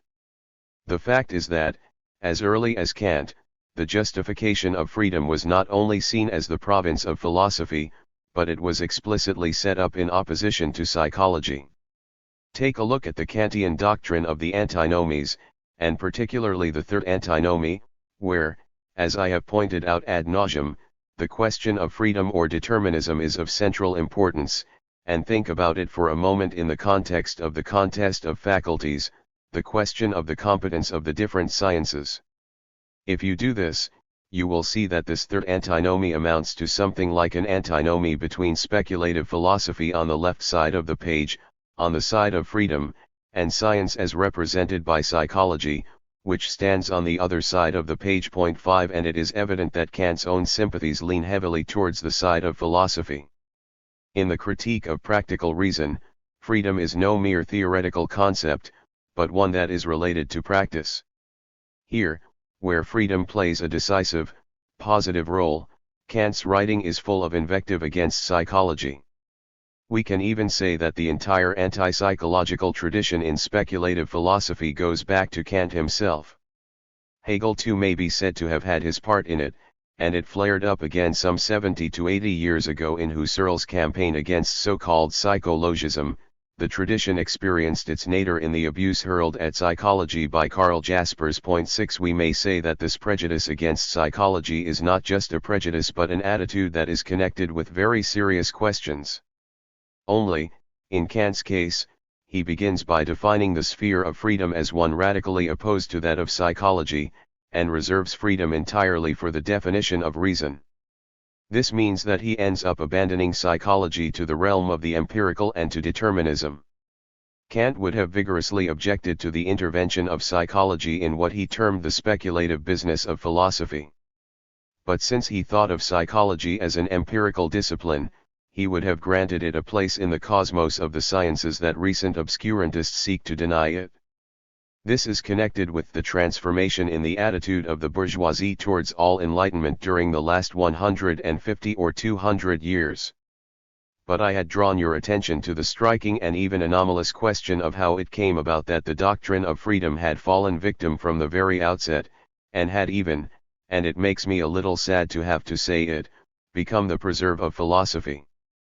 I believe that the answer is that from the very outset the interests of the bourgeois class were never so unambiguously served by the concept of freedom as reflection on it suggested and, above all, as they appeared to be following its decisive ideological manifestations in the struggle against feudalism and then absolutism. For in its efforts to subdue nature the bourgeois class needs the progressive process of rationalization as an instrument. Disenchantment 7 Making the world scientific, the increasing encroachments of science on the world, a process that subjects the phenomena of the world incrementally to the laws of science, all that is a mortal threat to freedom. On the other hand, as I attempted to explain to you at the start of this lecture, the bourgeois class has a no less vital interest in maintaining the concept of freedom. This account smacks somewhat of the history of ideas. If we go over to a more realistic description, we might say that from the very outset bourgeois society was an individualistic society that had established formal freedom, but had not envisaged one free from coercion of every kind. Thus bourgeois society always possessed this dual proclivity: on the one hand, it postulated freedom, and in this respect it tended to look back, historically, and on the other hand, it tended to restrict freedom, especially any demands that threatened to go beyond the bourgeois order. These demands, which went hand in hand with the radicalization of the concept of freedom, cut the ground from underneath the bourgeois categories of exchange, free competition, and whatever else formed part of bourgeois ideology. In other words, the bourgeois attitude towards freedom was antinomian through and through. And you may, if you wish, deconstruct it socially, by arguing that the contradiction that Kant has formulated with such admirable frankness contains the dual interest of the society that is objectively defined by it in this way without any ideological slant or malign intent. This contradiction became philosophy in the shape of the third antinomy. This means that the thesis represented the interest of the emancipated bourgeois class in freedom, while the antithesis incorporates what has recently been expressed accurately, repeatedly, and in various places all over the world as the fear of freedom. 8 And in general, I do not know whether I have already drawn the relevant passage to your attention. The proof of the antithesis of the third antinomy explicitly formulates the argument that would later become so popular. This is that, if we were to release nature from all rules by postulating an absolute beginning, we would escape not just from coercion, but from the guidance of all rules, and indeed there would no longer be any order at all. 9 For profound reasons, for reasons connected with the structure of society, the general bourgeois consciousness has always been vacillating and ambivalent in the sense that it fears the limiting of freedom and the constraints placed upon it, while at the same time it takes fright at its own courage and fears that a freedom made real might lead to chaos. This may enable you to understand a phenomenon that lies very much at the heart of the history of the doctrine of freedom and that will show you just how dialectical the entire complex of freedom really is. We might well begin by thinking, the ordinary man in the street might well imagine, that the interests desirous of freedom, including social freedom, social liberation, that these interests might well hasten to endorse theorems concerned with human freedom. Whereas, conversely, we might assume that those who wish to keep human beings in a state of dependency would define human beings as dependent, necessarily unfree creatures, making use of categories drawn from nature. This was in fact common practice in the very early stages of bourgeois philosophy, in Hobbes, where the vindication of absolute monarchy went hand in hand with the definition of man as a purely natural creature. 10 This rather primitive explanation may well have appeared plausible, but the fact is that, in the history of ideas and the internal logic of such concepts as freedom and unfreedom, history does not always choose the most plausible route that you might expect. I believe that you can well understand why the bourgeois thinkers of the Enlightenment set such curious limits to the idea of freedom. These limits can be seen in the way that freedom was turned into the monopoly of philosophy, and this brings me, so I should like to believe, very much to the heart of the substantive problems of freedom. For it turns out that the more theory urges the need for freedom, and the more theory insists that human beings are essentially free, that their will is absolutely free and that they have absolute responsibility for themselves, then the more readily theory lends itself to repression. You can easily explain this to yourselves if you consider the theory of criminal law, which provides us with something of a key to all serious thinking about the subject of freedom. In the theory of criminal law, it is the idealistic, Kantian thinkers, the ones who insist upon the freedom of man, free will, autonomy, self-determination, who infer from all this the unconditional responsibility of individual human subjects. It is they who, if I may put it in these terms, tend to reject all talk of mitigating circumstances and always seem to be on the point of ensuring that the human subjects are made to feel the full weight of the law at every opportunity, precisely because they are free. You can see from this that ideas that originally had a utopian complexion and a critical complexion tend, notwithstanding their truth content, to degenerate in the course of history into ideologies. We can say that the doctrine of freedom really has degenerated gradually into mere declamations kept for high days and holidays. There is an infallible sign for this ideological distortion of the idea of freedom, one that will enable you to recognize it wherever and whenever talk about freedom lends itself to the justification for restrictions on freedom, in other words, where talk about freedom is perverted into the exact opposite of what it is supposed to achieve. What I have in mind are all the propositions that assert that freedom originally consisted in nothing other than voluntarily accepting a compulsion that human beings cannot escape anyway.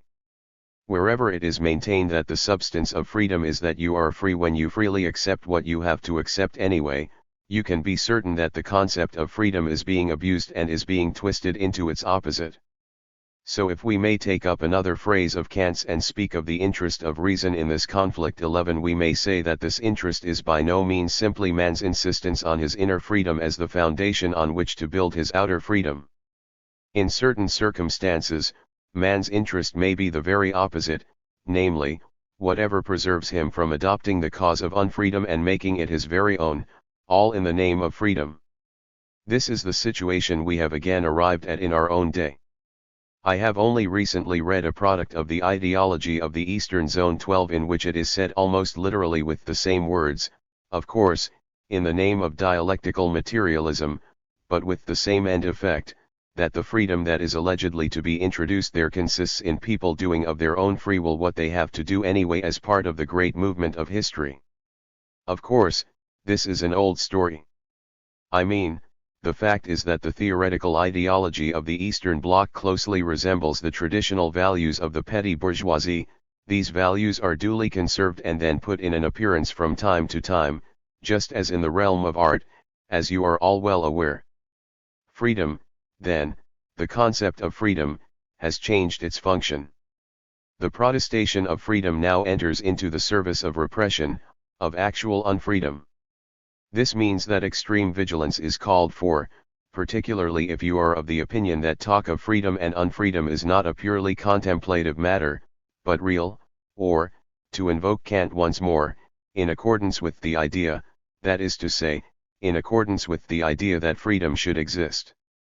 This is because an attitude to freedom and unfreedom in the abstract tells us nothing about what a theory or a political system has to say about making freedom a reality.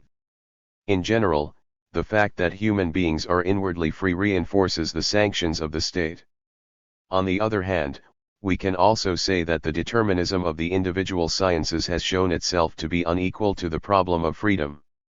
I should say right away that on this point psychoanalysis has adopted a highly curious ambivalence, curious because it has perhaps gone furthest beyond mere assertion, the abstract assertion of determinism, and has attempted to elaborate it in concrete terms.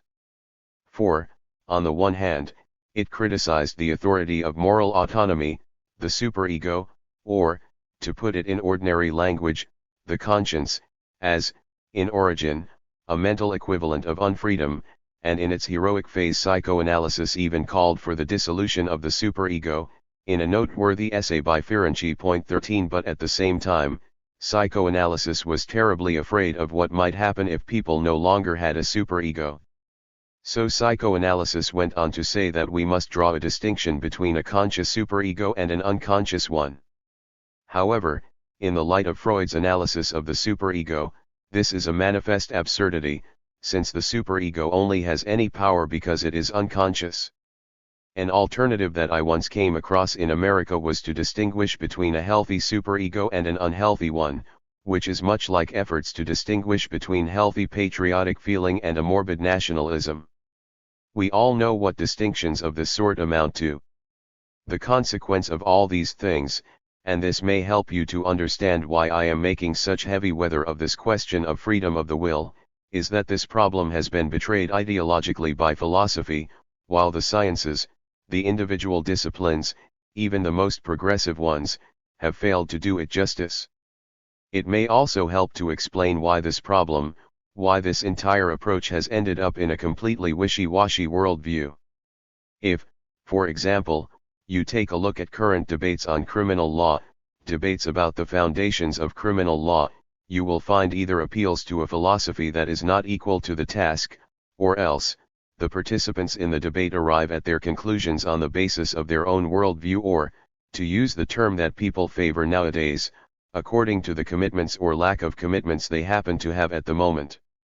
Thus what ought to be the most necessary and objective decisions of all, given their extreme seriousness, are made to depend on the most adventitious circumstances, namely, the ticket that just happens to have been chosen by a man who does not just have a working life, but who also keeps his brain active even when work is over. And this leads me to my conclusion, which I hope will give you something of an idea that philosophy does have a contemporary relevance and is not merely the twaddle to which it threatens to degenerate today. This conclusion is that a serious dialectical analysis of freedom is needed, because it is only through a process of philosophical reflection that would include all these elements that the question of freedom can be rescued from the vague waffle that in the long run can have only one consequence. This is that decisions about the legal or constitutional implications of freedom will hide behind these vague ideological commitments and will then be arrived at not through the exercise of autonomous reason, but simply in accordance with the power relations on which so-called worldviews lean for support. Lecture 22. Freedom in Unfreedom. February 4, 1965. I attempted the day before yesterday to convey to you something of the complexity of the debate about freedom and determinism within society as it exists at present, and to explain to you that the paradoxes of the situation have become so entangled that the very people who insist on freedom as a given of human nature generally interpret freedom as responsibility and place it in the service of repression, and the converse is equally valid. I went on to explain why the debate about freedom threatens to degenerate into ideological caprice at the very point at which it acquires genuine relevance, namely, on the crucial issue of the foundations of criminal law. Perhaps I may be allowed to amplify this a little. You may be in some doubt about whether the debate about criminal law really has the relevance I have attributed to it, simply on the grounds that it raises only a few issues and these could be said to be rather marginal. But my belief is that to think in this way is to think altogether too abstractly. This is because these marginal cases, precisely because they raise questions of ascription or responsibility, really do provide something in the nature of a touchstone because, as in all highly individuated situations, the relationship between individual and society appears in an especially sharp focus.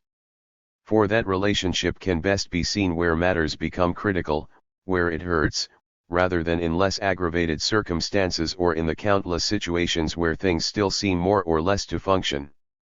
One feature of this peculiar decline in the debates about freedom, which have actually degenerated from the heights of philosophy to the level of a Weltanschauung in the course of a process that would really repay close examination, is that the concept of freedom itself, as well as countless other concepts from the early phase of bourgeois emancipation, has an old-fashioned ring to it, something both venerable and archaic, and that, if the truth were told, people are no longer able to imagine anything specific by the idea of an appeal to freedom.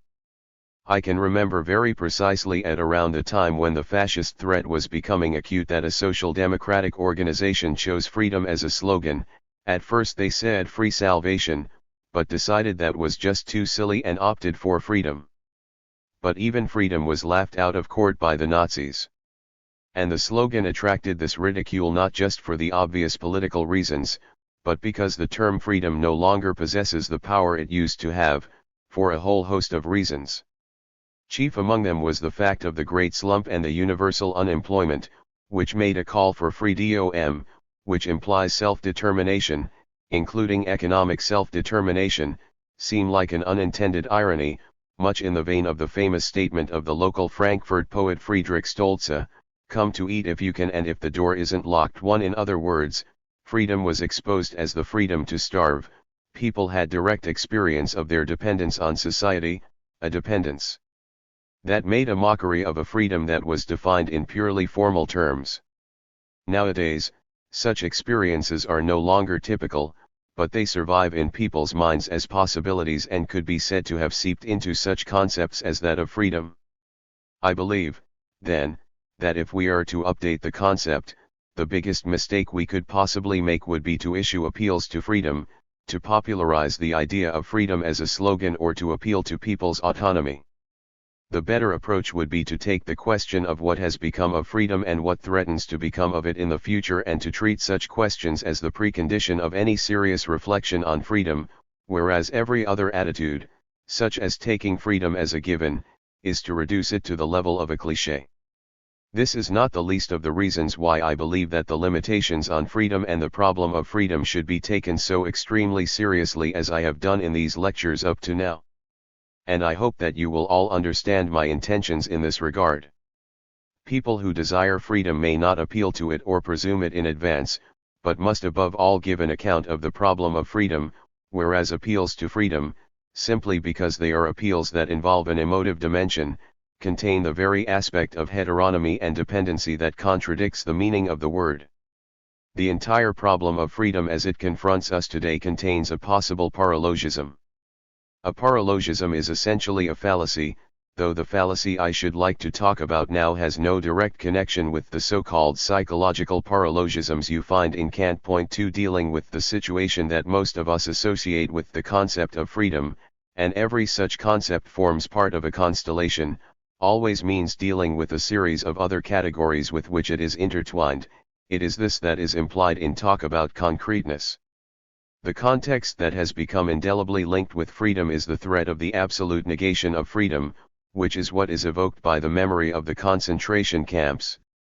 We might say, therefore, that there must be freedom so as to ensure that Auschwitz never happens again, simply because Auschwitz must not be allowed to happen again. I am the last person to resist the force of attempts to discover a rational formula in this argument. But if this idea really contains a fallacy, that must mean that it misses its mark and would therefore fail to achieve the very thing it sets out to achieve, namely, the prevention of a repetition of Auschwitz. I would reply to this in the first instance by saying that, if Auschwitz could happen in the first place, this was probably because no real freedom existed, no freedom could be regarded as an existing reality. In other words, the misdeeds of Auschwitz were only possible, firstly, in a political system in which freedom was completely suppressed, and, secondly, in a general social context that permits all that to happen, and, finally and more particularly, because the people who committed, and were able to bring themselves to commit, these atrocities were essentially unfree, and truly were the servants who claimed they were just carrying out orders. Unlike Heidegger, I am not in the business of language mysticism and have no desire to explore the roots of words. However, I believe that you can learn an awful lot from taking a closer look at the actual meanings of words and the ways in which language is used. The fact is that language speaks of torturers and, more specifically, the original German term Folterknecht really referred to executioners' assistants. Thus language has reserved the use of servants for torturers, of all people, long after society had ceased to have servants, and this shows clearly enough that we really are concerned here with the actions of unfree men. This feature surely does make its appearance in Kant's antinomian treatment of the problem of freedom. For the fact that his argument calls for an infinite regress in order to arrive at an absolutely free ultimate cause underlying the chain of cause and effect implies that freedom is something that has not yet come into being. It means that freedom is to be treated as a possibility that has still to be implemented. No one has set about this task with as much energy as Kant himself in his resistance to the contamination of freedom with existing reality, that is to say, to the idea that freedom should be regarded as an immediate defining factor of reality. If you were to interpret the experiential content of Kant's doctrine of the antinomies in metaphysical terms, then what that doctrine would mean would be that we must abandon the illusion that freedom is a reality so as to salvage the possibility that freedom might one day become a reality after all. The evil is not, as it must have seemed to Kant, that free human beings act in a radically evil way, but there has been a change in the sense that, since we do not yet have a world in which men no longer need to be radically evil, the spell of the unfreedom which holds them in thrall has not yet been broken. It is my belief that this is a finding that brings the executioners into the diagnosis of entanglement and guilt, and even conceives of them as victims and not just as murderers, which is what they also are. I believe that only an approach of this sort would create enough breathing space to enable us to escape from the vicious circle that characterizes everything that is connected with these horrifying events and actions. I say this very cautiously and would ask you not to misunderstand me on this point. I do not have even the slightest intention of suggesting that reflections on freedom might provide any scope at all for evading a confrontation with such experiences, that is to say, with everything that Auschwitz represents. I believe that every thought that fails to measure itself against such experiences is simply worthless, irrelevant, and utterly trivial. A human being who is not mindful at every moment of the potential for extreme horror at the present time must be so bemused by the veil of ideology that he might just as well stop thinking at all. However, this very situation and reflection upon the facts that are at issue forces us into a radical process of interrogation that leaves far behind us such naive questions as, are you responsible or not responsible? Freedom in the sense of moral responsibility can only exist in a free society. And a free society will have to be conceived as one which has ceased to produce people like Boger and Kaduk, at least in significant numbers. 5 I believe that their behavior consisted of acquired, internalized modes of social behavior. The term internalization, interiorization, really comes home to roost here. God knows that it would be a task worthy of criminology, if only criminology were to be mindful of its proper tasks for a change, if it could demonstrate for once that, and to what extent, the utterly asocial attitudes that we encounter in such individuals are in fact social attitudes, namely, the extension of the principles of a society that has really always been based on direct, naked force and continues to be so based to this day. The responsibility in question amounts to something like our ability to intervene. We can only think of ourselves as responsible insofar as we are able to influence matters in the areas where we have responsibility. Everyone can learn the truth of this within his own limited sphere of activity when he perceives that there are frequently situations in which he is given responsibility for something by some institution or other, but without at the same time being given the authority to impose his will and to exercise control over what falls within his remit. This is the antinomy of authority which is caught between the twin poles of responsibility and the ability to impose one's will. It will be familiar to everyone who has been given some authority in the administered world and who occupies any position of responsibility in it. I would say that this is the antinomy par excellence, and it gives everyone who has experienced it something of an insight into the tangled nature of the real world. Responsibility, then, is the touchstone by which freedom can be measured in reality, by which freedom can be imputed, as the lawyers put it. But if responsibility truly is the critical zone of freedom, we must say that today there is a complete mismatch between responsibility and influence, not merely in so-called official circles with regard to people who have authority to issue directives in a particular, defined area, but who then for 100 different reasons issue instructions that do not reflect their own understanding, or do so only to a very limited degree. But over and above this, there is the so-called sovereign nation, in other words the people who cast their vote in the polling booths in order to determine their political and social destiny. These people have neither objectively nor subjectively the possibility and influence needed to ensure that their actions will shape the world as they would like it to be. These things have been said so often that I have no need to repeat them here. I would remind you only of the controversy that arose in connection with Niemöller 6, who described the situation with a quite extraordinary integrity and frankness. I mention it only because it enables you to understand an insight we owe to Hegel. This is that, while freedom appears to us as a subjective quality, as if the judgment about whether freedom exists is one that falls exclusively to the subjective mind, this insight enables us to see how dependent freedom is on objective realities and to gauge the extent to which we are capable of influencing the real world with its overpowering, structured institutions by what we do as formally free subjective agents. It is only in this context that I wish to invoke all the assertions that have been made about the decline of the political process and the political impotence of individuals, assertions that are familiar to you all and about which a very large and very spirited literature has grown up in the meantime. What I wish to emphasize is something that each of you has experienced in all its subtleties in your awareness of the excessive demands made on you, and probably on everyone without exception, even if we ignore such matters as people's class membership. It is the experience that more is constantly demanded of you than you can possibly achieve. This is a highly paradoxical situation if I am right in assuming its general prevalence. And I would ask you to consider whether there is any truth in what I am claiming here.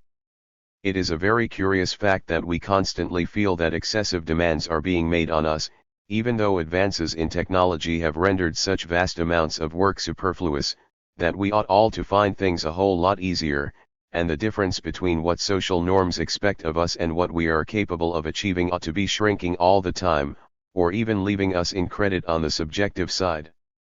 But there is no question of that happening. If I am not mistaken, I do not wish to exaggerate this, but my belief is that we all feel under constant pressure. This feeling is not a matter of particular causes. By this I mean that it is not so much the fact that many of you feel you have to learn too many things for your examinations, or that I feel too many demands are being made of me in the sense that I have to perform too many administrative duties and that these keep me from what I regard as my most important tasks, tasks I can find time for only by stealing time from unavoidable chores, so that I have to do countless jobs that others could do just as well as I or even better. All these things are probably no more than a cover for the fact that we live in a society based on formal freedom, and in return for this formal freedom it demands that we wholeheartedly devote our efforts to whatever has fallen to our lot, while at the same time preventing us from doing so because of the overwhelming power of its institutions and the overwhelming power with which it confronts us at every moment. This, I would say, is the concrete form in which we experience the question of freedom and unfreedom today. I hope that someone will one day decide that this phenomenon of excessive demands might be worthy of serious analysis. What marks out this feeling of chronic overwork is that it always contains, in a concealed form of course, something like a memory of freedom.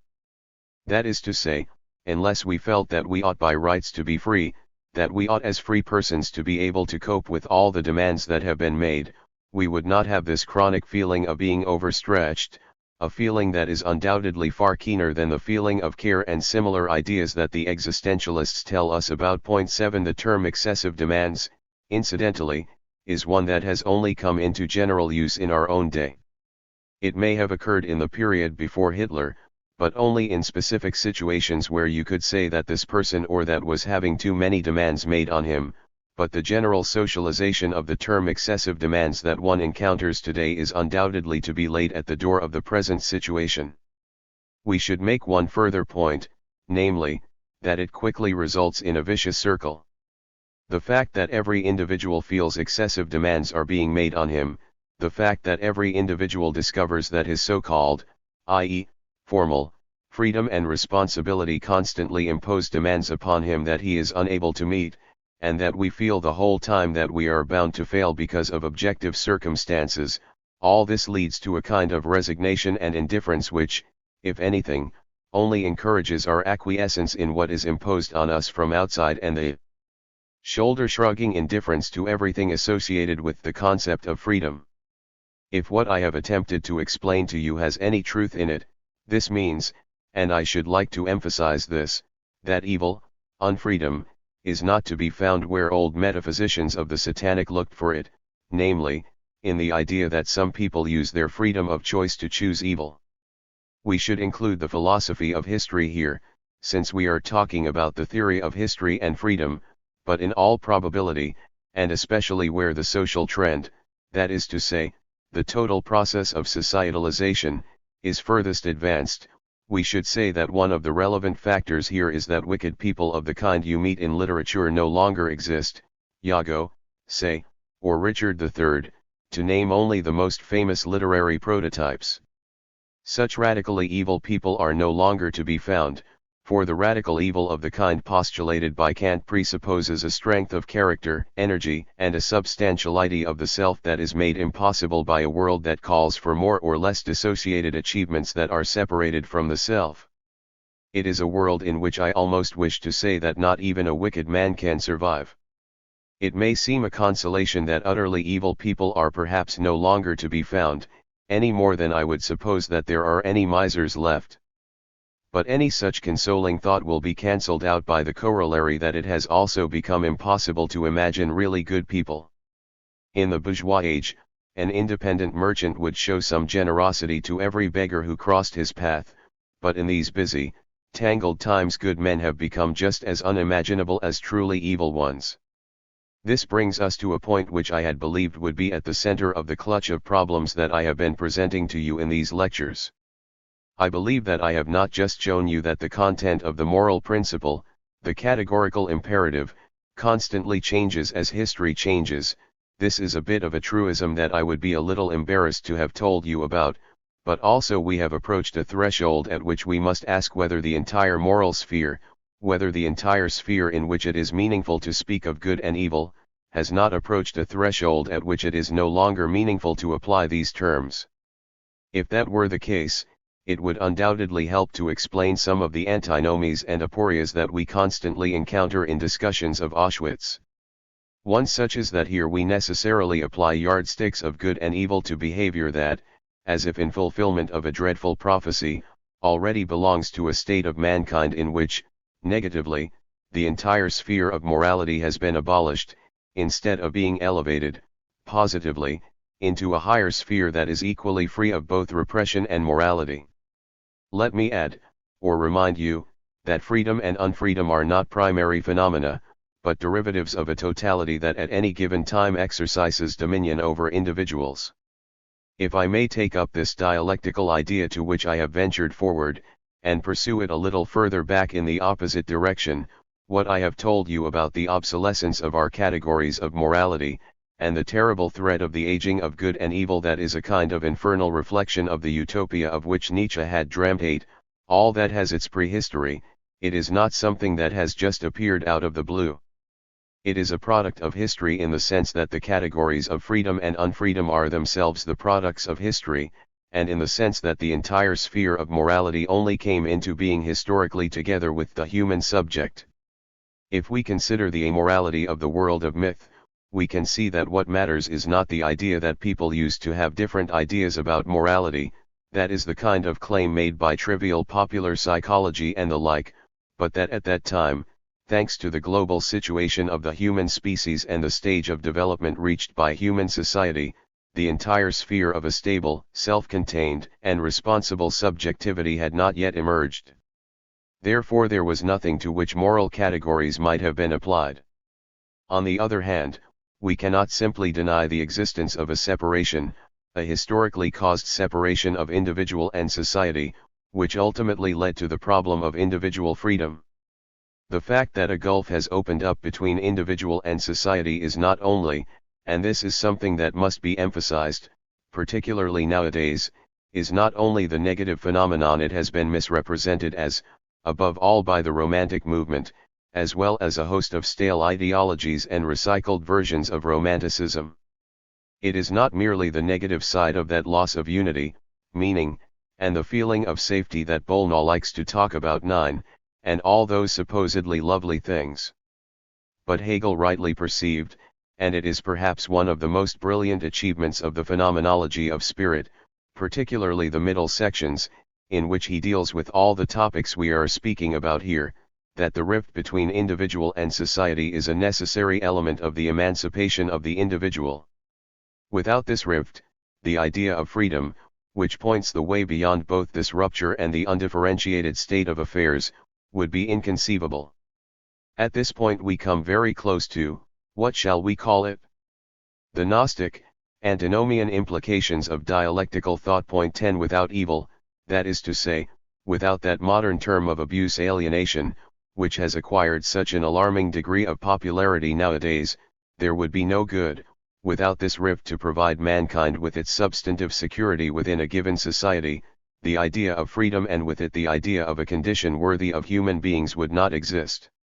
This insight is swiftly joined by the suspicion that what were said, even in Hegel, to be substantial ages in which the individual lived in harmony with the collective of which he was a member 11 were in reality far from providing the settings for a happy and harmonious existence.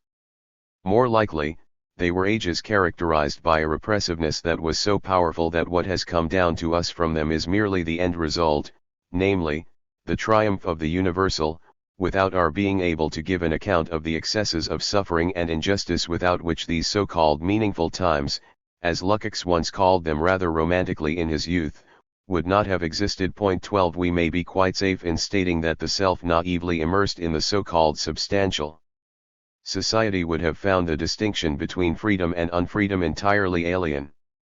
And in this way the link between history and the question of freedom must be seen to be more than a matter simply of an ever-changing content. The link between the two must lie instead in the constitution of the problem of freedom itself.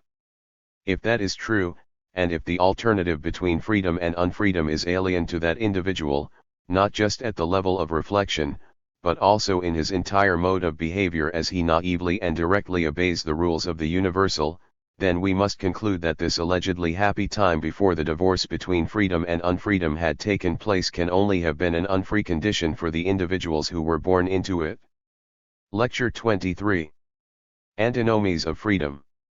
February 9, 1965. It will perhaps not be entirely unproductive for the problems that we are exploring if we were to ask a question that Kant would undoubtedly have condemned as a genuine act of lèse-majesté. This question is, what possible interest might the human subject have in emphasizing that his own freedom is a positive given? It will then immediately become obvious. I am well aware that such a psychological approach is a metabasis eis allogenos, but it will become clear to you why I resort to it. It will then become obvious that the human subject's interest in his freedom is narcissistic.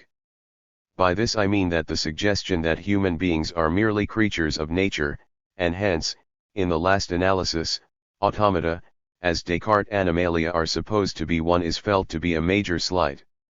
In general, humanity as a species feels an extraordinary revulsion from everything that might remind it of its own animal nature, a revulsion which I strongly suspect to be deeply related to the persistence of its very real animality. Probably one of the most intractable problems of Kant's conception of man and human nature lies in his attempt to differentiate it, and together with it man's dignity and everything that involves, and to mark it off from animality. We can readily understand this interest historically if we picture to ourselves the indescribable efforts and the sacrifices that it must have cost human beings in the course of their development to muster the strength to master their inner and outer nature. For it was only thanks to these efforts and these sacrifices that it became possible to distinguish themselves from nature, and that this strength could be reflected back to them as a divinely gifted quality, the quality of freedom. It is a remarkable and striking fact that, even though Kant would have found such considerations anathema, he was able if not to illuminate theoretically the secret of this interest in freedom, the subject's narcissistic interest in freedom, at least to let it slip out in passing. This can be seen in a passage in the groundwork of the Metaphysic of Morals, in the section entitled How is a Categorical Imperative Possible? In the course of a discussion of the possibility of a practical philosophy in general, he expresses himself in such a way that what I have called narcissistic interest breaks through to the surface. I should like to show you this remarkable passage. The he that Kant uses here is the subject as such. Significantly, he at once identifies the subject as a scoundrel in order to show that even such a scoundrel, needless to say, the archaic sound of the word will not have escaped you, that even such a scoundrel cannot dispense with the supposition of freedom. By pointing to the driving force at work he gives expression to this narcissism, in all innocence, I hasten to add. By such a wish he shows that having a will free from sensuous impulses he transfers himself in thought into an order of things quite different from that of his desires in the field of sensibility, for from the fulfillment of this wish he can expect no gratification of his sensuous desires and consequently no state which would satisfy any of his actual or even conceivable inclinations. All he can expect is a greater inner worth of his own person. This better person he believes himself to be when he transfers himself to the standpoint of a member of the intelligible world. Intelligible world here means the world we can understand, in other words, the world of freedom. He is involuntarily constrained to do so by the idea of freedom, that is, of not being dependent on determination by causes in the sensible world, and from this standpoint he is conscious of possessing a good will which, on his own admission, constitutes the law for the bad will belonging to him as a member of the sensible world, a law of whose authority he is aware even in transgressing it. The moral I ought is thus an I will for man as a member of an intelligible world. Point 2. The necessity that is ascribed here to the consciousness of freedom is so peculiar because, as something narcissistic, that is to say, as the mere consciousness of being a better person, it is defined by Kant in precisely the psychological manner that the anti-psychologism of the Critique of Practical Reason ought to preclude. But we are now confronted with a curious fact in connection with this tremendous narcissistic need to assert one's own freedom and sovereignty. I believe that I am not exaggerating when I say that the impact of German idealism, the political and also the social impact of German idealism, would have been inconceivable without that element of narcissism. but what is remarkable is that this interest in freedom runs in tandem with the opposing interest, namely the denial of freedom. I remember how as a child my parents were shocked to hear a housemaid telling me that I had to do what I was told, and this doing what I was told was presented to me as a sort of categorical imperative, without its being explained to me why I had to do what I was told, and in what respect I had to do what I was told. Of course, this is the ideal of conformity that plays such a major role in bourgeois society and that was originally determined by the coercion of the market economy. By this I mean that the man who produces for the market needs to adapt his supply to the prevailing demand because otherwise he will not be able to dispose of his products. The idea was then projected onto nature in the shape of Darwinist biology, no doubt for good reason, since you will remember that history is an extension of natural history. And having been naturalized in the shape of Darwinism, the idea was reimported into the society from which it had sprung. Incidentally, an intellectual or social history of conformity would be a project that would really give us an insight into the very heart of bourgeois society, especially if we think of the theory of conformity as the dark side of the theory of freedom. The two theories are corollaries of each other and between them they express the conflict that sustains bourgeois society itself. This conflict means, on the one hand, that human beings have to prove themselves through the work ethic, that is to say, they are evaluated in a double sense in terms of the socially useful work that they perform. They have to display independence, autonomy, and initiative, in other words, all the qualities that bourgeois modernity championed in opposition to feudal notions, whether those of beggars or of great lords. These then are the virtues of freedom. If the single, atomized, isolated individual fails to insist on his own being for himself and his own autonomy, if in other words he fails to prove himself as a free being, he will be punished socially, he will fall under the wheels in one way or another. On the other hand, however, the same individual must define himself as a being for others, he must constantly mutilate himself because society as a whole is unfree, because in its content society as a whole is a heteronymous thing as far as he is concerned, and because he can only assert himself by this process of adaptation. The difficulties, the theoretical difficulties connected with the concept of freedom ultimately represent something like an interiorization or sublimation of that very real conflict between the doctrines of freedom and conformity in bourgeois society itself. You can find a vulgarized version of this in the ideology of the contemporary culture industry. In my essay Second-Hand Superstition, which appears in Volume 2 of the Sociologica 3, I have shown in great detail, and this could easily be replicated with reference to the astrology columns in German magazines, that two pieces of advice always go together and mutually reinforce one another. On the one hand, there is the advice, stand on your own 2 feet, use your own initiative, take your courage in both hands. And, on the other hand, keep in with your superiors, don't be too cheeky, don't make trouble, don't try always to get your own way.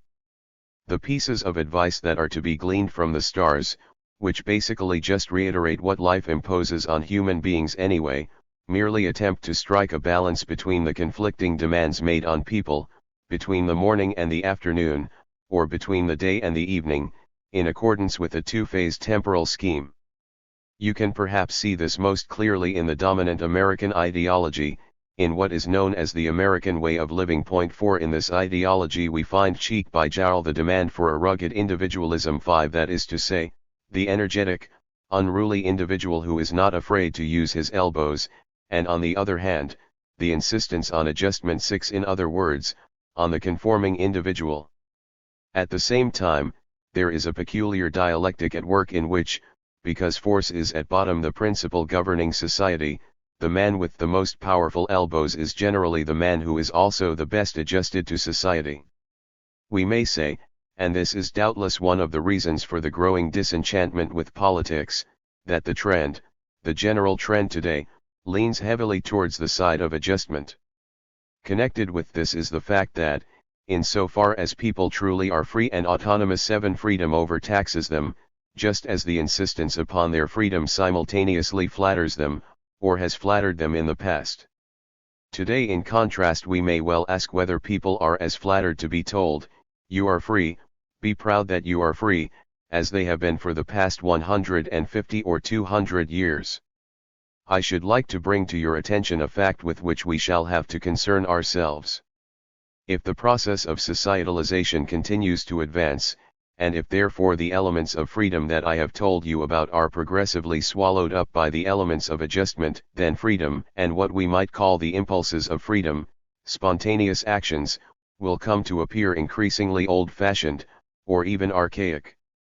This is not a superficial fact, and that is why I have launched out into these conceptual or, if you like, general historical observations.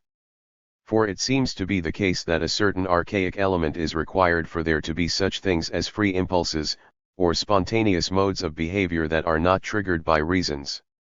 This stands in contrast to the entire philosophical tradition, especially since Spinoza, Leibniz, and Kant, in which freedom, free behavior, is equated with behavior in accordance with reason. This archaic element is a much older phenomenon, one that I should like to call an impulse. It is undoubtedly closely connected with mimetic phenomena.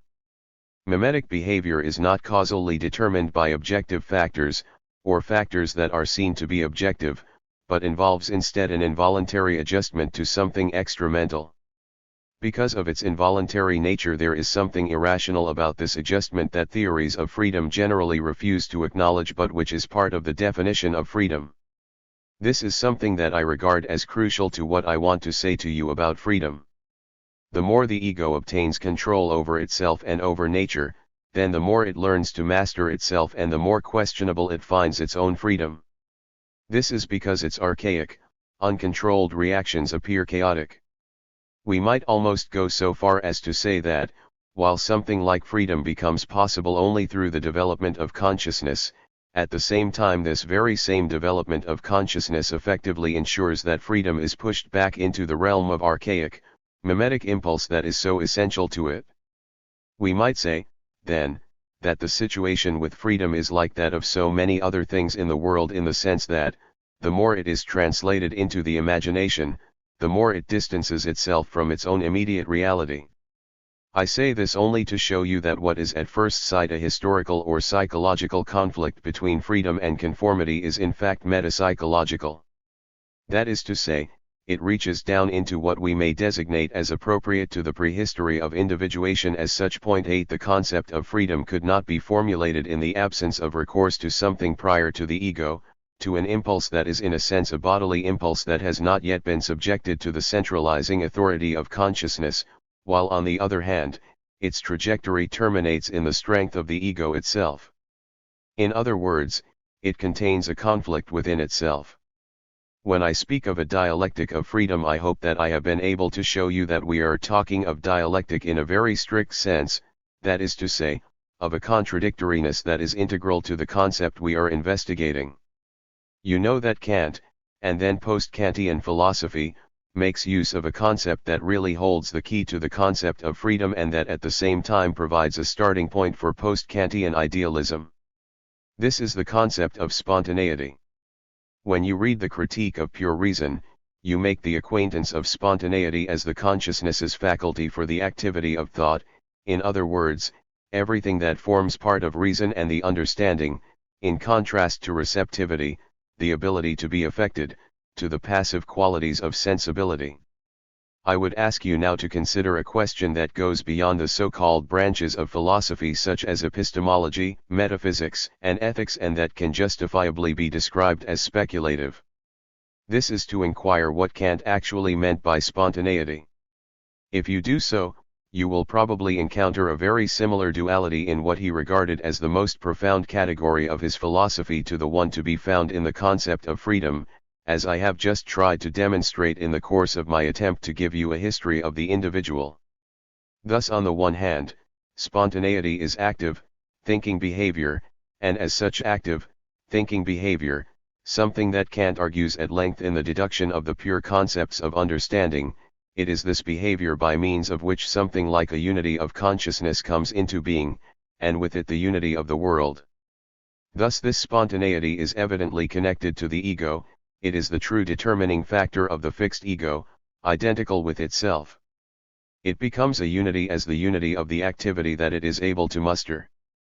But if you examine it more closely, you will find, and this is one of the dimensions of the critique of pure reason that have in general been very neglected, that by spontaneity Kant is not really thinking here of the achievements of individual thought. If, God forbid, I were to solve some equation or other, or perform some other mental act of that sort, Kant would argue from within the theory of knowledge that such acts were simply the achievements or efforts of empirical consciousness within an already constituted empirical reality. What he understands by spontaneity is an activity, to be sure, but at the same time, and this is what is expressed by the dialectical nexus that I have been trying to explain to you, it is something involuntary, it is something that occurs without my being too clear about what is happening in the depths of the human soul, as Kant phrases it in the Schematism chapter 9, the actual conceptual achievements, by which I mean the achievements thanks to which the world becomes for me the world in which our experience has its being. These achievements are not so much my acts, in other words, conscious activities, but are more like objective, involuntary functions that occur even before any particular mental activities have taken place within the world as constituted. You can see this at its clearest in the very mysterious concept that represents the first stage of the first version of deduction of the pure concepts of understanding, namely the concept of apprehension in intuition. Point 10. Thus the fact that something is perceived intuitively and retained in the mind as a unified entity coincides with what is an immediate, passive given. Nevertheless, in his view this process involves the intellect because the postulated unity is a substantive one. It goes beyond the merely formal determinants of time and place because it represents the organization of a specific perception into the thing that is perceived in it. Thus both things are involved in Kant's concept of spontaneity.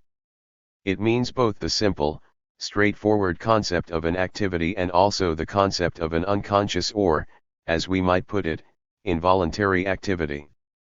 I suggest once again that you should do what is always advisable in philosophy, namely to pay heed to the very simplest linguistic usage. In this instance, I would ask you to reflect on what is meant when we say that someone has acted spontaneously. If you reflect on it for a moment, you will see that this duality does exist. A person is spontaneous if he performs an action in a particular situation, but we only call his action spontaneous if it does not follow logically from prior considerations but instead has something sudden or abrupt about it. We might even call it something indeterminate. You can see, then, that this peculiar duality of ego and impulse, which I can only imagine as something somatic, something physical, extends into the sublimest reaches of Kant's theory of knowledge. And the incomparable greatness of Kant, I would remind you, consists in his ability to give expression to such complexities without regard to any particular thesis that he wishes to prove, simply by virtue of his fidelity to the facts of the case. I should like to add just one brief comment on this matter.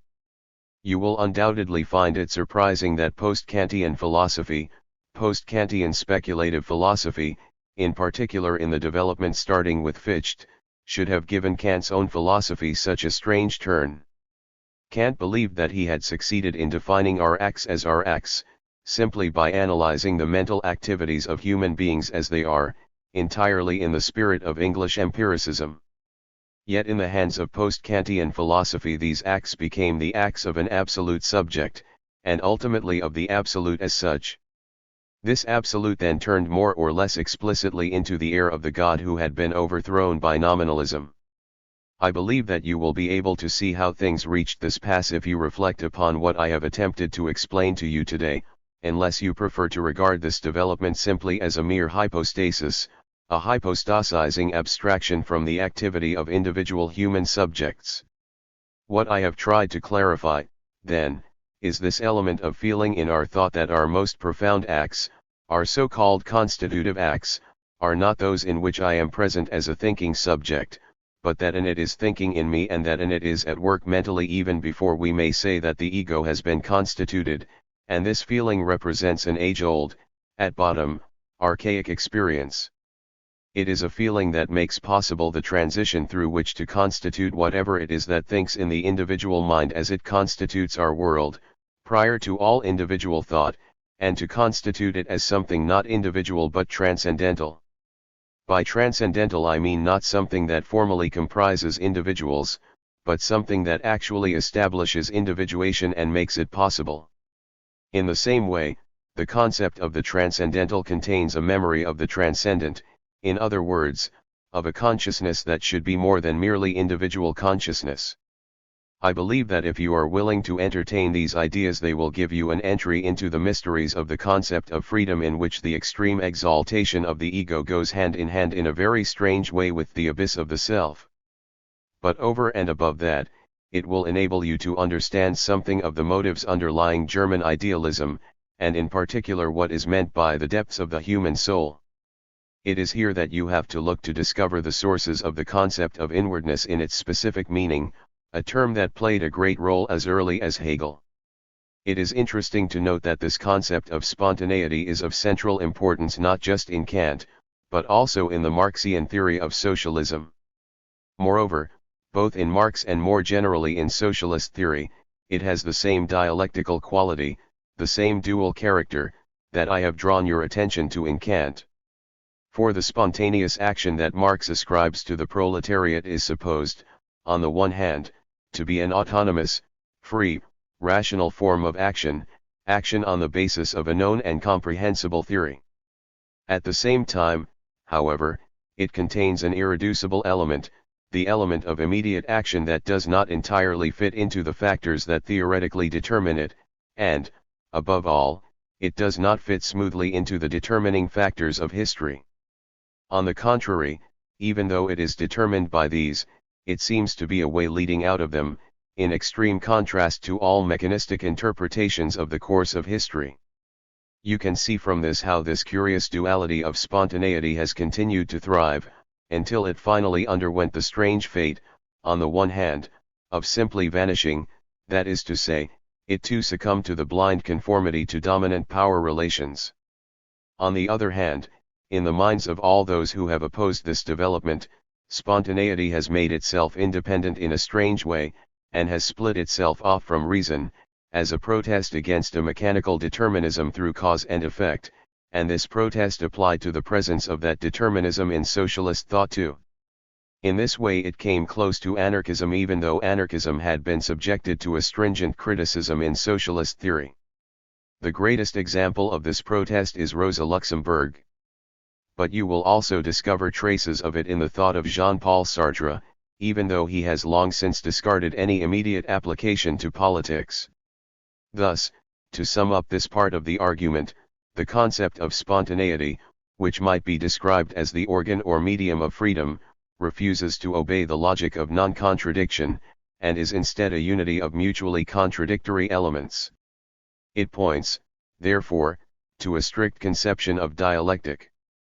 When I told you that the ego had conceived the idea of freedom for egoistic reasons, this contained the idea that the ego has enormous difficulty in grasping the elements of its own dependency. This is not merely a matter of psychology which strives to keep narcissistic traumas at bay because they entail a loss of self-respect, but it arises, we might say, from the principium individuationis itself.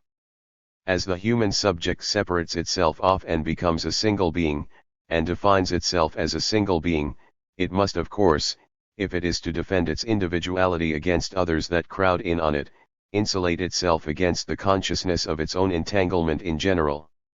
In the principium individuationis, individual beings appear in a society that reproduces itself through conflicting interests, and this reinforces their tendency to blot this out, thus strengthening the individual's belief that he is merely a being for himself.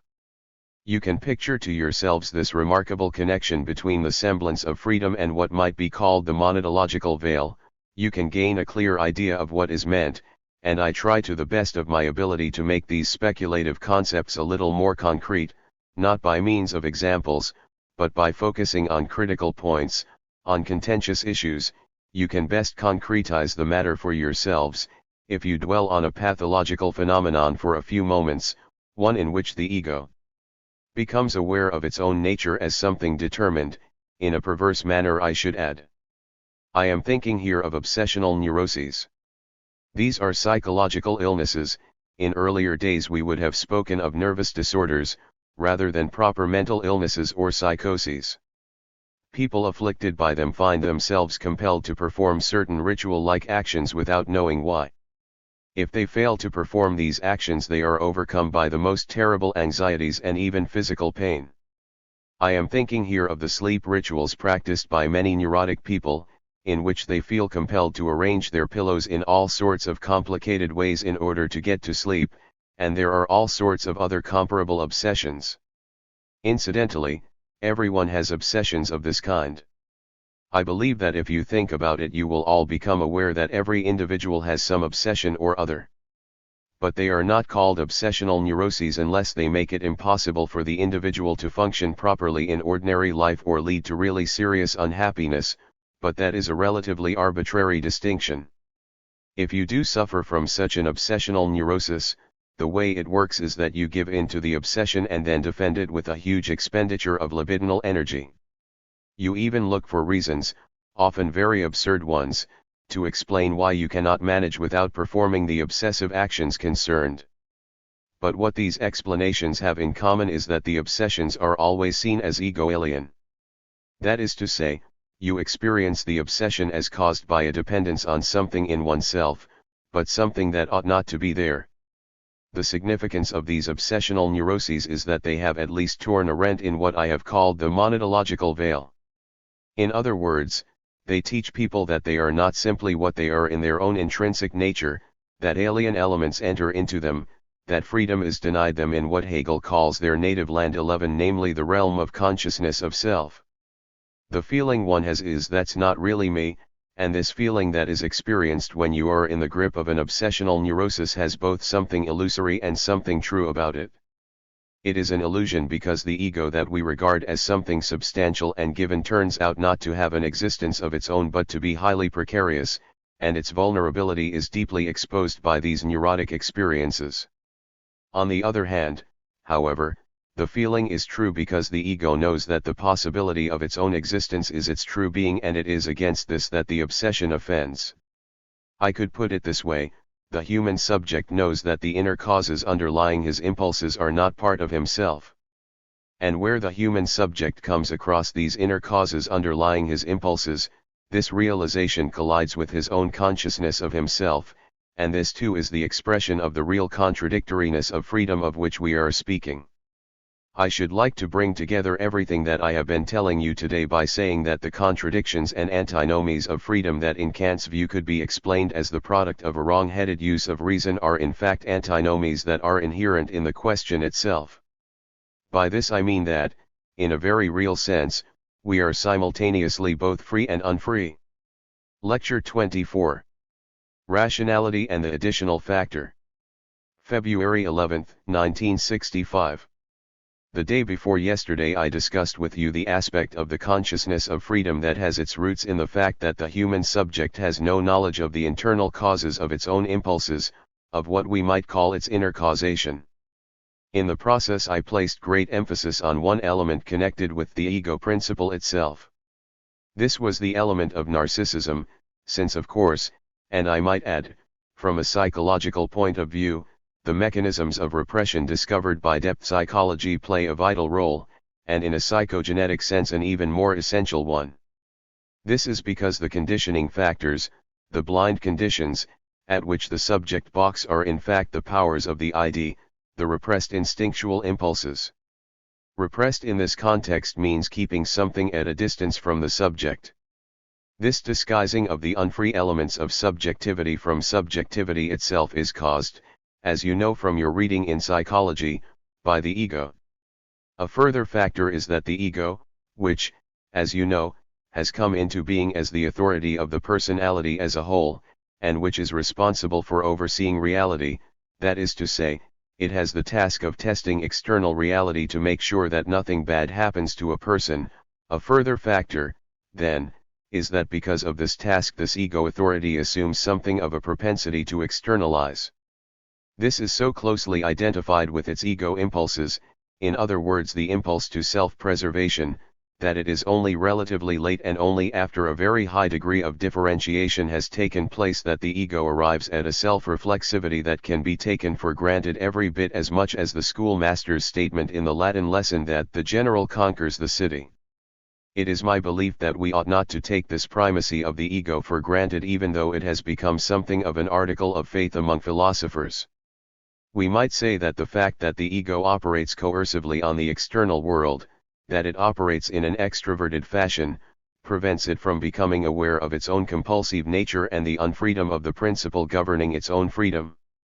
I would remind you in passing that this compulsive nature of the subject, its unfreedom, has what I might even go so far as to call its ontological roots in the fact that, in its solidity and its determinate nature, the ego imitates the coercion that is imposed on it from without, so as to be able to combat it.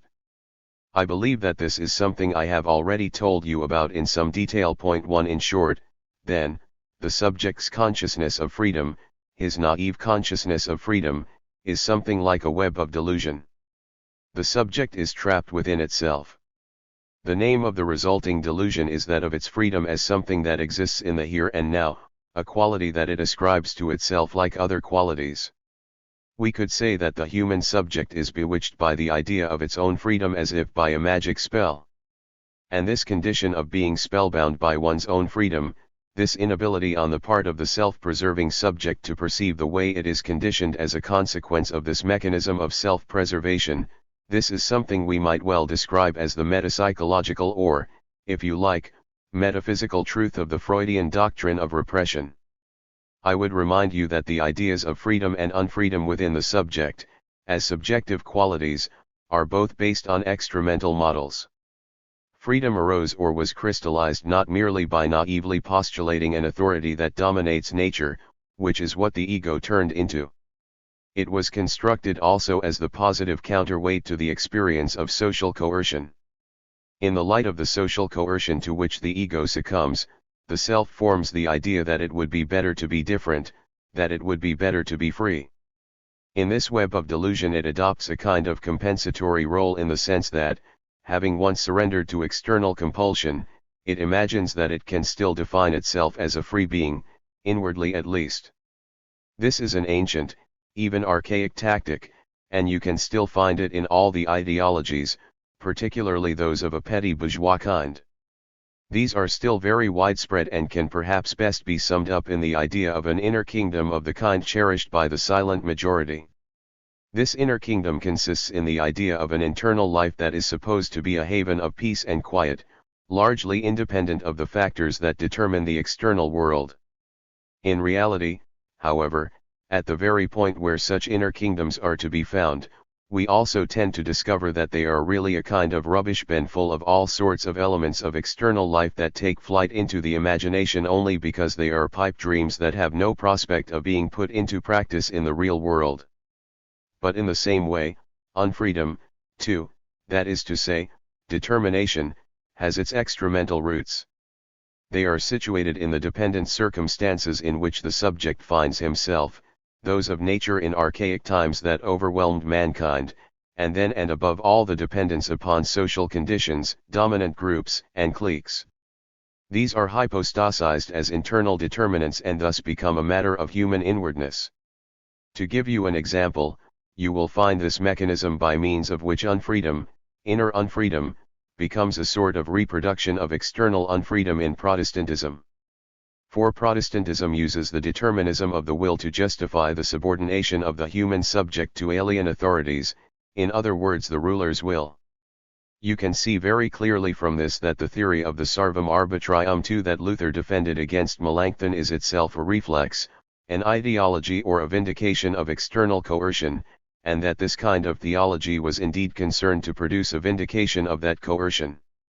The truth is that in contrast to these two illusions, these two illusory roots of both the theory of freedom and the theory of unfreedom, we should remind ourselves that the subject is not what it is explicitly called as recently as the phenomenology of Edmund Husserl, namely the sphere of absolute origins. Point 3. Instead, we should remember that this view that the subject could be the sphere of absolute origins mistakes the ground of knowledge for the objective ground, in other words, the idea. that phenomena are mediated by the subject and that the subject can only come to know them by turning them into its own innate truths, the two propositions are almost tautologous. The subject thereby elevates itself into the sphere of pure origins. Even the definitions which uphold the subject's claim to sovereignty stand in need of what according to their own self-understanding ought to need nothing but them. One aspect of this is that the sphere of absolute origins of which philosophy speaks is secretly still the sphere of the subject, and this remains true however much it speaks as if it were located beyond the distinction of subject and object. Thought couched in terms of absolute origins of the kind we see in the unambiguous thesis, the undialectical thesis, of both the freedom of the self and the unfreedom of the self is based on the delusion of a subjectivity that falsely assumes that everything that exists can be said to have derived from it. Whenever we think we might have discovered such a sphere of absolute origins, what we find is that the absence of ambiguity, the identity, that such a sphere assumes, in contrast to whatever is claimed to derive from it or to be subsumed under it, turns out to be no more than the metaphysical hypostasization of the principle of identity, which is what the subject is.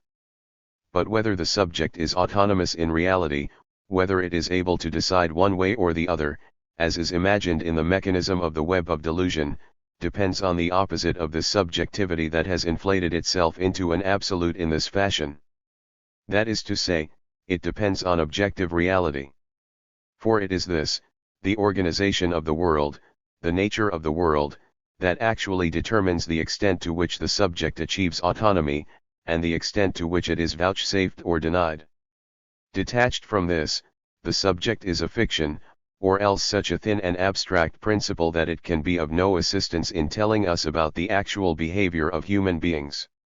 Again and again in the history of philosophy, attempts have been made to apply the concepts of freedom or unfreedom to make definitive assertions about the actual behavior of human beings. In particular, thought experiments, experimenta crucis, have been devised in order to decide unambiguously whether or not man is free and how to arrive at absolute decisions about the freedom or unfreedom of man. The best known, although slightly comical example, no doubt intentionally so, was conceived by the scholastics. It was the famous ass belonging to Buridan which found itself having to choose between two identical bundles of hay. The question of which one it would turn to, which one it would eat, or eat first, was supposed to be the proof of its freedom to choose. 4 I believe that by their nature, by the way they are designed, these thought experiments undermine the very logic to which they lay claim. For they always strive to reduce the empirical context to the point where the example becomes incompatible with reality. All that is left is the abstraction, in this case, the bundles of hay. But when you think of situations involving living people, they always turn out to be different. Such identical bundles of hay that are supposed to provide us with a test of free will may perhaps exist for asses, but even there this won't happen often, for what farmer would take the trouble to provide his ass with two identical bundles of hay equidistant from the animal, unless he has already been corrupted by philosophy? Nor will such things be discovered in the context of human society. The logical error lies, I believe, in failing to recognize that such a thought experiment would only be compelling in empirical conditions in which real people exist, while, on the other hand, as soon as you introduce a degree of reality into the experiment, you inevitably introduce elements that would deprive the example of its cogency.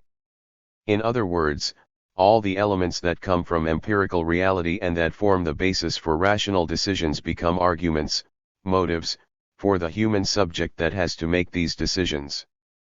This means that the determining factors come from outside, the very factors that ought to be stripped away on the grounds that the question of freedom in all these experiments is supposed to be an internal matter.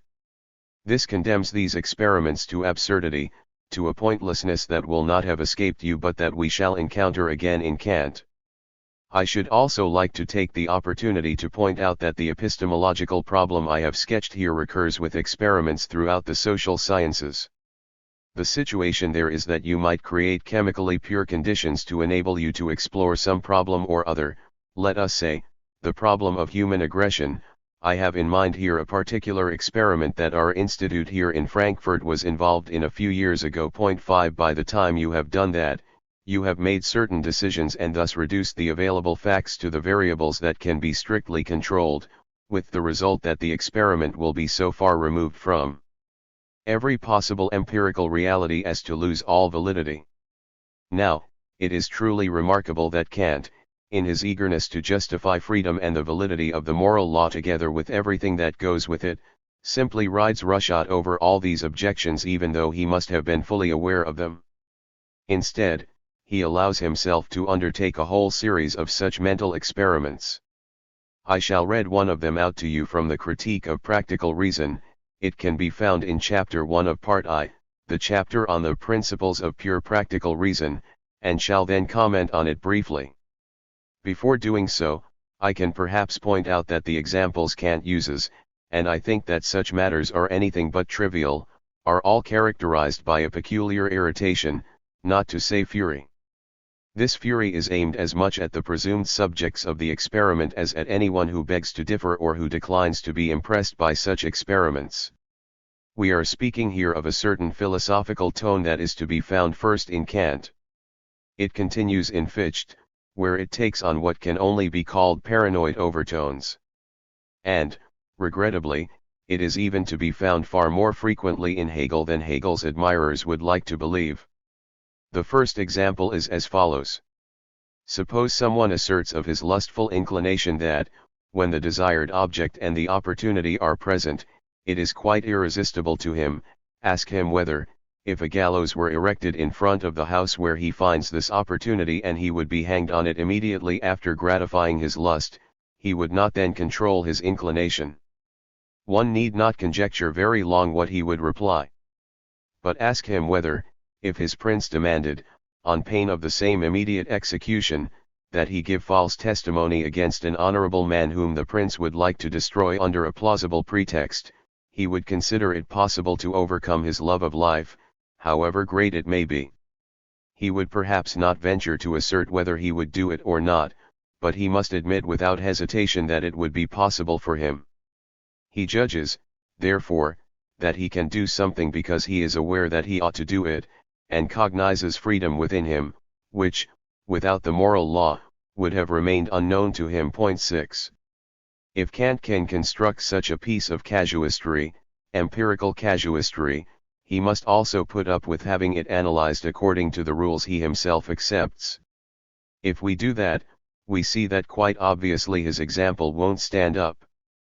It is not necessarily true that the immediate prospect of the gallows will deter men from obeying their instincts. I would remind you of the countless instances in the Third Reich where people offended against the race laws. They were not necessarily deeply in love, and were often enough just acting on the impulse of the moment, only to find themselves subjected to a horrifying punishment. 7. In the meantime, psychologists have long since shown that actions that lead to such punishments are themselves based on a motive, that of the so-called need for punishment, that goes back to infantile fixations. Thus in reality things turn out to be quite different. Of course, you can say that all this is just psychobabble and does not have the least connection with the purity and sublimity of these furious thoughts of Kant's.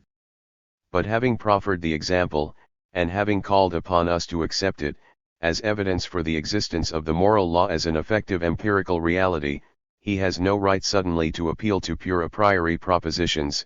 He can't have his cake and eat it. 2.8 Either he must remain within the confines of the intelligible world, with the consequence that his moral law would have no application to empirical reality, that it would therefore be invalid.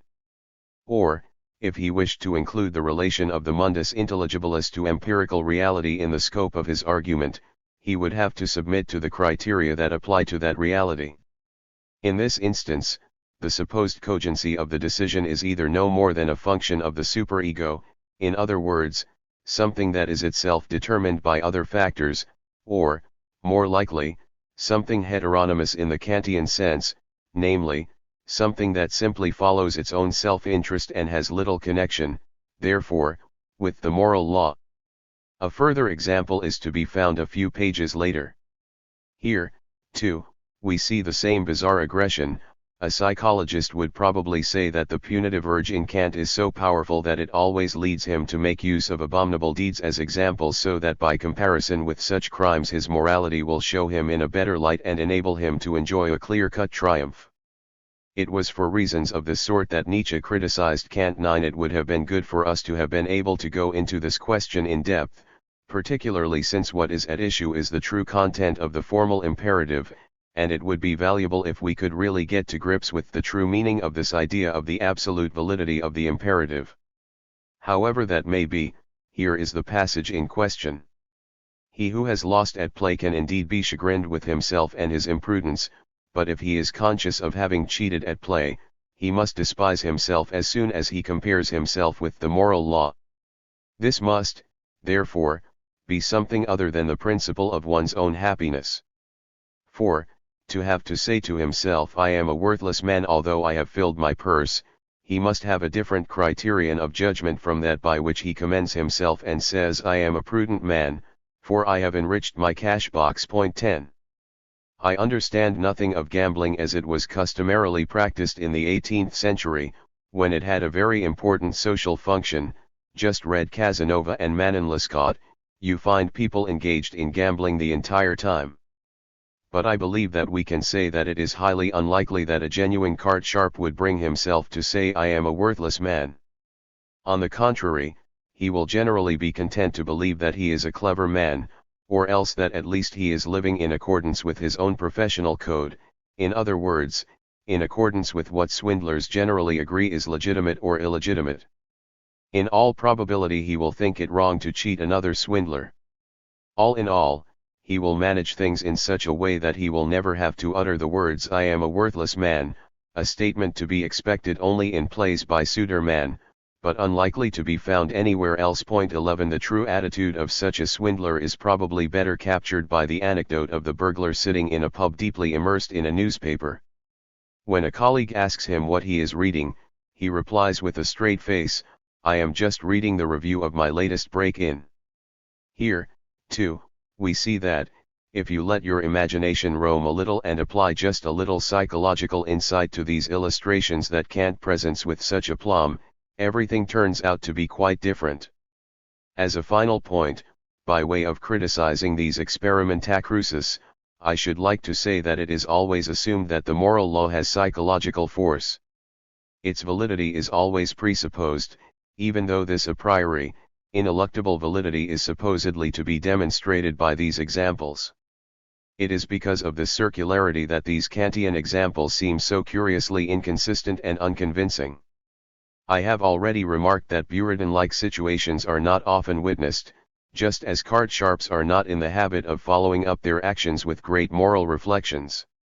They may indeed be extraordinarily moralistic, like criminals in general, but psychologists are well aware that their moralizing is always applied to other people whom actual criminals cannot condemn severely enough, while at the same time displaying a remarkable ingenuity in exempting themselves from the same strictures. I would say, and this is something that could perhaps be taken up by students of criminal psychology, that there are mechanisms at work here that seem to exempt them from a sense of their own guilt, psychological mechanisms that are of course capable of explanation. But in that case, situations like the two contained in the Kantian examples I have told you about would be entirely irrelevant to the lives of ordinary human beings. Of far greater interest than these experimenta crucis is the need to make use of such experiments to assure ourselves of our freedom or lack of it. This need should not be dismissed as merely psychological, it has its own basis in knowledge. It testifies to the fact that, however much the theory of freedom or unfreedom aspires to achieve an a priori status, it nevertheless has something like the feeling or sense of its dependence upon the ontological, on actually existing reality. There is an aporia here that forces people, philosophers, into these experiments, which are then doomed to failure. In the absence of any relation to empirical reality of the kind that such experiments are supposed to generate, at least marginally, and if you look closely you can see that neither of these Kantian examples is lacking in empirical references. Without such a relation to empirical reality, all talk of freedom would be null and void. This is because there would then be no way in which we could imagine how freedom might manifest itself in reality, even if an intelligible character is ascribed to it. However, the moment empirical reality is introduced, it becomes a determining factor and thus impairs the principle of freedom itself. This in turn leads to a reduction or misinterpretation of empirical reality that deprives that relation of its fruit. The concept of the intelligible character, a very strange, even absurd, and yet not unconvincing concept, is one that asserts that people have an essence that enables them to act freely, such that their actions represent the beginning of a new causal chain, on the one hand, while, on the other, it lifts them out of the mechanism of cause and effect in nature. The introduction of this concept, this extremely difficult and fragile concept of the intelligible character 12 is connected precisely with the problem I have been discussing with you today. It is the idea that the will cannot, as in the tradition of these experiments, be inferred as an existing, internal reality from the world of phenomena, but that it must be postulated as their precondition. And that involves all the difficulties of a naive realism of inwardness, the naive assumption of an existing inner world with its freedom or unfreedom. This is an idea which Kant subjected to a withering critique in other contexts. I have in mind his criticism of other reifications of mind such as the indivisibility, the indestructibility, of the absolute unity of the empirical soul in the paralogism chapter of the Critique of Pure Reason. 13 in general, and perhaps I may throw this out to you as a suggestion for academic research. It would be a rewarding task to examine the entire theory, not so much of Kant's groundwork of the metaphysic of morals as of his critique of practical reason, and to confront it with the arguments contained in the paralogism chapter. It seems to me that in very many respects the critique of practical reason regresses to a point that the chapter on paralogisms had superseded. Nevertheless, I believe that something does emerge from Kant's experiments, and that is the reason, the substantive reason, not the epistemological reason, the critical reason, but the substantive reason why I have spent so much time and effort on these experiments and these Kantian examples. As I say, something does emerge from all this, and it is something of decisive importance for the problem of the will or unfreedom, for both, in fact, and without which all the discussions one can have about this topic have something rationalistic, something intellectual in the dubious sense. I hope I can use these words like this without running the risk of being misunderstood. It is as if the sphere of pure thought, I should like to give you a precise idea of this concept of the rationalistic or intellectual, as if the sphere of pure thought were directly and seamlessly identical with the sphere of action. In this sense the Kantian theory is rationalistic. It is in this sense that it goes back essentially to the ideas of freedom to be found in the older rationalism, particularly the rationalism of the 17th century, where it always seems as if only the intellect is capable of lifting itself out of the natural context, as if it were only as rational creatures that human beings could raise themselves just one little bit above nature, and that men are only free because they are thinking beings, residential cogitans. In contrast to this, these thought experiments, and I would like to return to the ass belonging to the worthy Buridan, bring us face to face with something new, something that has been elided in the intellectualist conception of the will that in Kant is really nothing other than pure reason itself. This something is what I call the additional factor. 14 The decisions of the human subject do not simply glide along the surface of the chain of cause and effect. When we speak of acts of will, we experience a sort of jolt.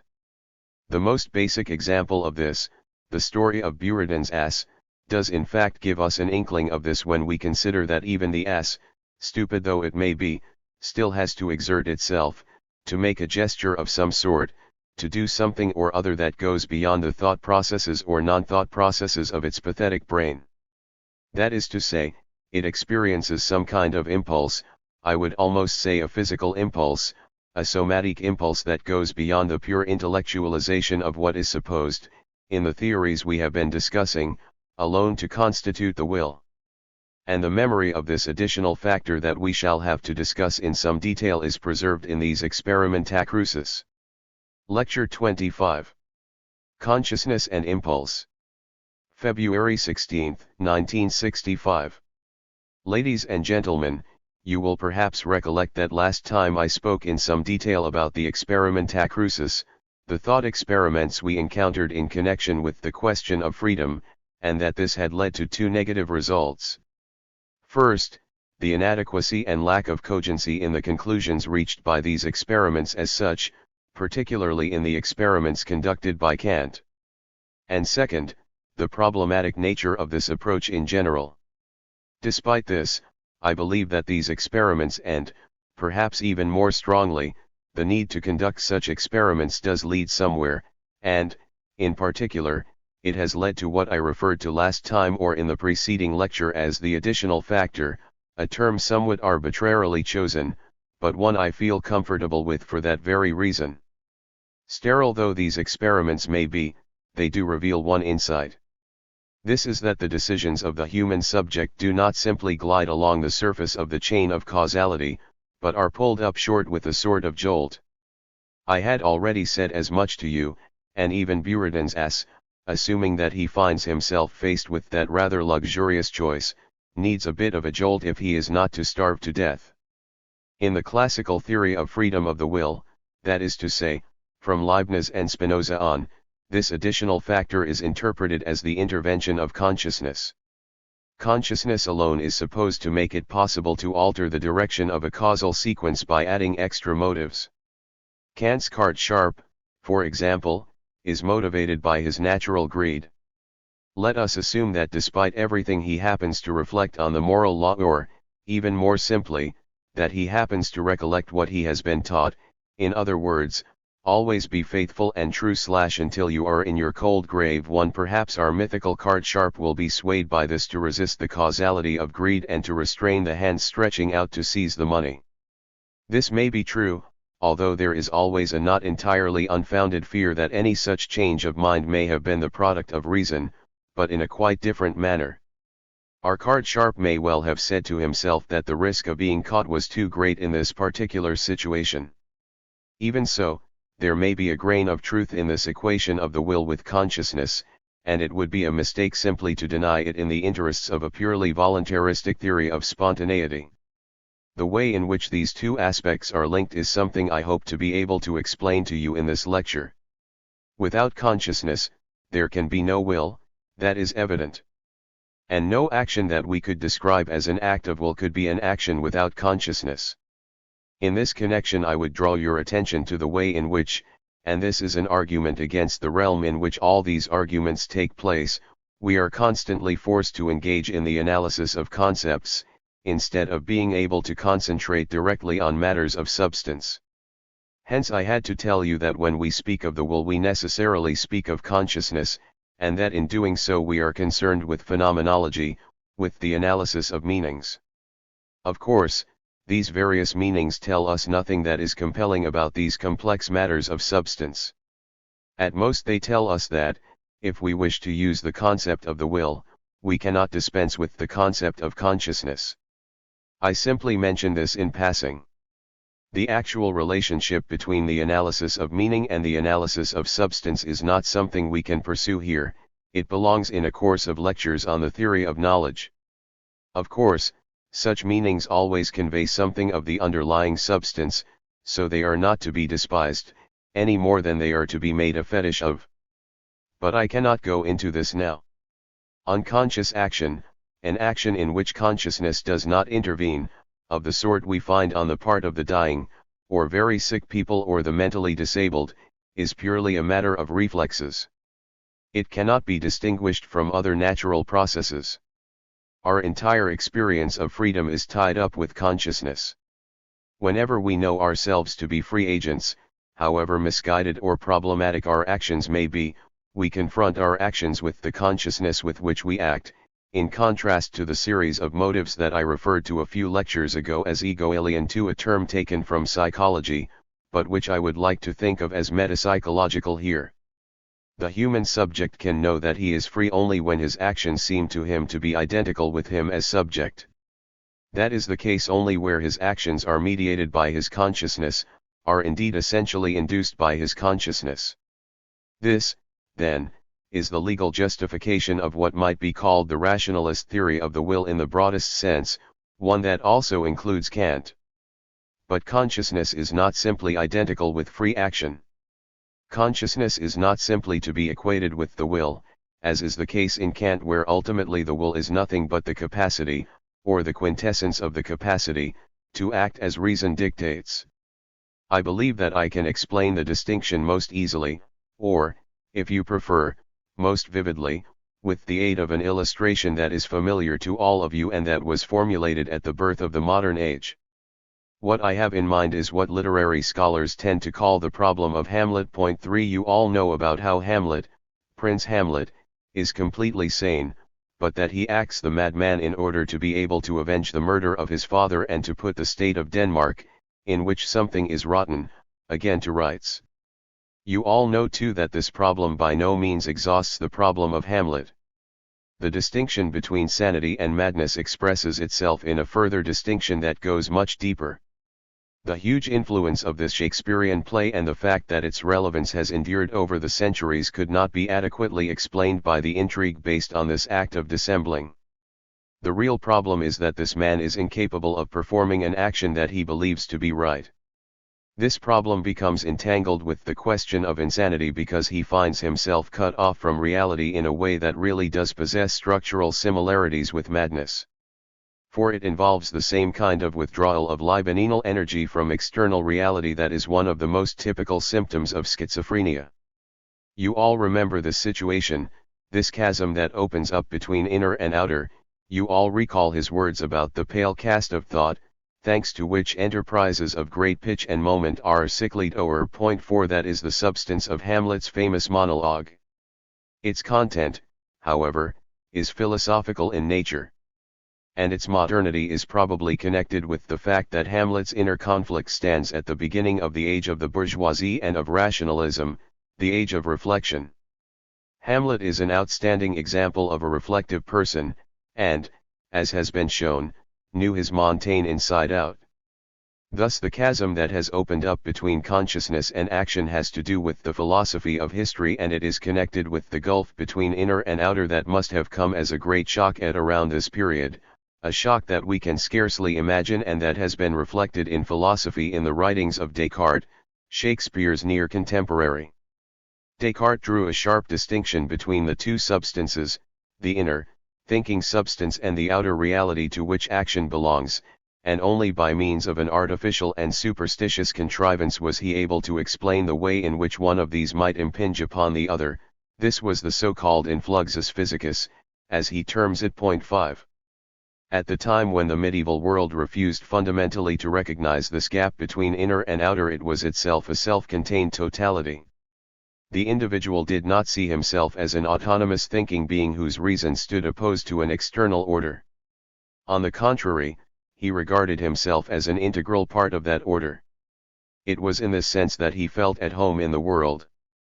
Incidentally, this is also the basic motif of all backward-looking speculations about the Middle Ages, beginning with Novalus's essay Christendom or Europe, and continuing down to our own day, with George Lukács's magnificent theory of the novel deserving particular mention. It should be noted, however, and I cannot speak of these matters without pointing this out to you, that such writers failed to perceive the necessity for the demise of the medieval cosmos. This means that all these retrospective reflections have something romantic and untrue about them because these writers were so enamored of the idea of a unified culture, something Hegel called substantiality, an idea that plays a central role throughout his writings and that he developed on the model of the Greeks. These writings, I say, were romantic and untrue because their authors were so enamored of this unified quality or substantiality that the question of the truth or untruth of the transcendental reference points, of the spiritual reference points on which such an order rested, never even arose.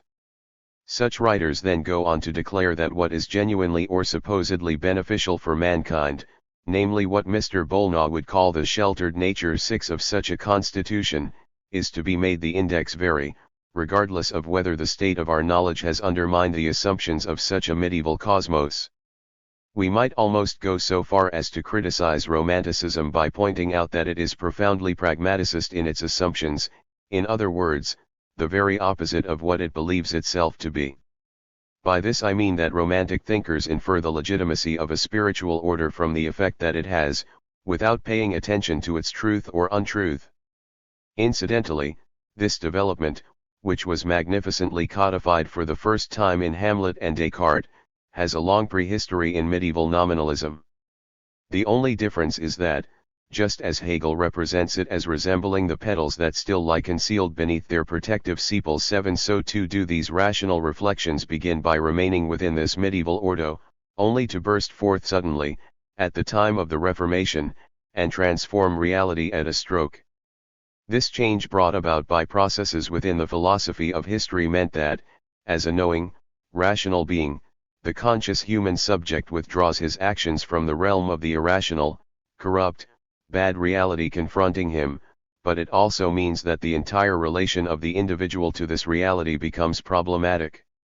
Wherever the subject wishes to move to action, he finds himself in the grip of a horror vacui, unsure about how he will ever succeed in emerging from his own rationality so as to transform into reality what he has perceived to be rational and what actually constitutes the substance of a reflecting subjectivity. For the fact is that this reality whose meaning has been sucked out of it and has become wholly concentrated in the human subject itself no longer provides the basis for an intervention, and, indeed, has become so radically alien and opposed to the human subject that the latter prevaricates while attempting the simplest task and finds himself unable to cope. Thus in a philosophical sense Hamlet's feigned madness is also his true madness, one of the most inspired creative acts in the history of art, but in all likelihood one that was only possible, like the later instance of Don Quixote, because its author was unaware of the philosophical background but simply codified the experiences that were triggered by that underlying shock. If you think back to the plot of Hamlet, and I assume that you all have a thorough knowledge of the play, one fact will perhaps have struck you. This is that at the end, in the final scene, events, and here this means the most horrific killings, suddenly crowd in on us in a way reminiscent of puppets on a string. Up to now Hamlet, whose thoughts have prevented him from carrying out the deed that follows from his thoughts, and who has not succeeded in breaking the spell of thinking and escaping from his monologue interior, as we might put it nowadays, has suddenly, and I would add, irrationally, in a manner that leads directly to his own death, gone on a killing spree and has stabbed everyone who crosses his path. I believe that it is easy for us to criticize the improbability of these circumstances, in which events, poison, and daggers seem to conspire together and bring about a conclusion that could not be attained by the conscious human will. But, as always with supreme works of art, it pays to reflect a little on what this denouement really means. For unless you want to reduce works or art to a sort of fetish, to plaster busts standing around in some museum or other, it is not enough for us to declare ourselves satisfied with the vague effect they have on us. We should instead try to discover the underlying reason for this effect. In the case of Hamlet I would suggest that what I have called the additional factor, and I hope that you will forgive me for this term, makes its appearance in the play, both inwardly and on the surface, in just as striking a manner as in the case of the rupture between inner and outer in the history of philosophy. The situation is that Hamlet has, rightly or wrongly, felt himself to be under an obligation to obtain revenge. This obligation itself is a relic from the Middle Ages, from feudalism, rather than a rational duty, but you can see from this too how the two epochs stand on a knife's edge in the play. Once he has felt this obligation, he can only succeed in carrying out his intention with the aid of a sudden, violent impulse that in the play stems from the fact that he himself has been wounded. And the prince's action at this point seems to be unconnected with the complex, elaborate, and rational reflections that have preoccupied him throughout the drama hitherto. The additional factor, that is to say, the element in his taking action that goes beyond rationality, can be studied here as in a test tube. And it is probably only the convention, a convention implanted in us for centuries, that compels us to measure this factor, without which there could be no action, against the yardstick of rationality.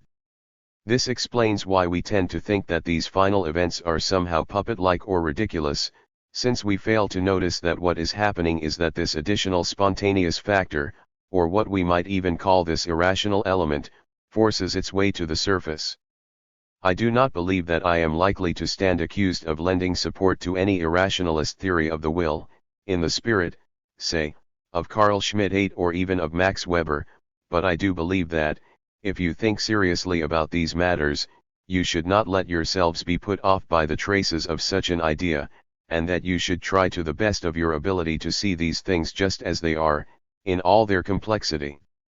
This factor, which I have called the additional or the irrational factor, survives as if it were the indestructible phase in which the separation between inner and outer had not yet been consolidated. If I can express it again in the context of the philosophy of history, I would say that, for Hamlet to be able to put into practice the moral and political ideas he has formed, he must perforce regress, he must return to an earlier, archaic stage, the stage of immediate expression, that is to say, of hitting out, something we are all familiar with from our dreams, where it happens often enough that we only need to conceive a hearty dislike for someone for us to feel like killing him in our dreams. Perhaps you are not wicked enough for that, but I at any rate have frequently experienced such things, and always felt a little disappointed when I woke up. Hamlet, then, must in a sense have acted in accordance with some such archaic desires in order to obtain his revenge.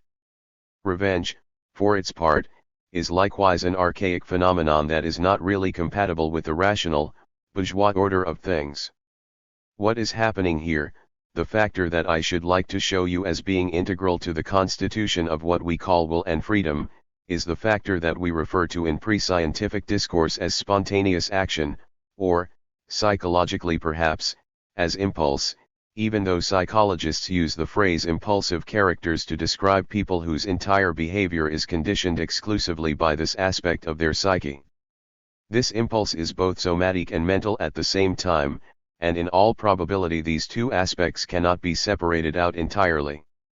This is because, as I have already told you, when we act on impulse, we regress to a phase in which the separation between outer and inner is not as clear-cut, not as definitive as it is today.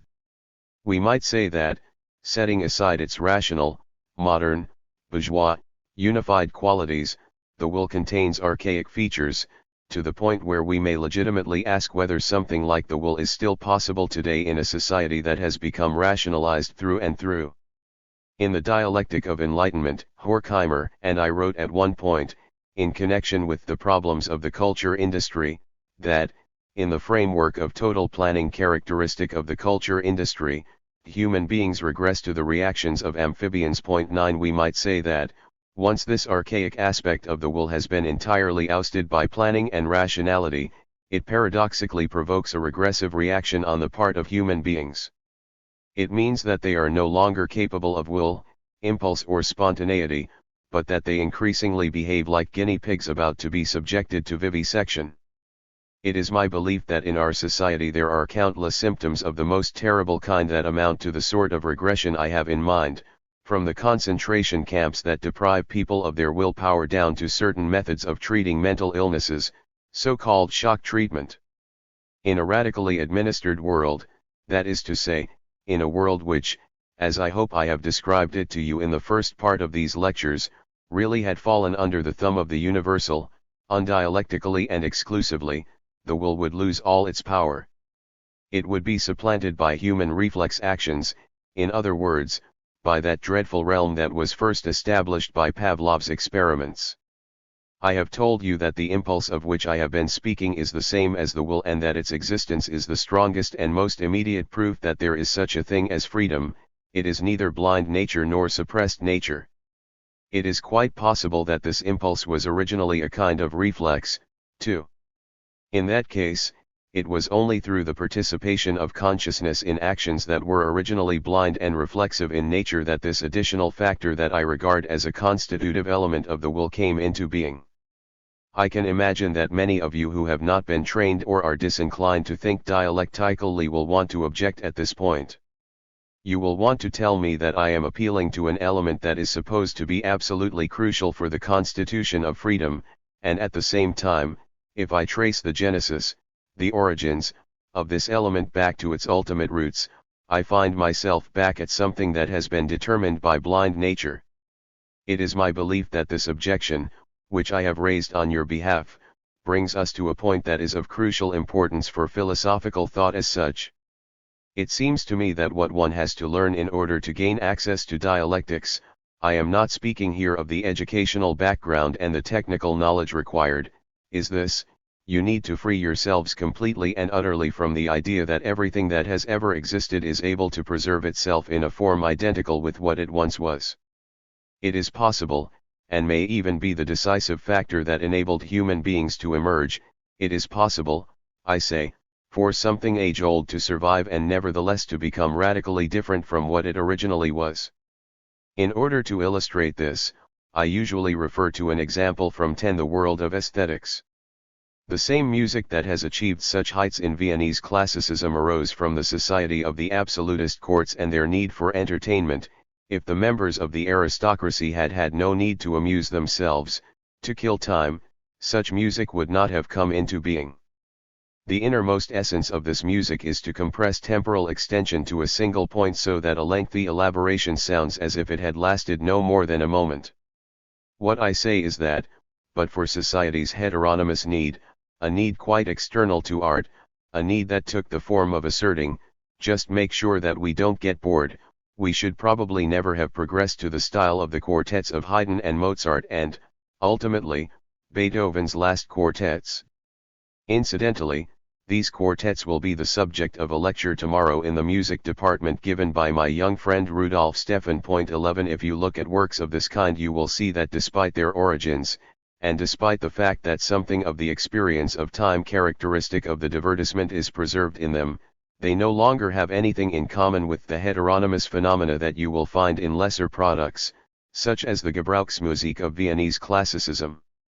Of course, it is very risky applying such arguments in such a speculative context, particularly where the subject matter is so well known, however plausible they may have seemed in historical terms.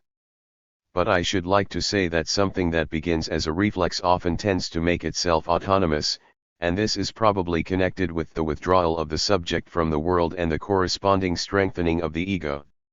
This has the consequence that the reflection of the modern subject in its newfound strength falls upon what seems at first sight to be the ego-alien element of impulsive action, and that this action likewise turns into an impulse that is more powerful, and different in a certain sense than what the subject had intended vis-a-vis the object, but is nevertheless determined by the subject's desire for autonomy.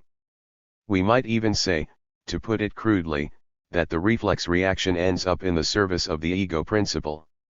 Genetically speaking, this is not actually as outlandish as it may seem because the ego itself consists of libidinous energy that has split off and turned to the testing out of reality. In other words, the ego is not absolutely alien to this additional factor, this impulse, that I have been talking about. With this impulsiveness, freedom extends into the realm of experience. If we behave spontaneously, we are no more simply blind nature than we are suppressed nature. We feel that we are ourselves. But at the same time we feel we have been released from the spiritual prison of mere consciousness, and this impulse enables us to enter, to take a leap, call it what you will, into the realm of objects that is normally barred to us by our own rationality. It is extremely hard for us to find the right expressions with which to describe these very profound matters without instantly refeeing them.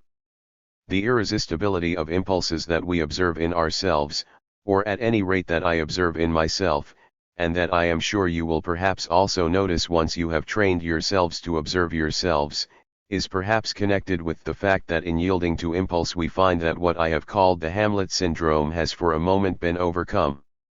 The sense of being divided, of being between inner and outer, is overcome as in a flash. Thus we believe that as long as we obey our impulses we shall find ourselves once again in the realm of objects from which we had withdrawn by an absolute necessity, albeit perhaps only in appearance. Thus the phantasm of freedom may be said to be something like a reconciliation of spirit, the union of reason and nature as it survives in this impulse.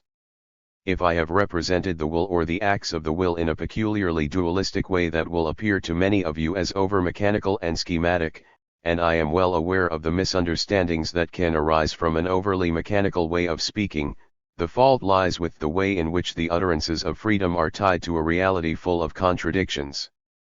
Moreover, these utterances themselves bear the stamp of those contradictions as I have described these two aspects. 4. And with this comment I should like to bring this lecture to a close. You must not forget that both the elements that are needed if freedom is to make its appearance, in other words both reason and impulse, are mutually interdependent.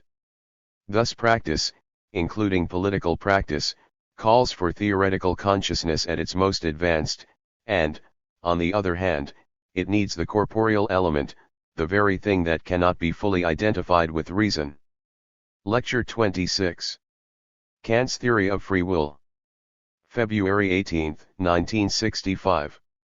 I told you last time, and that was the final point in my last lecture as far as I can now reconstruct what I said then, that what is needed for a willed act or for practice in general is the coincidence of two antagonistic elements that do not become completely fused. On the one hand, there is intellect, reason, about which I would say that, if you take the notion of practice very seriously, it contains or presupposes the idea of the unrestricted, highly progressive theoretical consciousness. On the other hand, there is what I have labeled the additional factor, the bodily impulse that cannot be reduced to reason. I should like now to flesh out this idea with a few illustrations of what I mean. I believe that you can best obtain an idea of what I have in mind if you imagine the situation in which a man simply cannot stand by and watch any longer an incident of the kind I told you about in connection with Peter Altenberg in the context of my discussion of the idea of progress. Point 1. Altenberg described a man who is so hopelessly hysterical too that he simply cannot bear to watch a coachman maltreating a horse, and so he intervenes and grabs his arm, or perhaps clouts him. I would say that where this kind of reaction is completely absent, where there is no indignation about the lack of freedom, there can be no room for ideas of freedom and humanity. Perhaps the gravest objection to Kantian moral theory is that it has no room for motives of this kind. In this context, when I returned from emigration I had an encounter that made an indelible impression on me and that I should not like to withhold from you. In the first few months after my return I met some of the very few survivors of the bomb plot of July 20, 1944 against Hitler, among them Herr von Schlebrander III, with whom I had a lengthy conversation. I asked him, how was it possible for you and your friends to go ahead with this plot, knowing that you faced not just death, something that might fit with a so-called heroic attitude, but things that were inconceivably more horrific than death? I told him that I could not imagine people who were able to muster the strength to look all that in the face and to go ahead in spite of it. Herr von Schlebrander replied, without much hesitation, the fact is I just couldn't put up with things the way they were any longer. And I didn't spend much time brooding about the possible consequences. I just followed the idea that anything would be better than for things to go on as they were. I would say that this is the true primal phenomenon of moral behavior. It occurs when the element of impulse joins forces with the element of consciousness to bring about a spontaneous act. In Kant, in contrast, the situation is very different. The Kantian system abounds in assertions about the radical distinction between theory and practice, and the whole modern debate about the problem of theory and practice goes back to this distinction in Kant's philosophy. Nevertheless, it is a very remarkable fact that, all this notwithstanding, Kant remains under the spell of theoretical thought, even in the critique of practical reason. All the descriptions that he gives, all the explanations of morality, are themselves theoretical explanations. His own practical reason contains all sorts of ideas and the only thing that is missing is a statement about how to turn them into practice, and about what distinguishes them from purely theoretical ideas. For the distinction he himself draws is that the object of the moral, namely action, is something that flows purely from reason, it is something brought into being by the subject, whereas all other forms of knowledge refer to pre-existing subject matter. But, obviously, this distinction is purely epistemological, and it remains inside the entire dichotomy Kant sets up between form and content, a dichotomy that has nothing to say about the factor that actually determines the transition to practice. I have told you that the problem of freedom is historical in nature, and it is not uninteresting to note that Kant has at least perceived the historical origins of our reflecting on freedom, even though within the framework of his system he always has to treat freedom itself as a constant, as transcendental, as something that transcends time. There is a passage in the groundwork of the metaphysic of morals that speaks of a kind of Copernican turn in ethics and represents this turn as what might be thought of as a significant event in the history of ideas. He states, in chapter 2 of the groundwork, that their authors saw man as tied to laws by his duty, but it never occurred to them that he is subject only to laws which are made by himself and yet are universal, and that he is bound only to act in conformity with a will which is his own but has as nature's purpose for it the function of making universal law. For by nature's purpose, of course, he does not mean the purpose of nature with its mechanical laws of causality, but something more like the nature of mankind, the conception of mankind. This is one of the key passages demonstrating the changing meaning of the term nature in Kant, and I commend it to you en passant for your own study of Kant. Incidentally, I should take the opportunity of telling you that it cannot be the task of a course of lectures like this one to reproduce the contents of books. Lectures as a form of instruction date back to a time when written books were not generally available, and they have for a very long time preserved this archaic tradition of simply reporting the contents of books. Nowadays, when books are widely available, such a procedure would be utterly pointless. Instead, it is assumed that students can read. I believe it is not a waste of time to say this, and I do so explicitly because of problems that have arisen in connection with the new law governing universities. Moreover, it is assumed not only that students can read, but that they do read in fact. What lectures can and should provide is reflections on such reading material, reflections that are driven by theory, but are not mere reproduction. I assume, therefore, I believe I have said this already, but it will bear repetition, that you really should read, and, indeed, study the basic works of Kant on moral philosophy relevant to these lectures. If you have not yet done so, you must do so in the vacation. Those of you who have not yet done the reading will only understand a whole series of things I have said when you have caught up with it. And I should like to say that this holds good for lectures in general. Philosophy is not a subject like law, for instance, where the lecturer tries to impart a body of knowledge that students then have to reproduce. Philosophy consists, as Kant would say, largely in philosophizing, and we must not regress to a position anterior to this Kantian definition. Point 5. Moreover, in the examinations you cannot expect only to be asked about things I have talked about here, but you can of course be examined on things that provide the materials for the reflections that I have been offering you here. All of this is basically too obvious to need saying, but I have every reason to remind you of it. And if I ever forget to give you proper references to what I regard as absolutely indispensable reading matter, I would be grateful if you could bring this to my attention so that it doesn't get overlooked, something that can very easily happen to someone like myself who more or less lives in these things. The passage that I have read out to you shows that according to Kant, theoretical reflection about the universal validity and the autonomy of the moral law really comes at a later stage.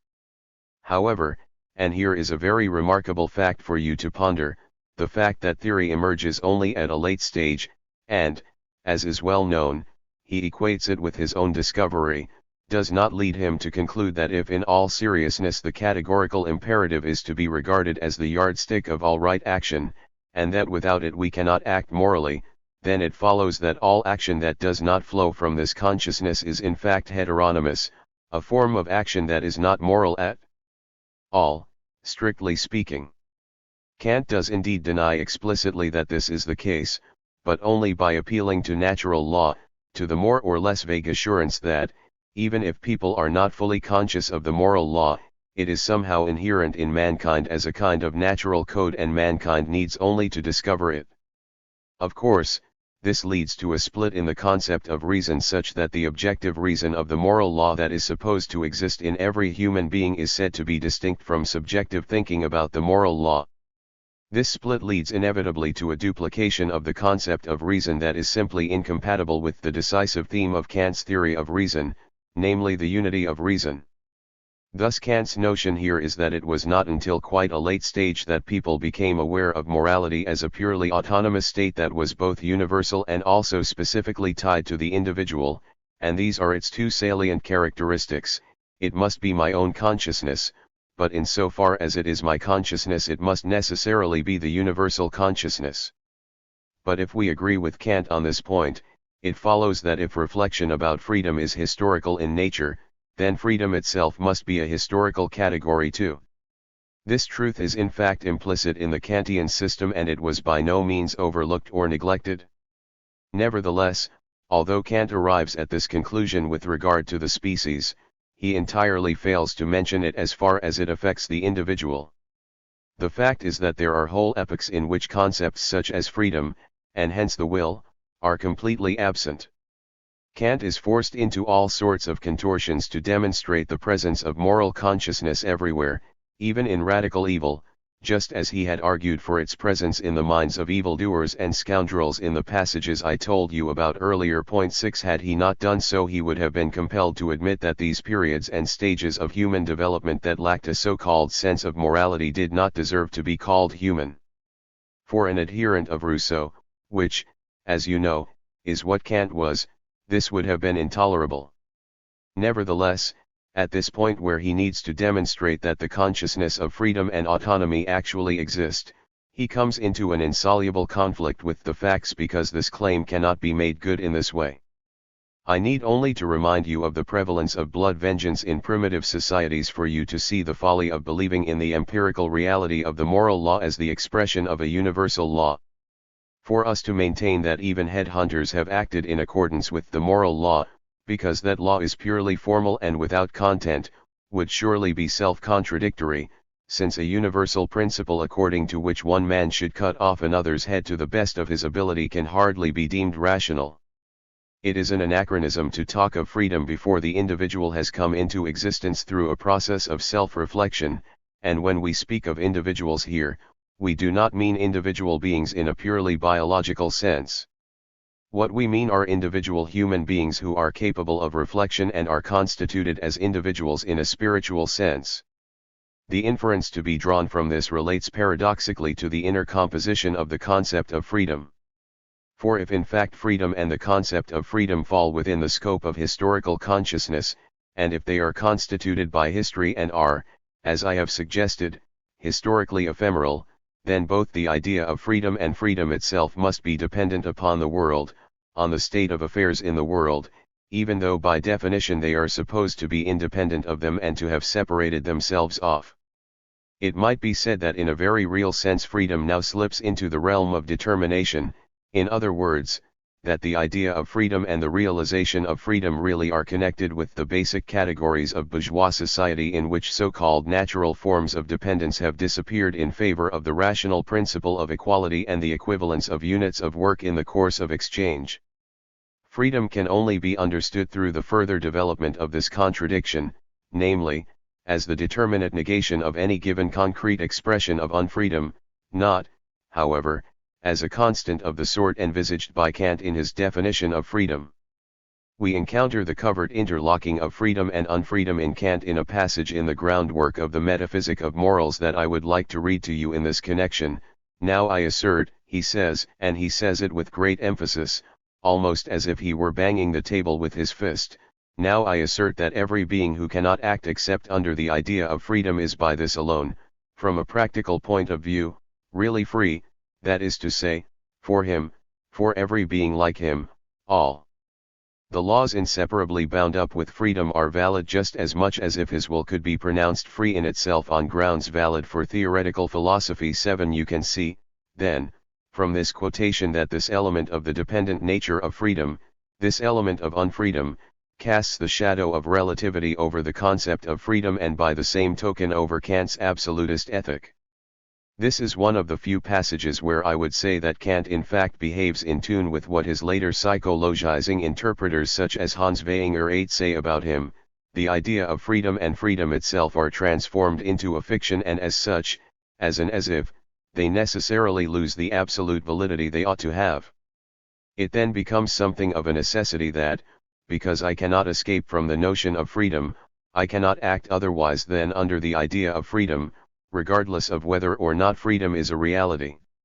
In effect, Kant is saying, because I cannot act otherwise than under the idea of freedom, otherwise than under this idea, which might well turn out to be an illusion. This means that in practical terms every being is genuinely free. Whereas the truth is that we might infer from this quite simply, with just as much rigor and with even greater certainty, that if I possess only the consciousness of my freedom without being assured that this freedom really exists in itself, as would surely be necessary, then I am self-deceived in believing that my own actions are free actions. The doctrine of freedom thus turns out to be a necessary fiction, we might even add, in utilitarian terms, in pragmatic terms. This is because, were it not for this supposition which, according to Kant, remains theoretically unproven, I would be unable to act at all, indeed I would be unable to live at all.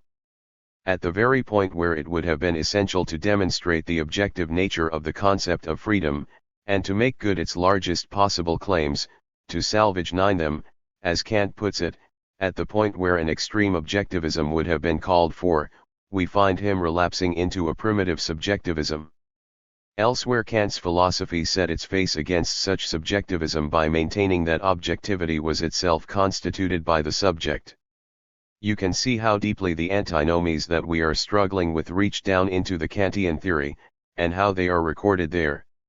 It is a mark of Kant's greatness that these things always emerge clearly in his writings, but it goes without saying that he does not reflect on them as such in any detail in the Critique of Practical Reason or in the simpler groundwork on the Metaphysic of Morals. Kant is discussing a creature that is supposed to be unable to act except in obedience to this idea. He is discussing actual human beings who, according to the Critique of Pure Reason, are subject to the laws of causality. He wishes to overcome the impasse, the non-liquet, with which the third antinomy of the Critique of Pure Reason had ended, namely its conclusion that the thesis of absolute determination and the thesis of infinite freedom are equally plausible. He desires to overcome this non-liquet and to achieve a positive outcome for the sake of practical reason, namely, by demonstrating that freedom is a given. He does not succeed, however. Despite this, he is compelled to maintain this theoretical non-liquet because even in practical reason his conclusions must be reached within the realm of theory. This is connected with the primacy of theory in his thought to which, against his will, even practical reason is subject. This explains why this non-liquet keeps making its appearance. He thus finds himself constantly being forced into these rather sophistical arguments. Whatever the position of the subject, it could not act otherwise, we are compelled to bow to the as if. It is evident that it is precisely this attempt, and this is Kant's actual attempt to salvage his argument, to shake off the impasse of the third antinomy that forces him into mediations again and again, despite his blunt dualism. That is to say, he finds himself forced to establish a link between the idea of freedom and actual human subjects who, according to him, are supposed to be free to act. As I have already suggested, it is this maneuver that makes the idea of freedom appear curiously paradoxical. Human beings cannot act otherwise than under the idea of freedom, their subjective consciousness is chained to it. This means that freedom has its basis in unfreedom. Put in another way, the very thing that is defined in Kant's theory of freedom as rational action presupposes that rational reflection has been broken off, in other words, a form of behavior in which I abandon rational analysis and rational questioning, but simply float without questioning within a horizon as if I were free. And at the very point where I imagine myself to be free, I find myself dependent upon my so-called nature, my constitution, the fact that I am like this and not otherwise. This is something we have discussed at length, namely how the human subject knows that he is free, and in this sense freedom is chained to causality. This, if you like, is the point at which the emphatic conception of nature as human nature, the concept of nature that is at work in natural law, comes together after all with the idea of nature as a mechanism of cause and effect, nature as something constituted, a constitutum, the so-called natura naturata. In other words, this is the point at which the power and the spell of the Kantian natura naturata extends its sway to include the Kantian natura naturans, the free and spontaneous human being. Point 10. The idea is grounded in the empirical mind that is very prone to self-deception, as we can see from countless acts of introspection, freedom is at the mercy of the contingencies of time and space. This is a point at which we can pause and reflect on the extent to which the progress of the individual sciences has impinged upon philosophy. In Kant it is still the case that he continues to place his trust in the bourne of introspection. I need only immerse myself in the hidden depths of my own mind, and need only observe whatever is stirring and whatever is going on and whatever is achieved there, and I shall be able to discover the universe and its laws within myself. Kant was ignorant of a truth that had been recognized relatively early on by the great psychologists, the moralists, people such as La Rochefoucauld, long before Kant. This was that even my knowledge of myself is just as imperfect, just as much at the mercy of the idola the idols of the marketplace 11, as my conventional views of the external world. I believe that one needs only observe oneself becoming involved in some dispute or other with other people, and see how one behaves in a naive, uncontrolled way, to realize that the motives we give ourselves for our actions are always a lot nobler than they are in fact. I am often struck by this and by the way in which everyone, absolutely every human being, believes that he is in the right. Infinite intellectual and moral strength is needed to set limits to this tendency and to refrain from claiming the moral high ground in even the pettiest details of daily life. Now, in its formal structure, this self-justification fits very well with Kant's theory of the moral law. The moral law is so similar to this, and his idea of freedom seems to be so completely modeled on this procedure, that we have to admit that there is a real source of self-deception here. We might well conjecture that one of the sources, and not the least important one, of the idea of the absolute nature of the good or of the moral law to which Kantian philosophy aspires is the belief people have in their own goodness, not just in their relations with others, but also in themselves. This belief is the product of the mechanisms of rationalization and self-justification, as well as narcissism, but its most profound source lies in people's desire to ward off reproaches and criticism. We should say that the task of morality should really be to destroy this illusion instead of borrowing one's own categories from it, as is the case with Kant. The great moralists such as La Rochefoucauld and La Bruyere and Chamfort are frequently made the butt of criticism, and dismissed as rhapsodic, essayistic, and fragmentary. But in this sense they are far more radical in a moral sense than the great systematizer of morality, who would undoubtedly have looked down on them with contempt. The way in which causality and freedom interlock in Kant reveals the cloven hoof in his philosophy in the fact that almost all the so-called mediating concepts that are meant to bridge the chorismos, the gulf, separating the pure, intelligible sphere from that of empirical existence, are repressive in character. Whenever the moral law is supposed to reveal itself in the minds and actions of empirical human beings, in their empirical consciousness, it takes on the aura of coercion. You can easily see this by looking at his terminology, that is, the figures of speech Kant uses whenever he sets out to explain the impact of the intelligible subject upon the empirical one. He speaks constantly of law, coercion, respect, duty, and such like. Through the will, Kant says, here we have the Kantian definition of the will. I hope that I shall find time to give you a different definition of the will in the course of these lectures, which now are unfortunately drawing to an end far too soon. Kant's idea is that through the will reason will be able to procure reality for itself. This is the point at which all of Kant's statements converge, and reason turns out to amount to the idea of pure laws. I can't read you all the examples that I wanted to give you because there is not enough time, but I should like to read one brief passage from Chapter 2 of the Groundwork of the Metaphysic of Morals, where Kant states that the will is conceived as a power of determining oneself to action in accordance with the idea of certain laws. 12. This conception of law is derived from reason, which is designated by Kant as thinking in terms of necessity and universality, that is, as thinking according to rules. This conception of law entails restrictions on freedom, since it turns freedom into something that might be termed unfree because of the need to obey the laws. It is precisely the same motif that freedom is actually nothing but the consciousness of the law that dominates the whole of German idealism and recurs in the vulgar Marxist thesis that at bottom freedom means acting and forcing oneself to do according to one's consciousness what objective determining factors are supposed to have made necessary. Reason creates reality for itself independently of the material, this, as I explained at the beginning of this lecture, and not its opposition to the concept of law, is what defines Kant's conception of freedom. Thus freedom is to be found exclusively in the way in which a rationality that is regarded as conforming to laws relates to the sphere of objects. Thus freedom consists in the fact that I am not bound to any given material in order to exercise the functions of my reason, but that I can simply follow them in a pure fashion. But since according to Kant reason is nothing but the ability to think in accordance with laws, freedom is necessarily reduced to obedience to lawfulness. Kant finds nothing to object to in the idea that reason is determined, that it is determined by the concept of law, and that it must abide by laws. He goes even further in this respect, since his conception of reason consists in this identity of action with the conformity to law.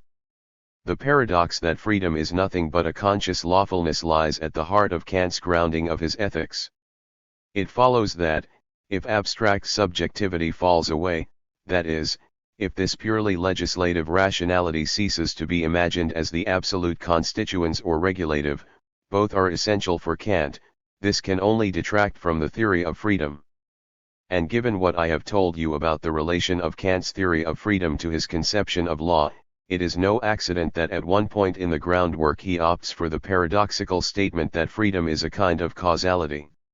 He opens chapter 3 with the emphatic statement that will is a kind of causality belonging to living beings so far as they are rational.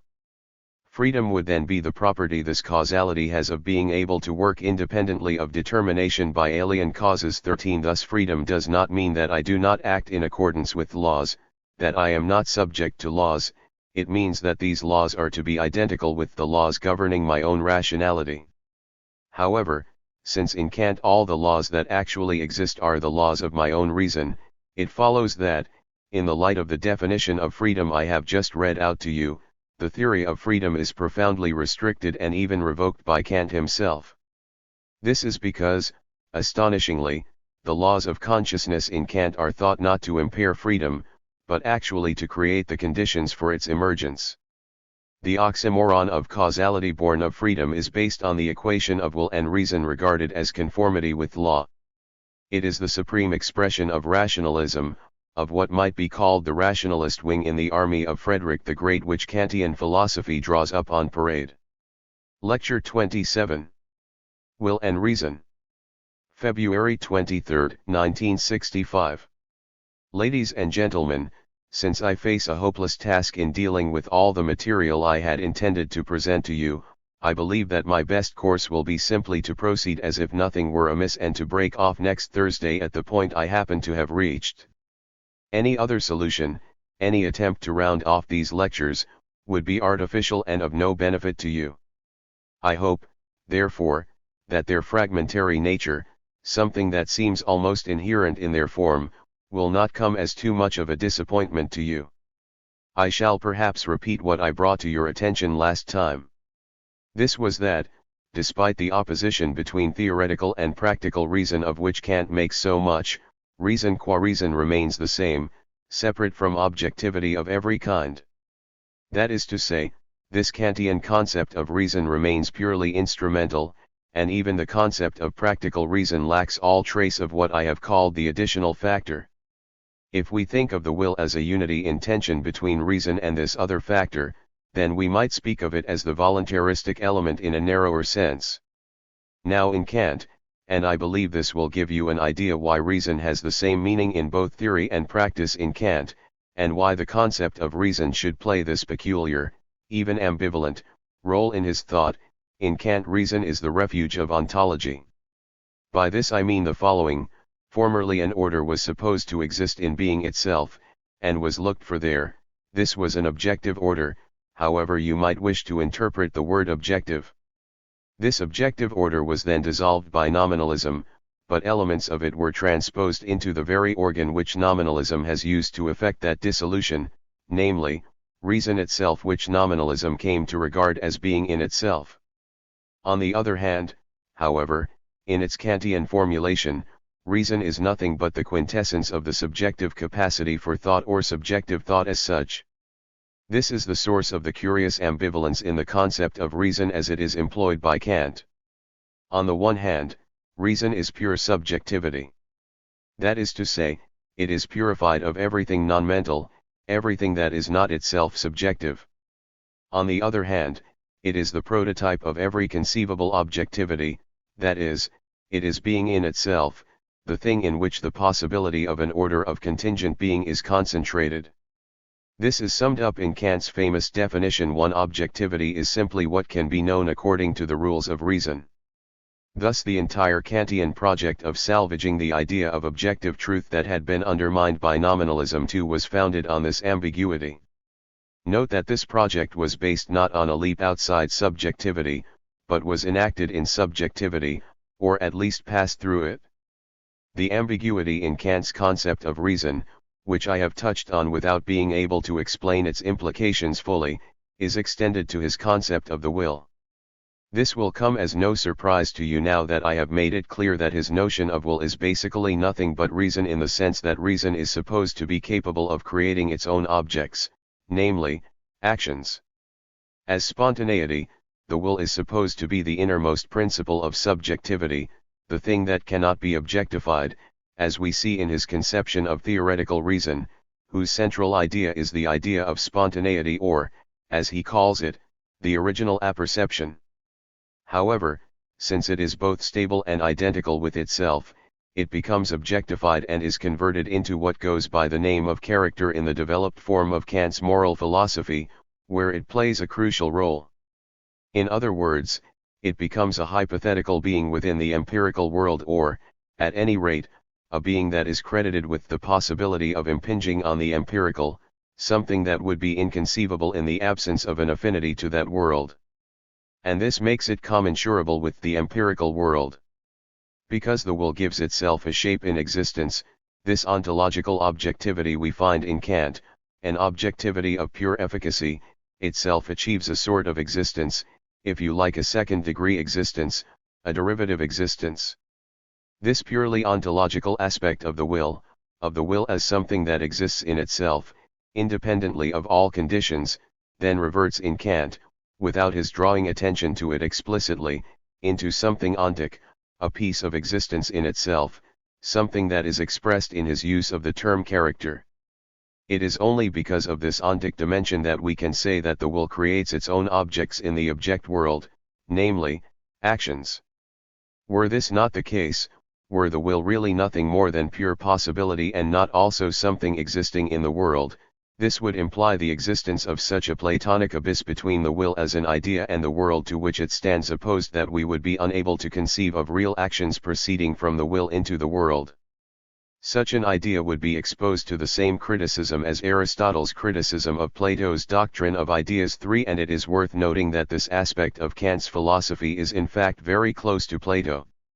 We may perhaps home in on this criticism of Kant's doctrine of the unity of reason by saying that it presupposes the abstract separation of reason from its referent, from what it relates to and what it continues to be determined by. In the same way, every synthesis, and reason is after all the capacity for synthesis, does more than create order and structure in things that are external to it and contingent. It becomes truth only by expressing as a synthesis the substantial content of the underlying objects. This is one of the hardest things to grasp about philosophical or speculative logic, because the fact is that these two elements cannot be separated. There can be no synthesis, no judgment, unless what is being joined together in fact belongs together. In other words, it does not belong together simply because it is joined together. The difficulty is the curious one that every attempt to resolve it in one direction or the other, without including its opposite, is necessarily doomed. Incidentally, this contradiction at the heart of synthesis seems to me to contain the innermost philosophical justification of what we understand by dialectics. Kant does not proceed in the spirit of this duality, this insistence that there can be no synthesis in the absence of the thing synthesized, but instead he splits the form of knowledge from its content. This was the objection that Hegel forcefully advanced by way of criticism. He was the first to do so, although the same objections had been implicit in Maimon and Fichte. However, This criticism applies also to Kant's doctrine of the will because his theory of the will and hence of freedom is structured in the same way as his doctrine of reason. Point 4. This definition of the will, this doctrine of the will, is falsified by the absolute separation of the will from its material, in other words, of the will from what it is supposed to set in motion. Instead of giving you a long-winded explanation of this, I would prefer to show you what is meant with a very simple and, as I believe, very persuasive illustration. It is well known that in one of its versions the categorical imperative states that we should never treat human beings merely as means, but always also as ends, whatever we are to understand here by treat. Point 5. If other human beings were simply material with which to ignite the pure action of the will, if, then, the will were not also determined by the objects of its action, namely by other human beings, to whom Kant makes explicit reference, then action strictly in accordance with the categorical imperative would at the same time violate that same imperative. That is to say, it would bring about the very thing that the categorical imperative wishes to prevent. Human beings would in fact be no more than a means, they would be a means whereby the categorical imperative is to be fulfilled, instead of being included within the scope of the categorical imperative as ends in themselves. In consequence, the very mode of behavior that Kant recommends as the supreme expression of the principle of morality turns into immorality pure and simple. For, in that case, human beings would in fact become mere means for a second time, not indeed the means to any inferior or secondary ends, but the means by which the moral law could be fulfilled. This is a conclusion which, monstrous though it may appear to you, was one actually drawn by Fichte in his moral philosophy. We can put it another way, we can say that in Kant's philosophy moral behavior is supposed to be more concrete than mere theoretical behavior. This is because it is enacted and takes shape in reality. In the event, it turns out to be even more formal than theoretical action because in his philosophy theoretical action is at least attached to some sort of material.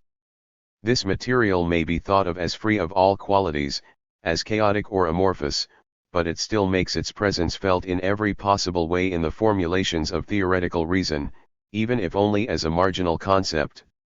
Here we have reached the point where modern critics, Skeeler, above all, have raised objections to Kant's moral philosophy.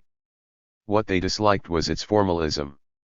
Before saying something briefly about that formalism, I should like to make you aware that, in contrast to Skeeler's position, Skeeler, incidentally, was my predecessor in this post, many years ago.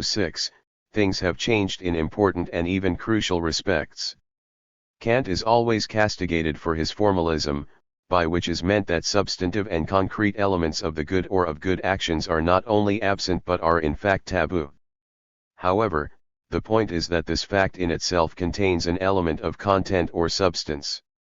This formalization contains the entire history of rationalization of Western philosophy and Western society, including its progressive aspects. It is my belief that, when people talk about the problem of so-called formalism in ethics, they are all too easily tempted to ignore this element. If I may formulate this more concretely, I would say that so-called Kantian formalism incorporates the recognition of the bourgeois equality of all subjects, not just before the law, the legal system, but also before the moral law. Anyone who like me has had experience of what the world looks like when this element of formal equality is removed, from the legal system, let us say, in favor of specific substantive values that are asserted in an a priori fashion, he will know from his own experience, or at the very least from his own fear, just how much of humane value resides in this concept of the formal. When distinctions all vanish in their object, that is to say, when all human beings are reduced to the abstract definition of human being, to the exclusion of their specific characteristics, this provides people with a measure of protection and justice.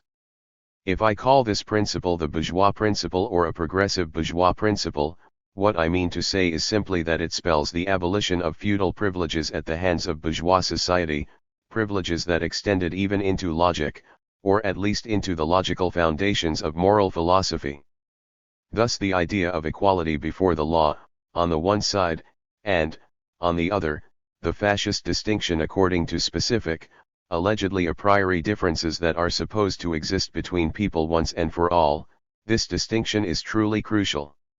Let me sum up the position more generally, more fundamentally, in a thesis, or what would formerly have been called a theorem. Our world, as you know, is organized according to the principle of exchange, the principle of equality. It is a world governed by abstract rules. In an unchanging abstract system, every appeal to concrete distinctions always, necessarily, becomes an injustice to concrete human beings. It could be shown that Skeeler's material value ethics already signals the return of ideas based on privilege. And even though it would be wrong to accuse Skeeler of fascist leanings, Ernst Troeltsch was not far off the mark in his book on historicism when he claimed that the turn to the concrete and material in Skeeler was a kind of prelude to a general political reaction. Point 7 If you think that the concept of the concrete has to bear the kind of metaphysical weight I assume it does. 8 If you believe that utopia has what I would call the color of the concrete, it becomes all the more important to oppose the terrible, catastrophic misuse of the term, and to prevent it from being hypostasized and from being used as a weapon with which to sabotage reason. On the other hand, however, and this has to be said if we wish to be even-handed, the abstract nature of legal and moral systems is no less unjust. They cut away everything specific to living human beings and treat them as if they were merely impersonal parties to contracts. For in our world every category conceived in isolation inevitably leads to violence and injustice. Aristotle showed he understood this in the Nicomachean Ethics when he supplemented the concepts of justice and righteousness with that of fairness, equity. Point 9 And this involved an admirable attempt to incorporate the incommensurable natural distinctions between beings in the rational order without bursting the bounds of that order. This theory still survives in our ordinary phrase "that's all right" and proper tense. So deeply is this problem engraved in the spirit of the language, but whether this attempt at inclusion is possible or whether a far greater effort and a far more radical solution is called for is something I should like to leave for you to meditate on. At any rate, Kantian ethics owes its semblance of objectivity exclusively to this formalism and hence to its utter subjectivism. By excluding every objective determinant, it becomes in its own view, according to its own self-understanding, pure being, being in itself. But that in turn condemns it as pure being to the kind of irrationality that proclaims itself in the coercive principle of Kantian ethics, the coercive side of the categorical imperative about which I have talked repeatedly. And if I may try once again to clarify this, I would say that, when you come down to it, to act in accordance with the moral law really always means, obey, fit in with the moral law without having complete insight.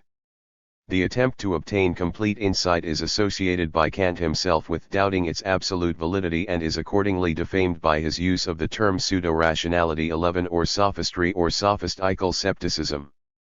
But by the same token an element of truth is unmistakable in the objectification of the will of which I have spoken.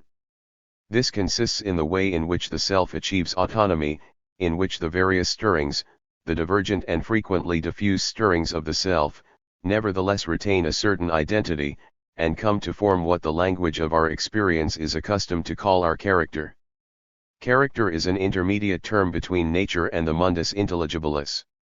Since Kant's philosophy is constructed on the principle of non-contradiction, this gives rise to the difficulty that its concepts become aporetical, that is to say, they must give rise to assertions that are mutually contradictory. Since these difficulties arise from the criteria of non-contradiction that Kant has made his own, he must bear the blame for them. However, they disappear as soon as we free ourselves from the idea that any concept of this sort, in this case the concept of character, must be all of a piece and free from contradictions. For in fact the very essence of such a concept requires it to contain contradiction, to be antithetical or full of tensions. Incidentally, this highly significant intermediate position of character between nature and the intelligible world has been explored in great depth, without any of the methods of dialectics, in a very important early essay by Walter Benjamin, Fate and Character, which I suggest that you should all read at some point. I believe that it is one of the most important recent contributions to the problem we are discussing here. Point 12. The will, then, is always a diversion from the immediate goal of the instincts, it is sublimation. If we talk about the will in general terms, if we say, for example, that someone is strong-willed, then we are talking about his character, the harmonious unity of his actions according to a central principle that dominates him, an idea that is in fact not too far removed from Kant's own localized principle. The opposite of the will and the character would then be what has been dissolved, just as, to remind you of something you all know, the subtitle of Mozart's Don Giovanni is Il Dissoluto Punito, that is, the rake punished, in which the word rake translates dissoluto, a dissolute man, one who dissolves in all directions, who is not subject to a sustained, harmonious rational principle. This leads us to the heart of the moral taboos on polygamy and libertinism. The use of infidelity as an example always points to the failure of the unifying discipline of the concept of the ego. Those of you who possess a copy of the Dialectic of Enlightenment, I know that it is not easily obtainable 13, but those of you who have managed to get hold of one will find some very interesting things in the second excursus, the one dealing with the Marquis de Sada's Juliet, about this idea that a strict morality is a way of turning against a diffuse nature. They are very interesting because the wish to glorify the dominant, unifying principle over an instinctual and diffuse nature in the bourgeois age brings together thinkers whose ideas are otherwise incompatible. Indeed, on this point they are so very much in agreement that it would be easy to discover passages from one in the writings of another, even though on other matters they would be willing to condemn one another to the flames of hell. The progressive element in this Kantian doctrine can be compared to the progressive aspect of Protestantism. There is a decisive break with the medieval justification by works, and this takes place inwardly, in the moral world of the subject, and not just in the idea of a justification before God. Human beings are to be judged not by their individual acts, but, as the saying goes, by what they are. I may remind you of Schiller's saying with which you are probably more or less familiar, common natures pay with what they do, noble ones with what they are. 14. I would note that what is interesting about this quotation, particularly from the point of view of theory, is that Schiller, who was a Kantian, makes use of the concept of nature here, at a point where it is least expected, something that would surely have been anathema to Kant. This will be comprehensible only if you recollect that Schiller was very concerned to bridge the radical gulf, the Kantian chorismos, between spirit and nature that Kant had introduced, and in this respect he was very much in agreement with Goethe. Hans von Bülow, the disciple and friend of Richard Wagner, a man of a caustic turn of mind, joked about this Schillerian sentiment that common natures pay with what they do, while noble ones pay with what they are. He remarked that this must mean that it was the noble natures who avoided paying their debts. This joke points to the central issue, and there is no reason to believe that Bülow was conscious of its far-reaching philosophical implications, that the sediment interiorization that is involved here constitutes an offense against the individual, living person. It also has the further consequence that, by establishing a polarity between a person's individual acts and his individual works, on the one hand, and his actual being, on the other, this antinaturalistic moral philosophy goes into reverse and ends up in a kind of doctrine of nature that amounts to the assertion that if a person is noble, that is to say, noble by nature, everything is permissible to him, whereas lesser human beings are not similarly entitled. This idea, incidentally, was not completely alien to Goethe. His Faust, after all, asserts that a good man, in his dark bewildered stress, well knows the path from which he should not stray. 15. And having said that, he is promptly taken up into heaven despite the fact that he has committed foul murder, as well as other horrific crimes, and that in old age he has tacitly colluded in the violent death of Philemon and Baucis, an elderly married couple, simply because he cannot bear the fact that their wretched little house blocks the view of his vest. Estate. 16. I do not know whether Kant's scholars have ever taken a closer look at these matters. 17. I should like to return briefly to the relationship between reason and will. From what I have said you will have understood that I understand this relationship to be one of discontinuity. I have explained this discontinuity from the vantage point of the will, but it might equally well be explained from the point of view of reason. In the shape of objectivity, of so-called logical reason, reason has its origin in the suppression of impulse and of impulses of the will. Reason has become what it is only because it has separated itself from that additional factor, from the element of impulse that is characteristic of the will, and this testifies to the fact of discontinuity. It is like the common figure of speech about wishful thinking 18, which I have mentioned several times in the course of these lectures, a type of thinking in which the wish is father to the thought. This kind of wishful thinking has parted company with theoretical reason in the narrower sense, with pure thought as such. This voluntaristic element has vanished from logic in the Hegelian sense. What is crucial for logic is to be something in its own right. But this disappearance of origins, of the impulse behind thought in logic, conceals the fact that it is above all the logical form of organization that serves domination, that logical thought and the discipline that logic requires of human beings is itself dependent, conditioned by the power of the will. Reason only becomes available as an instrument for every conceivable desire through its objectification, through its being uncoupled from desire. The eradication of will from thought, from reason in its succinct sense, from theoretical thought, is the price reason must pay for its being put absolutely at our disposition for every conceivable purpose, in other words, for its being of practical use. The relatedness of logic, in other words, the element of will contained in the fact that logic is always concerned with something not itself and what it wants, or what something or other wants with it, survives in a highly idealated state in the fact that logical propositions are all necessarily related to something or other. This compels me to modify and refine a number of theoretical statements that I have made in the past about logical absolutism and objectification, in my Against Epistemology point 19, but I find that time has run out and this will have to wait for next time. Lecture 28. Moral Uncertainties. February 25, 1965. Last time, we talked about how to differentiate the will from the definition of pure reason, not from the standpoint of the will, but from that of reason. Perhaps you will recall that I pointed out that the specificities of pure logic, which in general are those of reason, are also in reality the sediment specificities of the will, which admittedly disappear in it.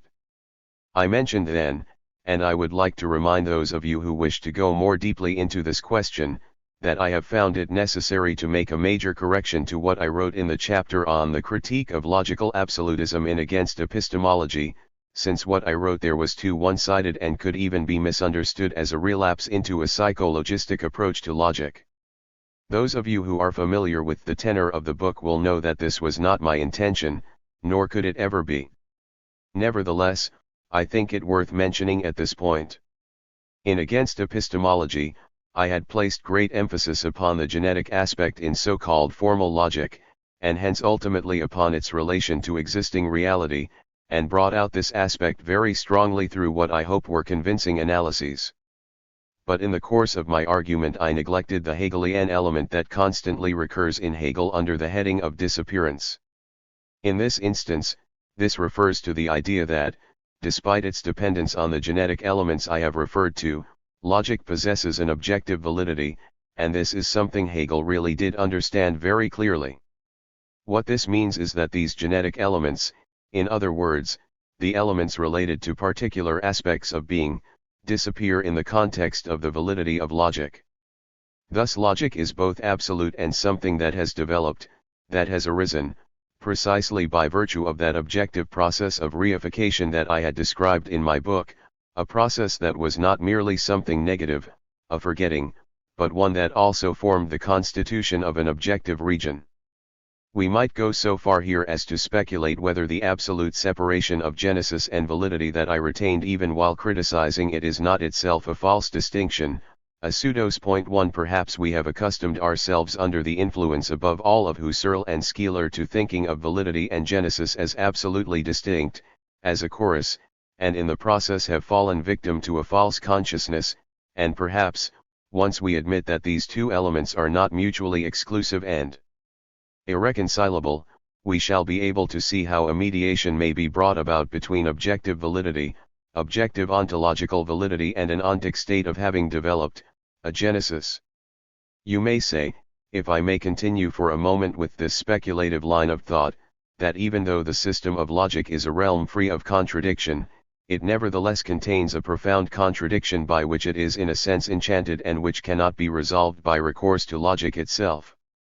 To put it in a nutshell, this contradiction is the fact that logic both is and is not a historical product. This will perhaps enable you to see that dialectics is not simply an additional factor to be superimposed on traditional logic, but something that penetrates to, and is encapsulated in, the innermost cells of pure logic itself. We might say that Schopenhauer was a thoroughgoing idealist in the sense that reason itself is what he called the negation of the will to life, or, at any rate, reason is also that.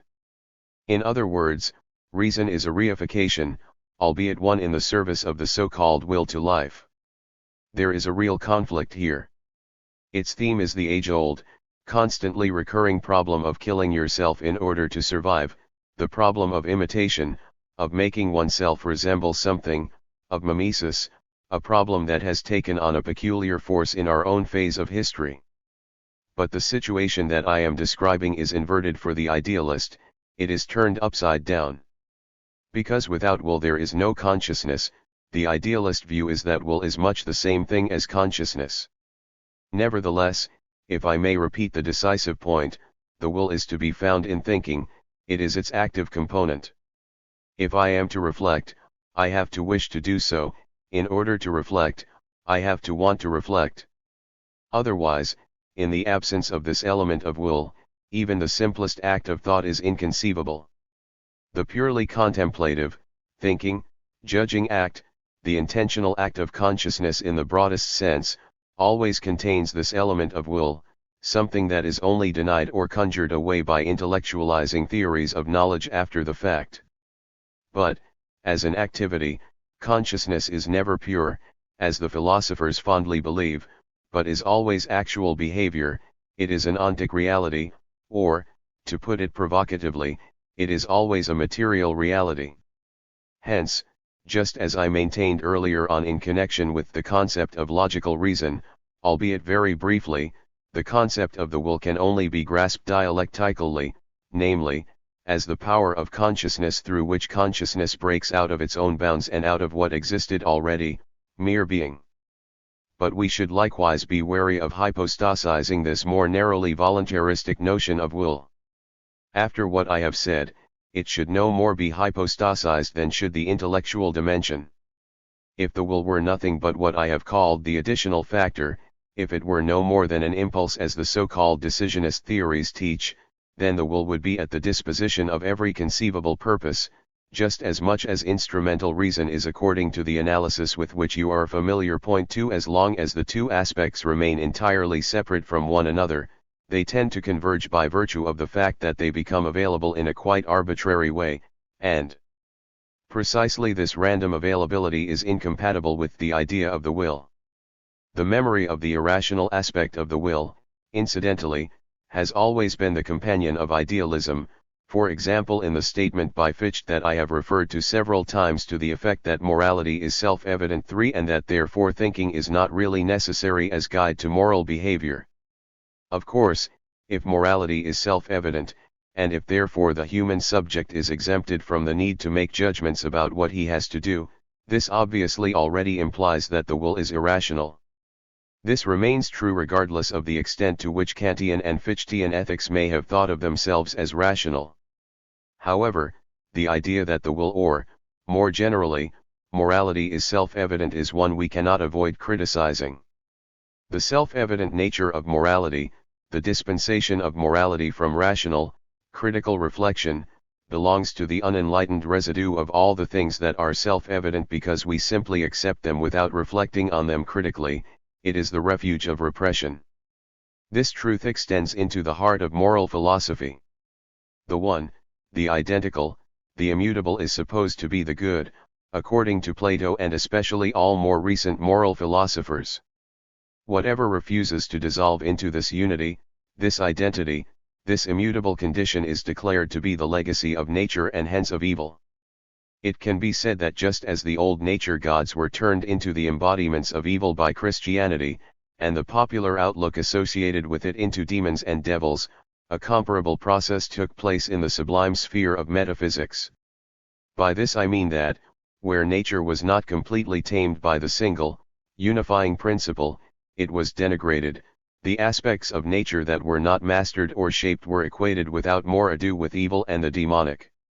The things that are regarded by traditional bourgeois morality as evil are in reality the post-existence of older forces that had been partly, but not entirely, subjugated, and that subsequently returned.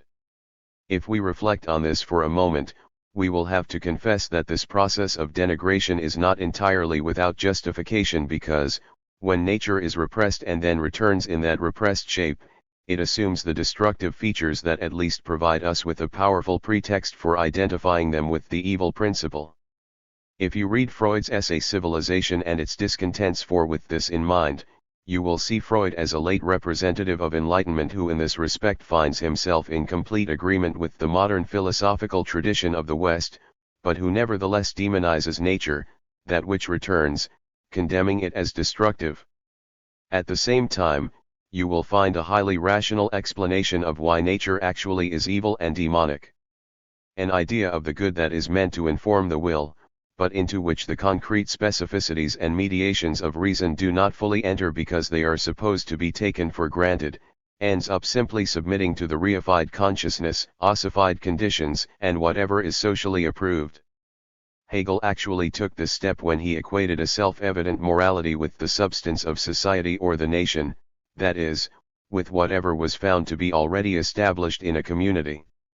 In line with this, he condemned as mere caprice any critical scrutiny of such an established order. By emancipating itself from the specificities of reason, will in itself, without any further specification, necessarily includes the domination of nature in its archaic, primitive form, namely, the rule of force, direct, naked force.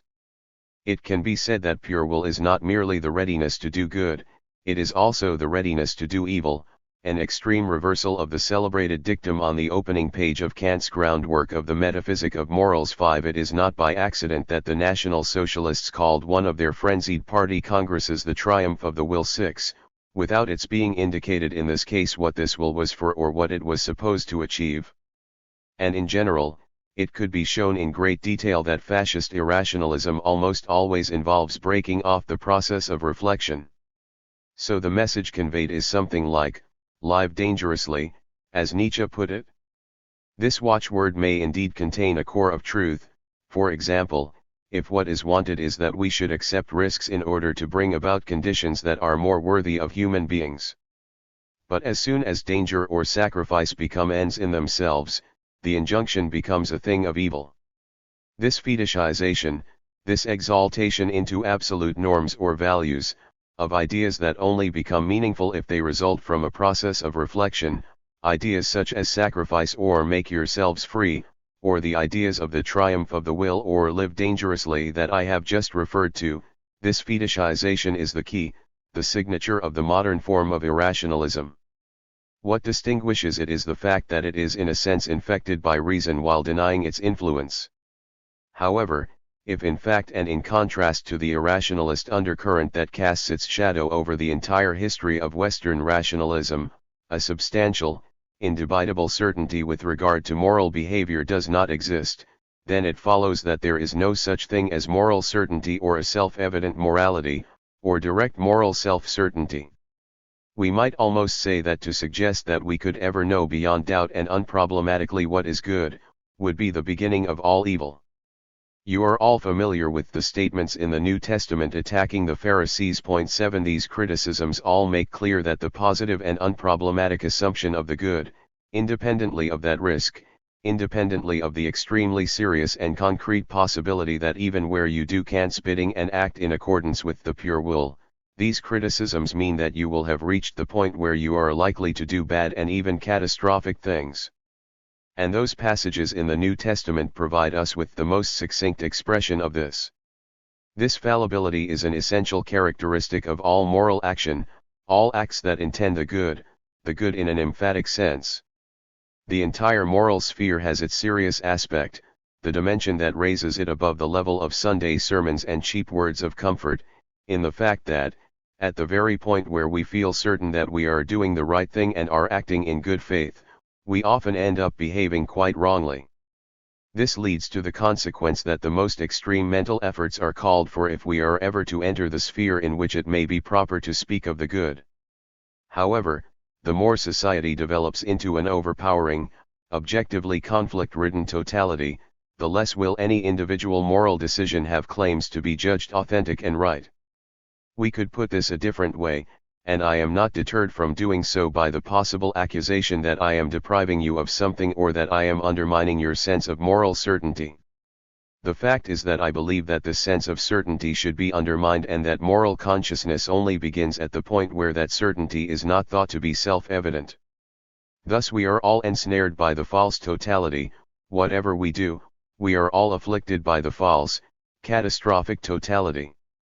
I once ventured to write that there can be no good life within the bad one, an idea I found later on in Nietzsche, though I can no longer recollect the passage. 9 This idea applies not just to happiness or to a good life in an aesthetic sense or something of the sort.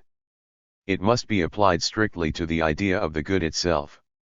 You need only attempt to do something within the existing order of things, something you feel would be the decent thing to do, and you will soon find yourselves caught up in a dialectic without end, one in which the good you are trying to achieve has to be paid for with infinite quantities of the bad and the dubious, with injustice, unkindness and forgetting. But if we were then to conclude, as do some moral philosophers, that the most moral course of action would be simply to sit back and do nothing, we should be no better off. For that would be simply to leave the dubious totality in place, to allow it to wreak what damage it will, and thus to submit to it.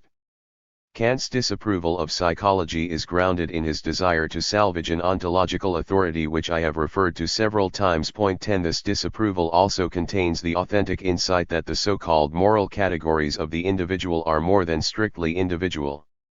I believe that it is important to point this out now, towards the very end of these lectures, when I wish to concretize my thesis of the essentially conflict-ridden nature of the moral. I wish to make sure that I am not misunderstood here. On the one hand, our task must be to carry out the critique of the moral as the bad universal in its repression of the individual, and to pursue this in an uncompromising way. On the other hand, however, it is no less impossible to conceive of a moral system without a universal dimension with which to set bounds to the unreflecting being for self of the individual. The concept of mankind, which, as you know, plays such a crucial role in Kant's moral philosophy, contains the idea of reason as a universally valid notion in the sense that it is applicable to all rational beings, that is, it applies to society as a whole. We might say, then, that universality in the moral realm points to the plurality of subjects and thus, in the final analysis, to society. In this respect Kant's moral philosophy converges surprisingly, even paradoxically, if you like, with its chosen adversary, namely, psychology. For psychology teaches that what Kant thinks of as the supreme moral authority, namely conscience, which in the language of psychology is the superego, is nothing but the internalized social norm. With this idea that the conscience, the superego, which is the decisive layer of individuality or of the monad, actually contains the whole of society, that it is the agent of society in each individual, with this idea, psychology breaks through its own monadological limits. The superego, the conscience, contains an undifferentiated amalgam consisting on the one hand of mere heteronymous coercion, and on the other of the idea of a human solidarity that transcends all individual interests. The norm that we have criticized as repressive always testifies to the aspects of society that point beyond particularity, even while particularity remains the principle of society. The only problem is that in the here and now this norm is incompatible with the justified and legitimate interests of the individual. This is the source of what is wrong with the concept of the superego. Thus conscience is inhabited by both right and wrong, and the power of solidarity of which I have just spoken can grow only by working its way through its own repressive nature. Perhaps I may be allowed at this point to read out to you a few sentences from a text on moral philosophy on which these lectures have in large measure been based. I do so simply because time is so short and because they sum up succinctly the ideas that I have been telling you about. Point 11. The question of right and wrong in matters of conscience cannot be answered definitively because right and wrong are part of conscience itself and cannot be separated by any abstract judgment. As I have just said, the spirit of solidarity is only able to develop on the back of the spirit of repression, which that of solidarity then annuls. The fact that the gulf between individual and society is so small, but equally that the two are never reconciled, is essential to moral philosophy. To this day the bad side of universality protests against the socially unfulfilled claims of the individual. That is the supra-individual element of truth in the critique of morality. But the individual, whom need has made guilty, and who has come to be his own be-all and end-all, falls victim to the delusion of an individualistic society and thus fails to know himself, a consequence which Hegel perceived, and perceived most acutely at the very moment when he was colluding in reactionary abuse.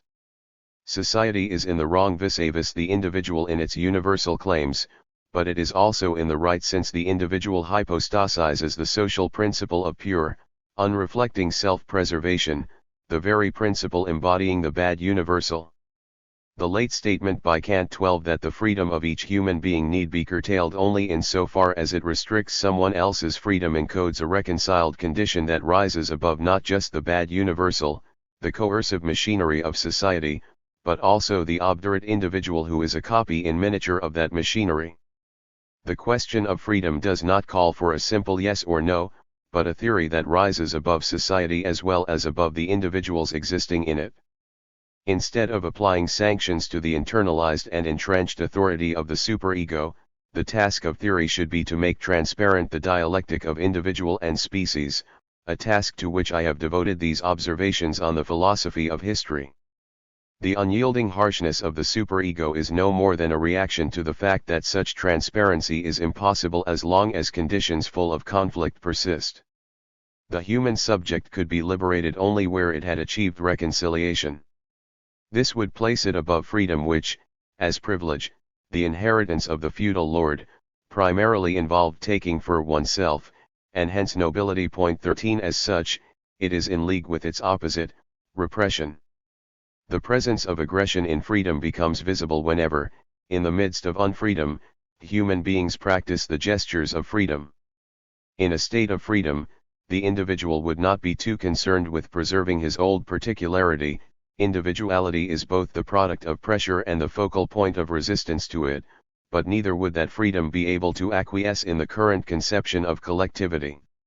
The fact that, in the countries that monopolize the name of socialism, collectivism is recommended and even prescribed in the shape of a subordination of the individual to the collective gives the lie to their socialism and consolidates the presence of conflict, antagonism.